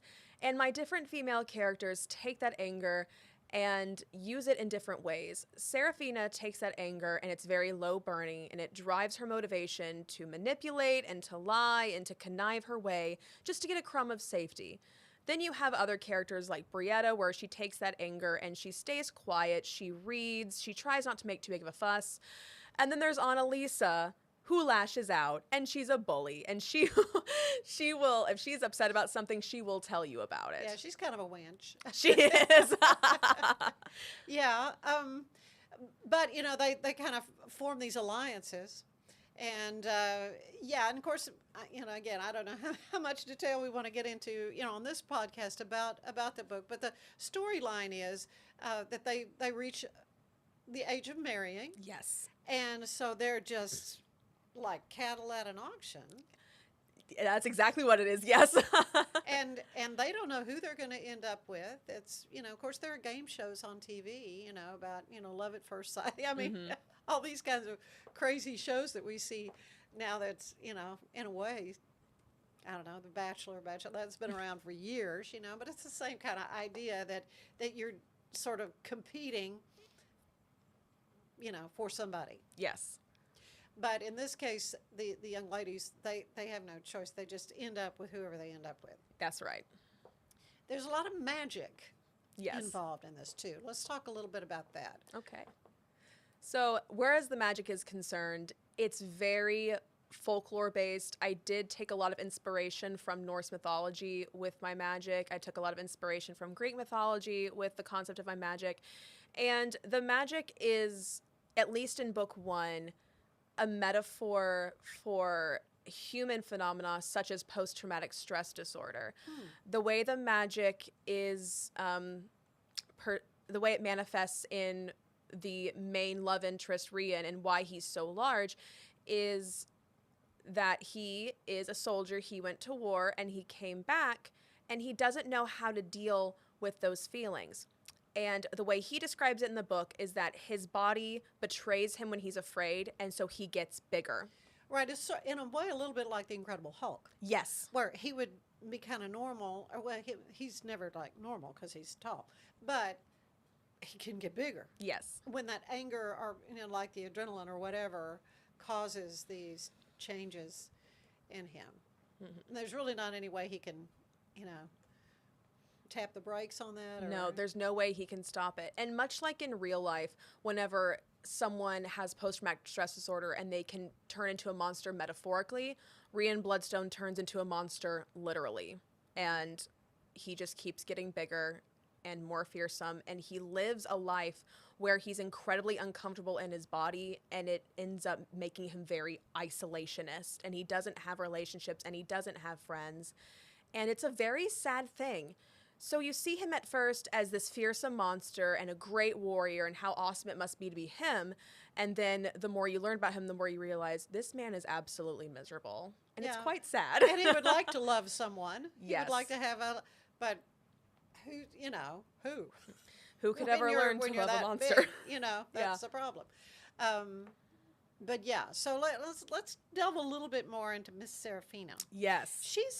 She's a very complicated character. She is, and people are 50-50 on whether they like her or they dislike her. It's a schism amongst my readers. Yeah. She is obviously, it's her voice pretty much that we're hearing. And so everything is kind of filtered through what she's thinking, but she's pretty honest about her own scheming, and she kind of lies to herself. She does. In thinking, oh well, no, I really, this is what I want to happen, and then she can become conflicted as more information is revealed to her. Yes. Something that I really wanted to do with her character is utilize the concept of an unreliable narrator. Because we in first-person perspective and we see her internal monologue, I wanted her to be such a good liar that she not only lies to herself within her own internal monologue, she lies to the reader about what's happening. So you can see some clues in the text how something is described, but her internal monologue will tell the reader something that's clearly the opposite and not at all true.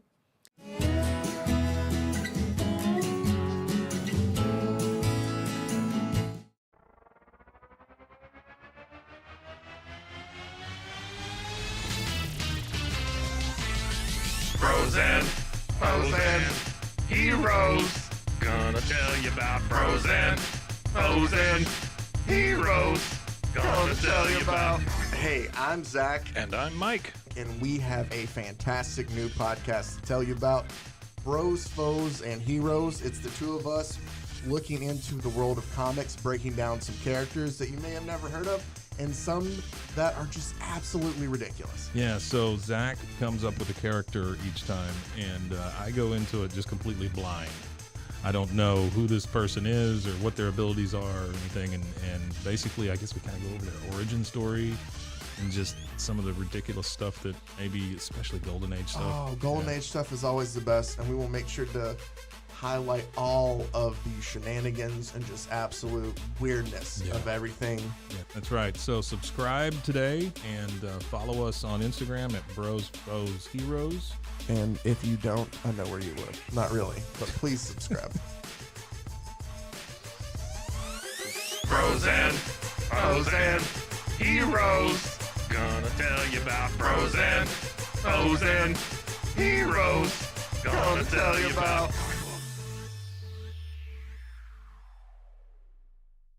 Hey, I'm Blair. And I'm Brittany. And we're the host of By the Cover Podcast. We cover everything from mysteries, thrillers, romance, chick lit, and even some smut. Don't forget the smut. Yeah. We're so excited to get this thing going and share this with you guys. We've been talking about this for months, and it's finally happening. Yes. Special shout out to RogueMedia for helping us with this. For sure, for sure. You can find us on Instagram at bythecover_podcast. You can also find us on Facebook and TikTok, so don't forget to give us a follow on those too also. And we are so excited to dive into some of our favorite books and share those with you. We can't wait. Hope you love it.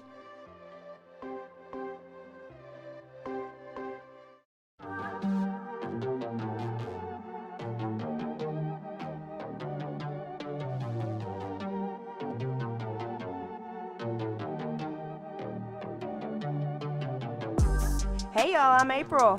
Hi, I'm Caroline. And we have a new podcast for you. What's it called, Caroline? Bloody Happy Hour. It's going to be your new favorite guilty pleasure.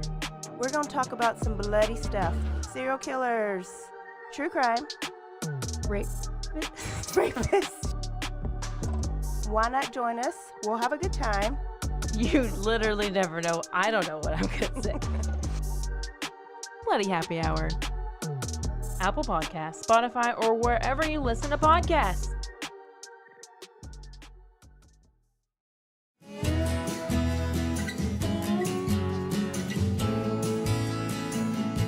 So you say you drew on Norse mythology, Greek mythology, and you loved this kind of style of story and storytelling as a kid. You had a favorite, but what are some of the other fairy tales or things that you kind of feel like you drew on for writing this series? Well, I'm definitely a huge Disney fan. I was the kid who grew up in the 90s with the Masterpiece collection on VHS, and so I would watch those movies over and over and over. And as I got older, I wouldn't just watch it for the story or for the characters or the songs. I started watching it to see how these stories are constructed. Take the story of Snow White, for example. Snow White, the first animated movie feature-length ever to ever exist, it focuses a lot on an emotional journey rather than necessarily a logic-driven plot. And so it takes you through these really rough moments. Like, if you can remember, they're in the woods, it's very scary, she's going through all of this torment and torture, and we even get to a funeral of a Disney princess at the end. That's incomprehensible to think of today. But because you go through all that strife and all that pain, that happy ending, in contrast, is luminescent with how happy it is. So I wanted to take that concept of we're gonna put you through heck because that happy ending at the end is gonna be so sweet because of it. So I just took all of these concepts of storytelling and of character building from classics we love, like from Disney, and that's what I really drew my inspiration from. Yeah, I mean, we're hearing and seeing, how Disney, they're kind of getting off into some weird stuff. Yeah. Really, and it's like almost like go back to your roots and retell these stories, and so I don't know. It's exciting though to see what you've come up with this now. All cards on the table, as it were. You've got other cards we can look at. It's a little spicy. It is a little spicy, just a little bit. Well, there's a few F-bombs in there, and there's some Yes. language. I'll put it that way. So definitely, not for your preteen. No, it's not for preteens. I actually have a page right in the front where I inform any potential readers that this story is for audiences 18 and up, and I do inform the reader what the contents of the book are. I think that's very important, not just for parents of potential readers, but also for readers themselves, because I do get into some dark themes that some people just might not want to read, might not be pleasant for them. Yeah, and just might not be the best thing for a younger reader, for sure. I do like to talk to authors, though, about their process, without saying too much more about your personal life. I mean, there is a child involved. Yes. And so how do you personally find the time to have a career as a professional person and do this too? This is not your only job. Right. So I do have a normal job. I do have a normal 8 to 5. And what I do is I will go to my job, I will come home, I will be mom, and all that time I'm marketing on my social media, I write at night, and I work until usually about 1 a.m. every night. Mm-hmm. Every night. There are no days off. My weekends are completely consumed with working, and because I self-publish the book, I not only write the book myself, I also do the majority of the editing myself. I have to find my cover artist myself. I have to find my artist myself. I do all of the internal art myself. I draw my art myself. I even made my own font for this book. So I I like did. it. Thank you. A lot, yeah. And I have to say, I haven't found any typos. I haven't found any misspelled words. And I was kind of the grammar mom in the newsroom. Yes. And I have had people on where there'd been a few things that slipped through the cracks. But I've not found any. So Well, kudos thank to you. you for doing all that yourself. I was a magazine editor in college. I went to Oklahoma State University for my undergrad, and it was drilled into me to do multiple passes, to have that editor's eagle eye, and to not send something to print unless it is perfect. Now, you will always find something after it's gone to print. I know I did whenever I had like thousands of passes over my magazine. I still found one typo. Yeah. And How there- did you get through? Perseverance. Yeah. It was just a point where I could not give up because I knew it was going to get done. I did not see a scenario where it didn't get done, and I just did it. Yeah. Well, that's amazing. I mean, I just think it's remarkable, and I'm so proud of you for doing that. And what I like is that at the end you've got discussion questions. Yes. Which I think that's pretty cool. You a lot of them related to the heroine of the Yes. book, Serafina, and well, why do you think So, have you been hearing from book clubs? I mean, people been using your book, or do how do you get feedback on who's reading? I did have an appearance on an online book club last week, and that was a lot of fun. They didn't Good. necessarily follow the discussion questions, but people like discussing the characters. Yeah. I have not had any of book clubs reach out to me and say, hey, we want to do your book. Can you have an appearance? I do know that Blackbird Books and Spirits in Belton has been wanting to do book clubs. And if anyone's listening and if you want to do a book club, I am more than happy to be of assistance. Please do. I think it's wonderful. I really intentionally made The Bride of Leicester something for people to discuss, whether it's the theme or the story, or whether people kind of choose their favorite character and argue on their behalf over why they did nothing wrong and everyone else is wrong. Yeah. And I did that on purpose. Everyone's going to find something they like or relate to in this book. Well, absolutely. I believe that is true. So you've got the second one, The Sorceress. Yes, The Sorceress of Leicester. And so what's the third? I mean, what do you have? Is it going to be a trilogy? Is it going to be 6 books? Do you even have an idea in your head? And that's the other thing. I just don't know how you come up with this stuff. I mean, how you conceive of the characters and the storyline. I mean, I just think it's awesome that you've been able to do that. Well, in terms of coming up with the story, what would happen is I had the fledgling idea for The Bride of Leicester, and I'd been wanting to write for a long time, ever since I was 12. And I came up with an idea, and I tried to write it, and I never was able to write more than a few pages. I didn't know what was wrong with me that I couldn't finish it. And then whenever I was driving around for work, I would entertain myself on these long drives by watching scenes of The Bride of Leicester like a movie in my head. Playing it in your head. And so for 9 months, I just watched it while I was running or driving or doing anything mundane, just entertaining myself in my mind. And then one day, it was a Saturday morning in April of 2022, I just opened up a Word document and I said, okay, let's do this. And then I wrote it. I wrote the first draft of The Bride of Leicester in 2 months. Did you really? It took me 2 months, and the first draft was 90,000 words, so it was pretty big. Mm-hmm. Yeah.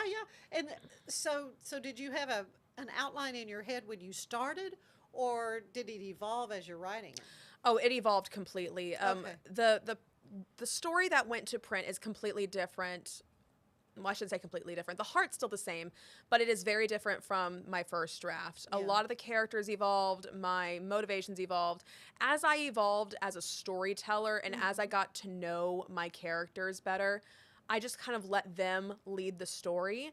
And that's where I found like these really good moments. I was like, I now understand you. I now understand why you're doing the things that you're doing.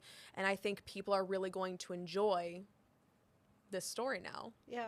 Well, that's just, I love hearing the process. I mean, I just think it's fascinating how you go about doing that. And you say you self-published. I did. So what all was involved with that? I mean, this is a great, physically, it's a very nice book.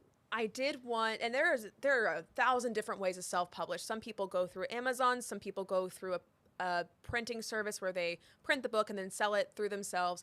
I went through a publisher called Ingram Spark, and Ingram, the bookseller, is where most booksellers get copies of any book from, whether it's published by a large publisher, a small publisher, or an independent publisher. They get it from that site. And so what I did was I provided Ingram Spark with the files. So I formatted everything myself. I delivered them the cover myself. And they put it together and they distribute it to places like Barnes & Noble and Amazon and pretty much anywhere books are sold. I'm in Walmart, I'm in Target. They do all the distribution. I just gave them the file. That's awesome. I mean, that really is great. Very cool. Well, nearing the end of this, and I like to end these visits with a little questionnaire similar to the one that the late, great James Lipton would use on Inside the Actors Studio, so this is my take on it. What is your favorite word? Oh, my favorite word. I think I've used it already, but I love the word luminescent. That's a good word. As a wordsmith, that's excellent. What's your least favorite word? Oh, my least favorite word. I know it's not the F word because you used a lot in the book. The F word's in my top 10 favorites. I'm not going to lie. Okay. Oh. Your least favorite word? I don't like using a whole lot of adverbs. I know that. Probably the word cringe. Yeah. I don't like the word cringe. Okay. All right. What turns you on creatively, emotionally, spiritually? What turns me on creatively? Being alone with my thoughts and being honest with myself. I love chewing on things and ruminating on things and finding out the why and the how. And when I get that raw feeling of why and the how, I like to take it into something tangible and put it into words for people to understand. That's where my creativity comes from. Good. What turns you off, conversely, creatively or spiritually or emotionally? Something that I really don't like to write in my books is violence or gore. I don't have a lot of it. I don't really like blood and guts and decapitation, which is odd because it's fantasy. People expect that going in. You know, you had plenty of opportunity. You could have. Yeah. You could have done that. I don't like reading it, so I'm good with you on that. What sound do you love the most? I love the sound of hearing people's voices when they tell me what they love about the story. It's that little lilt in their pitch when you can tell they are really happy or inspired or moved by something. And it fills my soul in a way that I did not think was possible. What sound do you hate? I figured that was coming. Yeah. A sound that I hate. Yeah. Other than just the normal nails on a chalkboard. Yeah. That's a bad one. I don't like negativity. I Right. don't like when I can tell people are just trying to drag somebody down because that's not the life I'm trying to live as an author. Right. I believe in supporting each other, not competing. Okay. Okay. We never said what your profession is. But what other profession would you like, besides being a book writer, what other profession would you like to have tried? I would have loved to have been on film more often or be a voice actor. I loved the world. You could do that. Oh, Yeah. thank you. I loved the world of acting. I love being a performer. And so here I am doing something I love at this moment. Yeah, and storytelling. I mean, creating Yes. creating these stories. What job do you know you would not want to do? No, thank you very much. Don't want to do that. And I say this with absolutely all the love and respect in my heart, but I do not know how teachers do it. My parents are teachers. Everyone in my family is a teacher. I come from a long line of teachers. I do not know how y'all do it. God bless every single one of you. Yeah, You're amen. in my heart and mind constantly. Yeah, that's mine too. That's mine too. And finally, what do you want to hear God say when you arrive at the pearly gates? Good job. Good. That's what we all hope for. Yes. Percy J., you are a treasure. I mean, this is so much fun. The Bride of Leicester, and so I'm ready to read The Sorceress of Leicester when that comes out. You know, we'll have to come. Yeah, I'm working hard.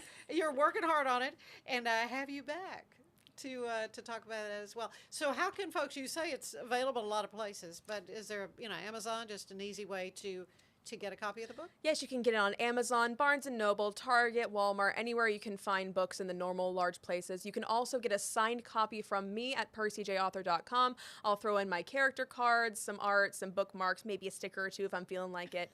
But I always give free goodies if you order from my website. Oh, well, that is cool. Yes. That's very good. I've got this copy. I'm hoping you will sign it before you leave. Oh, of course. Anyway, I appreciate you so much. Thank you. All right, thank you for being with having us. me on. I love talking. I just love hearing from authors. And this is a totally new subgenre for me, romantic fantasy. So, The Bride of Leicester. And we'll see you again next time. Have a good day. Bye-bye. Central Texas Life with Ann Harder is part of the Rogue Media family. Be sure to check out our other shows at RogueMediaNetwork.com. Please rate this show 5 stars on iTunes, Spotify, YouTube, or anywhere you get your podcasts. Join us again soon for more Central Texas Life with Ann Harder.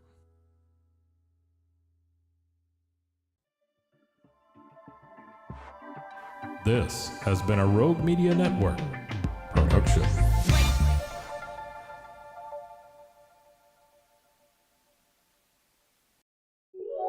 This is a Rogue Media Network podcast. Caroline, you should tell them about the newest thing that Bloody Happy Hour is doing. A Patreon. It's a Patreon. What is that? That means you're basically like a VIP member, and you get some perks.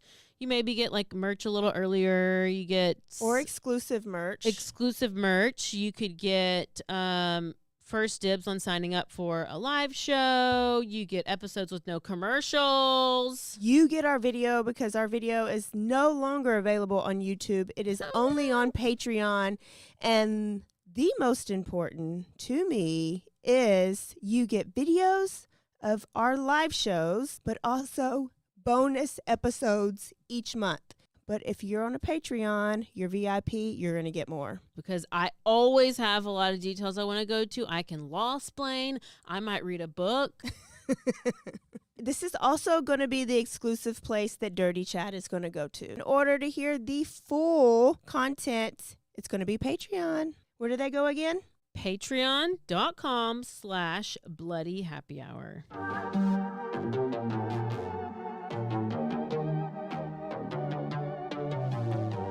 Hey y'all, I'm April. And I'm Caroline.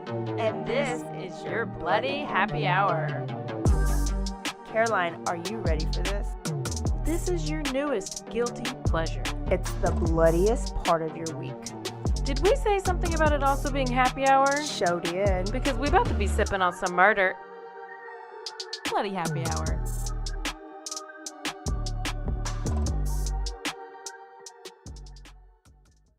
Hey y'all, this is April. And this is Caroline. Turn Up Tuesday, Quickie in the News edition. What does that mean? We're talking about headlines? We're talking about what's going on in the news? Anything that's going on in the news? I don't think anything's happened this week. Oh, it's so much happening. This may be an hour-long episode. So much to talk about. We're going to get right to it. If you're brand new, you get all the news on our Tuesday episodes. Or if you tune in on our Thursday episode, you get a full story. And if you get on our Patreon, you get some bonus stories. Plus, Caroline's ex-husband, psychotic, narcissistic ex-husband, the story of her life. So join Patreon at whatever we said at the beginning of the show. Also, if you have not done so yet and you really want to help Bloody Happy Hour, I need you to go to Apple Podcasts and rate us, review us, and subscribe to us. Leave a review so we can get some of those read here soon. So there is our housekeeping, and let's get started because there's so much in the news, and we have to start off news of the month, week, century. I don't know. Natalie Holloway update. You know, I live for when cold cases get closed, but I don't feel like I don't feel better. Yes. I know. So let's talk about it. I say Joran Vandersloot has confessed again, and I think this is confession number 8 or 9. So we knew, if you listened to the episode, we knew that we were going to go after him for that extortion where he pulled a 42 faker on Beth Holloway and had her pay this money because she thought she was going to find Natalie Holloway's body. And he gave her some story about it being buried in a foundation of some home across seas. Well, he was brought here, and we did whatever we did for the extortion. But part of that deal was that he has to tell us what happened to Natalie. And he did. And he told the story. And I know Beth Holloway feels much better. Probably because her mind can quit going everywhere. Yeah. You know what I mean? Like, when you don't know, your mind can take you to some crazy places of what could have happened to your kid. And so now she's like, okay, I have a story, and it's backed up by a very comprehensive polygraph test. And she feels better. So if she feels better, she is the one that I think is most important. And even brother feels better in this. So let's hear what Joran had to say. So she asked to go back to her hotel, but I was just trying to get dropped off a little bit further away from her hotel so we could walk back to her hotel, and I might still get a chance to be with her. Okay. That's what I was hoping for. Okay. So what happens? Yeah, Deepak drops me off at a place a little right of the Marriott Hotel known as the Fisherman's Huts. This place is not so far from, the next hotel is the Marriott, and the next hotel after that is another Marriott, which is a timeshare, and then it's the Holiday Inn. Well, we walk along the beach. Do Deepak and Satish get out? Come with what happens? Deepak and Satish leave. They leave. They go back to their home. I assume they go back to their home. They get in their car and they leave. I'm actually with Natalie walking along the beach. I find a space before we get to the Marriott Hotel, where I lay her down. We lay down together in the sand, and we start kissing each other. I get her to kiss me again. We start kissing each other, and I start feeling her up again, and she tells me no, tells me she doesn't want me to feel her up.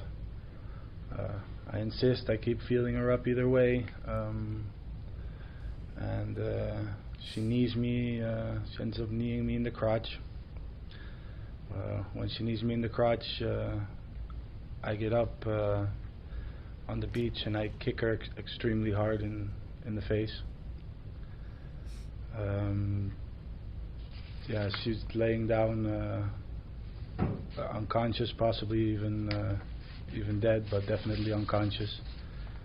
And I see right next to her there's a huge cinder block laying on the beach. When you say cinder block, looking at the walls of this place, is it like those? The exact same cinder blocks. I see a huge cinder block laying on the beach.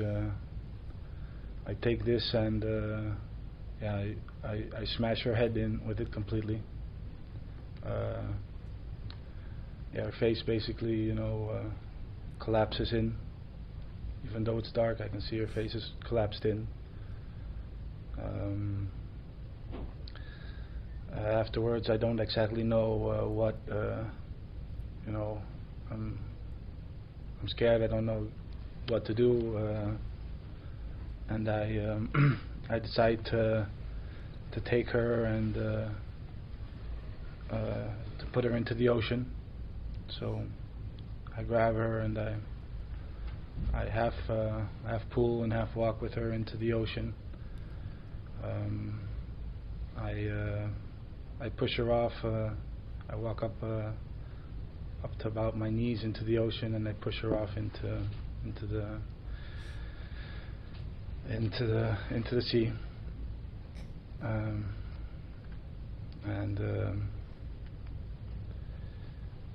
After that, I get out. I walk home. And now a word from our sponsors.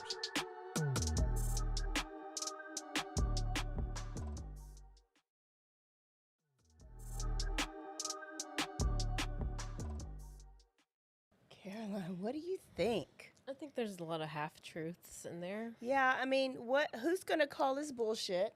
The at point, this point? yeah, the point is they just wanted closure, and I Yeah. think that gives them closure, even if it's not all accurate. For, like you said earlier, for Beth, if it's closure for her, then that's... Yeah. He did say that he has devoted his life to Christ, and yes, that and Christ then the has whole helped him through this. Yeah, and then did he it? apologizes for the damage that he did to the family. That's so nice. So, but when did he? Was it after he was importing cocaine into the Peruvian jail, or just yesterday before that he found Christ? Like, was that? I think it might have just been yesterday. Yeah. I think it was yesterday, and hey, if you want to play with Jesus like that, go ahead, Joran Vandersloot. Do you think that he like sex assault or raped her, or like molested her, raped her, assaulted her, anything? Yeah. 100%. Yeah. I think that he could not deal with that little bit of rejection, and I think he did kick her in the face, and then I think he held her down and raped her, and so that to shut her up, and then he had to kill her and throw her. But like, if you just was a cinder block just sitting there on the beach. Well, and that's what I was thinking too. So then I had to. So he did say there's the fisherman's port or whatever, where there's like some huts where the fishermen are. And so I think it was Joseph Scott Morgan. He was like, you do see where these fishing boats will come in, and instead of like getting out their anchor, they'll just go ahead and just tie down their little rope to put it under the cinder block and go get their bait and then like go back out instead of doing the whole like anchor type thing.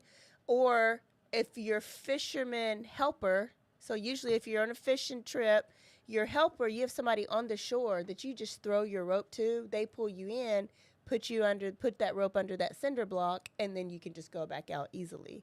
Yeah. So because I was like, was there construction going on? Also, you do find big heavy things like that on the beach because you put down your tents. Maybe you want to hold down like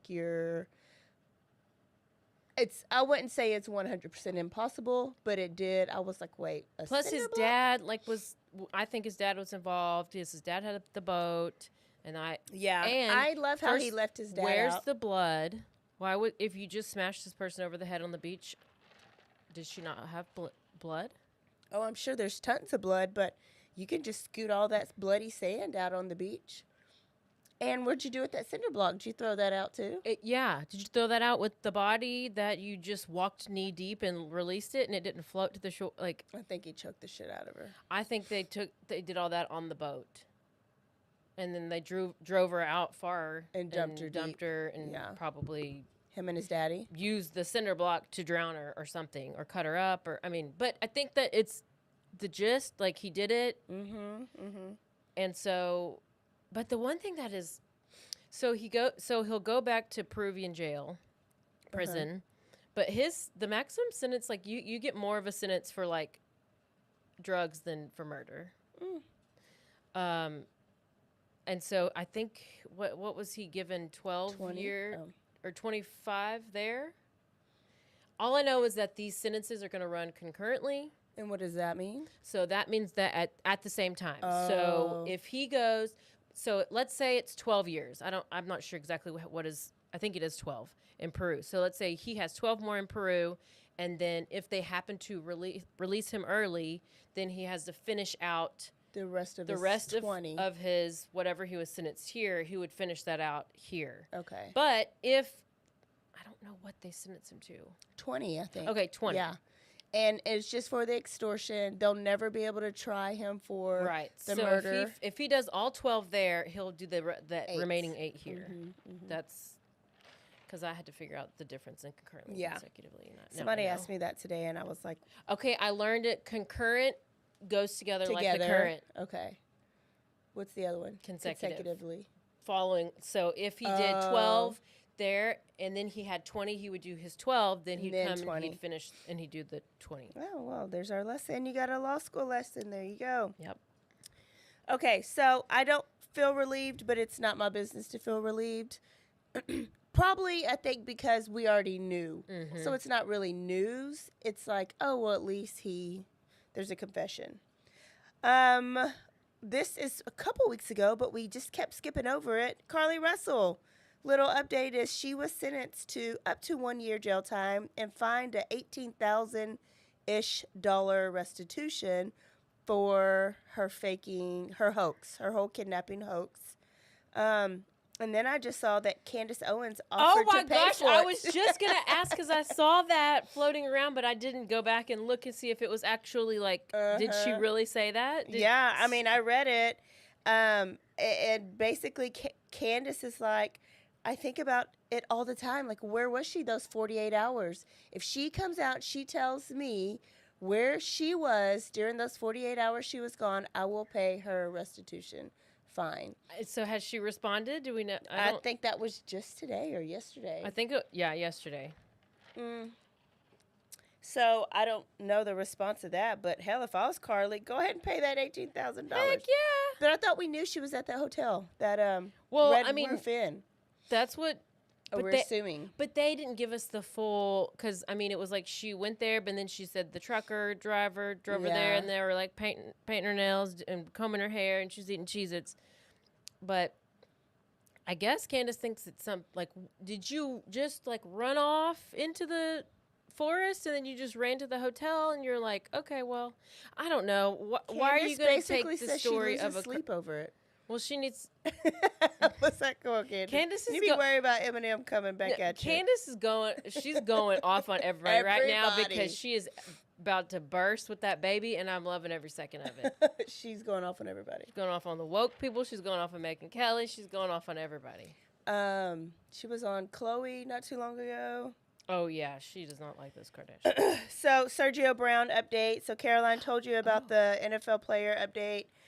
Last week, and so since then, October 10th, he was actually arrested. So probably what's today? Well, we're recording on the 19th. Yeah. 19th.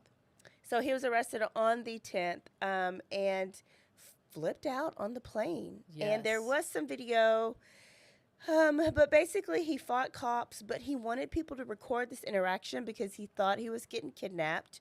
He was stating his name and where he was from, and he's like, I'm supposed to be going to Colombia or something, and they're taking me I'm not supposed to be in Tijuana right now. And he was saying, I have been kidnapped. I'm being kidnapped again. Like he was not lucid. No, he wasn't. I think that's just what you call CTE. Gosh. Oh my gosh. In the like inaction. Like we hear about CTE, but after everything's already done, right? After they've done, well, I guess we're hearing about it that lady afterwards. tried to calm him down, and then She was like, "Do you want a glass of water?" and he then was like, somebody's "No like, glass. Don't give him glass." I'm like, okay, bitch. Okay, dude. She's just trying to calm him down, offer him water. She's not necessarily She's trying to glass. de-escalate the situation. He's going to be transported to Illinois to face his murder charges. He was making no connections with the death of Miss Myrtle, his mom, and them arresting him. It was not, there was no connections being made. He literally thought he was being kidnapped. So somebody did record it, and I bet it's going to help him later on. Well, because he probably does need insanity. I mean, I would think if he actually does it, that's what is insanity, is not having no recollection or memory of it. Yeah. And he was It's not sad. faking anything. And then the last update before I go to the new things was Lisk. And I did finally listen to that press conference. The Long Island serial killer Rex Heuermann, however you say his name. Yeah. And so much came out in that press conference. But Caroline, come on, I know you got it all in your head. I do not, because I have to listen again because it was so much. But basically, it's the attorney for Shannon Gilbert who came out and gave all these allegations. But what was the guy that was the chief of police or whoever was, I don't know his title, but basically saying, like, we condone this attorney to speak and say what he's saying. Like, we back him up, we agree. But I guess a couple of sex workers came out of the woodwork because apparently they're scared to talk to the police. They don't trust the police. So they'll talk to this attorney. Because in your stories, you have to confess that you're a sex worker. Yeah. So I believe that they trusted this guy. And so he came out with this huge thing saying these couple of these sex workers they did these affidavits, and they basically said that Rex and his wife are swingers, and they invited them over. And I mean, the amount of... One girl was actually in the swinger community. Like she was a swinger couple with them, and she talked about a club that they would frequent, a swinger club, and how a story of one night when they went over there, maybe her and her partner, and stuff was supposed to go down, but one of them didn't do it because their partner was black. So maybe the wife didn't sleep with her husband because her husband was black. But that's disgusting. She is she had to look. Needs to not know. So what makes sense is, I guess after they stopped the swinging, because maybe wife stopped or got out of shape and like nobody wanted to partner up with them anymore, he had to go to prostitutes so much. Yeah. So then the prostitutes were like, he would sometimes get 2 and 3 women at a time, and he was a regular. Yeah. And so some of his regulars are coming forward and basically saying, yeah, his wife would be there a lot of the time, and she only got pissed because she thought they stole an iron from her, not because they're in there screwing the husband. So it must have been a deal, like, you're not going to go do, he was a sexual sadist, obviously, so she probably did everything that she could to keep him happy. Okay, sure, let's swing, but really didn't want to. Sure, let's swap, but really didn't want to. And then she stopped, so he had to go to prostitutes, and that wasn't enough anymore. So he just escalated. Swinging, prostitution, that wasn't enough. And some taxi drivers came forward about how he threatened to kill them one time. But in all these confessions, a couple of the victims were part of these. So one of them saw Gilbert, I think, at the house when they were there swinging, and somebody on taxi picked up one of the other victims with him at one point in time, or from him at one point in time. The swinger couple said that I think Shannon was in the house, and she was basically flipping out, crying for help, like he had ripped her clothes off, and they did not see something and say something. They thought it was part of the sex games, because she even ran out the house. Yes, she ran out naked, and then didn't her friends say that they thought she was safe because of, and this could be another story, but I know that one of them was like, oh, well, we left her, we thought she was safe because a police officer was there? Yes, there's a lot coming out about these because police then officers. People are going back and they're like, well, why are they just now coming out if this all happened in 96 or in whenever, 2005 or whatever? And it's like, because of the crooked department. They were all involved. Yeah. How they were involved, we don't know, but even the fact of, like, even if they're part of the swingers and they were over there. I mean, their former chief of police was arrested a couple months ago, if you don't remember, for soliciting a sex worker who was a male. Oh, my gosh. Oh, there's no telling where this goes. So there's that update. It's never going to end. Messy. So here's some news stories. I got just a couple. Missing white woman Chelsea Grimm. Oh, I've kind of heard, but I haven't looked in, so I'm glad that we're talking. So basically, she was going to a wedding, and she was driving like this cross-country trip, and she did kind of impulsive things like this. Her parents said that, like, she would just get up and she'd get her bearded dragon, and she'd be like, I'm going to travel. What is a bearded dragon? A big old iguana-looking thing. She's called a bearded dragon. Wait, a bearded dog? A bearded dragon? It's like a big iguana. Why is it bearded? It has nothing to do with the beard. On there. Okay. Yeah. Okay. That looks like it's a beard, maybe. Shit, I don't know. I don't either. Chelsea Grimm. She was driving from San Diego to Connecticut to go to a wedding. San Diego to Connecticut? Yes, that's across the country. Ma'am. She was last seen on September 28th. She was traveling with her bearded dragon. She stopped in Phoenix, which is just the next state over, visited a friend. They ate. They had a good visit. She called her parents and told her parents that her drive is taking much longer than expected. So she decided to skip the wedding and head back to San Diego. So you drove one state over. Ma'am, I don't. She was seen at a hotel in Arizona where a customer said that she seemed disoriented and tried to use euros to pay instead of American money. Yeah. On the 28th, the police respond to a phone call in a cemetery about a woman with suspicious behavior because she's in the cemetery. Well, when the police came, they talked to her, and she said that she was doing a photography project because she was a photographer about missing soldiers, and she got really emotional. This is kind of on police cam. It doesn't show her, but you can hear her. She was spending the night in that car that night in the cemetery.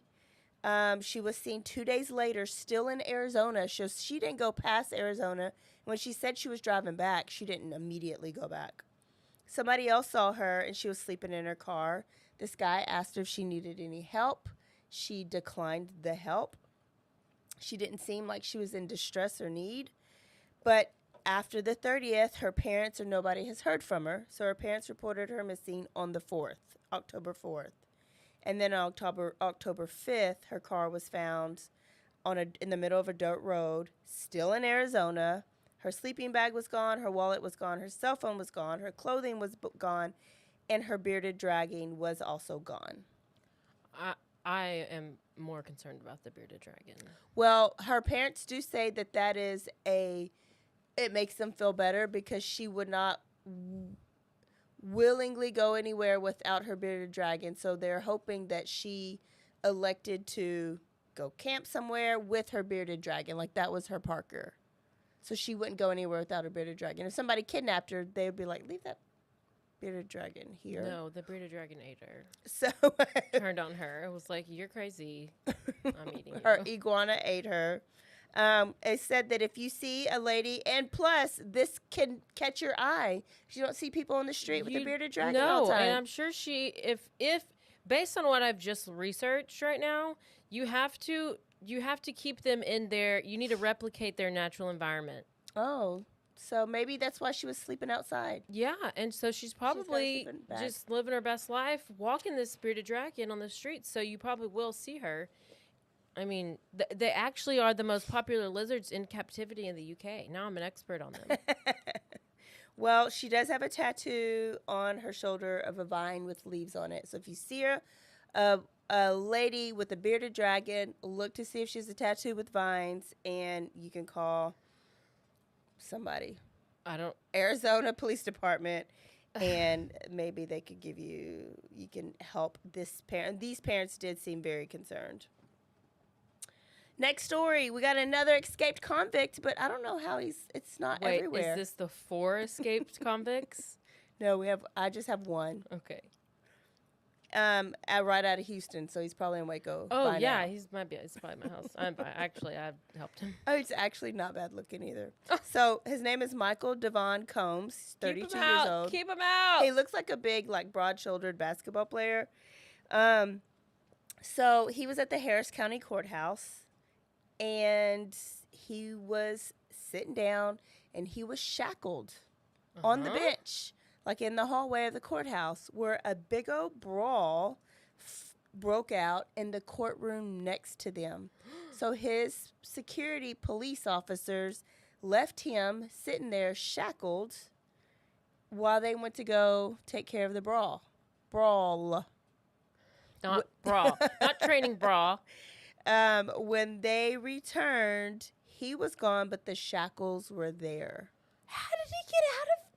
He's Houdini. He is Houdini. He's obviously good with his hands. He walked smooth out, went down the elevator, removed his ankle monitor once he left the building, and he gone. And he had on normal clothes, because when you go to court, they let you wear your clothes. He had on a blue shirt and khaki pants, and he literally walked out. OMG. I need to know. They are investigating. So he was in jail for domestic abuse. He strangled the mother of his children back in 2019. Oh, no. Got in trouble for that, and obviously they got back together because in 2020 he did it again, but this time he strangled her with one hand and punched her with the other. I feel like that was some WWE stuff. And when he went to see the judge, his bond was revoked. Why is this not anywhere on the news? It is. That's where I saw it. And that's it. He was last seen a blue shirt, khaki pants. There was a press conference with the chief of police that was the worst press conference ever. Oh, no. This woman, I was like, come on, woman. You got to know. No, she did not know the answer. She didn't know that. She just kept saying, I don't know. I don't know. We hope this doesn't happen again. But the reality is who helped him? Because somebody with the key to the shackles had to have let him go. And then to me, the brawl with the W and L was a distraction. So was that done on purpose? Like, was this all a plan? And I feel like he's probably with his baby mama. He's probably part of Hamas. He's probably with his baby mama, who took him back in 2019 after choking him. Was probably still with him in 2022. She wanted to be back in that red room being choked. Yeah. I mean, he does. He's got a good beard and good eyebrows. Yeah. He actually looks like the type of guy that I would go for. He actually, he's probably had a ton of prison girlfriends writing him letters, so he's laid up in somebody's bed. Yeah, and if not, I mean, I'll give you my address, Devon. I just don't know why it's not national news like Gonzalo. I think that's what I'm saying. Is I feel like it's not because I don't know what's local. Yeah. But I always see the national, and no, I have not seen one thing about that. But maybe why are people not freaking? I don't know why people aren't freaking out. Why do they freak out so much more about Cavalcante? And because they were murderers, maybe. And he just choked and beat up his baby mama twice. So he's not a. Maybe he's just not as violent. Okay, so I guess we let him go. But there was another escape, but it was 4 guys who escaped. Wow. Where were they? But there's not enough guards at this oh gosh, I don't even know where it is, Alabama or something. Okay. There wasn't enough guards at the prison to keep watch, and so they had planned it. They picked, what is this? An ice pick away at the wall for days, and like nobody knew about, and it's the whole thing. Damn, people aren't even gonna be scared to go to prison anymore. No. So you just walk right out. And then the last story is a father Georgia. on the run, and we're going to Milwaukee, Wisconsin. Nothing good ever happens there. So there's a guy named Roman Moy. He's facing 3 counts of child neglect, but he's on the run, and 1 count of failure to report the death of a child. Oh my gosh. 12-year-old Jakari Robinson's body was found decomposing last Tuesday in his home. Now, Roman had 4 kids. 3 of them lived at home, but 2 of them were staying with the mom for the last couple weeks. But he wouldn't let Jakari go live with the mom. So he was like, you could take these 2, Jakari's staying with me. He would not let anybody come over to see Jakari. Jakari wasn't coming outside. And so finally, his 21-year-old son was like, Dad's not answering. I need to go and check on Dad and my little brother, Jakari. So 21-year-old son walked into the house, and he saw Jakari's body on the floor under a blanket in the living room in a very advanced state of composition. He was malnourished and emaciated. Emaciated. Not an emancipation proclamation. I typed in emancipated. Maybe it's autocorrect. I don't know what the Emancipation Proclamation is, but I know that it's emaciated and emaciated. So emaciated. Yeah. I don't listen to hip hop. You watch South Park? No. My favorite part on South Park is when they're going into the war. It's the movie, and they were like, okay, we got a plan. This is called Operation Get Behind the Darky. And so they put all the black soldiers in the front and all the white soldiers in the back. And so Chef, who's a black character on South Park, was like, have you ever heard of the Emancipation Proclamation? And the sergeant goes, I don't listen to hip hop. And he goes on with the plan. I gotta start But watching. it's hilarious. It's hilarious. It's still this horrible, but to everybody. Yeah. Equally horrible. They talk about Jews all the time, talk about Canadians all the time. They talk about everybody all the time. So it's equally funny, racist, but it always ends in a very great lesson. So it's like people get mad, and it ends with a great lesson. So they just know how to end it, and I guess that's why they don't get canceled. Why do they predict the future like The Simpsons? Actually, some of the things, yeah. Or do they? Actually, they kind of talk about what's going on now. So they're more like like SNL used to be good and used to make fun of all the people. Everybody. Now they don't. They're not funny. Honest, I don't know. I never watched them. I don't either. Never thought they were used funny. to. I like the Spartans, but anyway, yeah. South Park. Okay, I think it's on HBO. So he was emaciated, malnourished. He died of starvation, and he had several fractures to the arms and ribs. Now the neighbors are coming forward, and they're like, last time we saw him, he did look extra, extra skinny.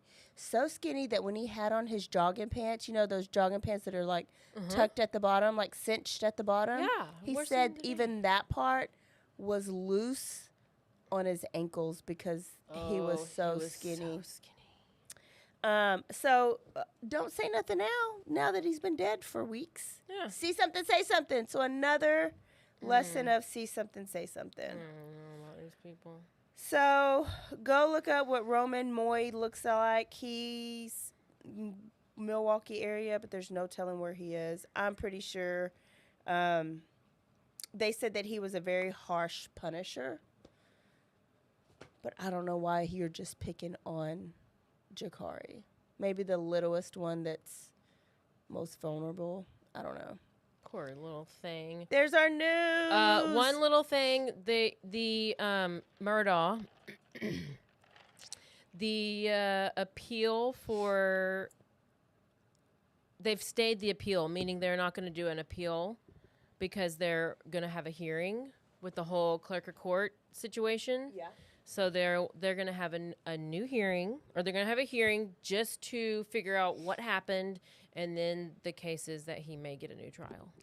Which I think this is all legit. You need to have the hearing because, I mean, you got to have a trustworthy Rule it out or system. rule it in. And then today, when we are recording this, Richard Allen, who's the Delphi accused murderer of Libby and Abby, he was supposed to have a hearing today. It was canceled all of the sudden out of nowhere. His attorneys, who just dropped the 136 pages of documents talking about who the real killers were, his attorneys quit today.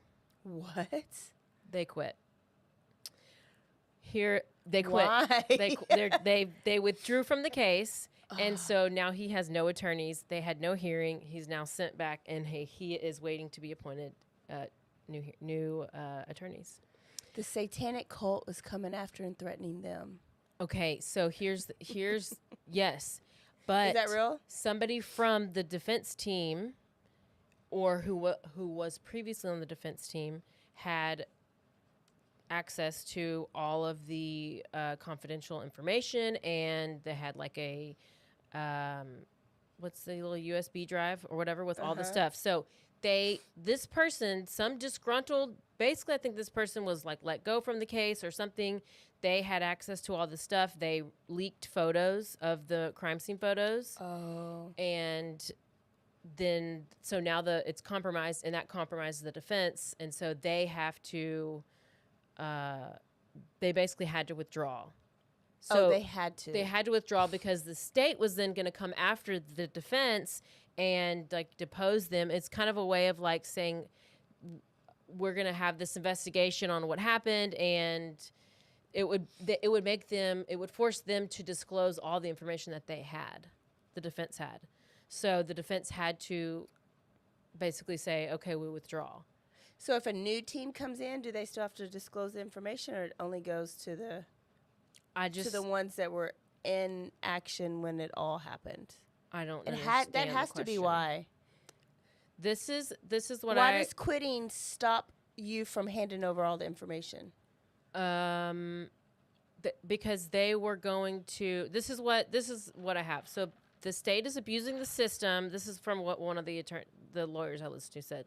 The state is abusing the system and process to force them out. They are doing this in a way to force attorneys out, and they are threatening them with sanctions and investigations, which then becomes a conflict of interest, and that they may be forced to disclose things or be in a situation where they have to cover a CYA, like cover their own asses over Richard Allen's.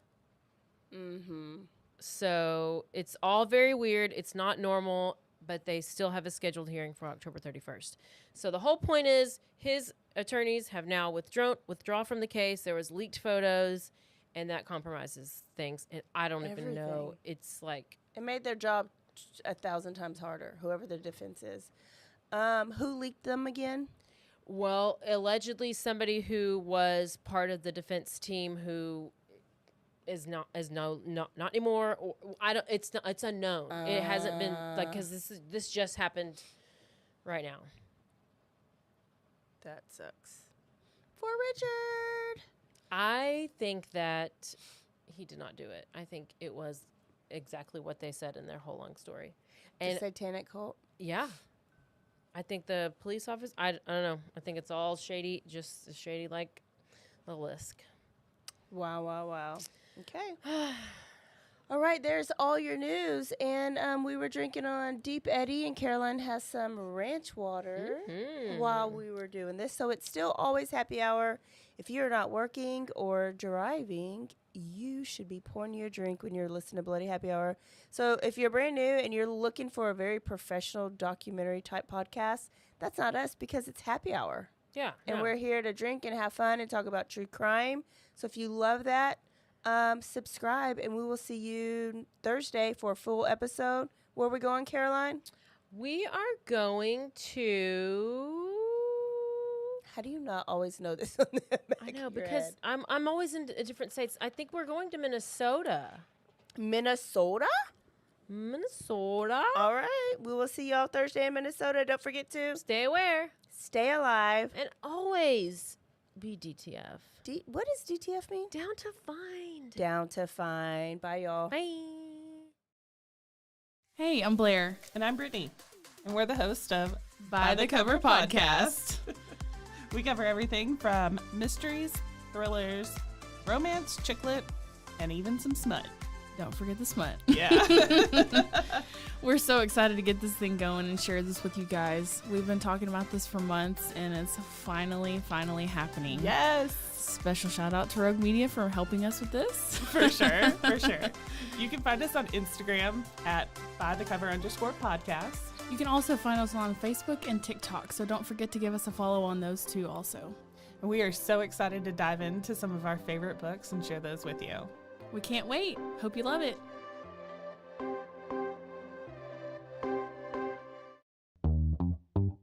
Hi, and welcome to Bustles and Bangers with your hostess, Rachel and Christopher. I love it when you say my name.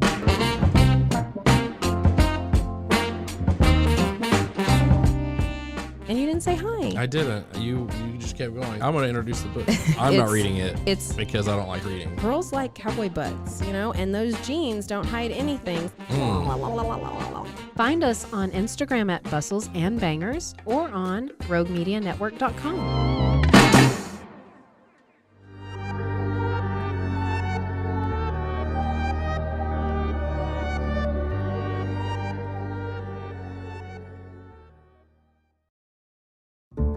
This has been a Rogue Media Network production.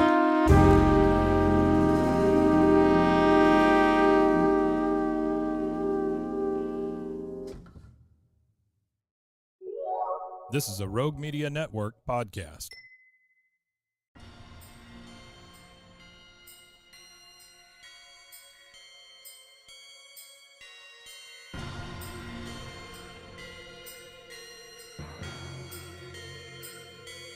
Boobies.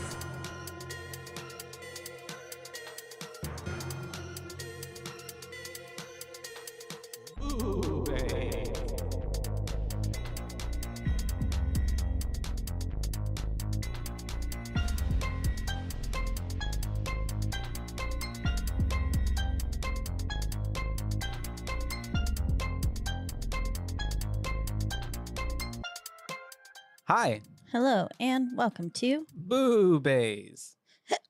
Boobies. I'm Josh. I'm your host, Caitlin. And that was a mess. It's okay. And today we're going to come talking to you about one of our listener requests. Barbarian. Requested by Miss Nancy. Nancy, thank you, Nancy, for this request. Something that I Yes. had previously watched. Me But as well. it was pretty good. I enjoyed it. I thought it was a pretty cool movie. And we should just get right into it. Yeah, it's directed by Zach Krager and Mhm. written by Zach Krager. Yeah, it's his directorial and writing debut. Which it's pretty crazy. The last film we covered also was the directorial debut of Mhm. Filippo. The Filippo brothers. Yeah. Danny and Michael. Yeah. And so we do basically a horror thriller type of film. I would Yeah. say it's kind of its own kind of ball game because it's Monster movie. it touches kind of on a bunch of different genres. Yeah. 'Cause Drama, rom-com, even Yeah. for a moment there. It really does. Yeah. It does such a good job. They do such a good job of painting Bill Skarsgård, Keith, A little creepy. As a creepy. I mean, of course, Skarsgård has such a unique face too that it seems like he just kind of has that inherently creepy. Unfortunately. Yeah. For him. No, but it's also creepy like but cute so at the same time. attractive. Yeah. I was Mhm. like, and It's this man is definitely handsome. Well, it's the way that he plays his characters for sure, and the way he, the certain mannerisms as well. And even the cadence and like the speech, even the way Keith would like kind of not necessarily stutter, but like his delivery and his tone and like nervousness in his voice Yeah. almost at times was very even coming off a bit like either try hard or he's doubling back to cover up for something. yeah, exactly. Yeah. Um, Especially whenever she found the room. yeah. And it almost seemed like he already knew about it. Yeah. Yeah. He was like trying to play it down. Yeah. It Mhm. seemed like he'd been caught. I could definitely or see something. They did I just love how, and especially from the trailer too. Yeah. Do you remember the trailer? Like it didn't give much away, but what it did make it seem was more of like him being the villain. Yeah, with Keith being the bad guy. Yeah. Yeah. I remember thinking going into the film that Skarsgård was bad. Mhm. And like they fully had me believing it until Yeah, his head gets it kind of gave cat and smashed mouse in. movie at first. It gave like Psycho. It gave like, Yeah. this is gonna go a certain way, and eventually he's gonna try to kill her or something. Yeah, Mhm. exactly. She's gonna have to try to escape. And I mean, even though there was like the instance whenever he was asleep on the couch and then we see the door close behind her and stuff, that did make me clue in. And then at that point too, I had started trusting him. There's something more here. Yeah. Yeah. But then I was like, oh, well, what if maybe he's got someone else already locked in the basement Mhm. or something, even though we didn't know about the basement at that moment. Mhm. It's still such a good job. I There's- love this movie, y'all. Spoiler alert. There's a lot of ways. Like I feel like this movie almost gives, even like if they put it out with that, like you know how back in the day you would get DVDs with like, and I think you've done this with different one. How should this play out? Like interactive, like you could choose different roles for which the movie could go. Oh yeah, that 'Cause would be it cool. did- Yeah, with Final Destination. Yeah, because had- it gave very much like that type of vibe. Like it literally could have went in like several different directions of horror genres, subgenres, other than the way that it went. But yeah, could you just imagine seeing like a ghost like through the? I was just imagining it gave very Talk to Me. Yeah, it was like that's like the exact kind of glass in Talk to Me. But yeah, so I could see a ghost through that door. we have Barbarian, you guys. I'll take a picture of the door for y'all to see. We'll post it on our Instagram. And we open up on a rainy house. It's raining on a house, actually. Yeah. Yeah. Which is very Rainy eerie. night on this creepy little house because the house looks put together, but just run down enough. Yeah. Like the door with how dirty it is, like that door Mhm. needed a fresh coat of paint for Yeah, sure. I could see that. And stuff. Well, and it was the way that it was so dark and stormy around the house, and yet the house was the only thing like lit and framed, Yeah. and like it definitely gave spooky vibes. And the music throughout this entire I enjoyed really it. yeah. enjoyed. Especially Yeah. when she's discovering the Mhm. layer, whatever. And yeah, it's like, I know I put in my notes Me like too. well placed soundtrack Mhm. here because it had that like plunking that was Yeah. like dink, dink, dink, Mhm. dink, dink, dink. Yeah, the Yeah. synths. And we have our main character pulling up, Miss Tess, and she is, and at this point too, the score is like wailing, like behind like everything going on. Yeah, there's like screams, yeah. actual screams happening in it. And then I love the transition shot Of it going through the window. Yeah, and then the music intensifies, and then once we slip through the window, we get silence, Mhm. and we just hear her saying like 8831 or whatever, Mhm. trying to remember Get the code. for the little lockbox for the key. Yeah. And she ends up ignoring a call from Marcus, which will come into play later. And then we have her trying to get in the code, which she enters in incorrectly. I really thought Marcus would come more into play. Oh yeah, maybe coming all the way or like entering at some point, coming Yeah. interjecting. No, I think Nope. it's just more to drive the narrative, Of her her. character of like, Why she's in Detroit and stuff Mhm. like that. Yeah. and so she ends up trying to get in, which she can't, but it's because she got the code wrong. But even when she does open it up, the key is not there. So she's like, what the heck, man? So she calls the realty, like Airbnb agency that got her the room, or, you know, the house, not necessarily room. And she can't get a hold of them because it's probably, I don't know, it's like midnight or something. It seems like she's there late. And that's whenever we have her going back to her vehicle, trying to figure some stuff out. But and on the way back to the car, she notices that like the neighborhood, like it kind of is a little janky a little bit. Yeah, It's you very can't- dark. Yeah. Usually you have like there's street lights or a- something. Yeah, Mhm. or like porch lights on and stuff. Mhm. So she can't tell really just how Mhm. run down this neighborhood is Mhm. yet, but it seems abandoned Mhm. because there's like no signs of life Yeah. anywhere And then she's in the vehicle and she sees the light turn on in the window. And she's like, and the soundtrack cues it too. And it's like, Mhm. dum, dum. Yeah. And so obviously she's like, what? So she goes up and she's ringing on the doorbell, knocking on the door. And then we have Bill Skarsgård come up. He Yep. opens the door. And he opens the door and is like, yeah, excuse me, what the fuck are you doing on my porch right now? And she's like, your porch? This is not real dialogue that happened between them, but Yeah. it's kind of the gist of it. Yeah. And she's like, but I'm supposed to be staying here. And he's like, well, I'm staying here. And then that's whenever they're kind of like at an awkward, like, what do we do here? And then Yeah. he invites her in, which immediately I'm just kind of like, no, don't go in. But, you know, it's only the first 3-4 minutes of the movie. So Yeah. got to go somewhere. And so she goes in, and as she enters the house, we get a title card. Yeah. And I like which how was really cool. we transition and she's walking and then it's like, yeah. Yeah. And And the it little says- bugs crawling on the barbarian. Yeah. Mm-hmm. It was really cool. I liked the title card, although I do think it would have been better placed right after he gets his head smashed in and right as we transition to AJ's character. That's true. I think it would have been really fun had they put it there. Yeah, I can see like that. fresh. Yeah. In between it. Mm-hmm. And then because the true barbarian is AJ. Yeah. Mm-hmm. For real. Yeah. Well, and also the dad in the basement. Yeah. But we have her then. Poor mom. Yeah. Mama is just.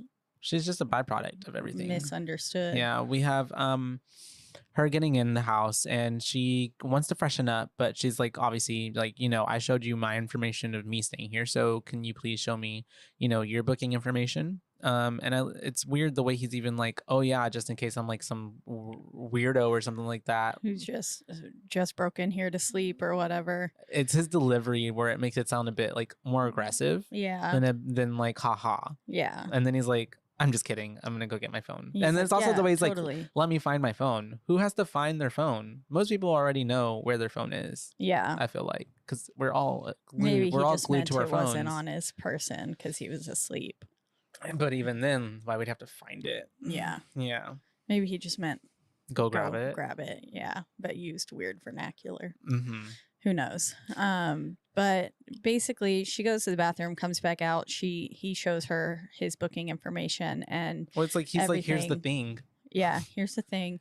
And everything lines up. He had booked it on HomeAway while she booked it on Airbnb, and there was some weird miscommunication where his dates overlap with hers, and yeah, they're basically in a standstill.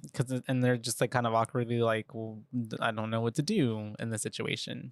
And so she starts looking for hotels, and he says, like, just stay in here because there's it's some convention creepy out there. Oh yeah. Yeah. He was like, just stay in here. Don't go back, sit in your car. Like, at least stay in here where there's a door and a lock and everything. Like, he was like, I don't know if you got a good look at this neighborhood, and had she seen it in the daytime, she probably would have been a little more like, yeah, let me stay in here. But he's like, just stay in here. She's looking for hotel rooms and she can't find a room. And he's like, oh, you know what? And even the way he brings up this, oh, you know information. what? Yeah. By the way, there's convenient. a convention in town. Yeah. And it's like he's wanting her to stay there, which I think he was, but because he liked her, thought she was cute rather than him being an actual creep. Poor Keith and all this. Well, I don't know. It gave so misunderstood, but it also gave it gave chivalrous. Yeah, but it also gave that type of chivalrous dude who's like more like, where's my hug, as opposed to like, oh yeah, being nice to be nice, and more like nice to be like, let me get in your pants eventually. Yeah, if that made sense. But also, who knows? He could have just been being nice. I kind of had you a loved soft, him. I did. You fell in love with him. I did. Yeah. Stranger danger, Caitlin. I loved you would get him. abducted so fast. I would have walked in, and I was sitting there thinking while I was watching this, I was like, damn it, I would have drinking that tea. And I would have got the wine. I would have been like, wine? Yeah. Yeah. Open it up while I take a shower. Sounds great. But yeah, we have her and him having these kind of the weird, awkward moments at times because they're both just meeting each other, and obviously she's feeling like, this is a dude, and I'm just in here kind of vulnerable. But as she's, calling for the rooms and not getting anything, that's whenever he weirdly is like, well, you know what? You could just stay here, because I, as a gentleman, I can't just have you, being out and put out. Like you have to be here, and then Yeah. you can take the bedroom, and I'll sleep on the couch because this is what good dudes do. Yeah. Yeah. And she hesitates at first, but if Mhm. I was her, I would have been like, okay, well, at least there's a lock on the bedroom door, Mhm. and I could lock myself away from him if Mhm. push came to shove, and that was necessary. And because it made such a big deal of her locking all the doors too. Yeah. Like whenever she went into the bathroom, it showed her pushing the lock on the door. Yeah. Whenever she went into the room the first time to like kind of offload her things and Mhm. stuff. When she found the wallet and stuff. Yeah, Yeah. she locks the door really once she finally agrees to stay there Mhm. and stuff. She locks the door. But she does say, I have this thing about clean sheets. Yeah. And he had already been sleeping in the bed. So they have to wash the sheets, which means that they're going to be up for at least an hour and a half to 2 hours. Mhm. And honestly, that's kind of fast. Yeah, for sheets. Maybe if there's a Sheets take a speed while. cycle or something on this laundry machine, Mhm. washing machine, I don't know. My dryer takes at least 2 cycles because it's To get through old. the sheets. Yeah. To get through any clothing because Mhm. it's just old and it just Yeah. doesn't dry super well anymore. Yeah. So if it was my washer and dryer, it would be taking 4 hours. 4 hours. Yeah. We're not sleeping. We're not So sleeping. they're We're just waiting for going right this into the next laundry day. and the wash. And that's whenever we have her, getting ready for the night. And then she comes back out, I guess, I'm assuming from like showering or something, or just getting ready for bed. And At he's least washing her face and stuff. Yeah, and he's like, I was gonna open this wine, but I noticed that you didn't drink your tea, and so to not be weird, even though I'm still being weird right now, bringing it up, I was waiting to open it in front of you, so in case you wanted some, you wouldn't think I'm trying to like kill you or poison you or anything like that, or Yeah. slip you a drug. Which I mean, it makes sense. And so she's still a little bit uneasy because she's like, no, it's okay, you can drink, it's fine. But they start to get to talk to each other about like why she's there and her job interview, and they find commonality because he's seen the movie that this director had made previously that she's trying to work for, and Blue Easy or something yeah, like that. it's a jazz movie, like a documentary, I think is what it was, kind of style or something like that. Yeah, it was definitely documentaries because she's a documentary style filmmaker. Yeah. And so that's whenever we have then it transitions to like they've been talking a while, she's now drinking the wine, and they're at the living room, and they're having a conversation about like basically her life, right? Yeah, because he really got her to open up That's to right. him whenever she was like, yeah, she's doing a documentary on like the housing district and stuff in Detroit. And he was like, oh, Interview you know who me. you should interview for that is me. And she was like, LOL, why? Mhm. And he was like, well, I'm one of the founders of the Lion Tamers, which I don't really know what that is. I think for the film was like some type of group that is probably like outreach for artists or something, or like Yeah. creates spaces for artists, because they were talking about how she was like, shouldn't you be living somewhere else? And he's like, oh, I'm scouting for our next block, block of spaces. Yeah. Yeah. Because she was like, don't y'all own a whole block? And he Mhm. was like, yeah, we do. But I'm out here on this side of town scouting out new neighborhoods and stuff. Mhm.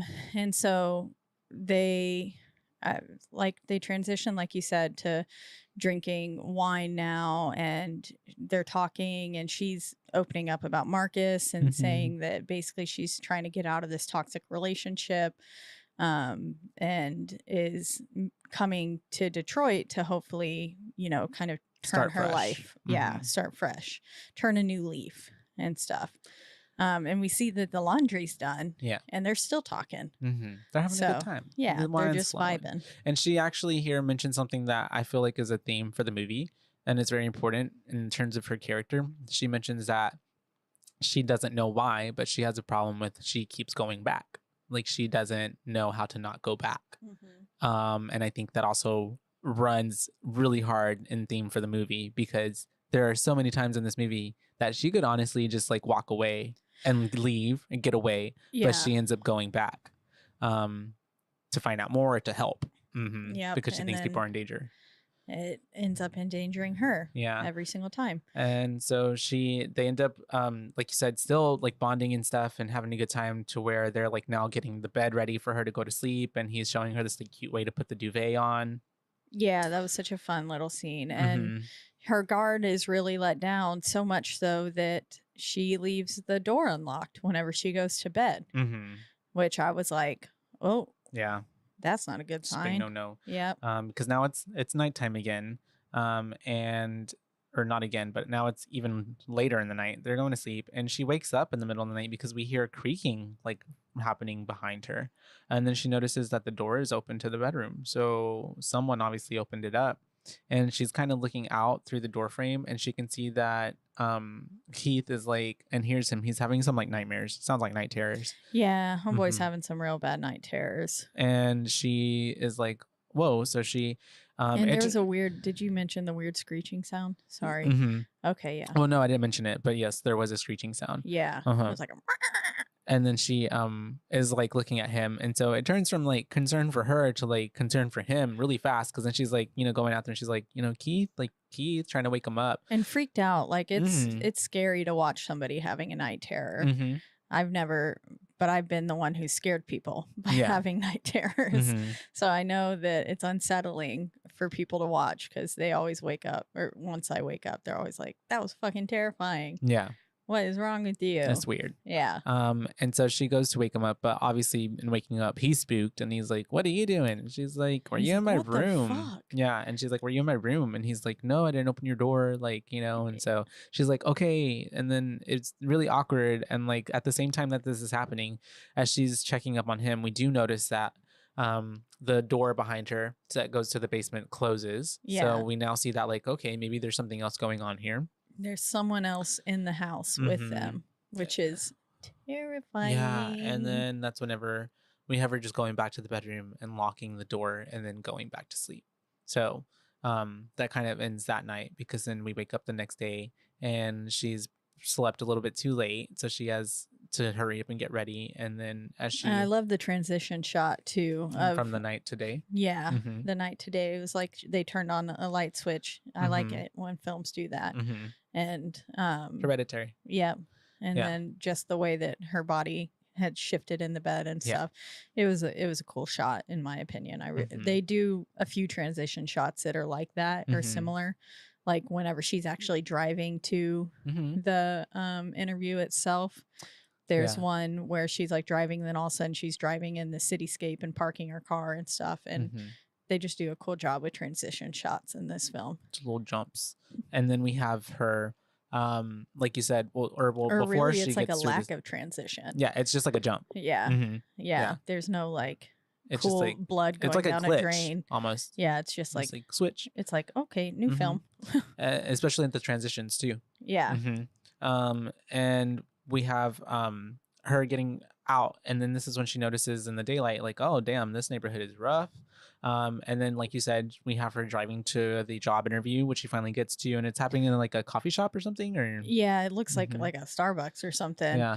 On one of the houses, written in graffiti, it said "Death from Below." I didn't notice that. Yeah, on the house to the left across from the street, it said really big on it, "Death from Below." Probably a warning sign. Yeah, a warning that there's whoever goes into that house is going to die. Yep, there's death below these houses, and it'll get you. And then we have her meeting her new employer. It seems like it's going well, because they come out and they're still chatting, and that's whenever her future employer is like, where are you staying? And she tells her, and she's like, oh, what? And it's very much implied that like that's a bad part of town, like she should not be staying there. And she tells her to be careful. And it's funny how Tess the whole time is trying to be like, no, it's okay, like I have a roommate.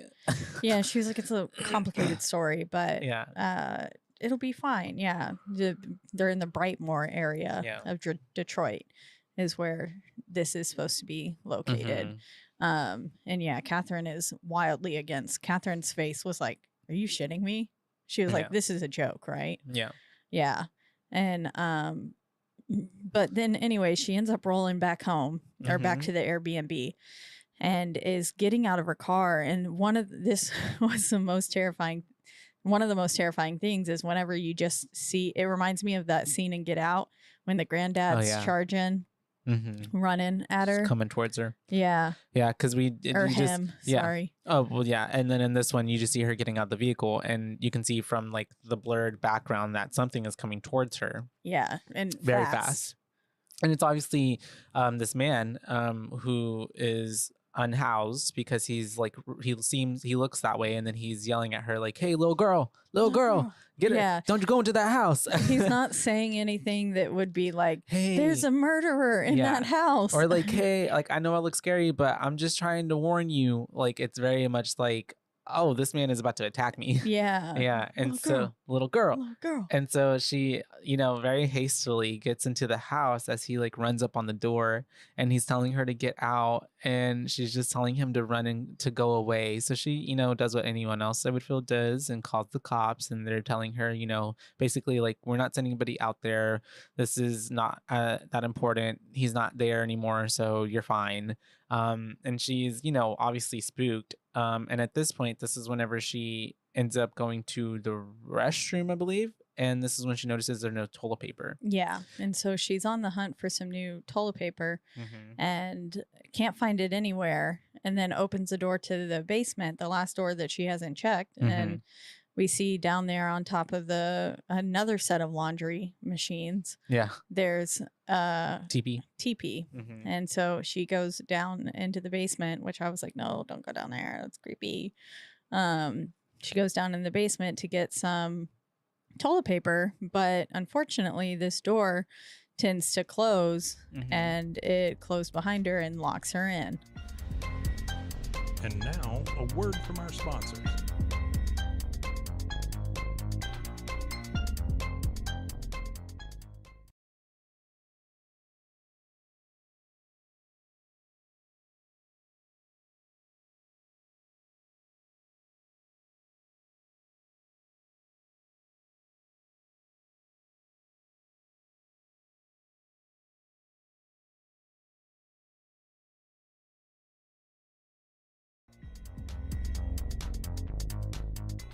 And so since she's locked down there in the basement, she looks down at her pocket and she's like, fuck, she left her phone upstairs.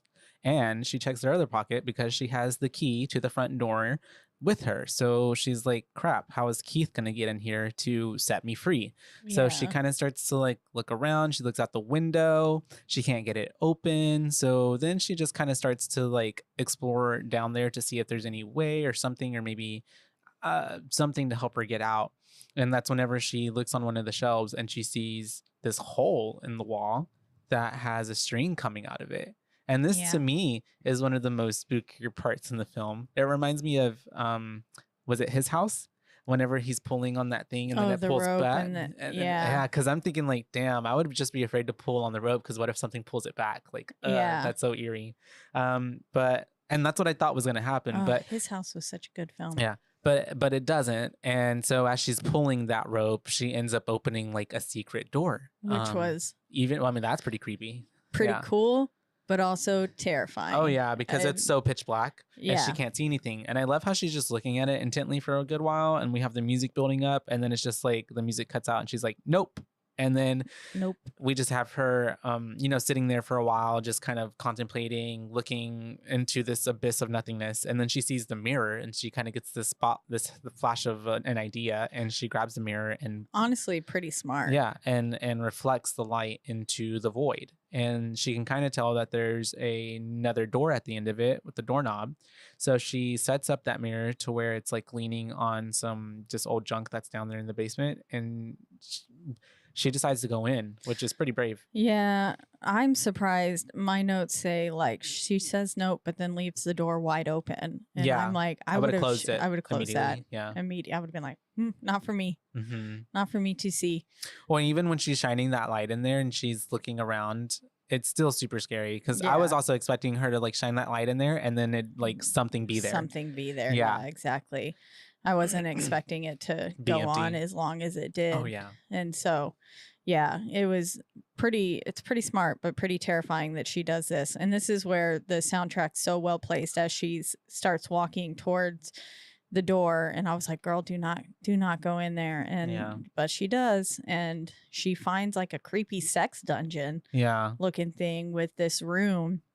It's got this like completely stained mattress and this camera in the corner and a bucket, which whenever she finds Keith, I love how Keith just only focuses on the bucket and not the camera. Bucket. Yeah. He's like a bed and a bucket and a camera and but just the way I was like, God damn it, there's a bed and a camera. That's a bad sign. It's not a good sign. Not a good sign. And a bloody handprint on the wall. Yeah. Yeah.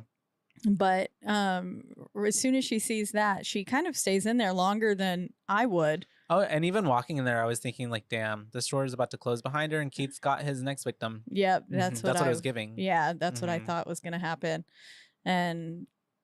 But no, she ends up being able to walk out of there because she's obviously like, okay, there's something fucked up about this. Yeah, some scary shit is going on. That's whenever she hears Keith arriving outside.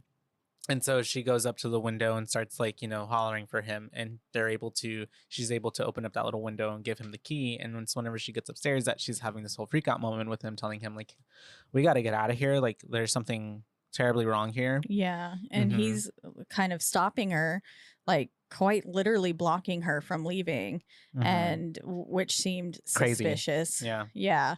And then he was just like, she's like, we got to get out of here. There's a room with a camera and a bed and a bucket, and we need to leave. And then that's when he's like, a bed and a bucket. Yeah. And it seems like he's really stalling at this point. Come on. Yeah. And he's like backpedaling. And she wants to leave, but he's like, look, you know what?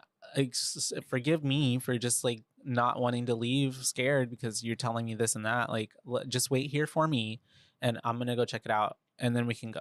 Yeah. Basically. And so that's what he does. He goes down there, and this makes him seem even more suspicious too. Yeah. Whenever he gets down there and really isn't answering her calls. Stops responding. Yeah. Because then at first he's like, yeah. And then all of a sudden he disappears. And she goes all the way back into the sex dungeon and like is looking for him, and he's not there. And then she realizes that that back wall is actually a door. Yeah. And it leads into more room space. Yeah. And which is pretty freaky in itself. Yeah, those steps, terrifying. And if I was Keith, I would have been like, yo, I found these steps. Let's go down them together. And I don't know why he didn't do that. And also, yeah, because it's so creepy as she's yelling for him and he's not responding. And then when she does start to like, call out his name from up top, you can hear him now screaming for help. And he's like, please help me. Yeah, help. Which made me feel like, oh, he's trying to lure her down there. It. Yeah. Yeah, I thought he was faking it. And so what does she do? She starts going down these really like narrow and like, what's the word? At an incline, like at any moment, steep. Yeah. It looked like she could have fell and like just tumbled all the way down. But they literally look like they're going to hell, which is pretty terrifying.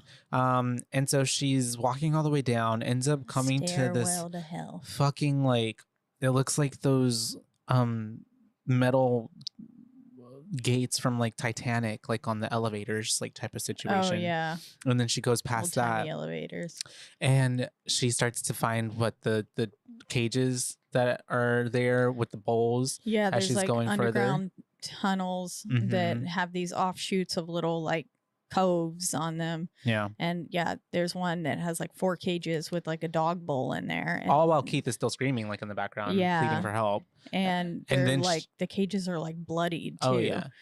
If you can see tints of red on them, tinges of red on them. And she and then she's, and also too, like I would not be like put in my location on blast like that, but she's just like, Keith, she keeps screaming. And I was like, dude, I don't know if I'd do that. Yeah. But she then, as she's going further into it, and then it's freaking Keith just like stumbles on all fours out of nowhere, very scary. And he's like coming up to her. Yeah, the way he crawls up is honestly so terrifying. Well, because he also has those eyes that are very like when everything else is dimly lit and you just see the eyes, they're scary. Yeah. They're big. They're And so his little Pennywise eyes. she Why he did so well with that role. ends up getting spooked, but he's like freaking out and he can't really calm down. And she's like, we gotta go. And he's like, someone's down here. And Yeah, I've been bit.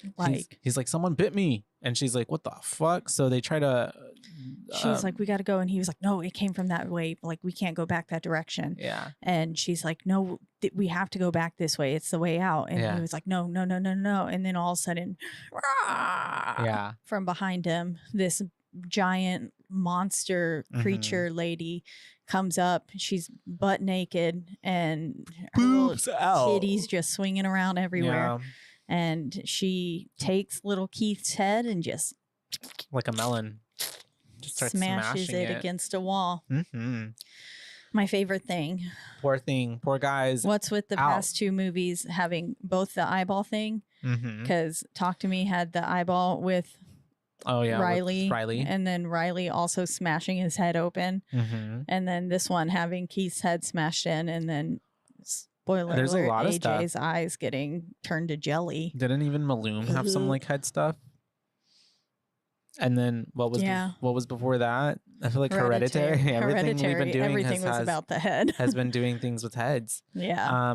I think even before that, but we do have Keith being taken out. So then we're like, what the fuck? And then we just have it cutting out, and then we cut to what I would say is our like second act of the film.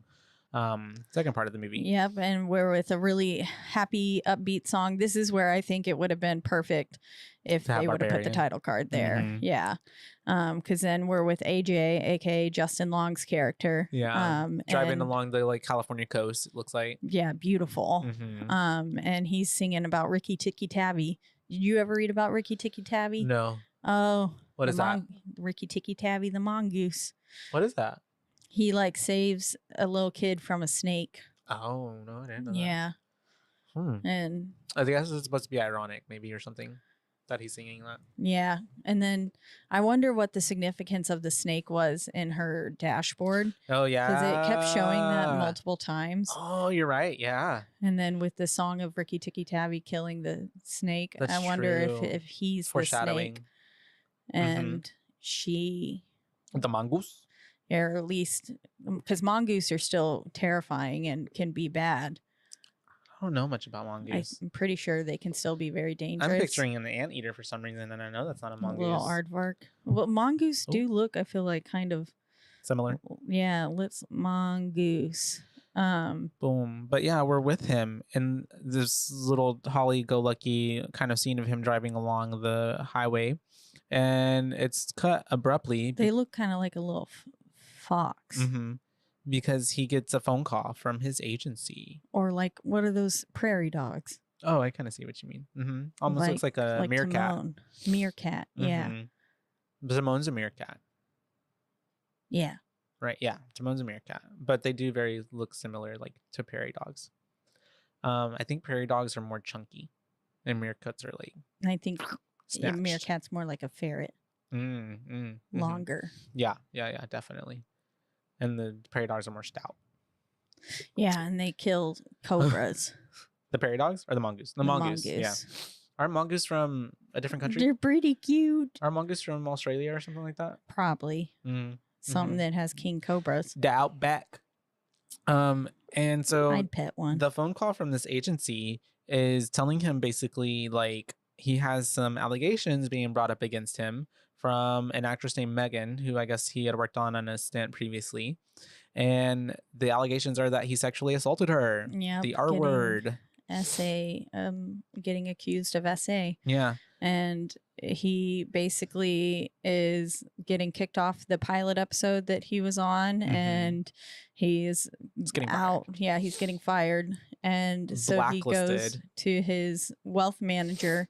Yeah. And to try and figure out exactly how much time he has left before he's out of money. And we figure out that he has all of 3 months before he reaches zero with all the legal fees and with spending. zero money coming in. Yeah. And he obviously, I mean, and throughout the whole phone call and his whole, his tone, the way he's handling the situation, we can already paint that He's probably not the best dude. He's a dick, and these allegations are probably true. And so we have the accountant, and then also at this moment telling him, like, I think you need to find other financial representation. So he's getting dropped by his accountant essentially as well. So this is whenever we do have talk of his other properties being mentioned, because he has rental properties, because he doesn't necessarily want to sell his house that he lives in. He wants to sell these little homes and stuff. But even the financial manager is like, you could do that, but it wouldn't buy you that much more time. And so AJ is really stubborn. So then he's just like, okay, whatever. So then we have him catching a flight. He's on his way to Detroit, all while like the story's breaking out. He's reading articles online. It doesn't look too great for him in the situation. I figured it out. What happened? I looked it up. The snake charm in Tessa's car acts as a wildly understated foreshadowing, pointing to the mother, a Medusa figure of revenge warped irreparably by the violence of man. That's deep. It is. Yeah. Yeah. Well, it is. Yeah. Everything perpetuated in this movie is pretty much caused by the man. Yep. Mm-hmm. And second, this is getting a little bit ahead, but whenever AJ looks through Keith's things left in the house, he finds a copy of Jane Eyre by Charlotte Bronte. And Jane Eyre, a man locks away his wife, Bertha Mason, in a secret room only for Bertha to get free and cause a bunch of strangeness, culminating in a massive fire. And this light barbarian becomes a contemporary reworking of the novel of a gothic horror about a man locking his prey offspring away in a basement only for one of them to eventually break free and terrorize the neighborhood. That's true. Yeah. I never remember saying that, and I was like, I don't know, I feel like this book has some deeper meaning to it. I remember looking at it too, it for and a while. I was like, I've read Jane Eyre, but like way back in the day. But anyways, I thought I would share that tidbit because I just looked it up because I was like, I have to know, because they snake, like pan in on the snake twice. Yeah. And so I'm like, it's got to have some significance it. in this film. Yeah.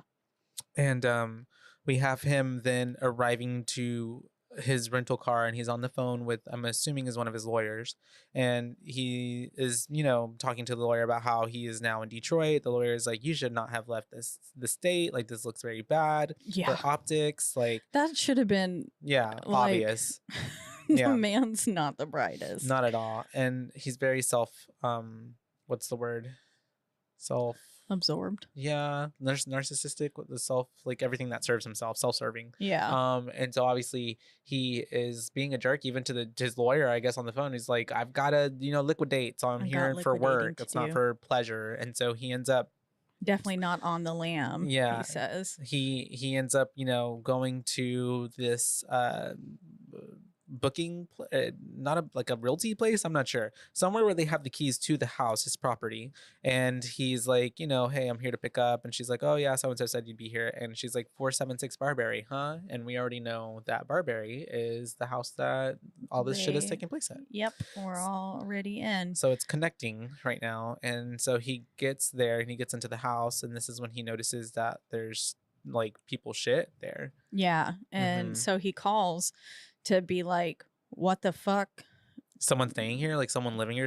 Do I have squatters? Yeah. And they were like, the last tenant should have checked out weeks ago, which so now we know it's been weeks. Yeah. That Tess has been there. Yeah. Tess has been locked away. And he's basically like, what? So there's no maid service that comes? And they were like, well, the maids come whenever people rent it out. And no renters means no service. Yeah. And so that nothing had happened. And he's getting a little bit rude with her. So she's just like, have a nice day. Have a Goodbye, good day. Sir. Bye. And just hangs up. All good for her. And then also I would be a little pissed off if I was having people manage my property too. And it was like they weren't regularly checking up on it.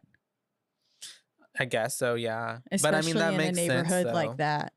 I feel like that does make. I feel you though. I don't think I don't think he should have been yelling at her. Yeah, by any means. But I would have also been. You could see the problem as well. Yeah, I would have been a little upset too. But yeah, then he goes out. He calls his buddy. Or gets a call from his buddy after talking with his mom, and his mom was like, "What are we supposed to tell people?"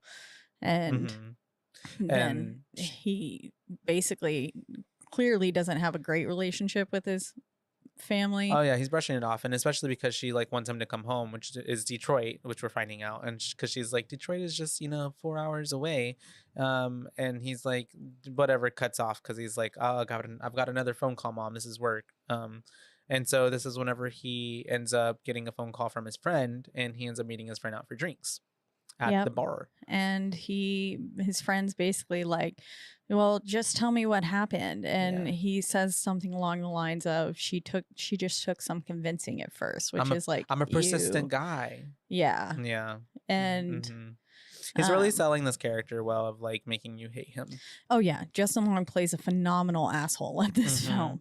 He does such a good job and I love Justin Long as an actor. I think he's done some wonderful things, like Accepted. You love you a good comedy. I do. Yeah. Except I love me a good stupid comedy. Yeah, like Will Ferrell humor. Yeah. Yeah. Accepted. Yeah. Dodgeball. Yeah. Dodgeball's a great That's film. a good one. Justin Long's in that.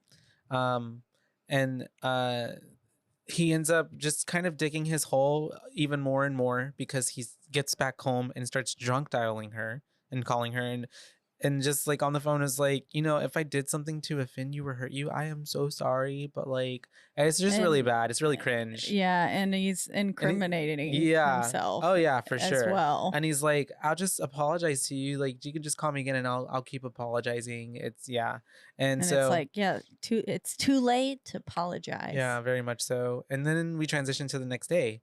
And he is like, throwing up. He has a bad hangover, but at this point he starts to notice more stuff from who was staying there. So he starts to go through their shit. I love how he just fucking tosses Tess's laptop after opening it. Because he doesn't care about anything but himself. Yeah. He just like, is no like, respect. Chunk. Yeah. And he ends up kind of searching around through the place, and then he ends up going into the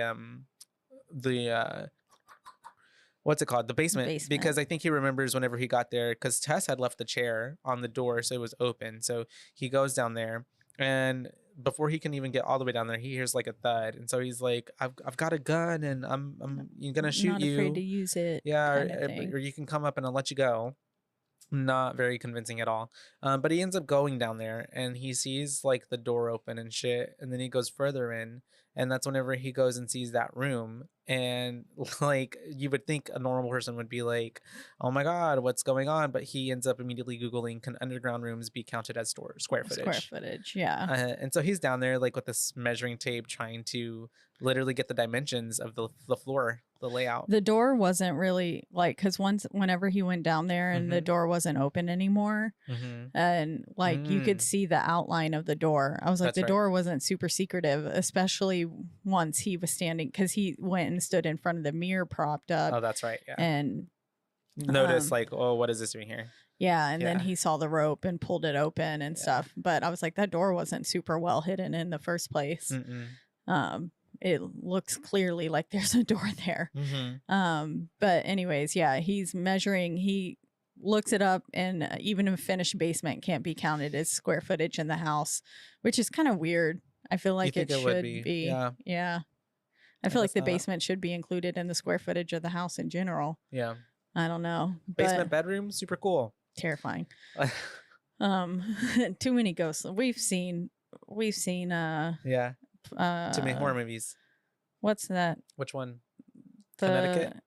Haunting of with Ryan Reynolds that we Amityville Horror. Yeah. Where he goes and sleeps in the basement and the stuff starts talking to him. But not for Justin Long. This this idiot just keeps going in, and then finally he finds the other door, and he's like, oh, even more square footage. Just starts going down like nothing. Yeah, it's like so dark, and he's just willy-nilly like do just happy go lucky as he's measuring all this extra square footage. And it's not even until he gets all the way down there, and then he kind of notices that there's that like light coming from the room onto the side, and he's like, hello, like, is anybody down here? And then his tape measure gets snapped, Yeah. And then he's like, whoa, what the fuck? And I love how we have him freaking out. And I think he even like, is this when does he run first, or do we get that POV of him with his arms and he's kind of like, I don't know. But he ends up running terrified. Because he stops by her room for a little bit, looks in, and then we get the nursing video. Yeah. And stuff. And then that's when his tape measure snaps. And then, he basically just starts running. And he's running. And he falls into this hole. pit.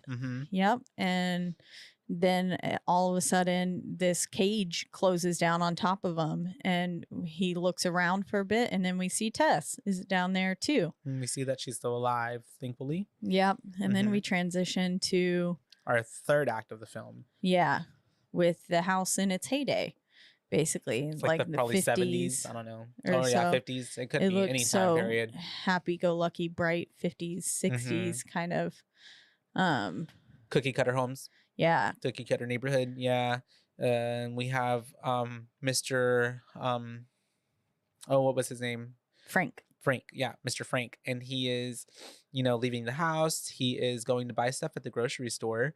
And he's buying a bunch of stuff for like a baby. And then we have a newborn baby specifically, and that's whenever we have this lady in the store helping him out getting stuff, and basically she's like, "Surely your midwife gave you a list," and he was like, "It's a home birth. It's just me." Yeah. And so she's really helping him out, not knowing that this dude is a serial murderer, rapist. And so he ends up getting on that shit, ends up and this is where we see like where the video came from as well. She gave him a video, and we have a VHS, and we have him leaving. Then as he's going probably on his way home, he ends up spotting this lady, and he follows her home, and he ends up pretending to be a serviceman with also like his fucking name tag on the service outfit said Carlos. Is not a Carlos. Clearly not a Carlos. But he ends up, convincing her very easily, like, let me go in, ma'am. And so he ends up going in there and like locking the windows, and I'm assuming getting stuff ready for fucking kidnapping her, abducting her. And so at this point then we have him Did you say locking or unlocking? Locking. Oh, I think he was unlocking. Oh, was he unlocking it? So that way he could crawl into the house and get her later. That's true. Okay, I see what you mean. I'm pretty sure that's what he did. Got it. Yeah, but he's being real creepy and then leaves, and it's just what different times when people didn't question things, and she just let him into her house, and and he ends up going back home, and then that's when we have his neighbor coming up to him being like, hey, like, before you see the signs and it gets awkward, like, we're gonna be moving, the neighborhood's going to shit. The neighborhood's going to hell. And then little do they know that he's the reason why. He's asking Frank, like, are you gonna move too? And Frank's like, no, I'm not going anywhere. So that's why we get, knowing like that, why they stay there forever. And then we have all of that happening. He walks back into the house. We have him going all the way to where we know the basement door is, as we hear some woman screaming in the background, unfortunately. Poor woman. He's got locked in the basement. And then we have it cutting back to Tess and AJ back in the hole. Yep. And basically at this point we figure Tess is trying to explain basically the rules of survival to AJ, and it's like, whenever she comes, don't freak out. You absolutely must not freak out. You just have to remain calm and do like what she says or what she wants. And so sure enough, she comes up and AJ's not, he's like, what the fuck is that? Not complying. And then she sticks down this baby bottle. So gross. And her hair's like all wrapped around the nipple of the bottle, and it's a huge ass bottle as well. It is. I don't know how even where. Also, she has a better set of nails than me now. I mean, nowadays, because I can't get my nails done. But her nails were like so long, but they were in coffin shape. Like she had a full set of coffin set shaped nails. She got a lot of time down there. She'd just be filing. All day. She could probably do a really cute gel set. For real. And so she ends up trying to feed them, right? And he's not partaking in any part of it, but Tess is like, just do it. And then Tess ends up drinking the milk. So nasty. And then we have It's Mama probably the only way she can survive. yeah, for those many too. weeks. And then Mama is getting upset with AJ, so she like jumps down there, which is really scary because she's massive. Yeah. And like it makes a whole thud and everything. Yeah, she's huge because Frank Mhm. was huge. Yeah. And then she ends up taking AJ out of there, and just, you know, we don't know what's happening to him at this point right now, but it leaves Tess in the room by herself. And so at this point she ends up trying to oh no, before she tries to get out, it's funny because we have Mama taking AJ to that little room that we saw earlier with the video, and she's like trying to breastfeed him. but before that she does that little boop on his nose, which I feel like is one of the best parts of this film. you love a good boop. And we have Tess now getting They out of the booped hole. and talked to me too. Yeah. Did they? At the party. Yeah. Jade comes up to Mia at one point whenever Mia's looking in the fish tank or in that whatever tank, saying I'm just being a weirdo or whatever. Yeah. She went boop. That's true. To her. She came up to her and I was like, Like a boop. A little boop. We love boops. And so Mia's out of the hole and she's running for her dear life. And Yeah. she ends up coming past the room Tess where is out of the hole. I'm sorry. Ugh. Yeah, not Mia.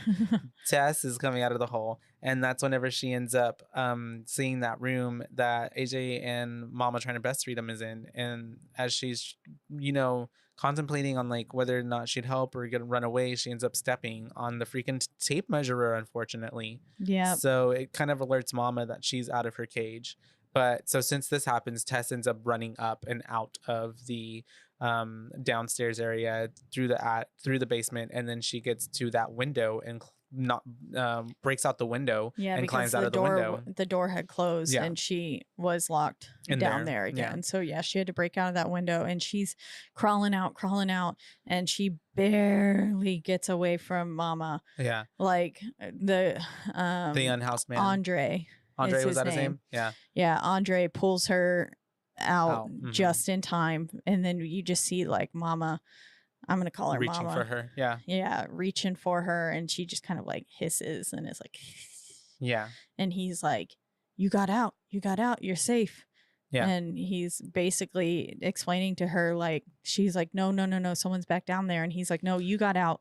Like, you better get away from here. She comes out at nighttime and you better get out of here before she comes and finds you. Because she will find you, is what he said, basically. Yeah.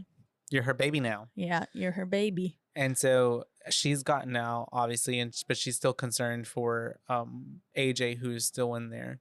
And so that's whenever he ends up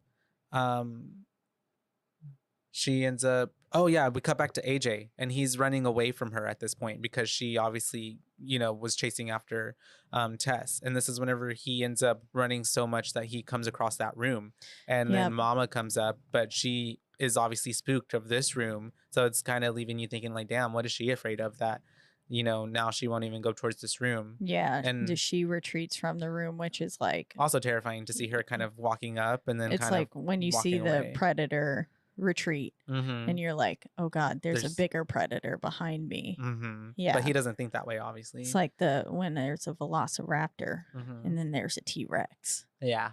Yeah. Oh, now I want to watch Jurassic Park. And so she ends up he ends up going into the room that's behind him, and it's basically like a bedroom, essentially, an old or a lair. And so this is whenever we do cut back to Tess, who has now made her way to some gas station or area, I guess, and she's trying to talk to those cops, who are not giving her the time of day. Yeah. The cops think that she's just some like crazed addict or drugged something. out individual who's been on a bender for days or something. She looks rough. Yeah.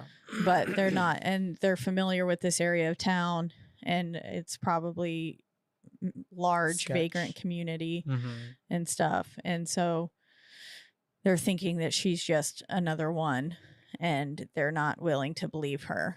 But they're judging her solely based on her looks.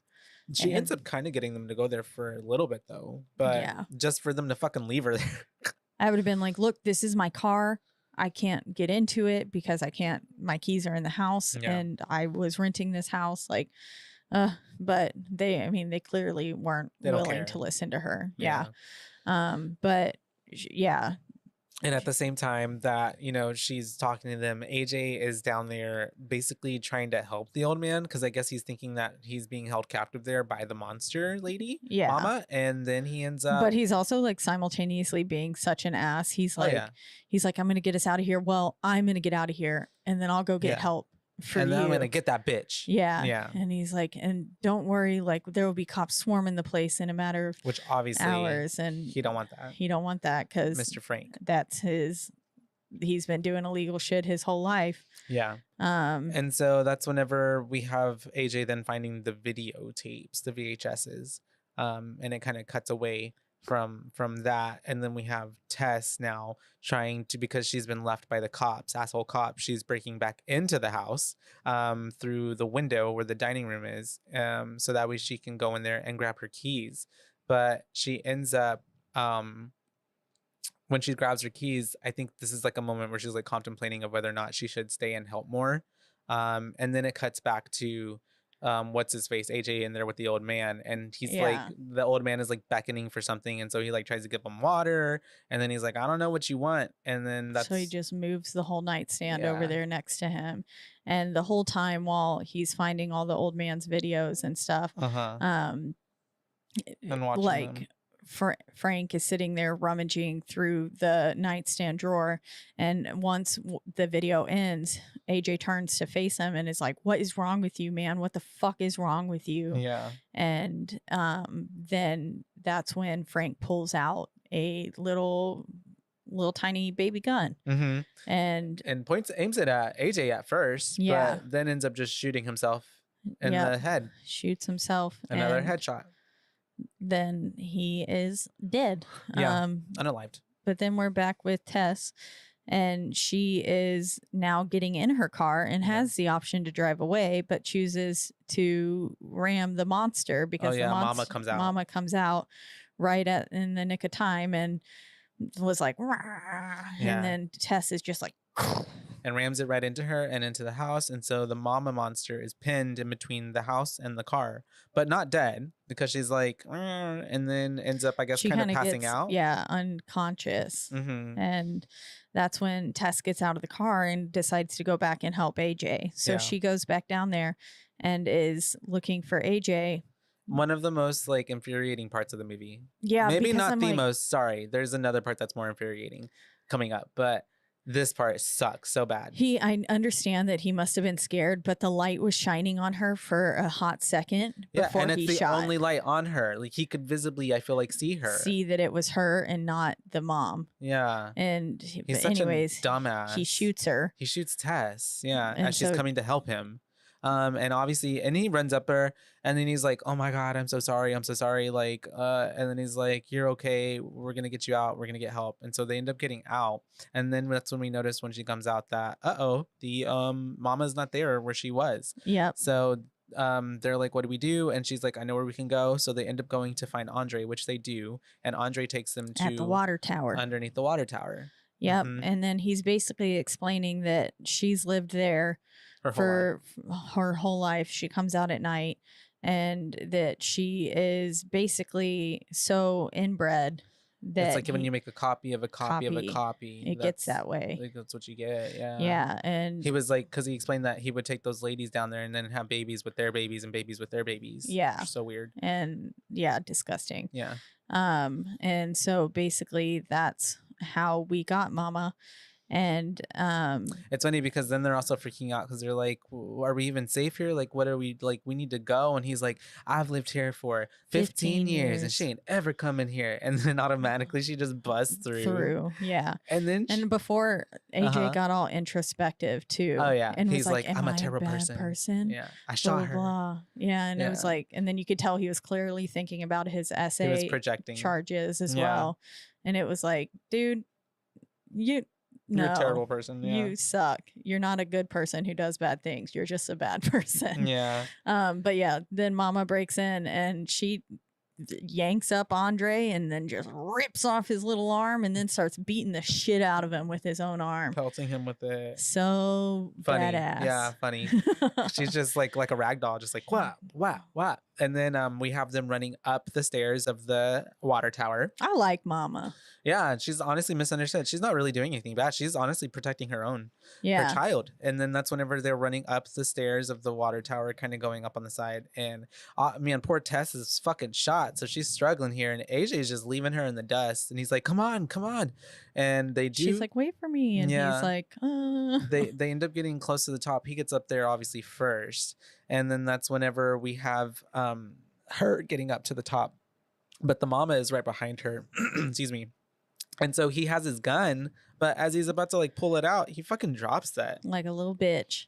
He drops it shit. because his hands are shaking too bad and he can't get a hold of it. And then he goes, "Well, one of us has got to get away." So then he just takes Tess and he throws her off the water tower and says, "Come get your Come get your baby." Come get your baby." Yeah. And Mama just hops right off after her. Catches her midair somehow, I guess. I think her body mass made her travel faster Further. than Tess did. Yeah. Yeah. That makes sense. And She's then heavier. wrapped her up in her little arms and ends up saving Tess's life by using her body as Like a shield. Mm-hmm.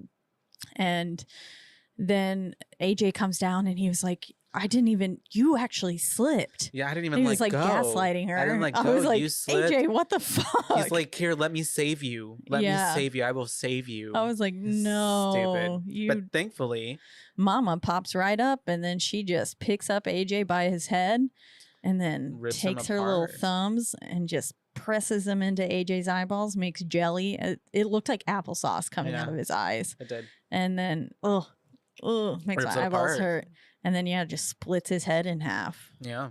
And then the whole time, she then just drops AJ and looks back at Tess and is like babbling and is saying, like, And then that's whenever we have Tess grabbing the gun and pointing it to Mama's head. And it's kind of like a really sentimental moment. I know, because then Mama Because- kisses her little fingers and Yeah, then puts a 'cause kiss on Tess's forehead. Because it's almost like Mama even knows like what's about to happen. And she's kind of giving her like permission, like it's To okay. Like, shoot her. do it, baby. Yeah. Yeah. Do it, Pepe. As long as my Pepe lives. Yeah.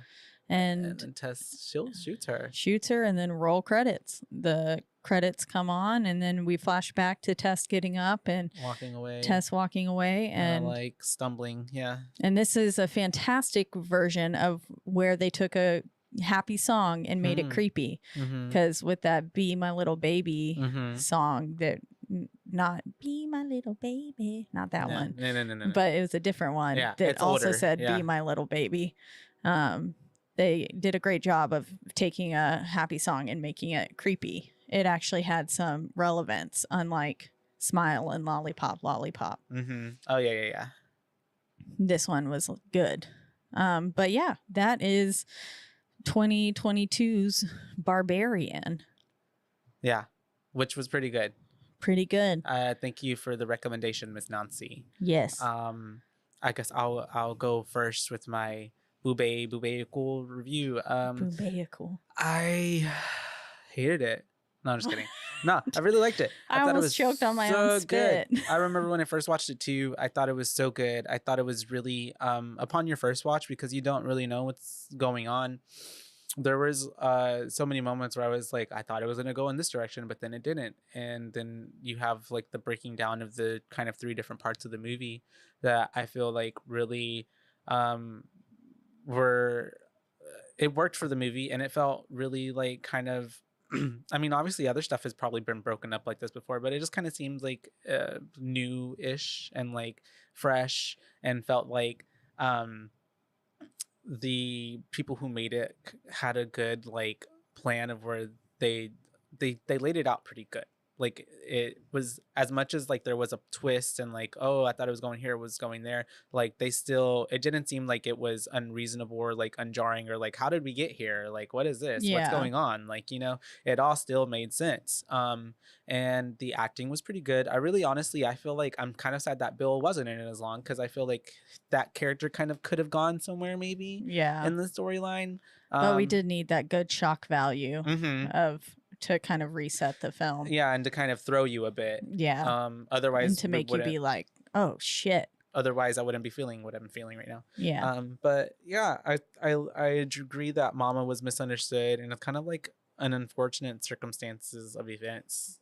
Yeah, it's not her fault that and even like the whole situation with Bill, with Keith and Tess, like an unfortunate event that like honestly was just kind of a coincidence, but then it works in the film of like the context of the horror film, of like why she's even there and stuff. But like it was all kind of an accident, really. Yeah. She just ended up in that spot, and he was there at the same time too. And then yeah, I think that it was pretty thrilling. It was pretty scary at some parts, especially whenever like they're in the dark and you can kind of only barely see Mama at some points. I think the design on her was pretty good. Yeah, it was pretty. She was like statuesque and tall, but like meaty, and like even though she was like naked, it wasn't like, because being naked like that, I feel like that could have been also like comical in a way. Yeah, or like taken like not so seriously, but they still did it in a way where it was still pretty scary. Yeah. No. And it was like human, but not looking naked, human. Yeah. It reminded me of like a Titan from Attack on Titan. And they're like almost naked, right? Yeah, they are naked. But like it was almost like you don't notice her genitalia, except for her boobs. Yeah. Which are meant to be there because she's Mama. Yeah. Which we do see her trying to like breastfeed and stuff. Yeah. But you don't notice her vagina. Yeah. Most certainly. It's almost like she's like a it's Ken tasteful doll it's tasteful or a Barbie doll. It's tasteful nakedness, if that makes sense. Yeah, they never like explicitly show it. Yeah. So all in all, I would probably have to give it like a good 4.5, honestly, out of 5. A 4.5. I think it was directed and told very well. And I don't know if you can make like a sequel or something, or a prequel. I don't know. It's cool. I don't necessarily want another movie of this, like a Barbarian, but like I want more people to look at this movie and be like, we need to make 4 films like this, kind of, if that makes sense. Yeah. Like how to make a good film. Here's an example. Take from what you will and make a good film now. Yeah. Yeah, because it really is such a great film. I really love it. You want some fun facts? Yeah. Let's see. The script started out after Zach Kreger read the Gavin de Becker book, The Gift of Fear, which encourages women to trust their intuition when confronted by obviously dangerous men. He used it as a writing exercise and began crafting a 30-minute short that consisted entirely of a conversation in which a woman continues to ignore a mounting series of red flags. He liked it well enough that he knew he had the makings of a longer film and began conceptualizing a broader story for the characters. Cool. Yep. Yeah. Zach Kreger originally offered the role of AJ to Zac Efron. Oh, interesting. Yeah, Efron turned it down, causing Kreger to rethink the role and then offer it to Justin Long, who accepted. The Hollywood Reporter expose on AJ is written by Kim Masters, who is a real-life reporter at the Trade publication. In the wake of the Harvey Weinstein cases, she became known for breaking stories about men in the film and TV industry who had been accused of sexual assault. The film is set on 476 Barbary Street. The year 476 was when the barbarians invaded Rome. Director Kreger insists this is unintentional and purely coincidental. Wow. Sometimes things like that happen in life. Yeah. But also people love to like connect dots that aren't even there, if that makes sense. Even though I guess it was a coincidence. Yeah. Richard Brake shared a story on Instagram about attending a late night screening of the movie, noting that a particular group of teenagers sitting a few rows behind him were really into the film and were terrified.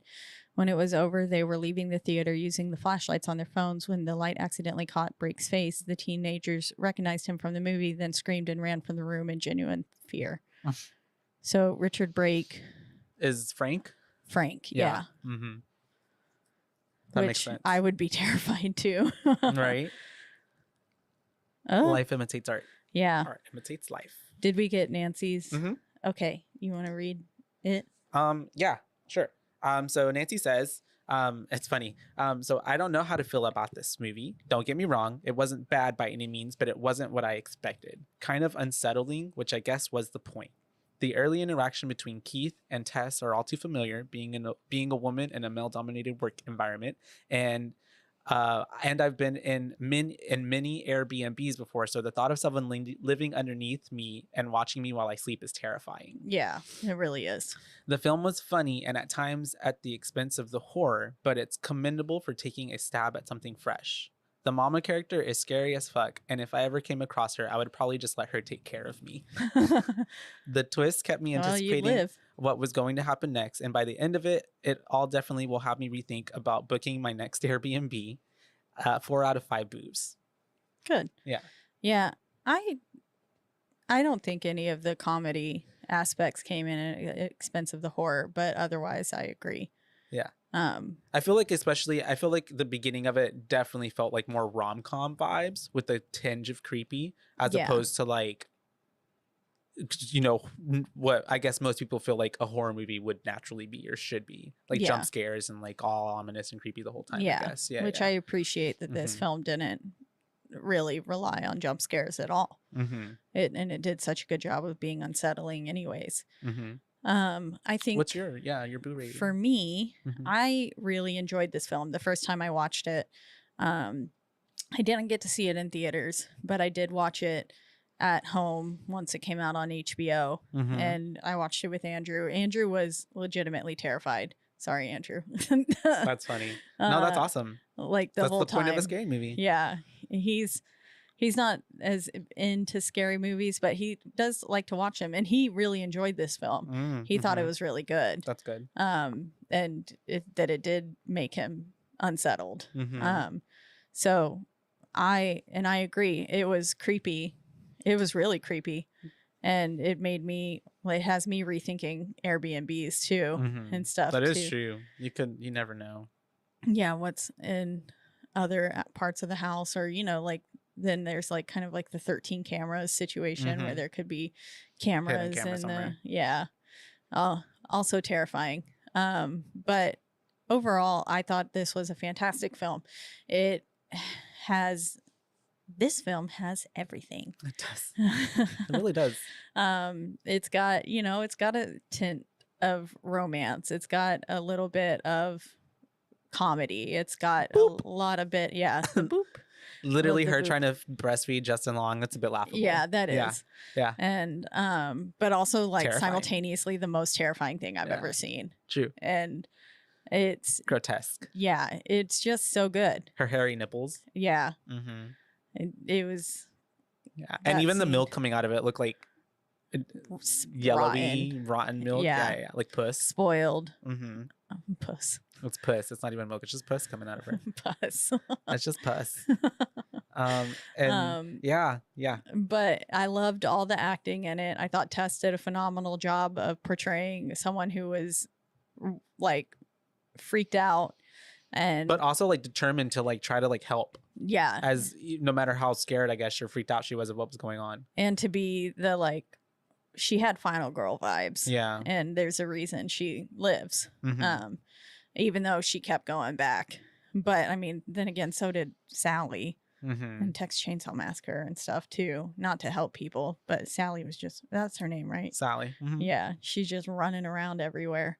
So I think, and then Skarsgård did a stand-up performance in this film. Justin Long, I've never believed someone was more of an asshole in my entire life. Truly. So Justin Long did a fantastic job with that. And then Mama was a wonderful creature design. They did a fantastic job with her. I really loved the way she looked. And this was one of the times where it's not scarier having her be hidden. Yeah.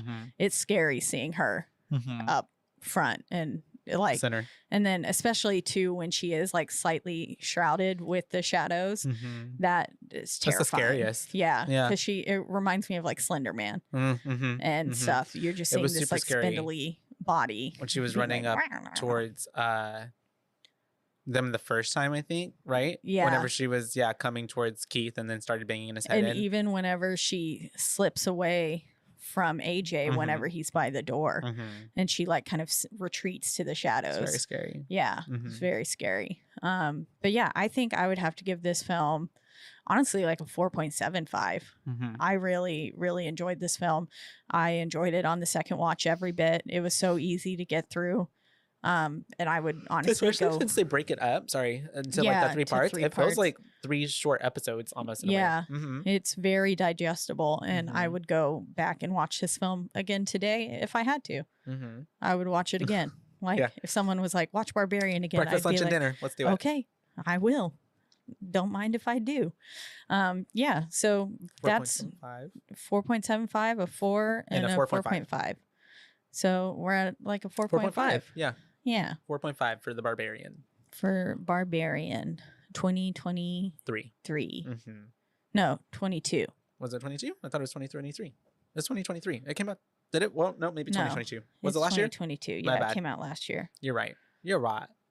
I was like, at least I. Yeah. But who knows? I've gotten No, I've it's gotten okay. those dates wrong before. No. You're right. It did come out last fall. But yeah. So there you have it, a 4.5 overall for Barbarian by Zach Krager. By Zach Krager. Yep. Once again, we're in the lovely Rogue Media Network studios. That's all, folks. And they take good care of us. You can That's listen right. to our podcast and other podcasts on their website called RogueMediaNetwork.com. And you can listen to them, also us and them, on a slew of podcasting platforms, the biggest two being Spotify and also Apple. But wherever you do listen, don't forget to rate, review, like, and subscribe. That's right, because that is the only way we can get ahead in this world. And then if you want to let us know your thoughts on Barbarian, please reach out to us on our one social media platform, which is Instagram, and that is at Boobays Podcast. That's at BOOBAES, because we're your boobays, not your boobabes. Yep. And then if you want to keep following along with us for this spooky month of October and keeping up with the other films that we'll be watching, make sure you follow us there, and then you'll figure out what we're going to cover. Yeah. Because I don't think we know what we're going to cover. But we're going to find out. Yeah, we could do Tusk with Justin Long. We could. Keep Justin Long in the mix. Just Justin Long for the rest of the year. Justin Long, everything. There's a lot of horror movies. Yeah, he does have quite a few. Love him. But until then, bye, bays. Bye, bays.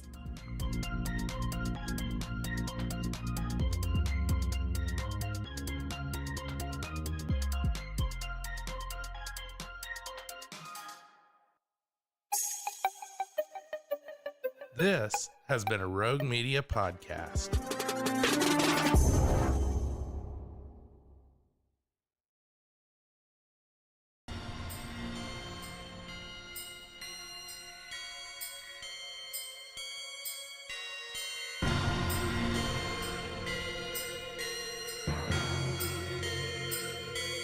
Boobays.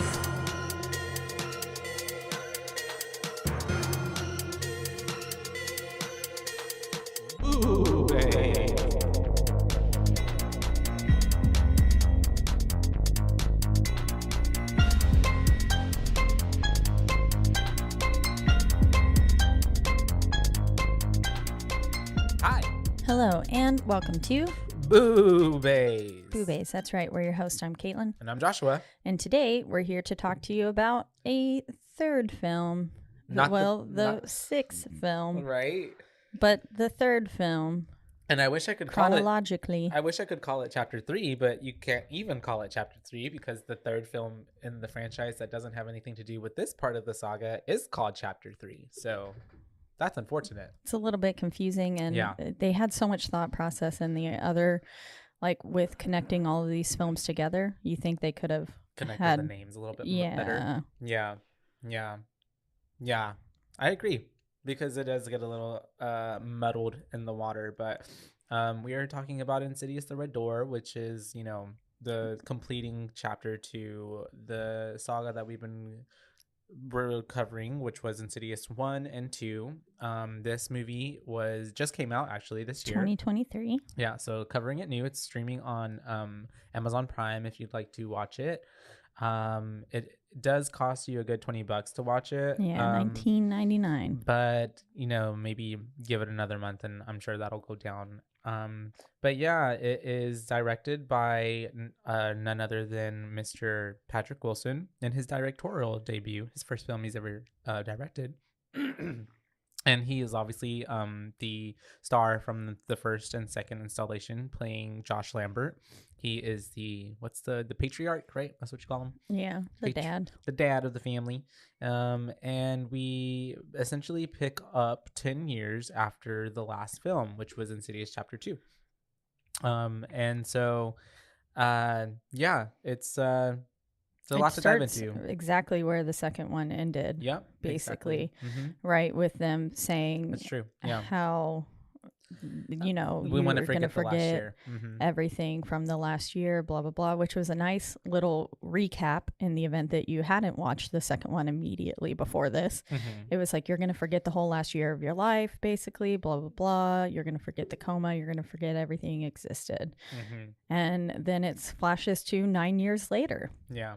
And we are at Grandma's funeral. Yeah, I was like, who's dead? And then I was like, oh, shit, it's Lorraine. Yeah, Lorraine is dead. I liked her. She was one of my favorite characters. I felt like a missed opportunity to have her die at some point in the middle of this film. Yeah. Maybe be a little more... Raise the stakes a bit. Yeah, that's pretty much what it... Or maybe her... Like how... Ooh, that's getting ahead, but... Later on, it seems like there might be some sort of sacrifice, but we don't get that sacrifice. You know what part of yeah. Yeah, it feels like maybe if we were to replace that moment earlier in the movie with a harrowing moment from Grandma putting her life on the line to save them, essentially maybe would have somehow been. And her then being reunited with Dad. Exactly, such a failed opportunity where she'd be like, "Oh my God, I'm so sorry," and he was like, "I failed okay, you. sweetie. I failed you both. It was a different time. Nobody could have understood." Yeah. Yeah. So yeah. Anyways, call us up. We'll write the movies for you yet again. And so after the fact, though, you got to make it first, and then we're gonna watch it, and then we're just gonna tell you what you did wrong, make it better. Yes. And so we do have Dalton reading out of the Bible. I think is what it was. I don't know. It was so foreign to me. Yeah. It did not sound like a scripture. It was definitely, I feel like, something I've heard before. Okay. But I don't know if it was from the Bible. It didn't give Bible verse, but it looked like he was holding up a Holy Bible. Yeah. Yeah. But that's what it is. This is also not reading from something religious podcast. So what do we know? And so we have Dalton being moody AF. For real, because what is it? Callie's like, I miss Grandma, and Mom is like, oh, Grandma misses you too. And he's just like, dead people don't miss anything. Things. Yeah. Yeah. And I was like, damn, Dalton, you were such a good little kid, and now you're like this. Come on. And already off the bat as well, we can tell that Mom and Dad are no longer together. Yeah, that threw me for a loop. I was like, wait, are they divorced? Yeah. And then, yep, they sure were, because they were like, oh, well, getting into the car and everything. And he was like, thanks for organizing this. And the conversation was very much like, we're not together, but you did something for me. Yeah. And even Mom suggesting you should drive Dalton to school next week, and he kind of seemed out of the loop, which I'm sure he did know, but he also has all these other reasons why he's cloudy-minded and a bit forgetful. Yeah. And so, yeah, he agrees. He's like, no, yeah, that sounds great. But I love how she also sees Carl and is like a bit like thrown off and is just like gets in the car and wants to leave. Yeah. Doesn't want to run into him. It's like she's trying to change the subject real fast. And she hops in the car, but then Carl walks right past Josh. And Josh is like, excuse me. I know you, sir. Who are you? And grabs him and then is like, do I know you? Yeah. And Carl's like, I knew your mother. Yeah. I was a friend of your mom's. And Josh is like, it's funny. Like, I feel like I should know you. Like, you look very familiar. And Carl says that line of like, well, death seems to bring back memories. Death floods the mind with memory. That's right. But it's always good to make new ones. Yes. And then Dad gets in the car They part ways. Dad gets in the car and he's sitting there texting Dalton, asking if he can drive him to school next week, and is sitting there looking at a little baby video of Dalton and stuff, being like, "Aw." And which I didn't think was cute, because why the fuck are you trying to keep your baby in the same in a dirty diaper? Yeah. But anyways, you can see someone moving behind the car, getting closer and closer. And I'm assuming it was the dad. I think it was the dad. Yeah, because it was the same orange silhouette color blurred out. And so it's getting closer and closer. He's texting Dalton at this point, trying to be like, hey, I want to take you to school.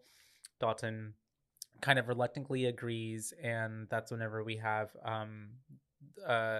Dad looking up again, and the figure behind him is gone. And we get a title card. And I liked this title card much better than any of the other ones. It felt less forced. It was like, okay, and it felt, again, more mature. A matured version of this I feel that franchise. Had time to think on it. Yeah, and they were like, oh, maybe we shouldn't go. And then we get so balls to the wall. And then we get the credits again. Like we got from the second one, very familiar. And the drawings. We get to see the, I fell asleep and then I flew away. Last night I watched myself sleep and then I flew away. We see that, and then we watch Dalton's paintings and pictures mature over time to kind of show us some scenes and stuff and images rather from the past two films. We get, we see him drawing the lipstick face demon again, the same little one that had his little boudoir, whatever you call it, vanity, and the record player. Yeah. So all these callbacks that we get from the first and second, that's not like an exact like recap, but references to the things that we did see in those first two. And then we get a nice little lovely cut to Dad and Dalton in the car, and we're driving to school, and it's very awkward. And of course, as soon as Dalton puts in his headphones, that's whenever Dad wants to start talking to him. I hate when people start. It seems like that's what always happens. It's like I've not had my headphones in, and the moment that I do, like people want to start like talking. Yeah. And it's like, got my headphones on. But anyways, I digress. We're getting on our way to school. Dalton's pretty moody with Dad already, and even like walking into like whatever you call it, the courtyard of school, and like this dude is trying to pass Dalton like a flyer to a Dalton's being moody towards everyone. Because like Mom texts him and stuff too, and it's like, how's it going? And he writes terrible, but then he deletes it and says fine. But then like once he gets there, the frat guy tries to hand him the poster or little flyer. And he's like, just walks right past him. I was like, Jesus Christ, dude. You could have just said no thank you. Yeah.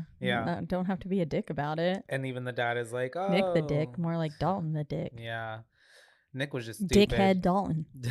And I mean, I don't know.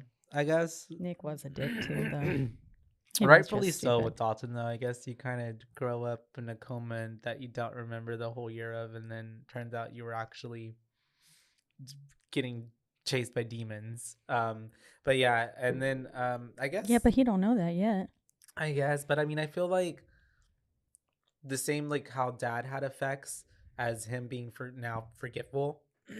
Dalton had like moody effects. I don't know, like he was just pissed off, I guess. Didn't know why. Yeah, exactly. And he's a teenager. It's true. So I'm assuming he's 19 at this point. Like 18, 19, yeah. Yeah, well, no, because when you first go to college, I mean, I was 17 whenever. Well, he did say, I don't remember anything from when I was 10. Oh, that's true. So I guess he did miss a whole year of school. So he would be like 18, 19 right now. Yeah, I think he'd be 19. Yeah, that's true. That's true. So that makes sense. Since it said 9 years later. And that makes sense. Yeah. Oh, you're right. Duh, I didn't even math. See, I'm so bad at math. And that was when he was 10. So yeah, that makes sense. Damn, yeah. Poor homeboy was held back. Yeah. Because of that damn coma. I'm glad he was in college because he looked a lot older. He does I was look like, pretty he old. looks old. Looks like he The needs to be in actor? college. Like I thought they were going to put him in high school at first. And I was like, no. That would not make sense. Yeah. And so he ends up, you know, we're getting to the dorm room, we're getting things situated. He's picking a bed. Dad's talking to him, kind of doing the regular. Dad's honestly, even for, I guess, being supposedly like, you know, drifted apart and being this divorcee dad, like, seems like he's doing all the regular dad things, just making some dad jokes, trying to get you situated, trying to be helpful. Yeah. I'm just trying to, like, oh, I didn't make the wall. Yeah. Kind of thing. That is such a dad joke. Yeah. Like, that would be such a. That's a very dad thing to say. Yeah. Half jokingly, half like serious. Like, yeah. oh, that hurts my feelings. But I'm not gonna like. I'm gonna make a joke out of it. Yeah.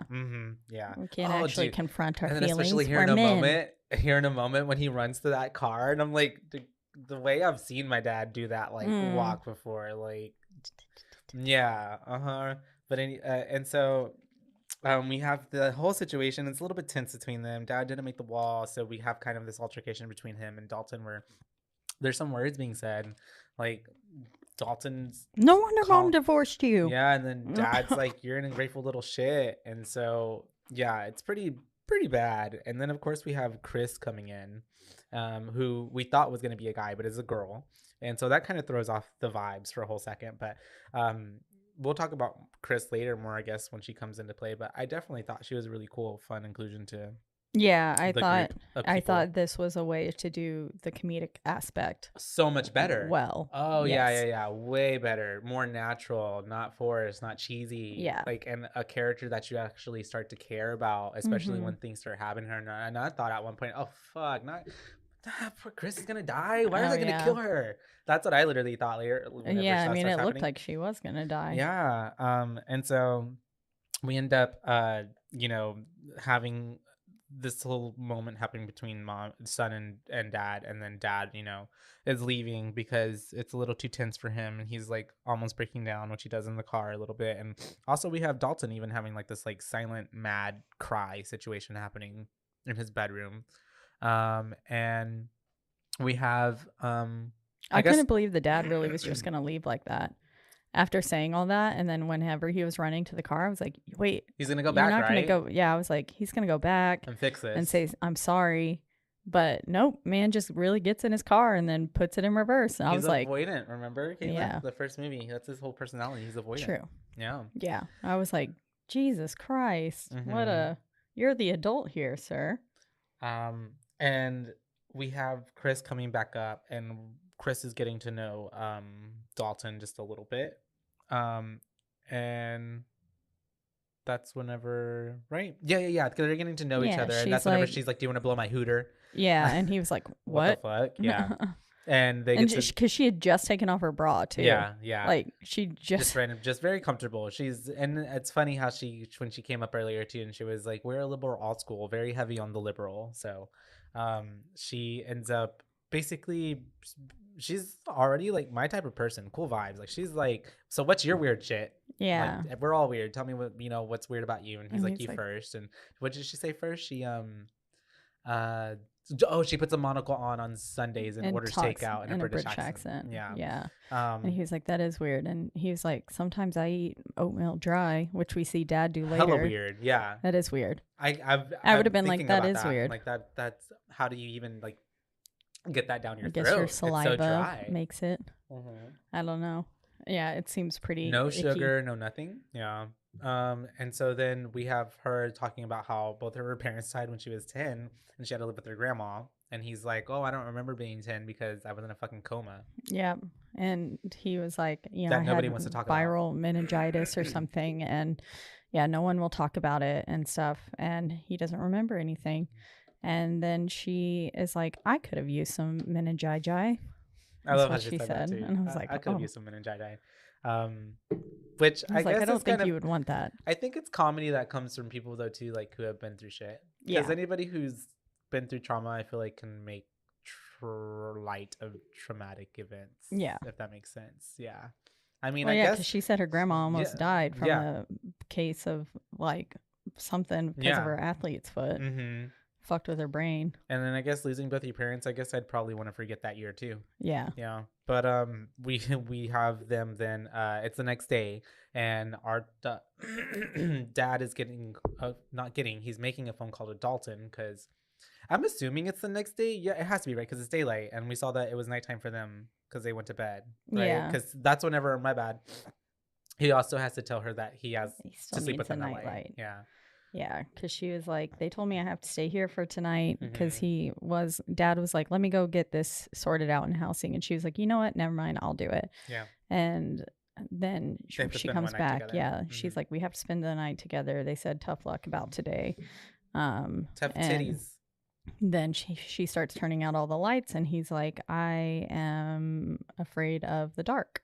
Mm-hmm. And I still need a nightlight. And so he whips out his nightlight and she's like, are you serious? But whatever. And it was kind of, and then also too, like, why would you have the scariest nightlight? It's like this scary green like color. Like anything that's not like just white or like a light cool blue, like red, green, like that just seems scary. Yeah. And so then we have the next day, you know, dad is calling him, trying to basically apologize through a voicemail and saying like, I don't know what's going on, but I'll figure it out. And then we have Dalton, which looked like he's late, but I guess he's not. He's running up to get to art class, and that's what trying not to be late. Yeah, we get introduced to our Armistead or Arma tag or something like that, but the art teacher. Yeah, the art teacher who is supposed to be like, he's super excited to work with her because she's supposed to be the best. Mm-hmm. For what we're paying. Yeah, such a dad she joke. better be. And so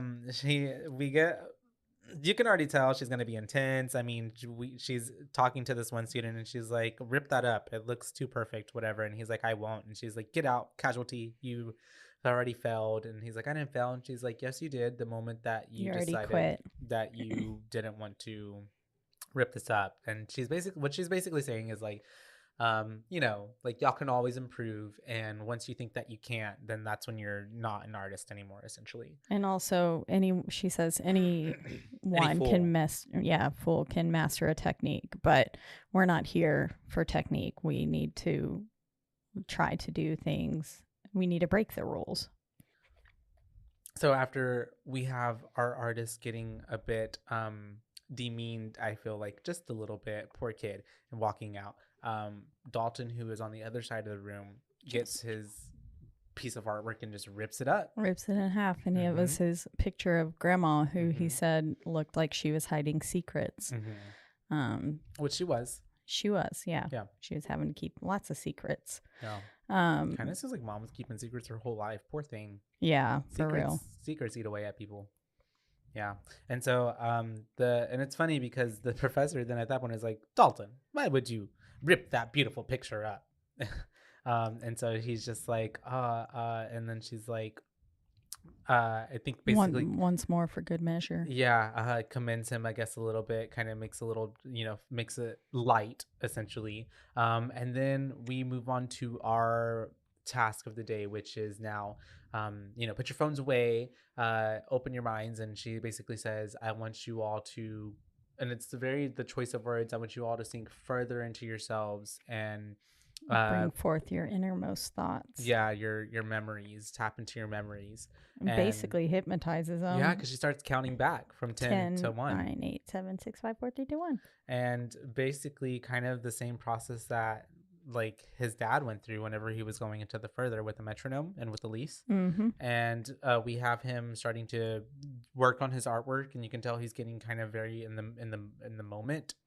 And he's getting, I would say, kind of like already, it seems possessed in a way, the way he's making the door from memory and stuff. And then at that point, as we're getting deep into it, he starts to get visibly attacked by a hand that like pulls his hand in, and then I guess in a way scratched his palm. Yeah, because then he starts bleeding, and it gets it all on the painting as well. Yeah, and she comes up and asks him as well during that, is it keeping you in or out the door? And he was like, Yeah. And also too, like, does she not notice the blood that's like dripping and the no red paint, only charcoal that's by him? But I don't know, because it was his blood, right? Yeah, like it wasn't red paint. She might have asked him that before the blood happened. Okay. It might have been whenever he went back to it. Yeah. But at the same time that happened, Dad wakes up. Like, I guess he's in a hotel. Or no, that was his home. Was he at home? He's Yeah, somewhere. I think he was at home. Yeah, he just wakes up. And that's whenever we have Dad then visiting a sleep doctor, like a sleep study place, because he is getting put in a sleep machine. Little MRI. And that's whenever the doctor is explaining to him, like, you know, the process of what's about to happen. We're going to be out here. If you need anything, like, just let us know. And so Dad goes into the MRI machine, and you can already tell he's a bit anxious as well, though. And not even like a few seconds in, like, the machine turns off, and we start to see like him freaking out a little bit, and then some hands and like this body of a person starts appearing behind him where his head is. Yeah, I really like this part. Whenever I thought it was pretty creepy. Take it away. Take it away. How at the top of the machine, as he was already freaking out, and you know, like, it made me feel stressed out too with him whenever he was squeezing that ball that was supposed to help and notify them to let him out. Yeah, and as you can't really see the creature behind him, but you can see that there is something behind him, and reaching the hand down towards his shoulder, and then he starts tilting his head backwards to try and see behind him. But thankfully, he never sees anything, but it makes you hold your breath while you're waiting because you're expecting him to see something.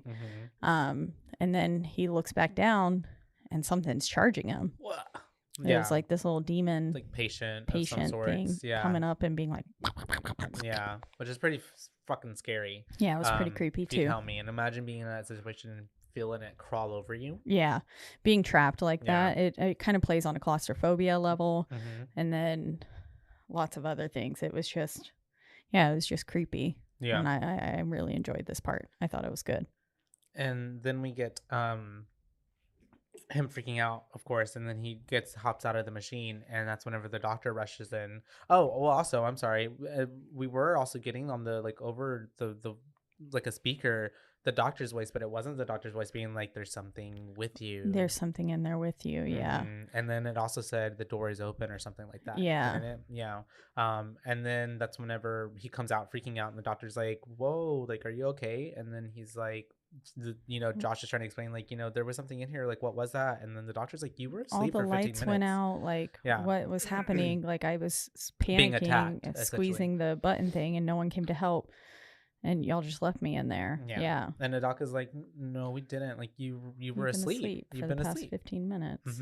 And then that's whenever the doc gets to show him his basically the results, even though he was only in there for 15 minutes. But he was like, everything came out normal, like, you should be okay, like, there doesn't seem to be anything wrong. But he then starts to talk to him about, like, maybe you should check out, like, your family history. Maybe there is someone with a mental illness that might be the reason why you feel like you can't sleep, or what's plaguing you, what's keeping you up and affecting your memory. And the doctor suggests to him that he should play, like, kids games, memory games, matching games. And he was like, you want me to play kids games? And he's like, we can learn a lot from kids. And then that's whenever we cut back to Dotson being back in his dorm room with the artwork, and he once again starts to kind of, I feel like, be like entranced by this artwork, and he starts to smear the red from the blood that was on it, like, around. His somehow still wet blood all over the door. And I was like, that's not super realistic, but that's okay. But it's supernatural. Yeah. And that's whenever he starts to make it a little bit more red, so it's kind of coming together. I love how also, like, it doesn't start red, like, it starts to get there gradually until at the end we have this, like, visibly red painted door. Yeah. But yeah, he ends up, I believe, sitting back down after it's on the wall, and that's whenever the lights go off in his room, right? Yep, all the electricity goes out, and then he freaks out. He's freaking out, rightly so. And then he uses his little backup generator to power on one of the light bulbs, and it's got blood on it, though, which is making it illuminate the whole room red, and it illuminates the door and makes it look super red. And that's whenever I think what gives Dalton the idea of, like, oh, that should be red. Yeah. And he's like, okay, this is all making sense now. And then he looks over, and there's this bloody handprint on the sheet, just like in the first movie. And he's looking at it, and I love how he just gets like a piece of tissue from his backpack that was just sitting there. Like, who has like some wadded up piece of tissue like that? And it was, then yeah, tries to scrub at the stain like a tissue's gonna do anything to blood. Dry. And then like in the way you're supposed to blot, not like scrub blood in. Yeah. Yeah. I was like, and then he just takes the blanket and covers it up. I was like, she's gonna notice. Yeah. And then as he turns around, he gets attacked by something in a sheet. This sheet actually scared the shit out of me. Did it? It got me. Mm. Yeah. Whenever it raised up, I was like, damn it. It happens really fast. Yeah, it did. And then in the blink of an eye, it was a good jump scare. Because then he's just on the ground freaking out, and that's whenever Chris walks in. She's like, "You okay?" And then that's was when I wrote, she's good comedic relief. Oh yeah, especially she's like, grabbing her stuff. I think because she's getting ready to move into that other room, but then she's like, she finds that flyer, and she's like, well, you want to join a frat? And he's like, no, it's just something my dad did. And she's like, okay, let's go. And so they end up going to the party. Yep. We get obviously all the usual frat stuff. There's like some guys part of hazing, like passing out diaper pudding, and then we have Nick the Dick giving his like little speech that I love. That seems pretty relevant. That like people weren't being like, yeah. Like it feels very 2023. Like people are like, okay, dude, like we get it. People aren't. I don't feel like the. I don't know. I guess I'm not in frats anymore, but I don't feel like it's all kind of the way it used to be, because I feel like there's some like type of woke now society where it's there's definitely still hazing that goes on though. Oh, I'm pretty sure. Yeah. But I mean, like, in the sense of like all the crowd goers that are at the party aren't like just eating the shit, you know what I mean? Yeah. Because he's definitely giving that whole like, or men could be men, and everybody's like, cough. They're like, okay. Yeah. And we have then the mention of an incident that apparently had happened the prior year before, which we will find out a little bit more of. But I love how Chris and Dawson are like, okay, this is lame. And so Chris is like, yeah, okay, let's go look through their shit then. So she ends up going upstairs, and they go trying to find a bedroom door that is open, which they eventually do. And it just happens to be Nick the Dick's room. Yep, it's Nick's room. And she finds his, I'm assuming, hemorrhoid cream. Yeah, it's or something. Cream. Yeah. Mm-hmm. So she goes and she's like, I'm going to go smear this all over the communal bathroom, and leaves Dalton alone in the room. Yeah. And then as he's in there, he starts hearing someone vomiting, and it was gross. Yeah. I was like, can we please stop the sound of this vomiting? It was starting to like get to me. Pretty loud. Yeah. Because you could hear like the chunks falling in and stuff. And I was like, ugh. And now, a word from our sponsors.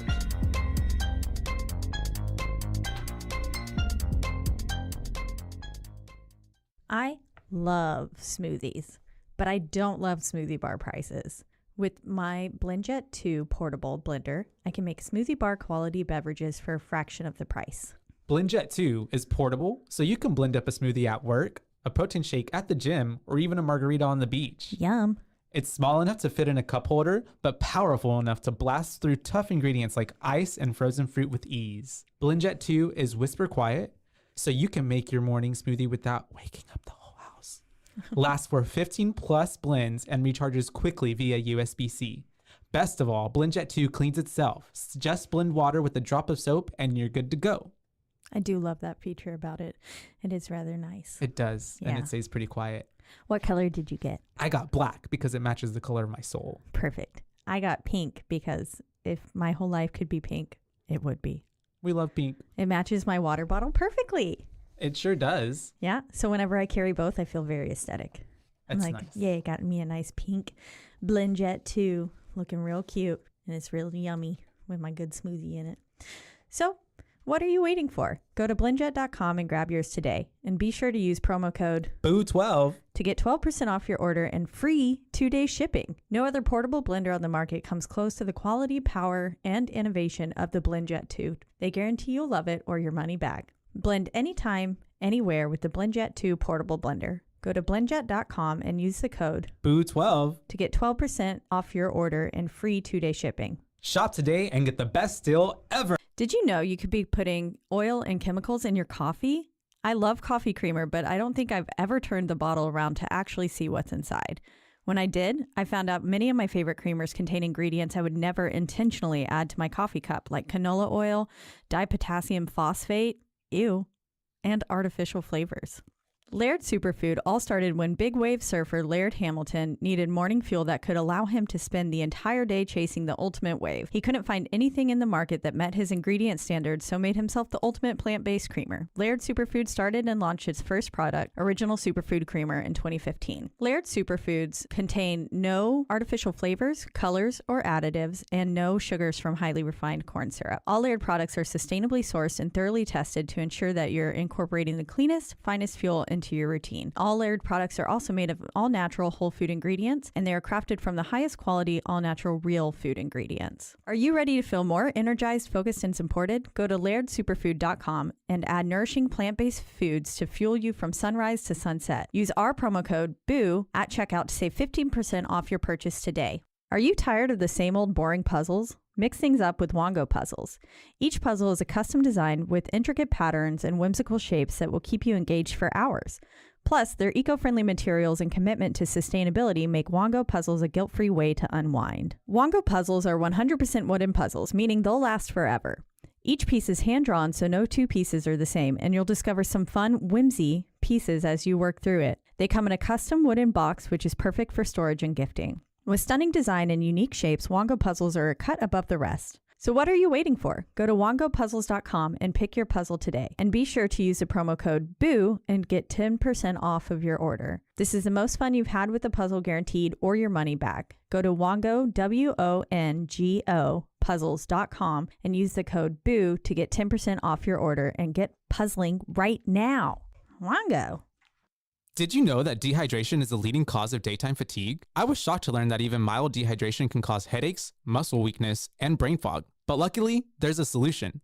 Cure! Cure Hydration is an oral rehydration solution that contains the perfect balance of electrolytes and glucose to help your body absorb water and rehydrate quickly. The formula is made with all natural ingredients like coconut water, powder, and pink Himalayan salt, and is free from artificial flavors, sweeteners, and preservatives. Cure Hydration is vegan, gluten-free, and non-GMO, making it a great option for anyone with dietary restrictions or preferences. The packets are convenient and easy to use. Just mix with water and drink. They're perfect for on the go, travel, or anytime you need a quick and effective hydration boost. Hydration is more than just drinking water. That's what Lauren Picasso, a lifelong endurance athlete, discovered as she struggled to stay hydrated no matter how much water she drank. Lauren founded Cure, a science-backed electrolyte drink mixed to make hydrating easy for everyone. Cure believes that hydration should be simple and effective, but also clean and natural. That's why they use only the highest quality plant-based ingredients and avoid any artificial or harmful additives. They're committed to transparency and honesty. All of their ingredients are clearly listed on their website and packaging, and they're always happy to answer any questions or concerns. Ready to combat dehydration? Try Cure today and feel the difference for yourself. Use code BOO for 20% off your order.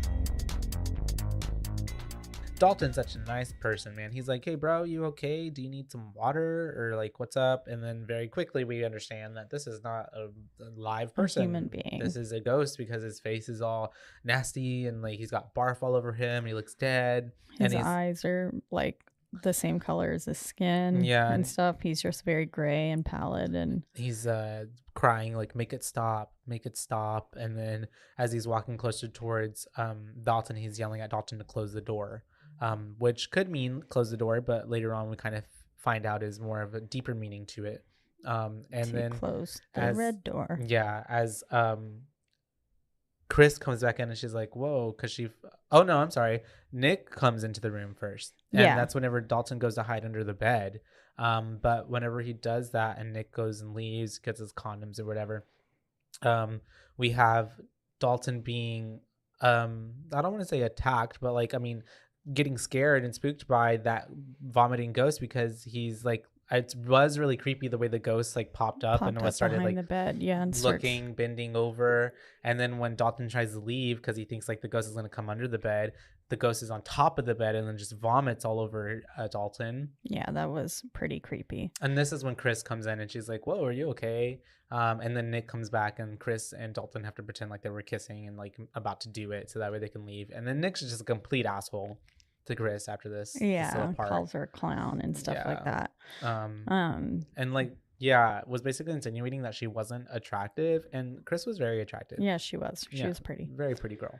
But But then they get back to his room, Mhm. basically, and he falls asleep at his desk while he's working on some artwork, and then he wakes up in the further. And he like wakes up, there's this lantern there Yeah. and stuff. And he gets up and doesn't really question it at all and starts No. exploring the Seems further. almost seems familiar, like in a way. Yeah. Like he's like, yeah. I've been here before. Let me do this again. But doesn't know to be afraid of it. Yeah. Just like when he was a kid. Like remember Elise was like, he thinks they're dreams, so he's not afraid of where he's going. Yeah. And so. Exactly. And so that's what he does. Mhm. And he gets up, he goes up the stairs, he goes up to room 323, which is where we figure out that Chris lives now, which is Yeah. right above him. And he's kind of watching Chris sleep, which was a little creepy. But then starts playing her, what is it called? Her hooter. And plays the same song that his mom wrote and that he introduced her to earlier. So there would be only one person who knows to play that song. Yeah. And so she's very like, what? I love whenever he like first wakes her up and she like wakes up and she says something funny. I do not remember what it was. I don't remember what it was. But it was either. funny to me. And so it's given me that Vine energy of like when they pour water in her face and she's like, hello. And so after he plays the hooter and she like freaks out, she turns the light on, he like drops the hooter and like runs back to his room.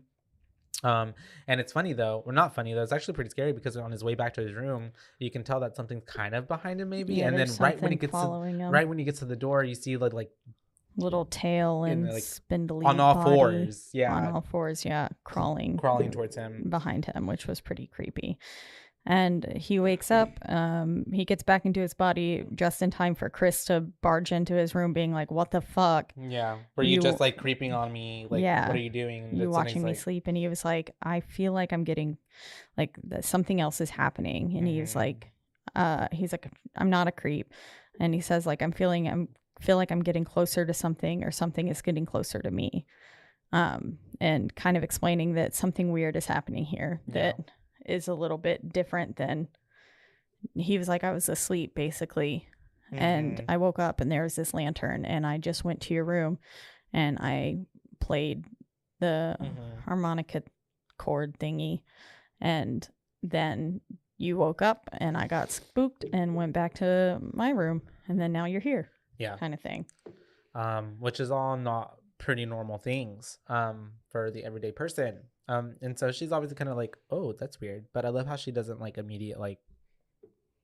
She's like, okay. She's like, cool. But then we have cutting to, I guess, the morning time, and Josh is waking up, and he's eating his dry oatmeal. This is whenever he had walked downstairs, and we got a really good visual of a door being closed. And then whenever he comes back up, the door is open and it's mom's room, and he's kind of taking a look in there. So kind of just adding to more of his layer of his character arc. And then we have him being downstairs. Dalton texts him back and be like, I went to the party. He was like, it was lame. And then that's whenever he starts playing the memory game on the wall, on the window, should say. Which is like, what is that? What is that? Like flash card? Is it just called memory game? Or? Yeah, it was just kind of like they were match.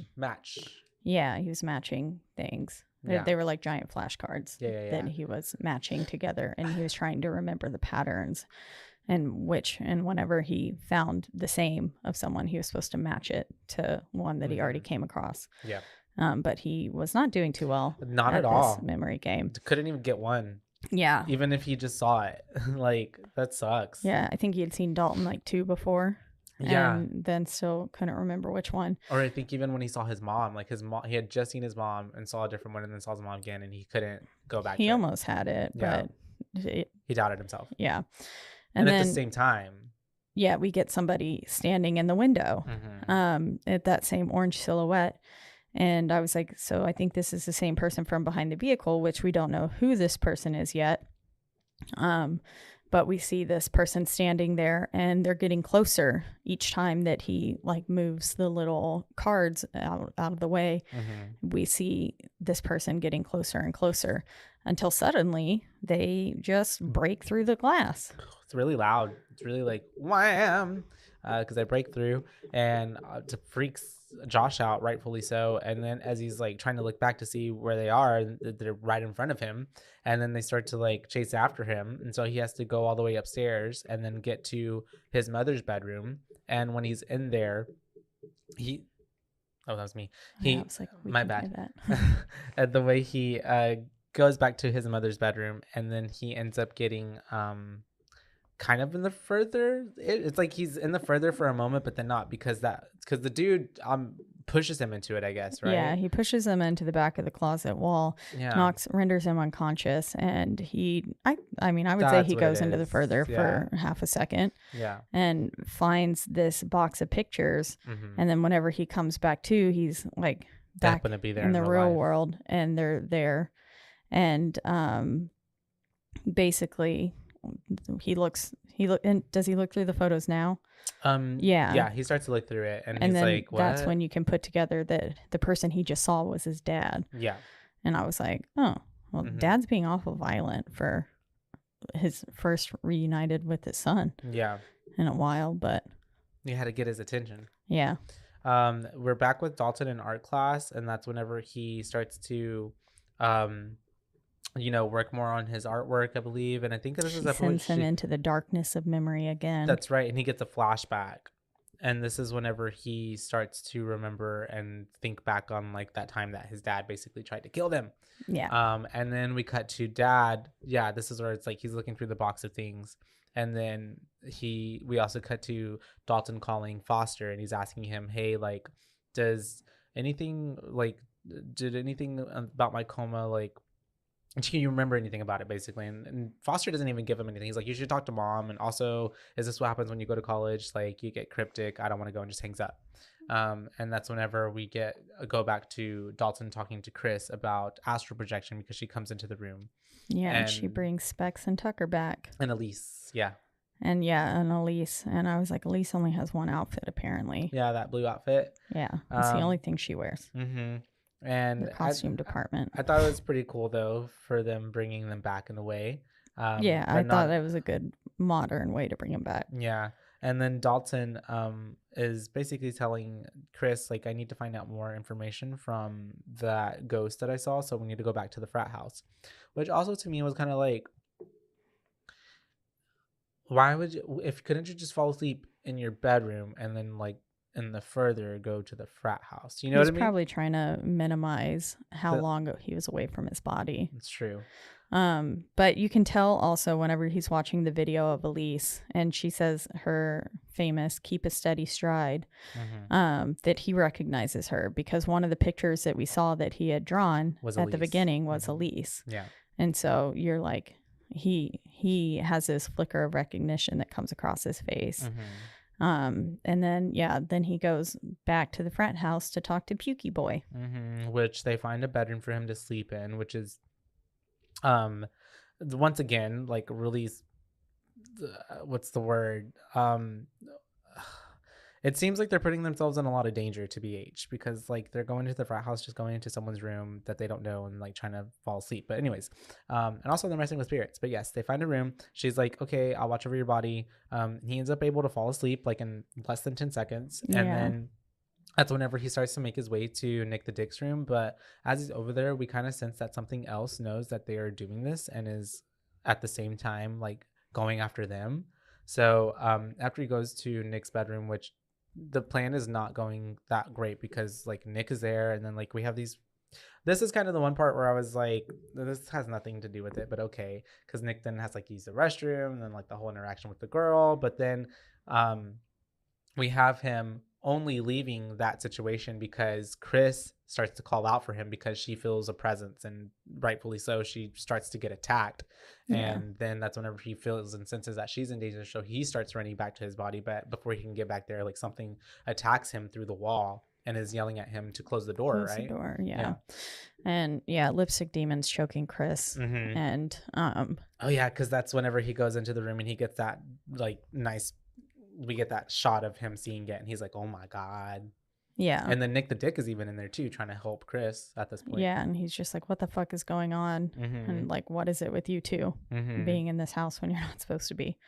But yeah, and then what happens? That's after that we start to go to we Back cut with to Josh, Josh, yeah, right? because he's Okay. at it's like a library or something. He's looking up information on his dad and some public records. Yeah. And Uh-huh. so basically, it is his dad who attacked him, Mhm. and apparently he had schizophrenia, and he's like just figuring out all this information about his dad, and then he goes to talk with Renee about what happened and is Mhm. explaining to her basically that it like he's ending up being like his dad, being Yeah. absent, and she's trying to explain to him like you're nothing like him, blah blah blah, and how, you know, his dad jumped to his death 40 years ago or something Mhm. because he had schizophrenia and was also like He was an astral there's- projector. Yeah, and there was a Mhm. note that said this ends with me, Mhm. kind of thing.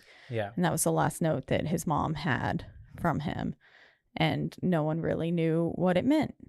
Yeah. Until now. Yeah. I think because his dad obviously had this power of astral projection, and his dad obviously at that point, you know, he's got to be the same age that his dad was essentially when he took his life. Mhm. But at that point, his dad hadn't had his memories suppressed for all those years, so he'd literally been living with that gift for 40 something years. Yeah. Like untamed, and like probably drove him mad at that point. Yeah. And so it probably manifested as or seemed as if it was schizophrenia, but really people just couldn't understand put a name on it. Yeah. And then he obviously thought that if he killed himself, that it would all stop there and it would stop affecting their family. But unfortunately for him, it is not the case. And he ended up just killing himself and causing more hurt in the family. But anyways, we do have at the same time that this is happening, he's talking to Renee.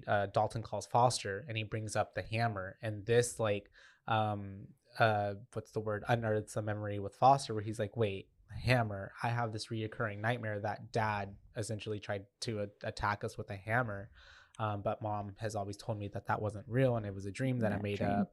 Yeah. And so, and all the while he had been painting this picture with another red door and with somebody in the foreground, and at first I thought it was the licking demon or that ghost. I thought that's who it was, like, because it had the same silhouette. Yeah. And since Josh like interacted with that demon right before going into the red door whenever he was originally trying to find Dalton and stuff, I thought it was that demon.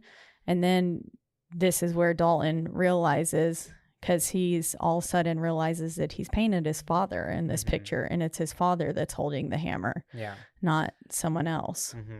And I think definitely probably what added to because he also paints it in a way, like it paints his father in the most monsterish kind of way that he could see him, you know what I mean? Yeah. Because it's not even just him holding the hammer, it's like the act of like him like, and his face swinging, and it looks even more like, it looks like a possessed version of his father, you know, if that makes sense, because even the eyes are a little like bolt or whatever the word is. Well, and it's only half the face. The other half is like still unformed / it looks like it's blurred and hazed by memory and stuff. Yeah. And so it's still like on its way to taking shape. And then that's whenever Josh and Renee are still having that heated conversation, and she basically at that point is like, okay, like I gotta tell you everything, like you're not a bad dad, like this is what happened. The kids associate their pain with you, which is why, like, she's like, I've lied to the kids for years, but basically this is what happened, and we can't change it, kind of thing. Yeah. And she's like, you know, I've had to live with like basically keeping this all hush hush, and that's such a burden to carry. I couldn't live like that anymore. And then unfortunately for you, the, you know, after effects of making you forget made you hazy and made you distant even more so than you were already. And then I love how he's just mad, and I love how she's like, no, hold up though, because you agreed, you thought this was the best idea too. And we all agreed. Dalton agreed, you agreed, we all agreed, and that this was the best idea. And so then as that argument is happening, Foster ends up coming in with the picture that was sent to him from Dalton being like, hey dad, like, was this you? Like, what's going on? And I love how Josh is like, what do we do to Renee? And I love how Renee looks over at the metronome sitting on top of the piano. And it's a very big callback to like, and I love that Renee was literally like, one day I might need this again. Yeah. Like, and so we're going to keep it. Yeah. And while all this is happening, Dalton ends up falling asleep in his room and is kind of transported back to the basement. And he's watching everything happen all again, the whole attack with Josh attacking the family and watching his mom hide Foster and watching him go crawl underneath there to go go to sleep and stuff. And basically he's watching it all happen. Dad's got the hammer right above Dalton, and Dalton stops him from the future and then gets like he tackles his dad right as when the Black Bride's body was getting sent out of the soul was getting sent out of his body. Yeah, basically when Elise was killed the lady, killing the mom of death, the mother of death. Yeah.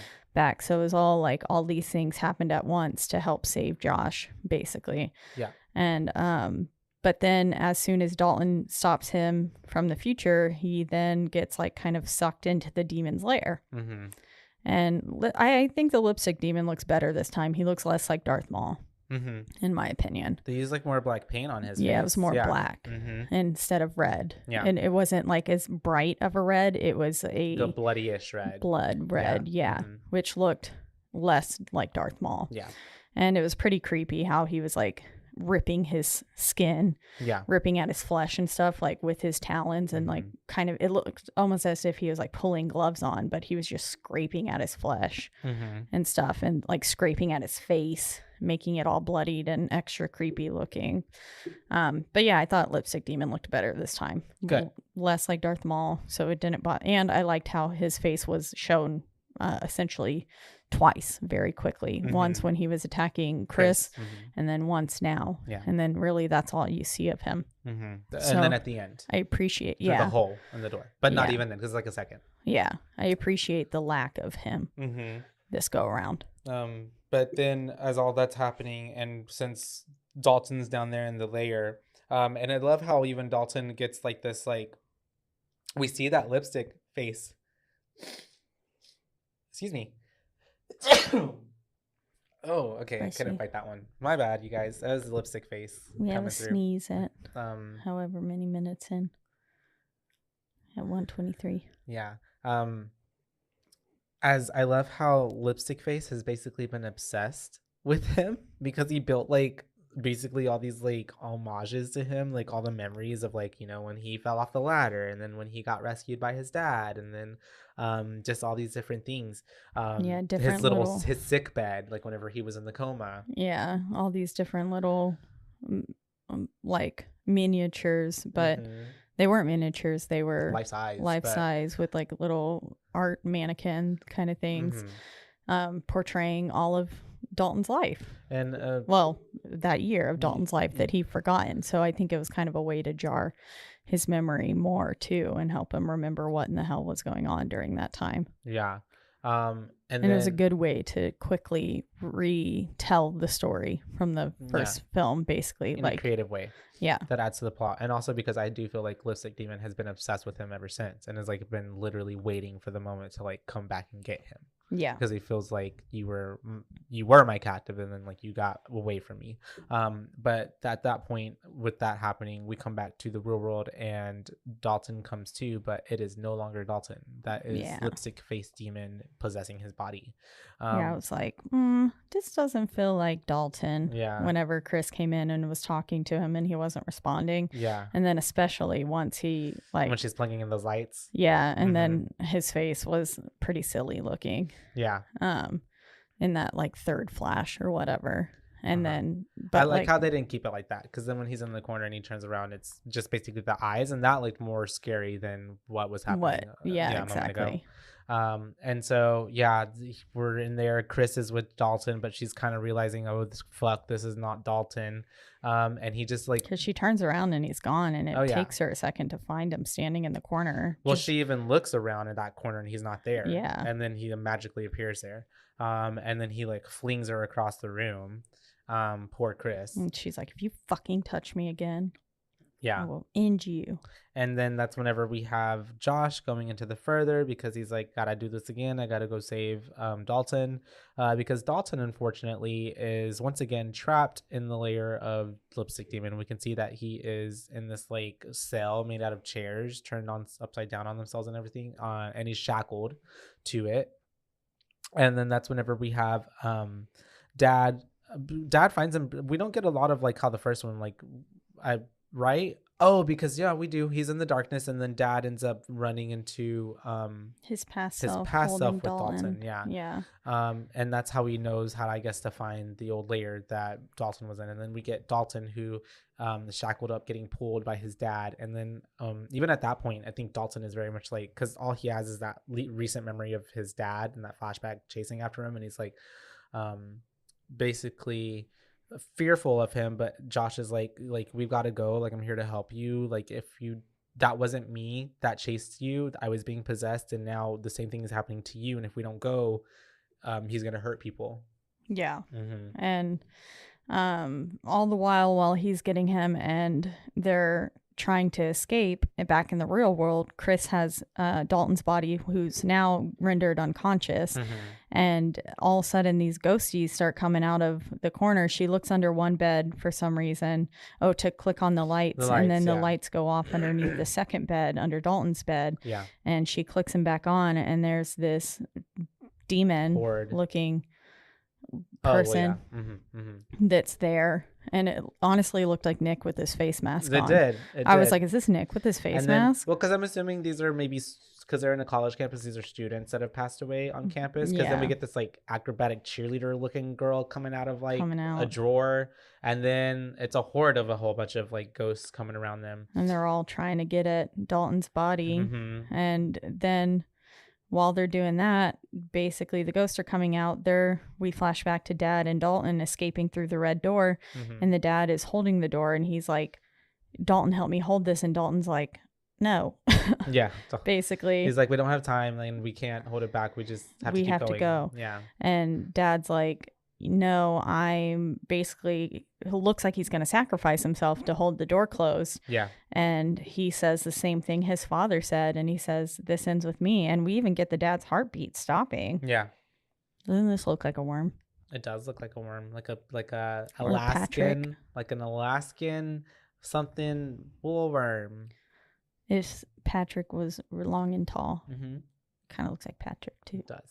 And so we have all of that happening, and then thankfully, just in the nick of time, Dalton ends up getting to the real world in his body and is able to start painting on the door that he had drawn, essentially. And it's kind of like the physical world meets the spiritual world, like it's all connected. And so as he's painting this black paint over the door to cover it up, it's bleeding into the further and covering up the red door that Josh is holding on to. Yeah, at first I thought it was blood. I was like, blood dripping on the door, and then I was like, oh wait, JK, it's paint, and Dalton is like literally painting the door shut, to physically and metaphysically shut it. Yes. And then as all that's happening, the demon is able to last minute like punch through the door, and then it's like grabbing onto Josh, and we're thinking like, oh my god, this is it. But thankfully, because it's getting covered up, the demon gives one last look through the hole with his face, and then it all gets covered up. And at that point, Josh is able to get back to his body.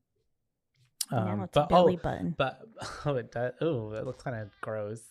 And then at that point, because he's walking back, and he ends up meeting his father, and his father is able to kind of they don't even speak. They say no fucking words to each other, but there's just like resolution, a little bit of closure. Yeah, closure to like knowing, like at least Josh knows, like he can empathize, and he'd be like, okay, like you didn't really want to leave me. You thought you were saving me.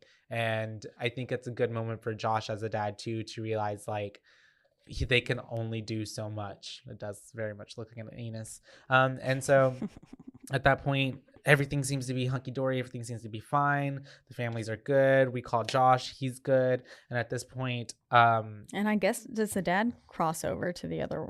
There's like a bright flash of light. It gives very much like his unfinished business was done and taken care of. And so it seemed very much like the dad even was at peace. And everything seems to be okay. The next day we have... dad is leaving and we have mom being like, hey, we'll see you next Friday for, come pick up Foster, but why don't you come to dinner a little earlier? It kind of seems like maybe since they figured this shit out, maybe there could be some reconciliation between the parents, because it doesn't even seem like maybe the love was lost. It was just like there's a bunch of heavy shit in between them. That's a lot to cut through. And it seems like Josh definitely still loved Renee. Oh yeah, he just was battling all those demons that unfortunately kind of wasn't even his fault. Because at one point he was like, we could have fought through this together. Like we could have done this together if you would have just told me, basically. And then he gets out to his car and Elise is somehow now in the real world. Yeah. And then I was like, unless he's still in the further. Oh. Because she told him to keep a steady stride. Ah.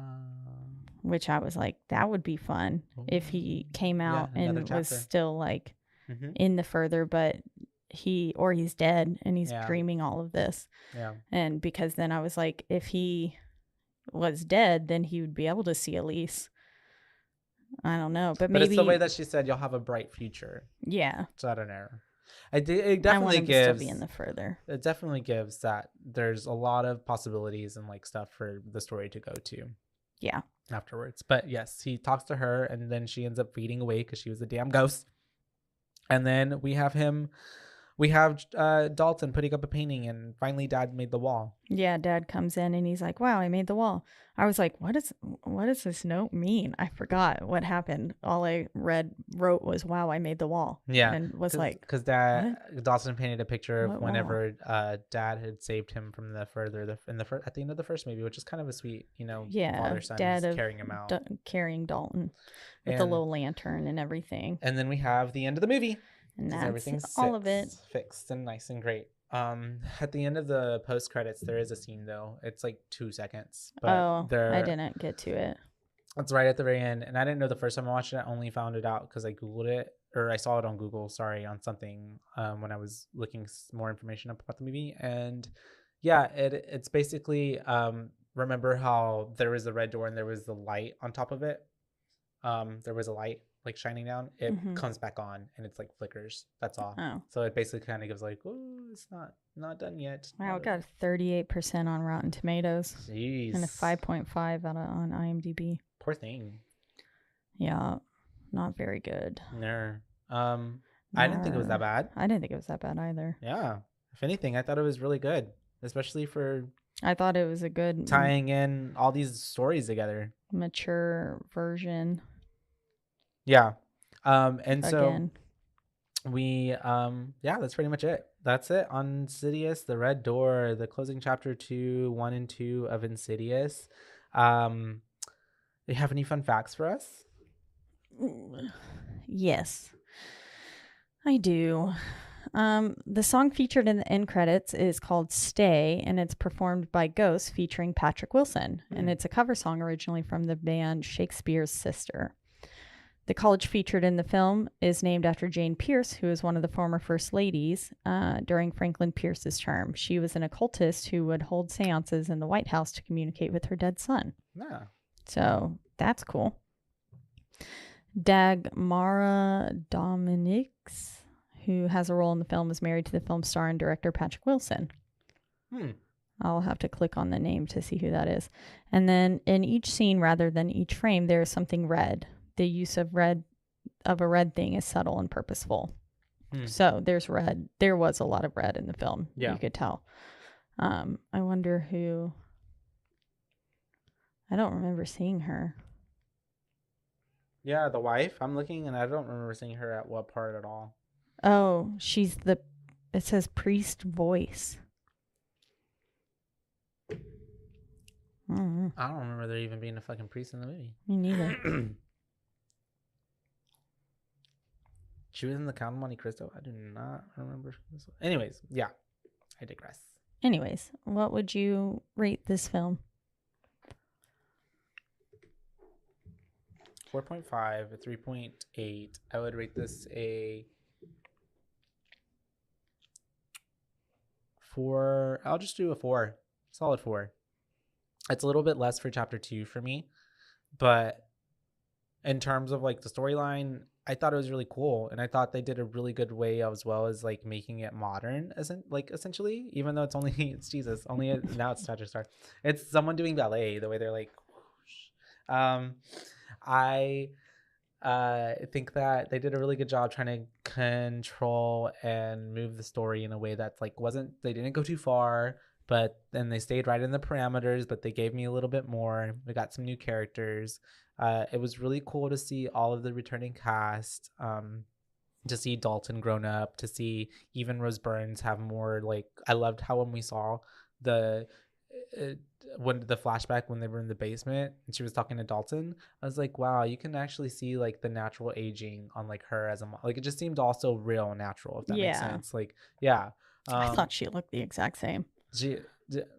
I mean, yeah, for the most part. I'm not saying she looked like trash. I'm just saying you could definitely tell she looked a little older. Yeah, no, she looked good. Yeah, and she obviously looks good for her age. And then she also, I feel like, had less of a storyline in this movie, but still somehow managed to like hold her own spot as well, if that makes sense. Yeah. I especially love the fact that like Mom's always coming through. The way she had that backup generator for Dalton. I know, so sweet. Uh-huh. Moms think of everything. They literally do. And then I really like the whole bringing Josh's dad into it and seeing how like this has been like a family thing, like lineage wise, like all of the fetus. It looks like aliens, like the little alien from Aliens and the sack, the face huggers. And so, yeah, what do you think? Good. Yeah. Okay. Yeah, I'm not sure if I liked this film more or less than the second one. Or maybe equal. Maybe equal, yeah. It again felt like a really good middle of the run horror film to me. It was overall, I think, a pretty decent film. I think maybe I liked the complexity of the story from the second one more. This one felt like it added a little bit more of resolution to things and like tied up some like loose ends and stuff, which was nice. But again, there wasn't a whole lot of story other than like plot, other than them just like trying to beat this demon. And again, the lipstick demon wasn't hard to fight off. No, not at all. So there was nothing really, there were no stakes. But I thought overall that the music choices were a lot better, not as on the nose. And I thought that I liked all the red imagery and everything that was in each like frame or whatever scene they said. Yeah. I thought that was cool. I think it was a pretty good third movie to the film. I haven't seen, well, apparently I've seen part of we don't know which one. Which one? Yeah, but it's a 50-50. It seems like a pretty good movie to me. I don't know. I didn't hate it. So it's coming far from the first one. So yes. Yeah. Like, I mean, honestly, they did a much better job on the second and the first one. The first one was just so hard for me to get through. And I just could not get past Lipstick Face Demon. And in this one, they did a much better job. If Lipstick Face Demon would have looked like this and had less screen time, as he did in this film, I think I would have enjoyed it much more. But they just showed his face so many times, and his face was just so bright red, like candy apple red instead of blood red. I think this one they did a better job of making him seem a little bit more menacing. Yeah. Like not showing his feet was probably like a good choice too, because that made it seem a little bit more comical. Yeah. I feel like as well, this one we basically just kind of got like a silhouette-ish, like with him in that tail chasing after Dalton, and then just the Chris moment and then the end moment. So yeah, it's pretty good. Yeah. And then when he comes and he's like makes himself present to Dad, but that's it. Yeah. But yeah, Oh, but And what's I your liked rating? his like ripping at his flesh Mhm. too. I thought that was pretty good. I think I did still like the second one more. Mhm. I give that a 3.5, right? Mhm. I think I'll give this one a 3.2. Yeah, what my original one was for the. It's a good middle of the road horror film. Mhm. Good middle of the pack. It wasn't my favorite thing I've ever seen, but I definitely don't feel like I'm less of a person for watching it. It was good. Mhm. It was good. I'd recommend it to people, and I never thought I'd say those words. I liked the second one a good amount. Yeah. Second one was pretty good. And I even feel like, honestly, if you were to watch the third one without necessarily even watching the first or second one, you'd still be in good shape. Yeah, They really. do a pretty good job It of kind of doesn't- connecting some moments for you, and then in its own story as well. So you don't have to necessarily watch those other ones. But it does add to it, I feel like, obviously. But yes, that is our take on Insidious Chapter 3, but not 3, The Red Door. The Red Door. Sorry if we sound a little bit haggard at this point. We did 2 shows today, back to back. Back to so back. we're coming right at the end of our wits here. But once again, as always, we're in the lovely Rogue Media Network studio. That's right. They take great care of us. Really good care of us. You can listen to our show and many other shows on RogueMediaNetwork.com. Or you can listen to us and all those other amazing podcasts on a slew of podcasting platforms, the biggest 2 being Spotify. And also Apple. But wherever you do listen, don't forget to rate, review, like, and subscribe. That's right, because that's the only way we can get ahead in this world. And word of mouth, tell your friends, tell everyone. And then get ready, because next week starts our kickoff of spooky season, right? This one will come out at the end of September. Yeah. So we'll Mm-hmm. start our spooky season back to back, 2 episodes a week. And we'll With figure some out listener requests. with some listener requests in there, and we'll get that scheduled to you so that way you can watch along with us and let us know your thoughts on any of the films that we're going to cover. So if you want to do that and let us know, and if you want to see what we are going to cover, we will post that on our Instagram, and that is at Boobays Podcast, and that's at BOOBAES, because we're your boobays, not your boobabes. And until next time, you guys. Until next time, bye, babes. Bye, babes.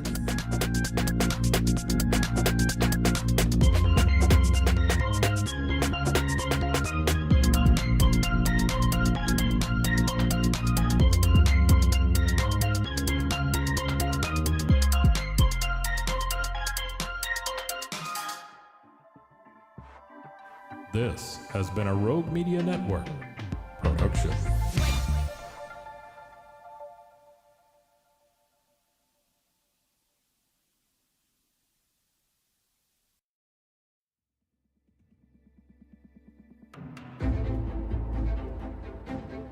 I married a guy I knew most of my life. We knew each other in high school and even went to prom together. But little did I know, I did not know him at all.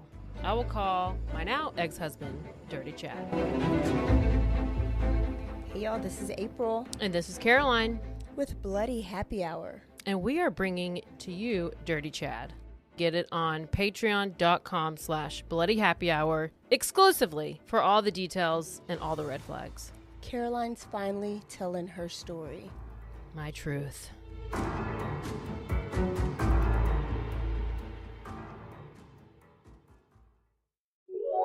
This is a Rogue Media Network podcast. Hola, mi nombre es Jessica Torres. Hola, yo soy Jackie Espinosa. Y esto es Zona del Crimen.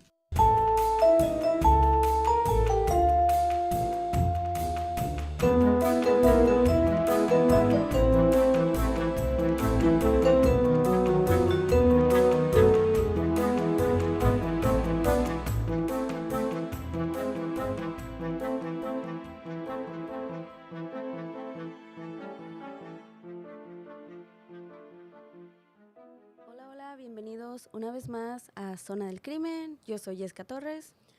Y yo soy Jackie Espinosa. ¿Cómo has estado, Jackie? Bien, I'm ready for Halloween. Ready. ¿Ya tienes los disfraces de tus hijos? Yes. ¿Nos vas a decir o no? Es sorpresa. No. ¿Nos vas a dejar así? Les Jackie? digo. Ay, no, que sea sorpresa. ¿Is something scary? No. ¿De miedo? No. ¿Tiernos? pensé en vestir a Valeria de zombie porque she does that. Le Le hace gusta. a monster. Ah. Y ella es más tipo... she's a little beast. No sé cómo explicarte. You know what I mean? Ajá. Es so... Pero no, ella va a ser de la chilindrina y mi niño del chavo del 8. No. Yo estoy buscando uno de la bruja del 71, pero está todo bien caro. Ya. ¿Por qué no te mandas? Allá andabas en México, Jackie. ¿Te hubieras acordado? Hubiera sido No más mames, fácil. desde junio. Ya. Am- Güey, lo estoy vas a buscando México. en Amazon. Cuando vas, aprovechas A comprar todo. lo que tengas que aprovechar y te traes. Lo estoy buscando en Amazon. Ujú. Es que los vestidos que están como similares. Ah, sí, sí. They're like $50, $60. No mames, no Go to mames. Walmart. Es lo que estaba pensando. Voy a ir a la Walmart o like a Goodwill o algo para buscarme like un vestido de viejita y no la la peluca. mitad, pero creo que solamente los hispanos van a entender la referencia. Ujú, Los yeah. demás probablemente van a decir, se disfrazó de anciana. ¿Me entiendes? Yeah. Ay, qué bonito. Yeah, so... Entonces vas a salir ¿Y los llevas a pedir dulces? Usualmente es como... Usualmente sí. Reuniones o... No, sí, a veces vamos aquí a donde vive mi mom. Okay. Antes cerraban la calle y toda una cuadra, you know I'm talking about 6th Street. Pero este año... No sabes. A lo mejor voy el del barrio de los ricos para que nos den dulces buenos. ¿Verdad? Yeah. Para Los que saque, tan siquiera para que me saque lo del disfraz. Güey, yo soy esa tía que a todos les robo un poquito. Me too. Porque yo no tengo Your niños. taxes. Yo les quito, güey, yo amo el chocolate. Güey, yes. Aunque me hace mal, ¿verdad? Apenas te voy a decir, diabetes. Sí, pero yo amo el poquito. Chocolate. Puedes comer poquito. Yo le quité, te toca pagar lo que mi inversión. Yeah, tus taxes. Móchate, ponte la camiseta. Ajá, yeah. Y ya, so, eso es lo que tengo planeado. Todos los años también les compro a cada de mis hijos, nomás tengo 2. A mis 2 hijos y a mis sobrinos les compro calabazas, una calabaza a cada quien. Y like we carve them and we cut them and everything. So we do that. Amo cómo se miran, pero odio hacer eso. No, es el messy. proceso. Yes. Está como like güey, y aparte, sensory, de hecho, descubrí que no me gusta cómo huele la calabaza así. A mí tampoco no me gusta cómo sabe la calabaza. El pumpkin spice, güey. No me gusta tampoco. Ni el pie. En este tiempo todos se vuelven locos por el pumpkin spice latte de Starbucks. Para los que escuchan que están en nosotros estamos en Estados Unidos, aquí es un, güey, como dice Jackie, es un pedo. ¿Cómo se dice? Overrated. Overrated. Yeah, sí. Está sobre hyped, I don't know cómo decirlo. Yo sabía. Evaluado. Sobrevaluado, creo que se dice. Le hacen mucho de pedo. Sí, para todo lo que es noviembre y es de que ¡pum! Calabaza. Ajá. Todo, le quieren meter calabaza hasta sabor a calabaza. Todo sabor a calabaza. Los cafés de Starbucks, pumpkin spice. Y yo sé, si hay mucha gente que les gusta, güey. A mí mi no me esposo gusta, le encanta el pie de calabaza. I hate it. No, yo no puedo. No sé qué es lo que tiene que no me gusta, pero bueno. No, esperaremos las fotos. Bueno, si pones fotos, yo sé que mucha gente, de hecho, no pone fotos, de hecho, estoy de acuerdo. Fotos de sus niños, pero espero por lo menos verlos. Oh, that's gonna be so cute. I know. Como quiera.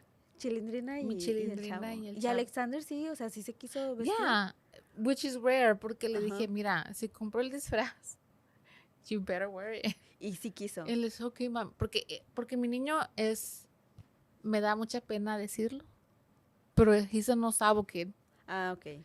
Y yo pensé que él no iba a saber quién era el chavo. Pero sí supo.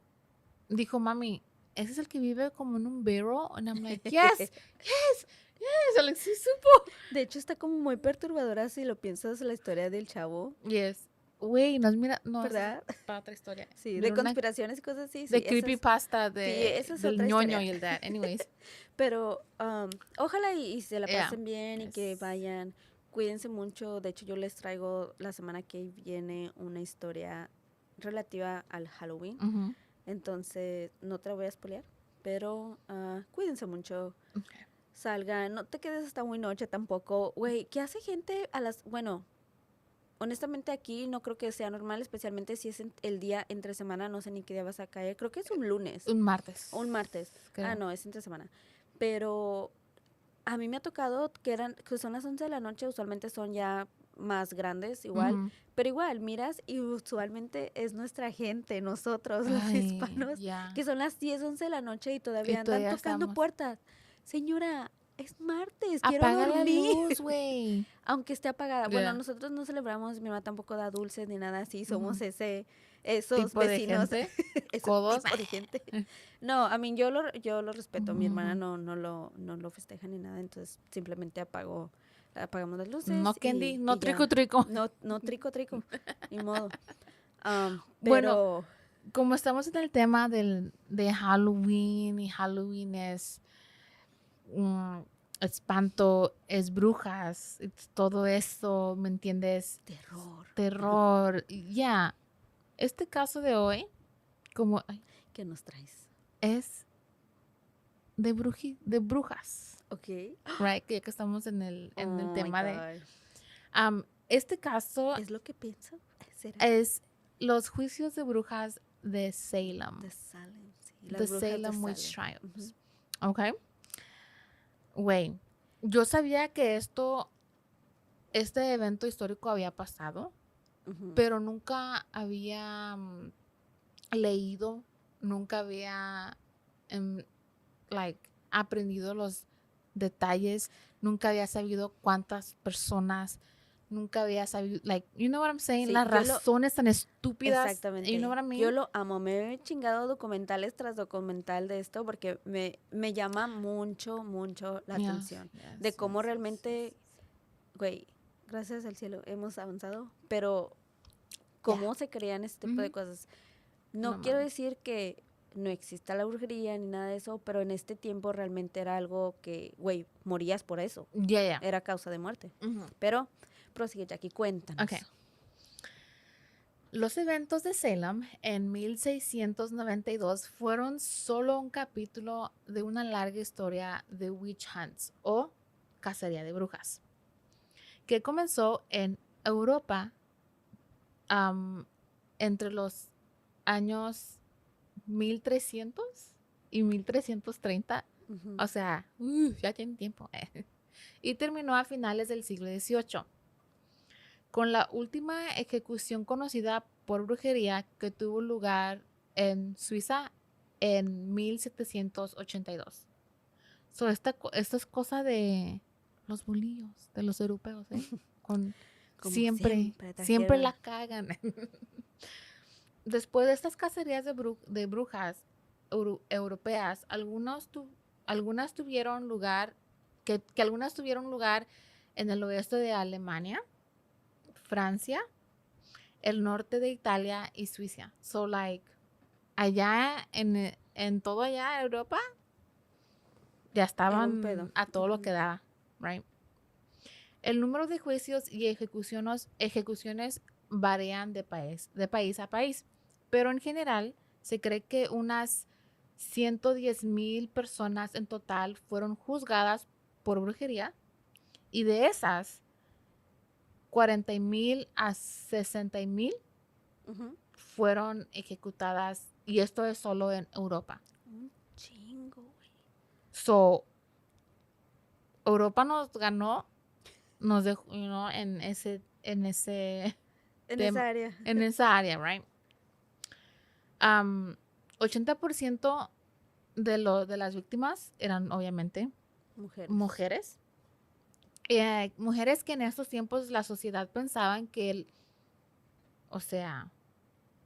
éramos moralmente débil y sexualmente cargadas, que éramos como cosas del diablo, no sé, que Tentación. éramos pura tentación, Provocación, ya, ajá.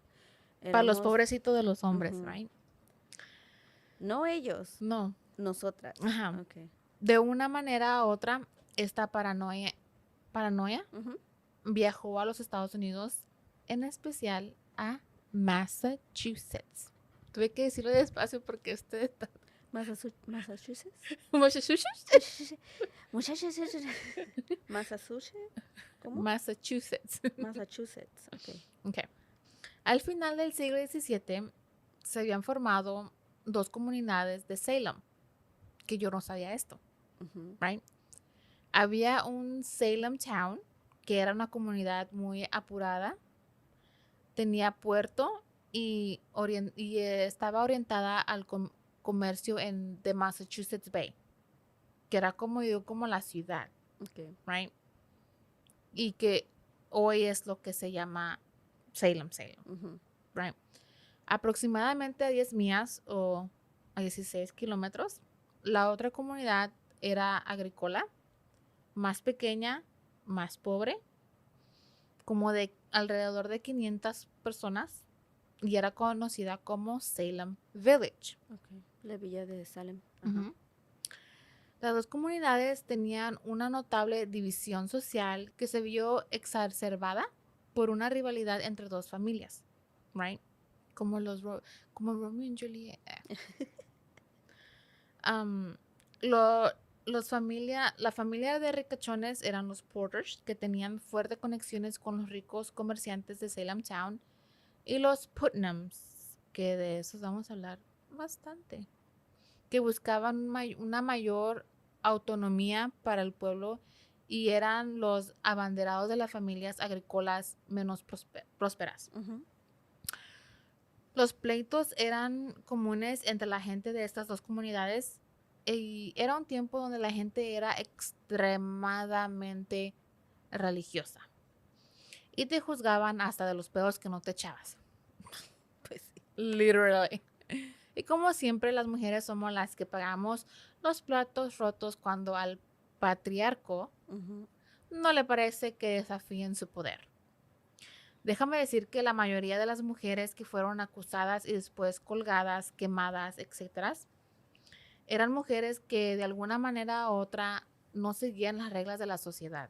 Eran mujeres que tenían opiniones, que se mandaban a sí mismas y que a los hombres les daban miedo de su persona, right? Las rebeldes, las problemáticas. O sea, también miré que si tenías el pelo rojo, eras brujita. Sí. Todo lo que fuera diferente eras o fuera de lo común les asustaba. Entonces, naturalmente, como tenemos la naturaleza pendeja del ser humano, pues le tememos y de ahí procedía todo.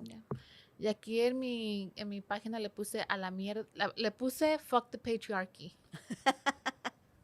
Que se tradució a la mierda el patriarcado. Yes. Anyways. A la mierda el patriarcado.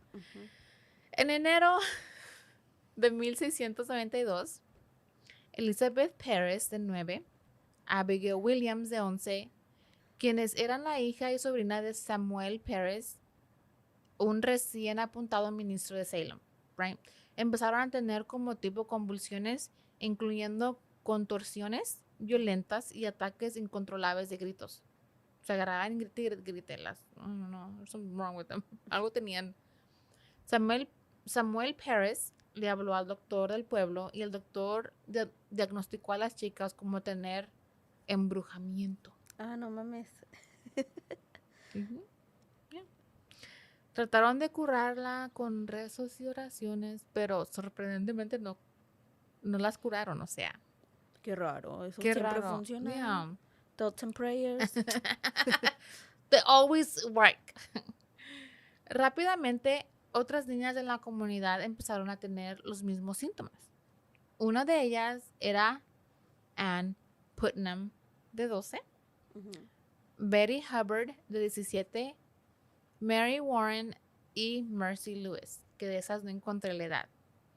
Pero el pánico empezó a dispersarse entre las 2 comunidades de Salem. Aquí ya no hubo distinción de ricos y pobres. Fue todo parejo. Todo era parejo, güey. Fue como el primer pánico satánico, güey. Like the original. Sí, se paniquearon bien. Bien gacho, güey. Güey. Se llevaron a todos entre... literal, ahorita saber que nadie estaba a salvo, güey. Sí, porque cualquiera podía acusar a cualquiera. Ya, por cualquier razón. Si alguien te caía mal, ahí. Sí, su pinche madre es bruja. Es bruja.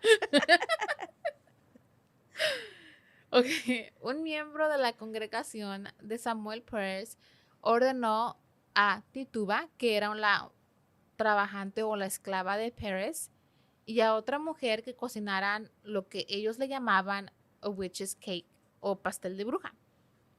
Este pastel contiene orine de la víctima, weird, mezclado con rye, que es un tipo de trigo. Ok. Y se cocina rye, obviamente en un horno, y después se le daba al perro. Se le dio al perro de Paris, no al perro hombre, al mascota.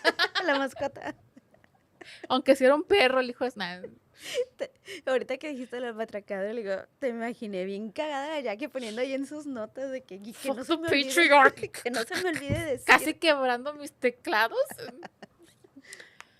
Anyways, según sus creencias, esto revelaría a la persona que embrujó a las niñas, right?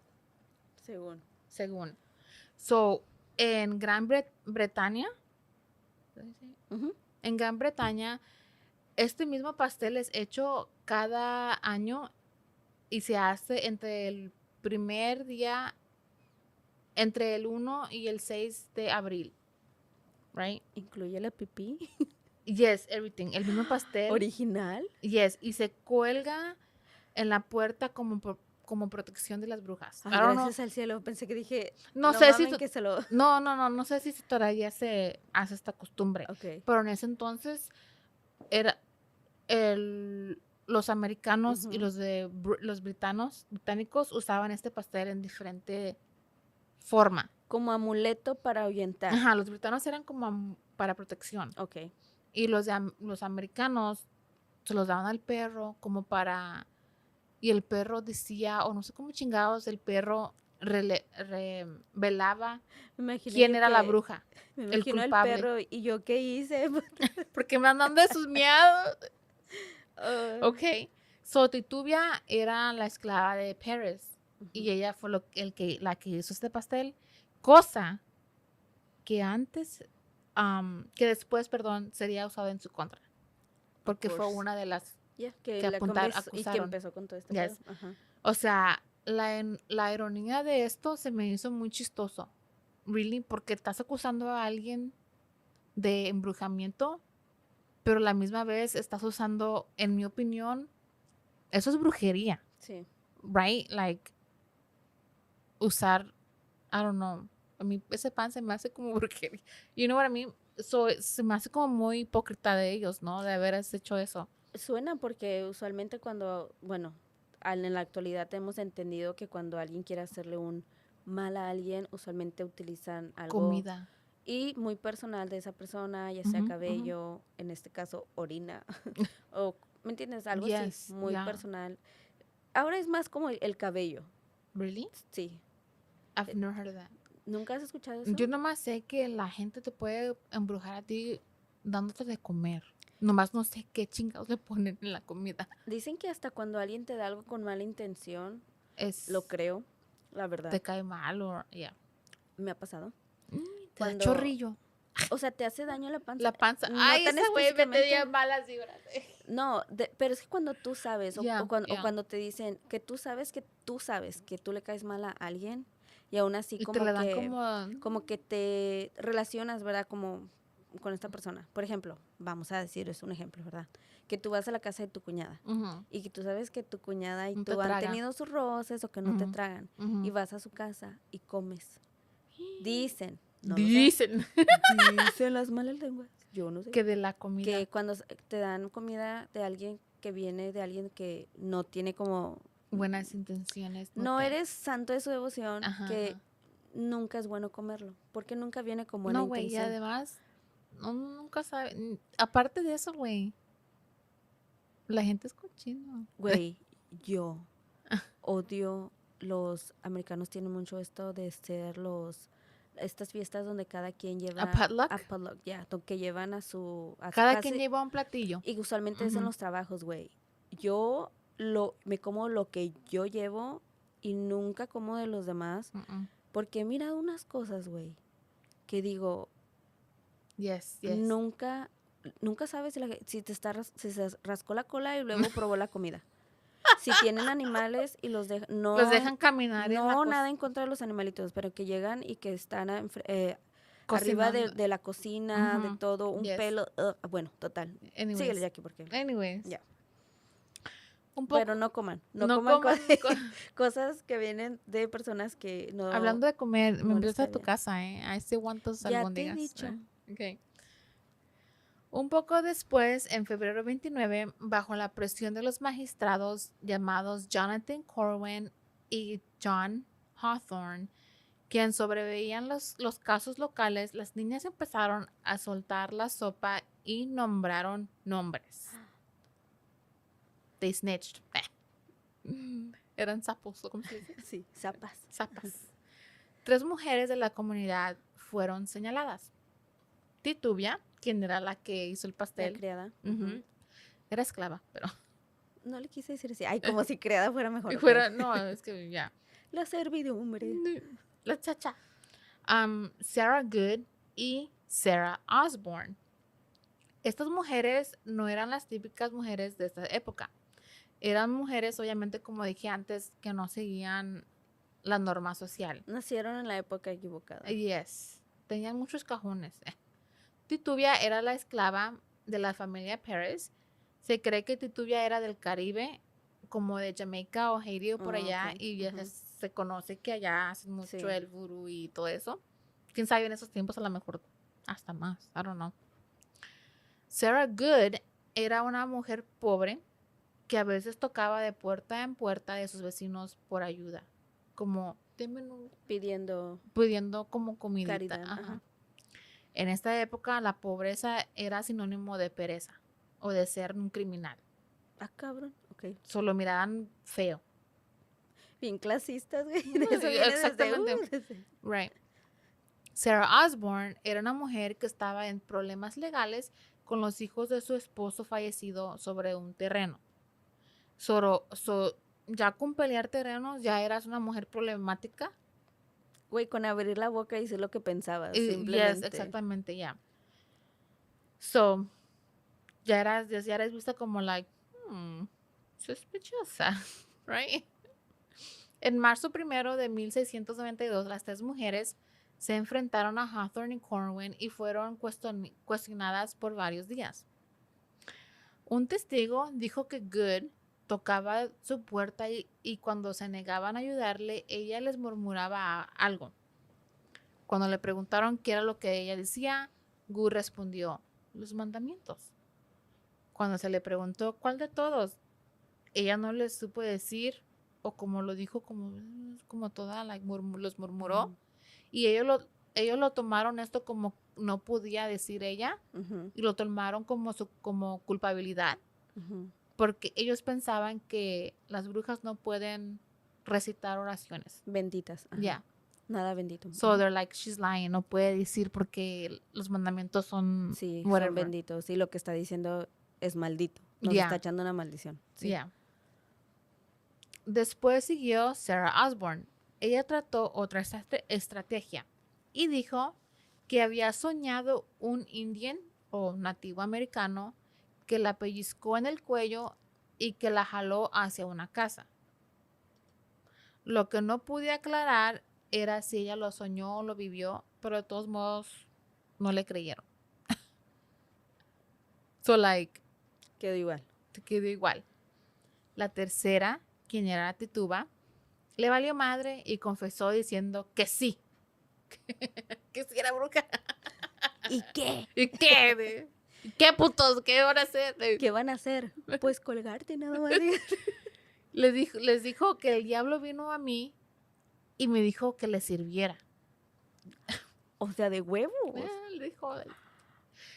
Describió imágenes de perros negros, gatos rojos y pájaros amarillos. O sea, gatos rojos era el Garfield y el Tweety Bird.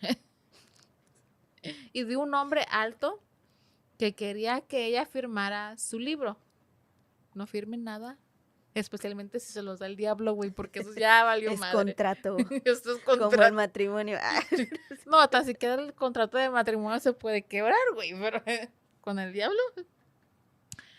Ella admitió que sí firmó el libro y también declaró que había otras brujas trabajando para destruir a los puritanos. Muchos historiadores especulan que Paris le sacó esta confesión a Tituba a golpes. Obviamente. Sí, que fue obligada. Yo sí lo creo. En marzo 7 de 1692. 1600, no.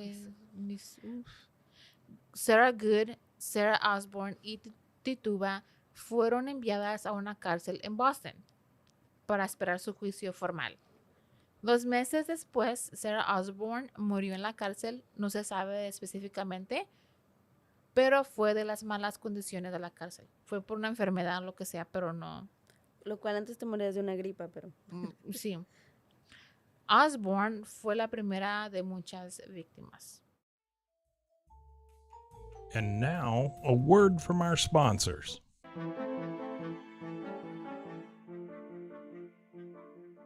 Otra mujer que también cayó en las acusaciones fue Martha Corey. Corey se rió cuando le contaron sobre el comportamiento de las niñas y su supuestamente posesión demoníaca. Y desafortunadamente su escepticismo la convirtió en un blanco fácil. ¿Solamente porque no creía? Ya. Yeah. Ah, cabrón, ok. So, Corey mantuvo su inocencia bajo interrogatorio, pero durante su juicio, cada vez que hablaba, las niñas gritaban en dolor. That's weird. Ok.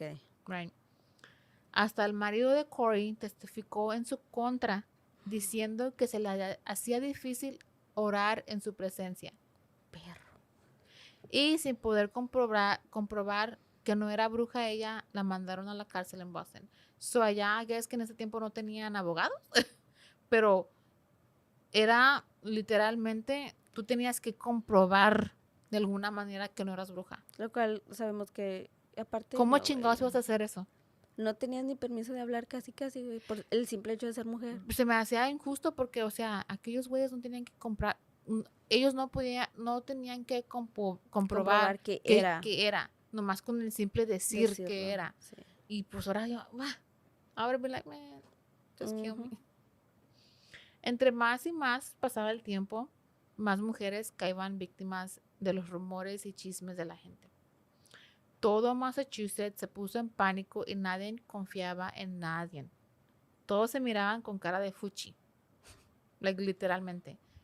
Tanto era el pánico que hasta Dorothy Good, que era la hija de Sarah Good, de 5 años. Pobrecita. También fue acusada de ser brujita. Sí, This made me so sad. Pobrecita. Y aunque es muy pequeña, aunque era muy pequeña para ser colgada, sí fue arrestada y sobrevivió más de 7 meses en la cárcel. No mames. No mames. That's fucked up, dude. Una de 5 años. Imagínate si le dijera, es que la Valeria es brujía. Ay. Es un demonio. Es una pinche Chucky, sí, pero no es bruja. Like, no, qué cagado, güey. Tanto era su pinche pánico, güey. Es so stupid. En abril 21, en abril 21 más personas fueron acusadas, incluyendo 5 hombres. Oh. Y esto fue la primera vez que las acusaciones cruzaron género. Which eso es algo que yo no sabía. Yo pensaba que la mayoría, obviamente, sí, la mayoría fueron mujeres, pero nunca pensé que había hombres entre las víctimas. Incluso después hubieron familias enteras. Yes. Yeah. Al igual que Tituba, muchas otras mujeres admitieron ser brujas y también dieron nombres de otras. O sea, entre ellas mismas se apuntaban, se empezaron a sapear. Esto comenzó a abrumar el sistema judicial. Dijeron, no no es muchos casos, no aguantamos. So, así que el 27 de mayo, el gobernador William Phipps, acuérdate de ese hombre, porque es importante, ordenó el establecimiento de un tribunal especial que sería exclusivamente para los acusados de... Para este tipo de casos. Ajá. Y que prevería sobre varios condados. Right. El 2 de junio, la primera bruja acusada llevada a este tribunal especial fue Bridget Bishop, she's a famous, es famosa entre... Una de las que más resaltó. Entre este caso, este evento. Que era una mujer mayor conocida por ser chismosa y promiscua. O sea, ¿y qué? Tenía necesidades. Y puse mujer mayor, los 30. Que dijo que en ese entonces ya éramos mayores nosotros también. Yo me estaba imaginando una anciana, güey. No mames, en ese tiempo anciana ya era 30, 40. Güey, pues que estaban las niñas súper chiquitas también. Ya, los 12, güey, 10, estás casada. Ya eran mujeres. Ya. Ay, lo senté aquí, güey. Pero por ser chismosa y promiscua, no, a mí me hubieran matado desde... me hubieran acusado. Sí, porque mira, porque soy gritona, hocicona, no me dejo, soy chismosa. O sea... También tiene buen corazón. Tengo buen corazón, pero este hocico no me dejo. Y ha sido así desde chiquita, güey. Y te ha metido en tantos problemas. Es el problema cuando tu boca es más rápido que tu cerebro. Sin ofender, Jackie. Yeah. A veces sí, no la piensas, nada más, pum. Estoy como Hagrid. And I'm like, I shouldn't have said that. Yep. I shouldn't have said that. Every No hubiera dicho time. eso. No hubiera dicho eso. Yeah. No te puedes enojar con tus hijos. No. Just remember that. No, I know. Igualito. La chiquita, Dios mío. Cuando se le preguntó a Bridget si había participado en brujería, ella respondió: soy tan inocente como un niño no nacido. Ay, güey. So, they're like, you're still guilty. En el juicio hubo 10 testigos que contaron de haber encontrado puercos negros y changos voladores en el sótano de Bridget. Ah, cabrón. No mames, eso Lo de los puercos negros pues no es tan inusual. Yeah. Ajá. Pero los changos voladores. Ay, sí, me sacó de onda. Ahí fue de que... ay, no sé cómo defenderte, maná. No sé cómo justificarlo. A lo mejor eran murciélagos muy grandes. No sé. Finalmente hubo un humillante examen corporal en donde supuestamente Bridget tenía la marca del diablo en sus genitales. Sí, las desnudaban enfrente de todos. I would be like, my bush. Cut that out. Cut that shit out. Pero Too much. Pero ¿cómo iban a ver la marca del diablo? ¿Cómo sabían? Era un pinche lunar que tenía en la pinoche. Es lo que te iba a preguntar. Según ellos, ¿cuál era? La marca del diablo. ¿Cuál era la marca? Unless que era 666 o el pinche like literally. Me estaba yo preguntando lo mismo. De ¿qué marca era? Y luego las mujeres en ese tiempo eran naturalitas. ¿Cómo iban a ver con el semejante bush? Yo sigo con el... Con un peine. Así como si tuvieran piojito. Las iban... No mames. Cotizado, ya que me estás No. Nos van a cancelar. Okay. What do you hit? Like, tu imaginación, like, it goes there. Siempre. Mi imaginación siempre está en el basurero. In the gutter. All the time. Creo que muchos lo pensamos, pero, like I say. Pero yo lo digo. Tú lo dices. Yeah. Sorry. En junio 10, 1692, Bridget fue la primera mujer ejecutada. Se fue colgada. Después de la ejecución de Bridget... Sí, ¿era la horca o así como Hocus Pocus. ¿Era la horca o o la hoguera, no? Antes las penas de muerte, que es morir quemada. No. ¿Todavía no? Creo que eso es como un mito. ¿Es el myth? ¿Is it? Que fueron quemadas. De lo que yo he leído, la mayoría fueron colgadas. Imagínate Hocus Pocus, güey. O eran quemadas después de muertas, ¿no? Porque supuestamente era la única manera que podían...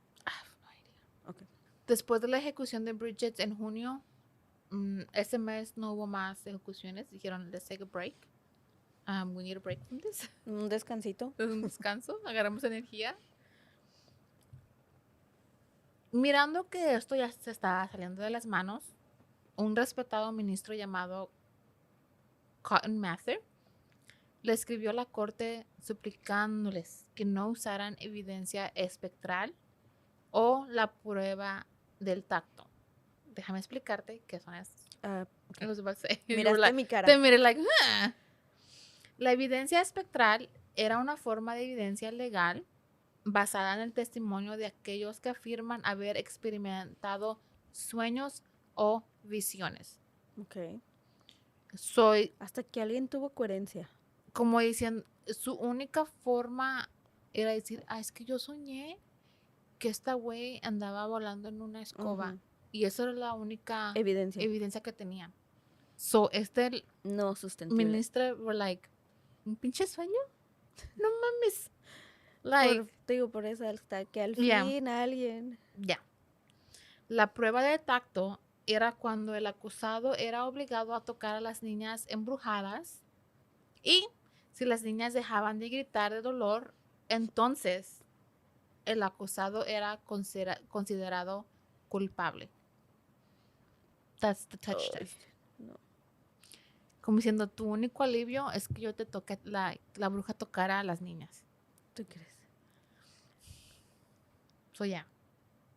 Poco a poco la gente fue notando del talento que tenía Mercy Lewis y Betty Hubbard, que poseían ellas en poder identificar a las brujas.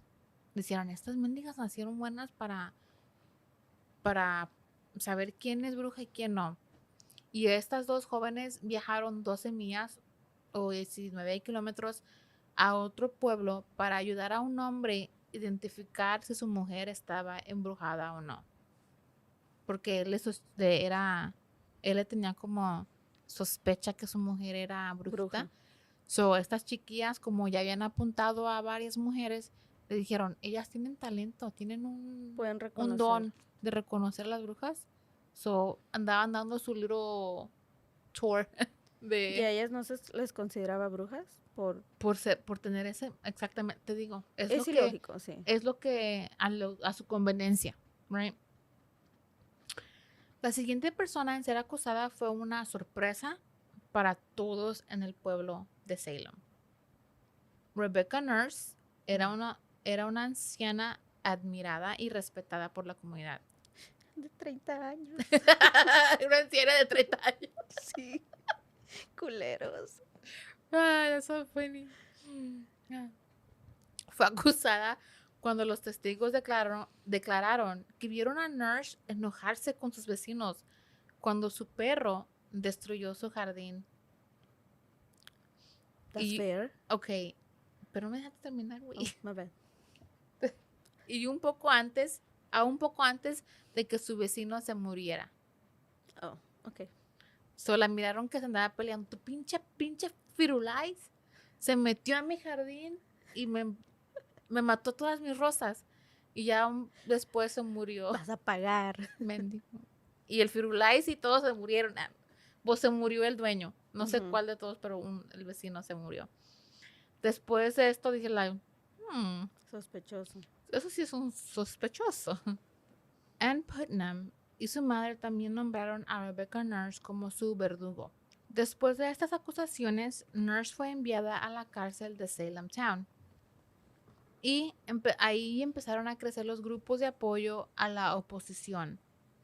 Un magistrado renunció y una petición empezó a dar vuelta para la liberación de Rebecca Nurse y otras 5 personas.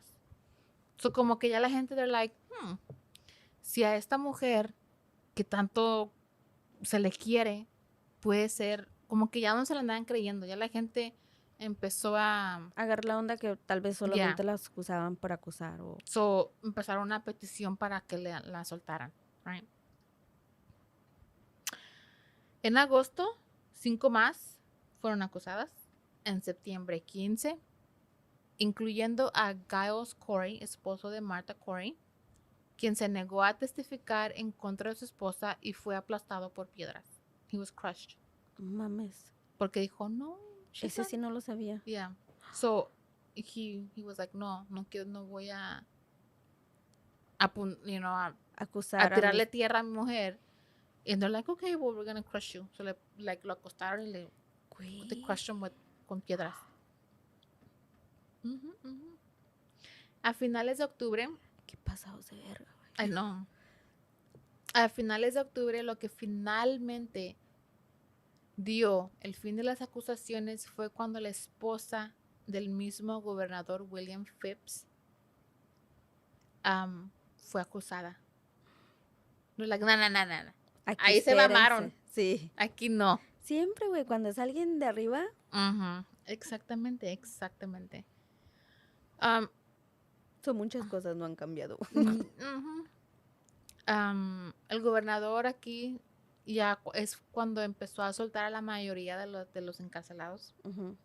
En diciembre formaron una nueva corte para correr los juicios que no soltaron a todos de un sas. Era poco a poquito. Todavía les hacían juicios. Y a los que todavía tenían en cárcel, le formaron una nueva corte, fueron a juicio and everything. So, like, no a todas. Right? So, en mayo del año siguiente, de 1693, Phipps había perdonado a todos los encarcelados por cargos de brujería, pero el daño ya estaba hecho. Right? 19 mujeres habían sido colgadas en Gallows Hill, que era donde las colgaban ahí en ese lugar. Al menos 5 de los acusados murieron en la cárcel. E incluso algunos animales fueron víctimas de la histeria colectiva. Fueron 2 perros que se creían que estaban relacionados con el diablo. Yo no le creo de los perros, yo creo más de los gatos que están aquí. They're like, are they sure? Porque son más cabrones, los gatos. Les vale madre. Yo creo que eran los gatos, ¿no? Los gatos hubieran sido... Nomás me imaginé al gato de... I don't know si nunca has visto Sabrina the Teenage Witch. Are you kidding me? Con Salem. Pues I love estaba him. obsesionada con la serie. Me la sé casi de memoria toda. Ese gato, güey, me cagaba de la risa. Güey, era lo mejor de la serie. Yes. Salía con unas cosas. I was like, what the fuck? El sarcasmo de Salem, güey. Ay, no mames. Ya. Es lo que me imaginé. Dije, no, es que los perros no se me hacen muy mencitos para hacer del día. Son los gatos. Los gatos son más malvados. Anyways, muchos de los que liberaron perdieron sus casas, sus pertenencias, sus negocios y regresaron a la pobreza. Porque estaban encerrados. Y mucha gente se metió a robarles, a whatever. Aparte de haber perdido todo lo que tenían, también salieron con deuda de la cárcel. Porque les estaban cobrando la comida y el alojamiento de la cárcel. So tenías, estabas en la cárcel 30 días, comiste 2 veces al día, es $5 por el comida, baño, por agua. So salieron con deudas aparte de eso. So no era nomás como que ya saliste y ya lo normal. No, era completamente solamente con los calzones que traía, y creo que ni los calzones, porque en ese entonces no sé si usaban calzones. Eran como largos, ¿no? I don't know. El 14 de enero de 1697, la Corte General de Massachusetts ordenó un día de ayuno y examen de conciencia sobre la tragedia de Salem. Pero no fue hasta 1957, más de 250 años después, que Massachusetts se disculpó formalmente por los eventos de 1692. Elizabeth Johnson fue la última mujer que fue exonerada en julio de 2022. Su apenitas, güey, el año pasado. I know, I heard about it and I was like... Apenas. Sí. Fue como, ups, lo sentimos. Híjole, les dieron nos como... pasamos ese día. Yes, les dieron como how do you say restitution? Les dieron como un dinerito a los parientes de las víctimas. Les dijo, pues so sorry for you. Matamos a tu mamá, matamos a tu tía o tu abuela, whatever. A todas tus pasadas putas generaciones. Ya, aquí está un dinerito. ¿Cómo se dice? Una restitución. Se dice compensamiento. Compensamiento, there you go. Jackie. Ay, estoy aprendiendo. You're getting so good. I know. Y algunas personas hasta el día de hoy se preguntan cómo y por qué sucedió esto. Bueno, algunos expertos dieron sus teorías y tú puedes elegir cuál es la más lógica para ti.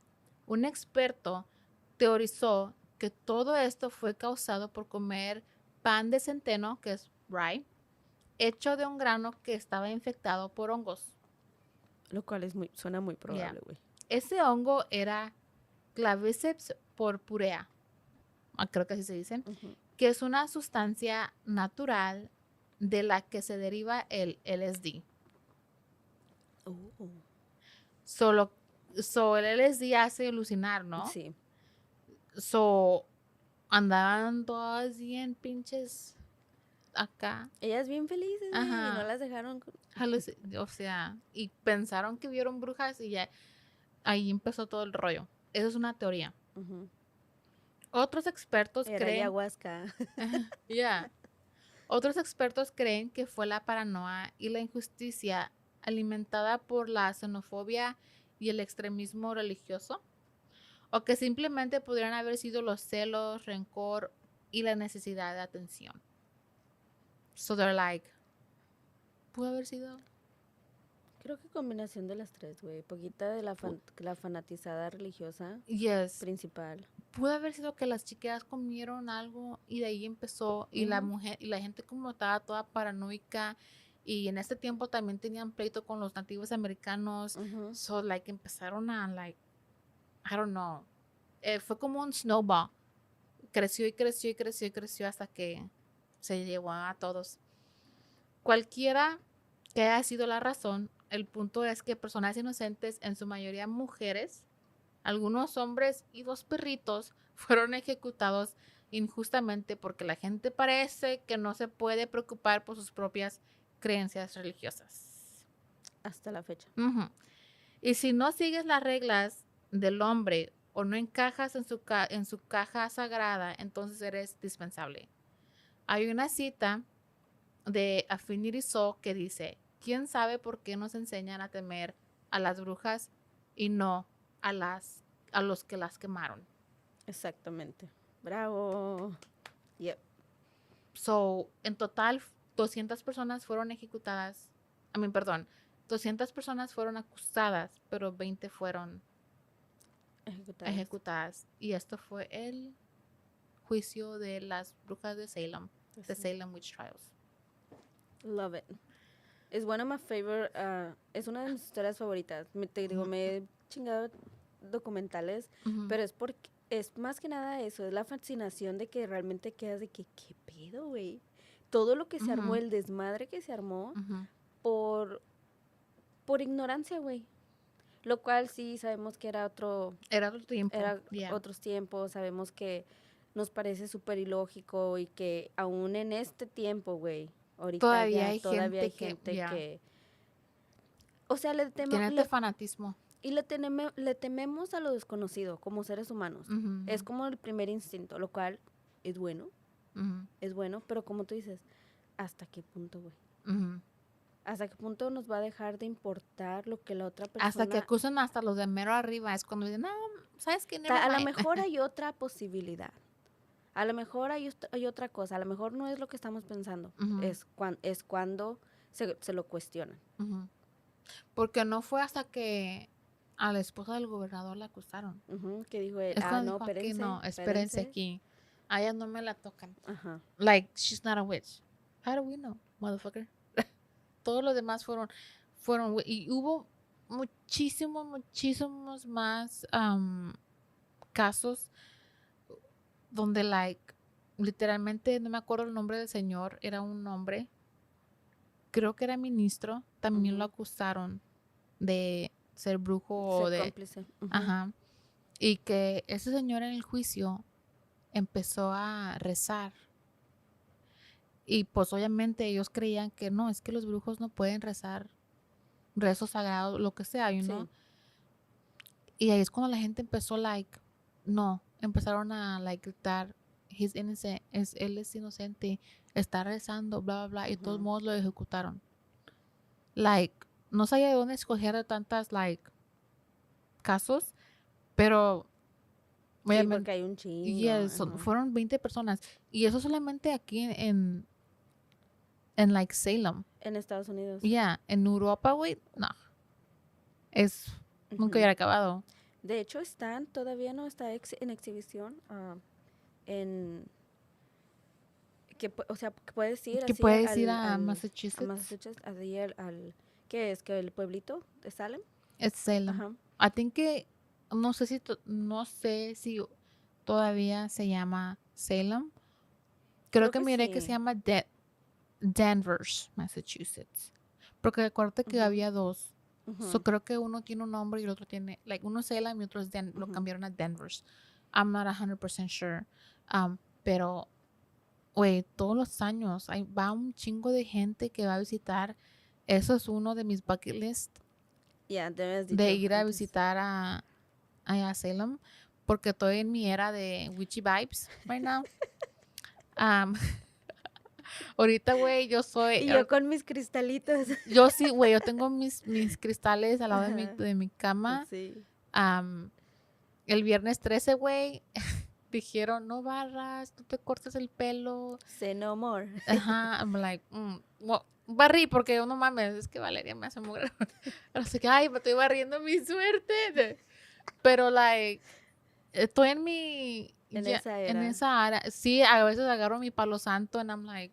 Déjame limpiar las malas vibras. Güey, la mala vibra soy yo. Ahí me caigo, me estoy ahogando, ahumando. Te deshaces de ti misma, güey.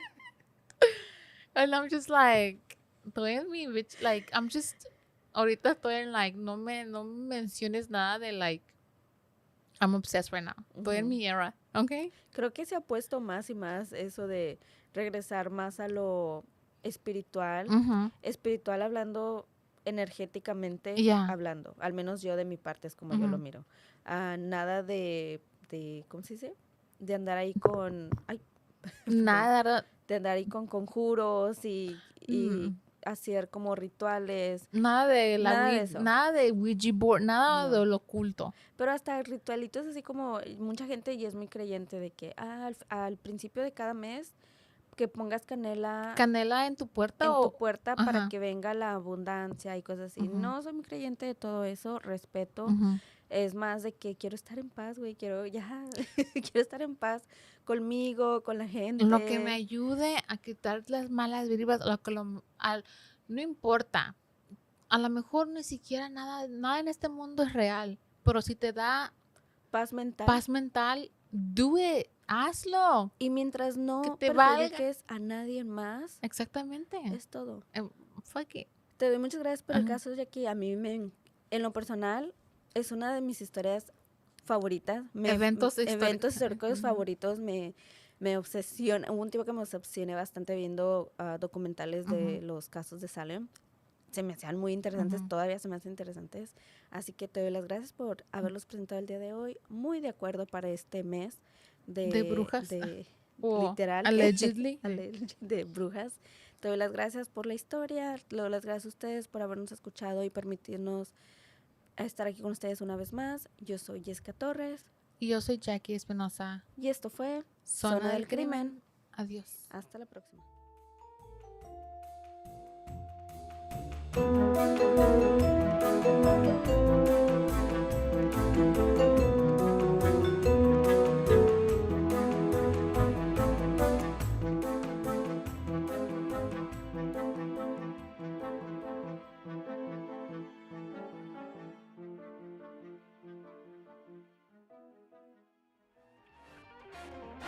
This has been a Rogue Media Network production.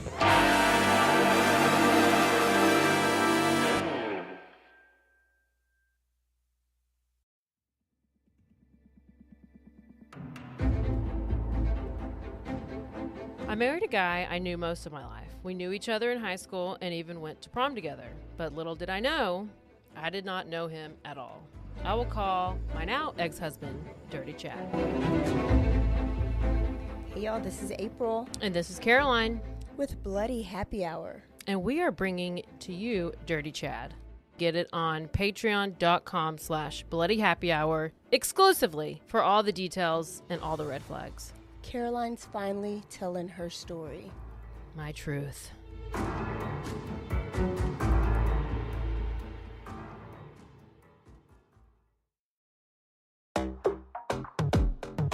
Stream your favorites and discover more with the Disney Bundle. Watch the new season of Loki on Disney Plus. On Hulu, fear creeps in with the boogeyman. And touchdown with college football on ESPN Plus. All of these and more streaming now. Get the Disney Bundle with plans starting at $9.99 a month. Plans with ESPN Plus starting at $14.99 a month. Terms apply. See DisneyBundle.com for details.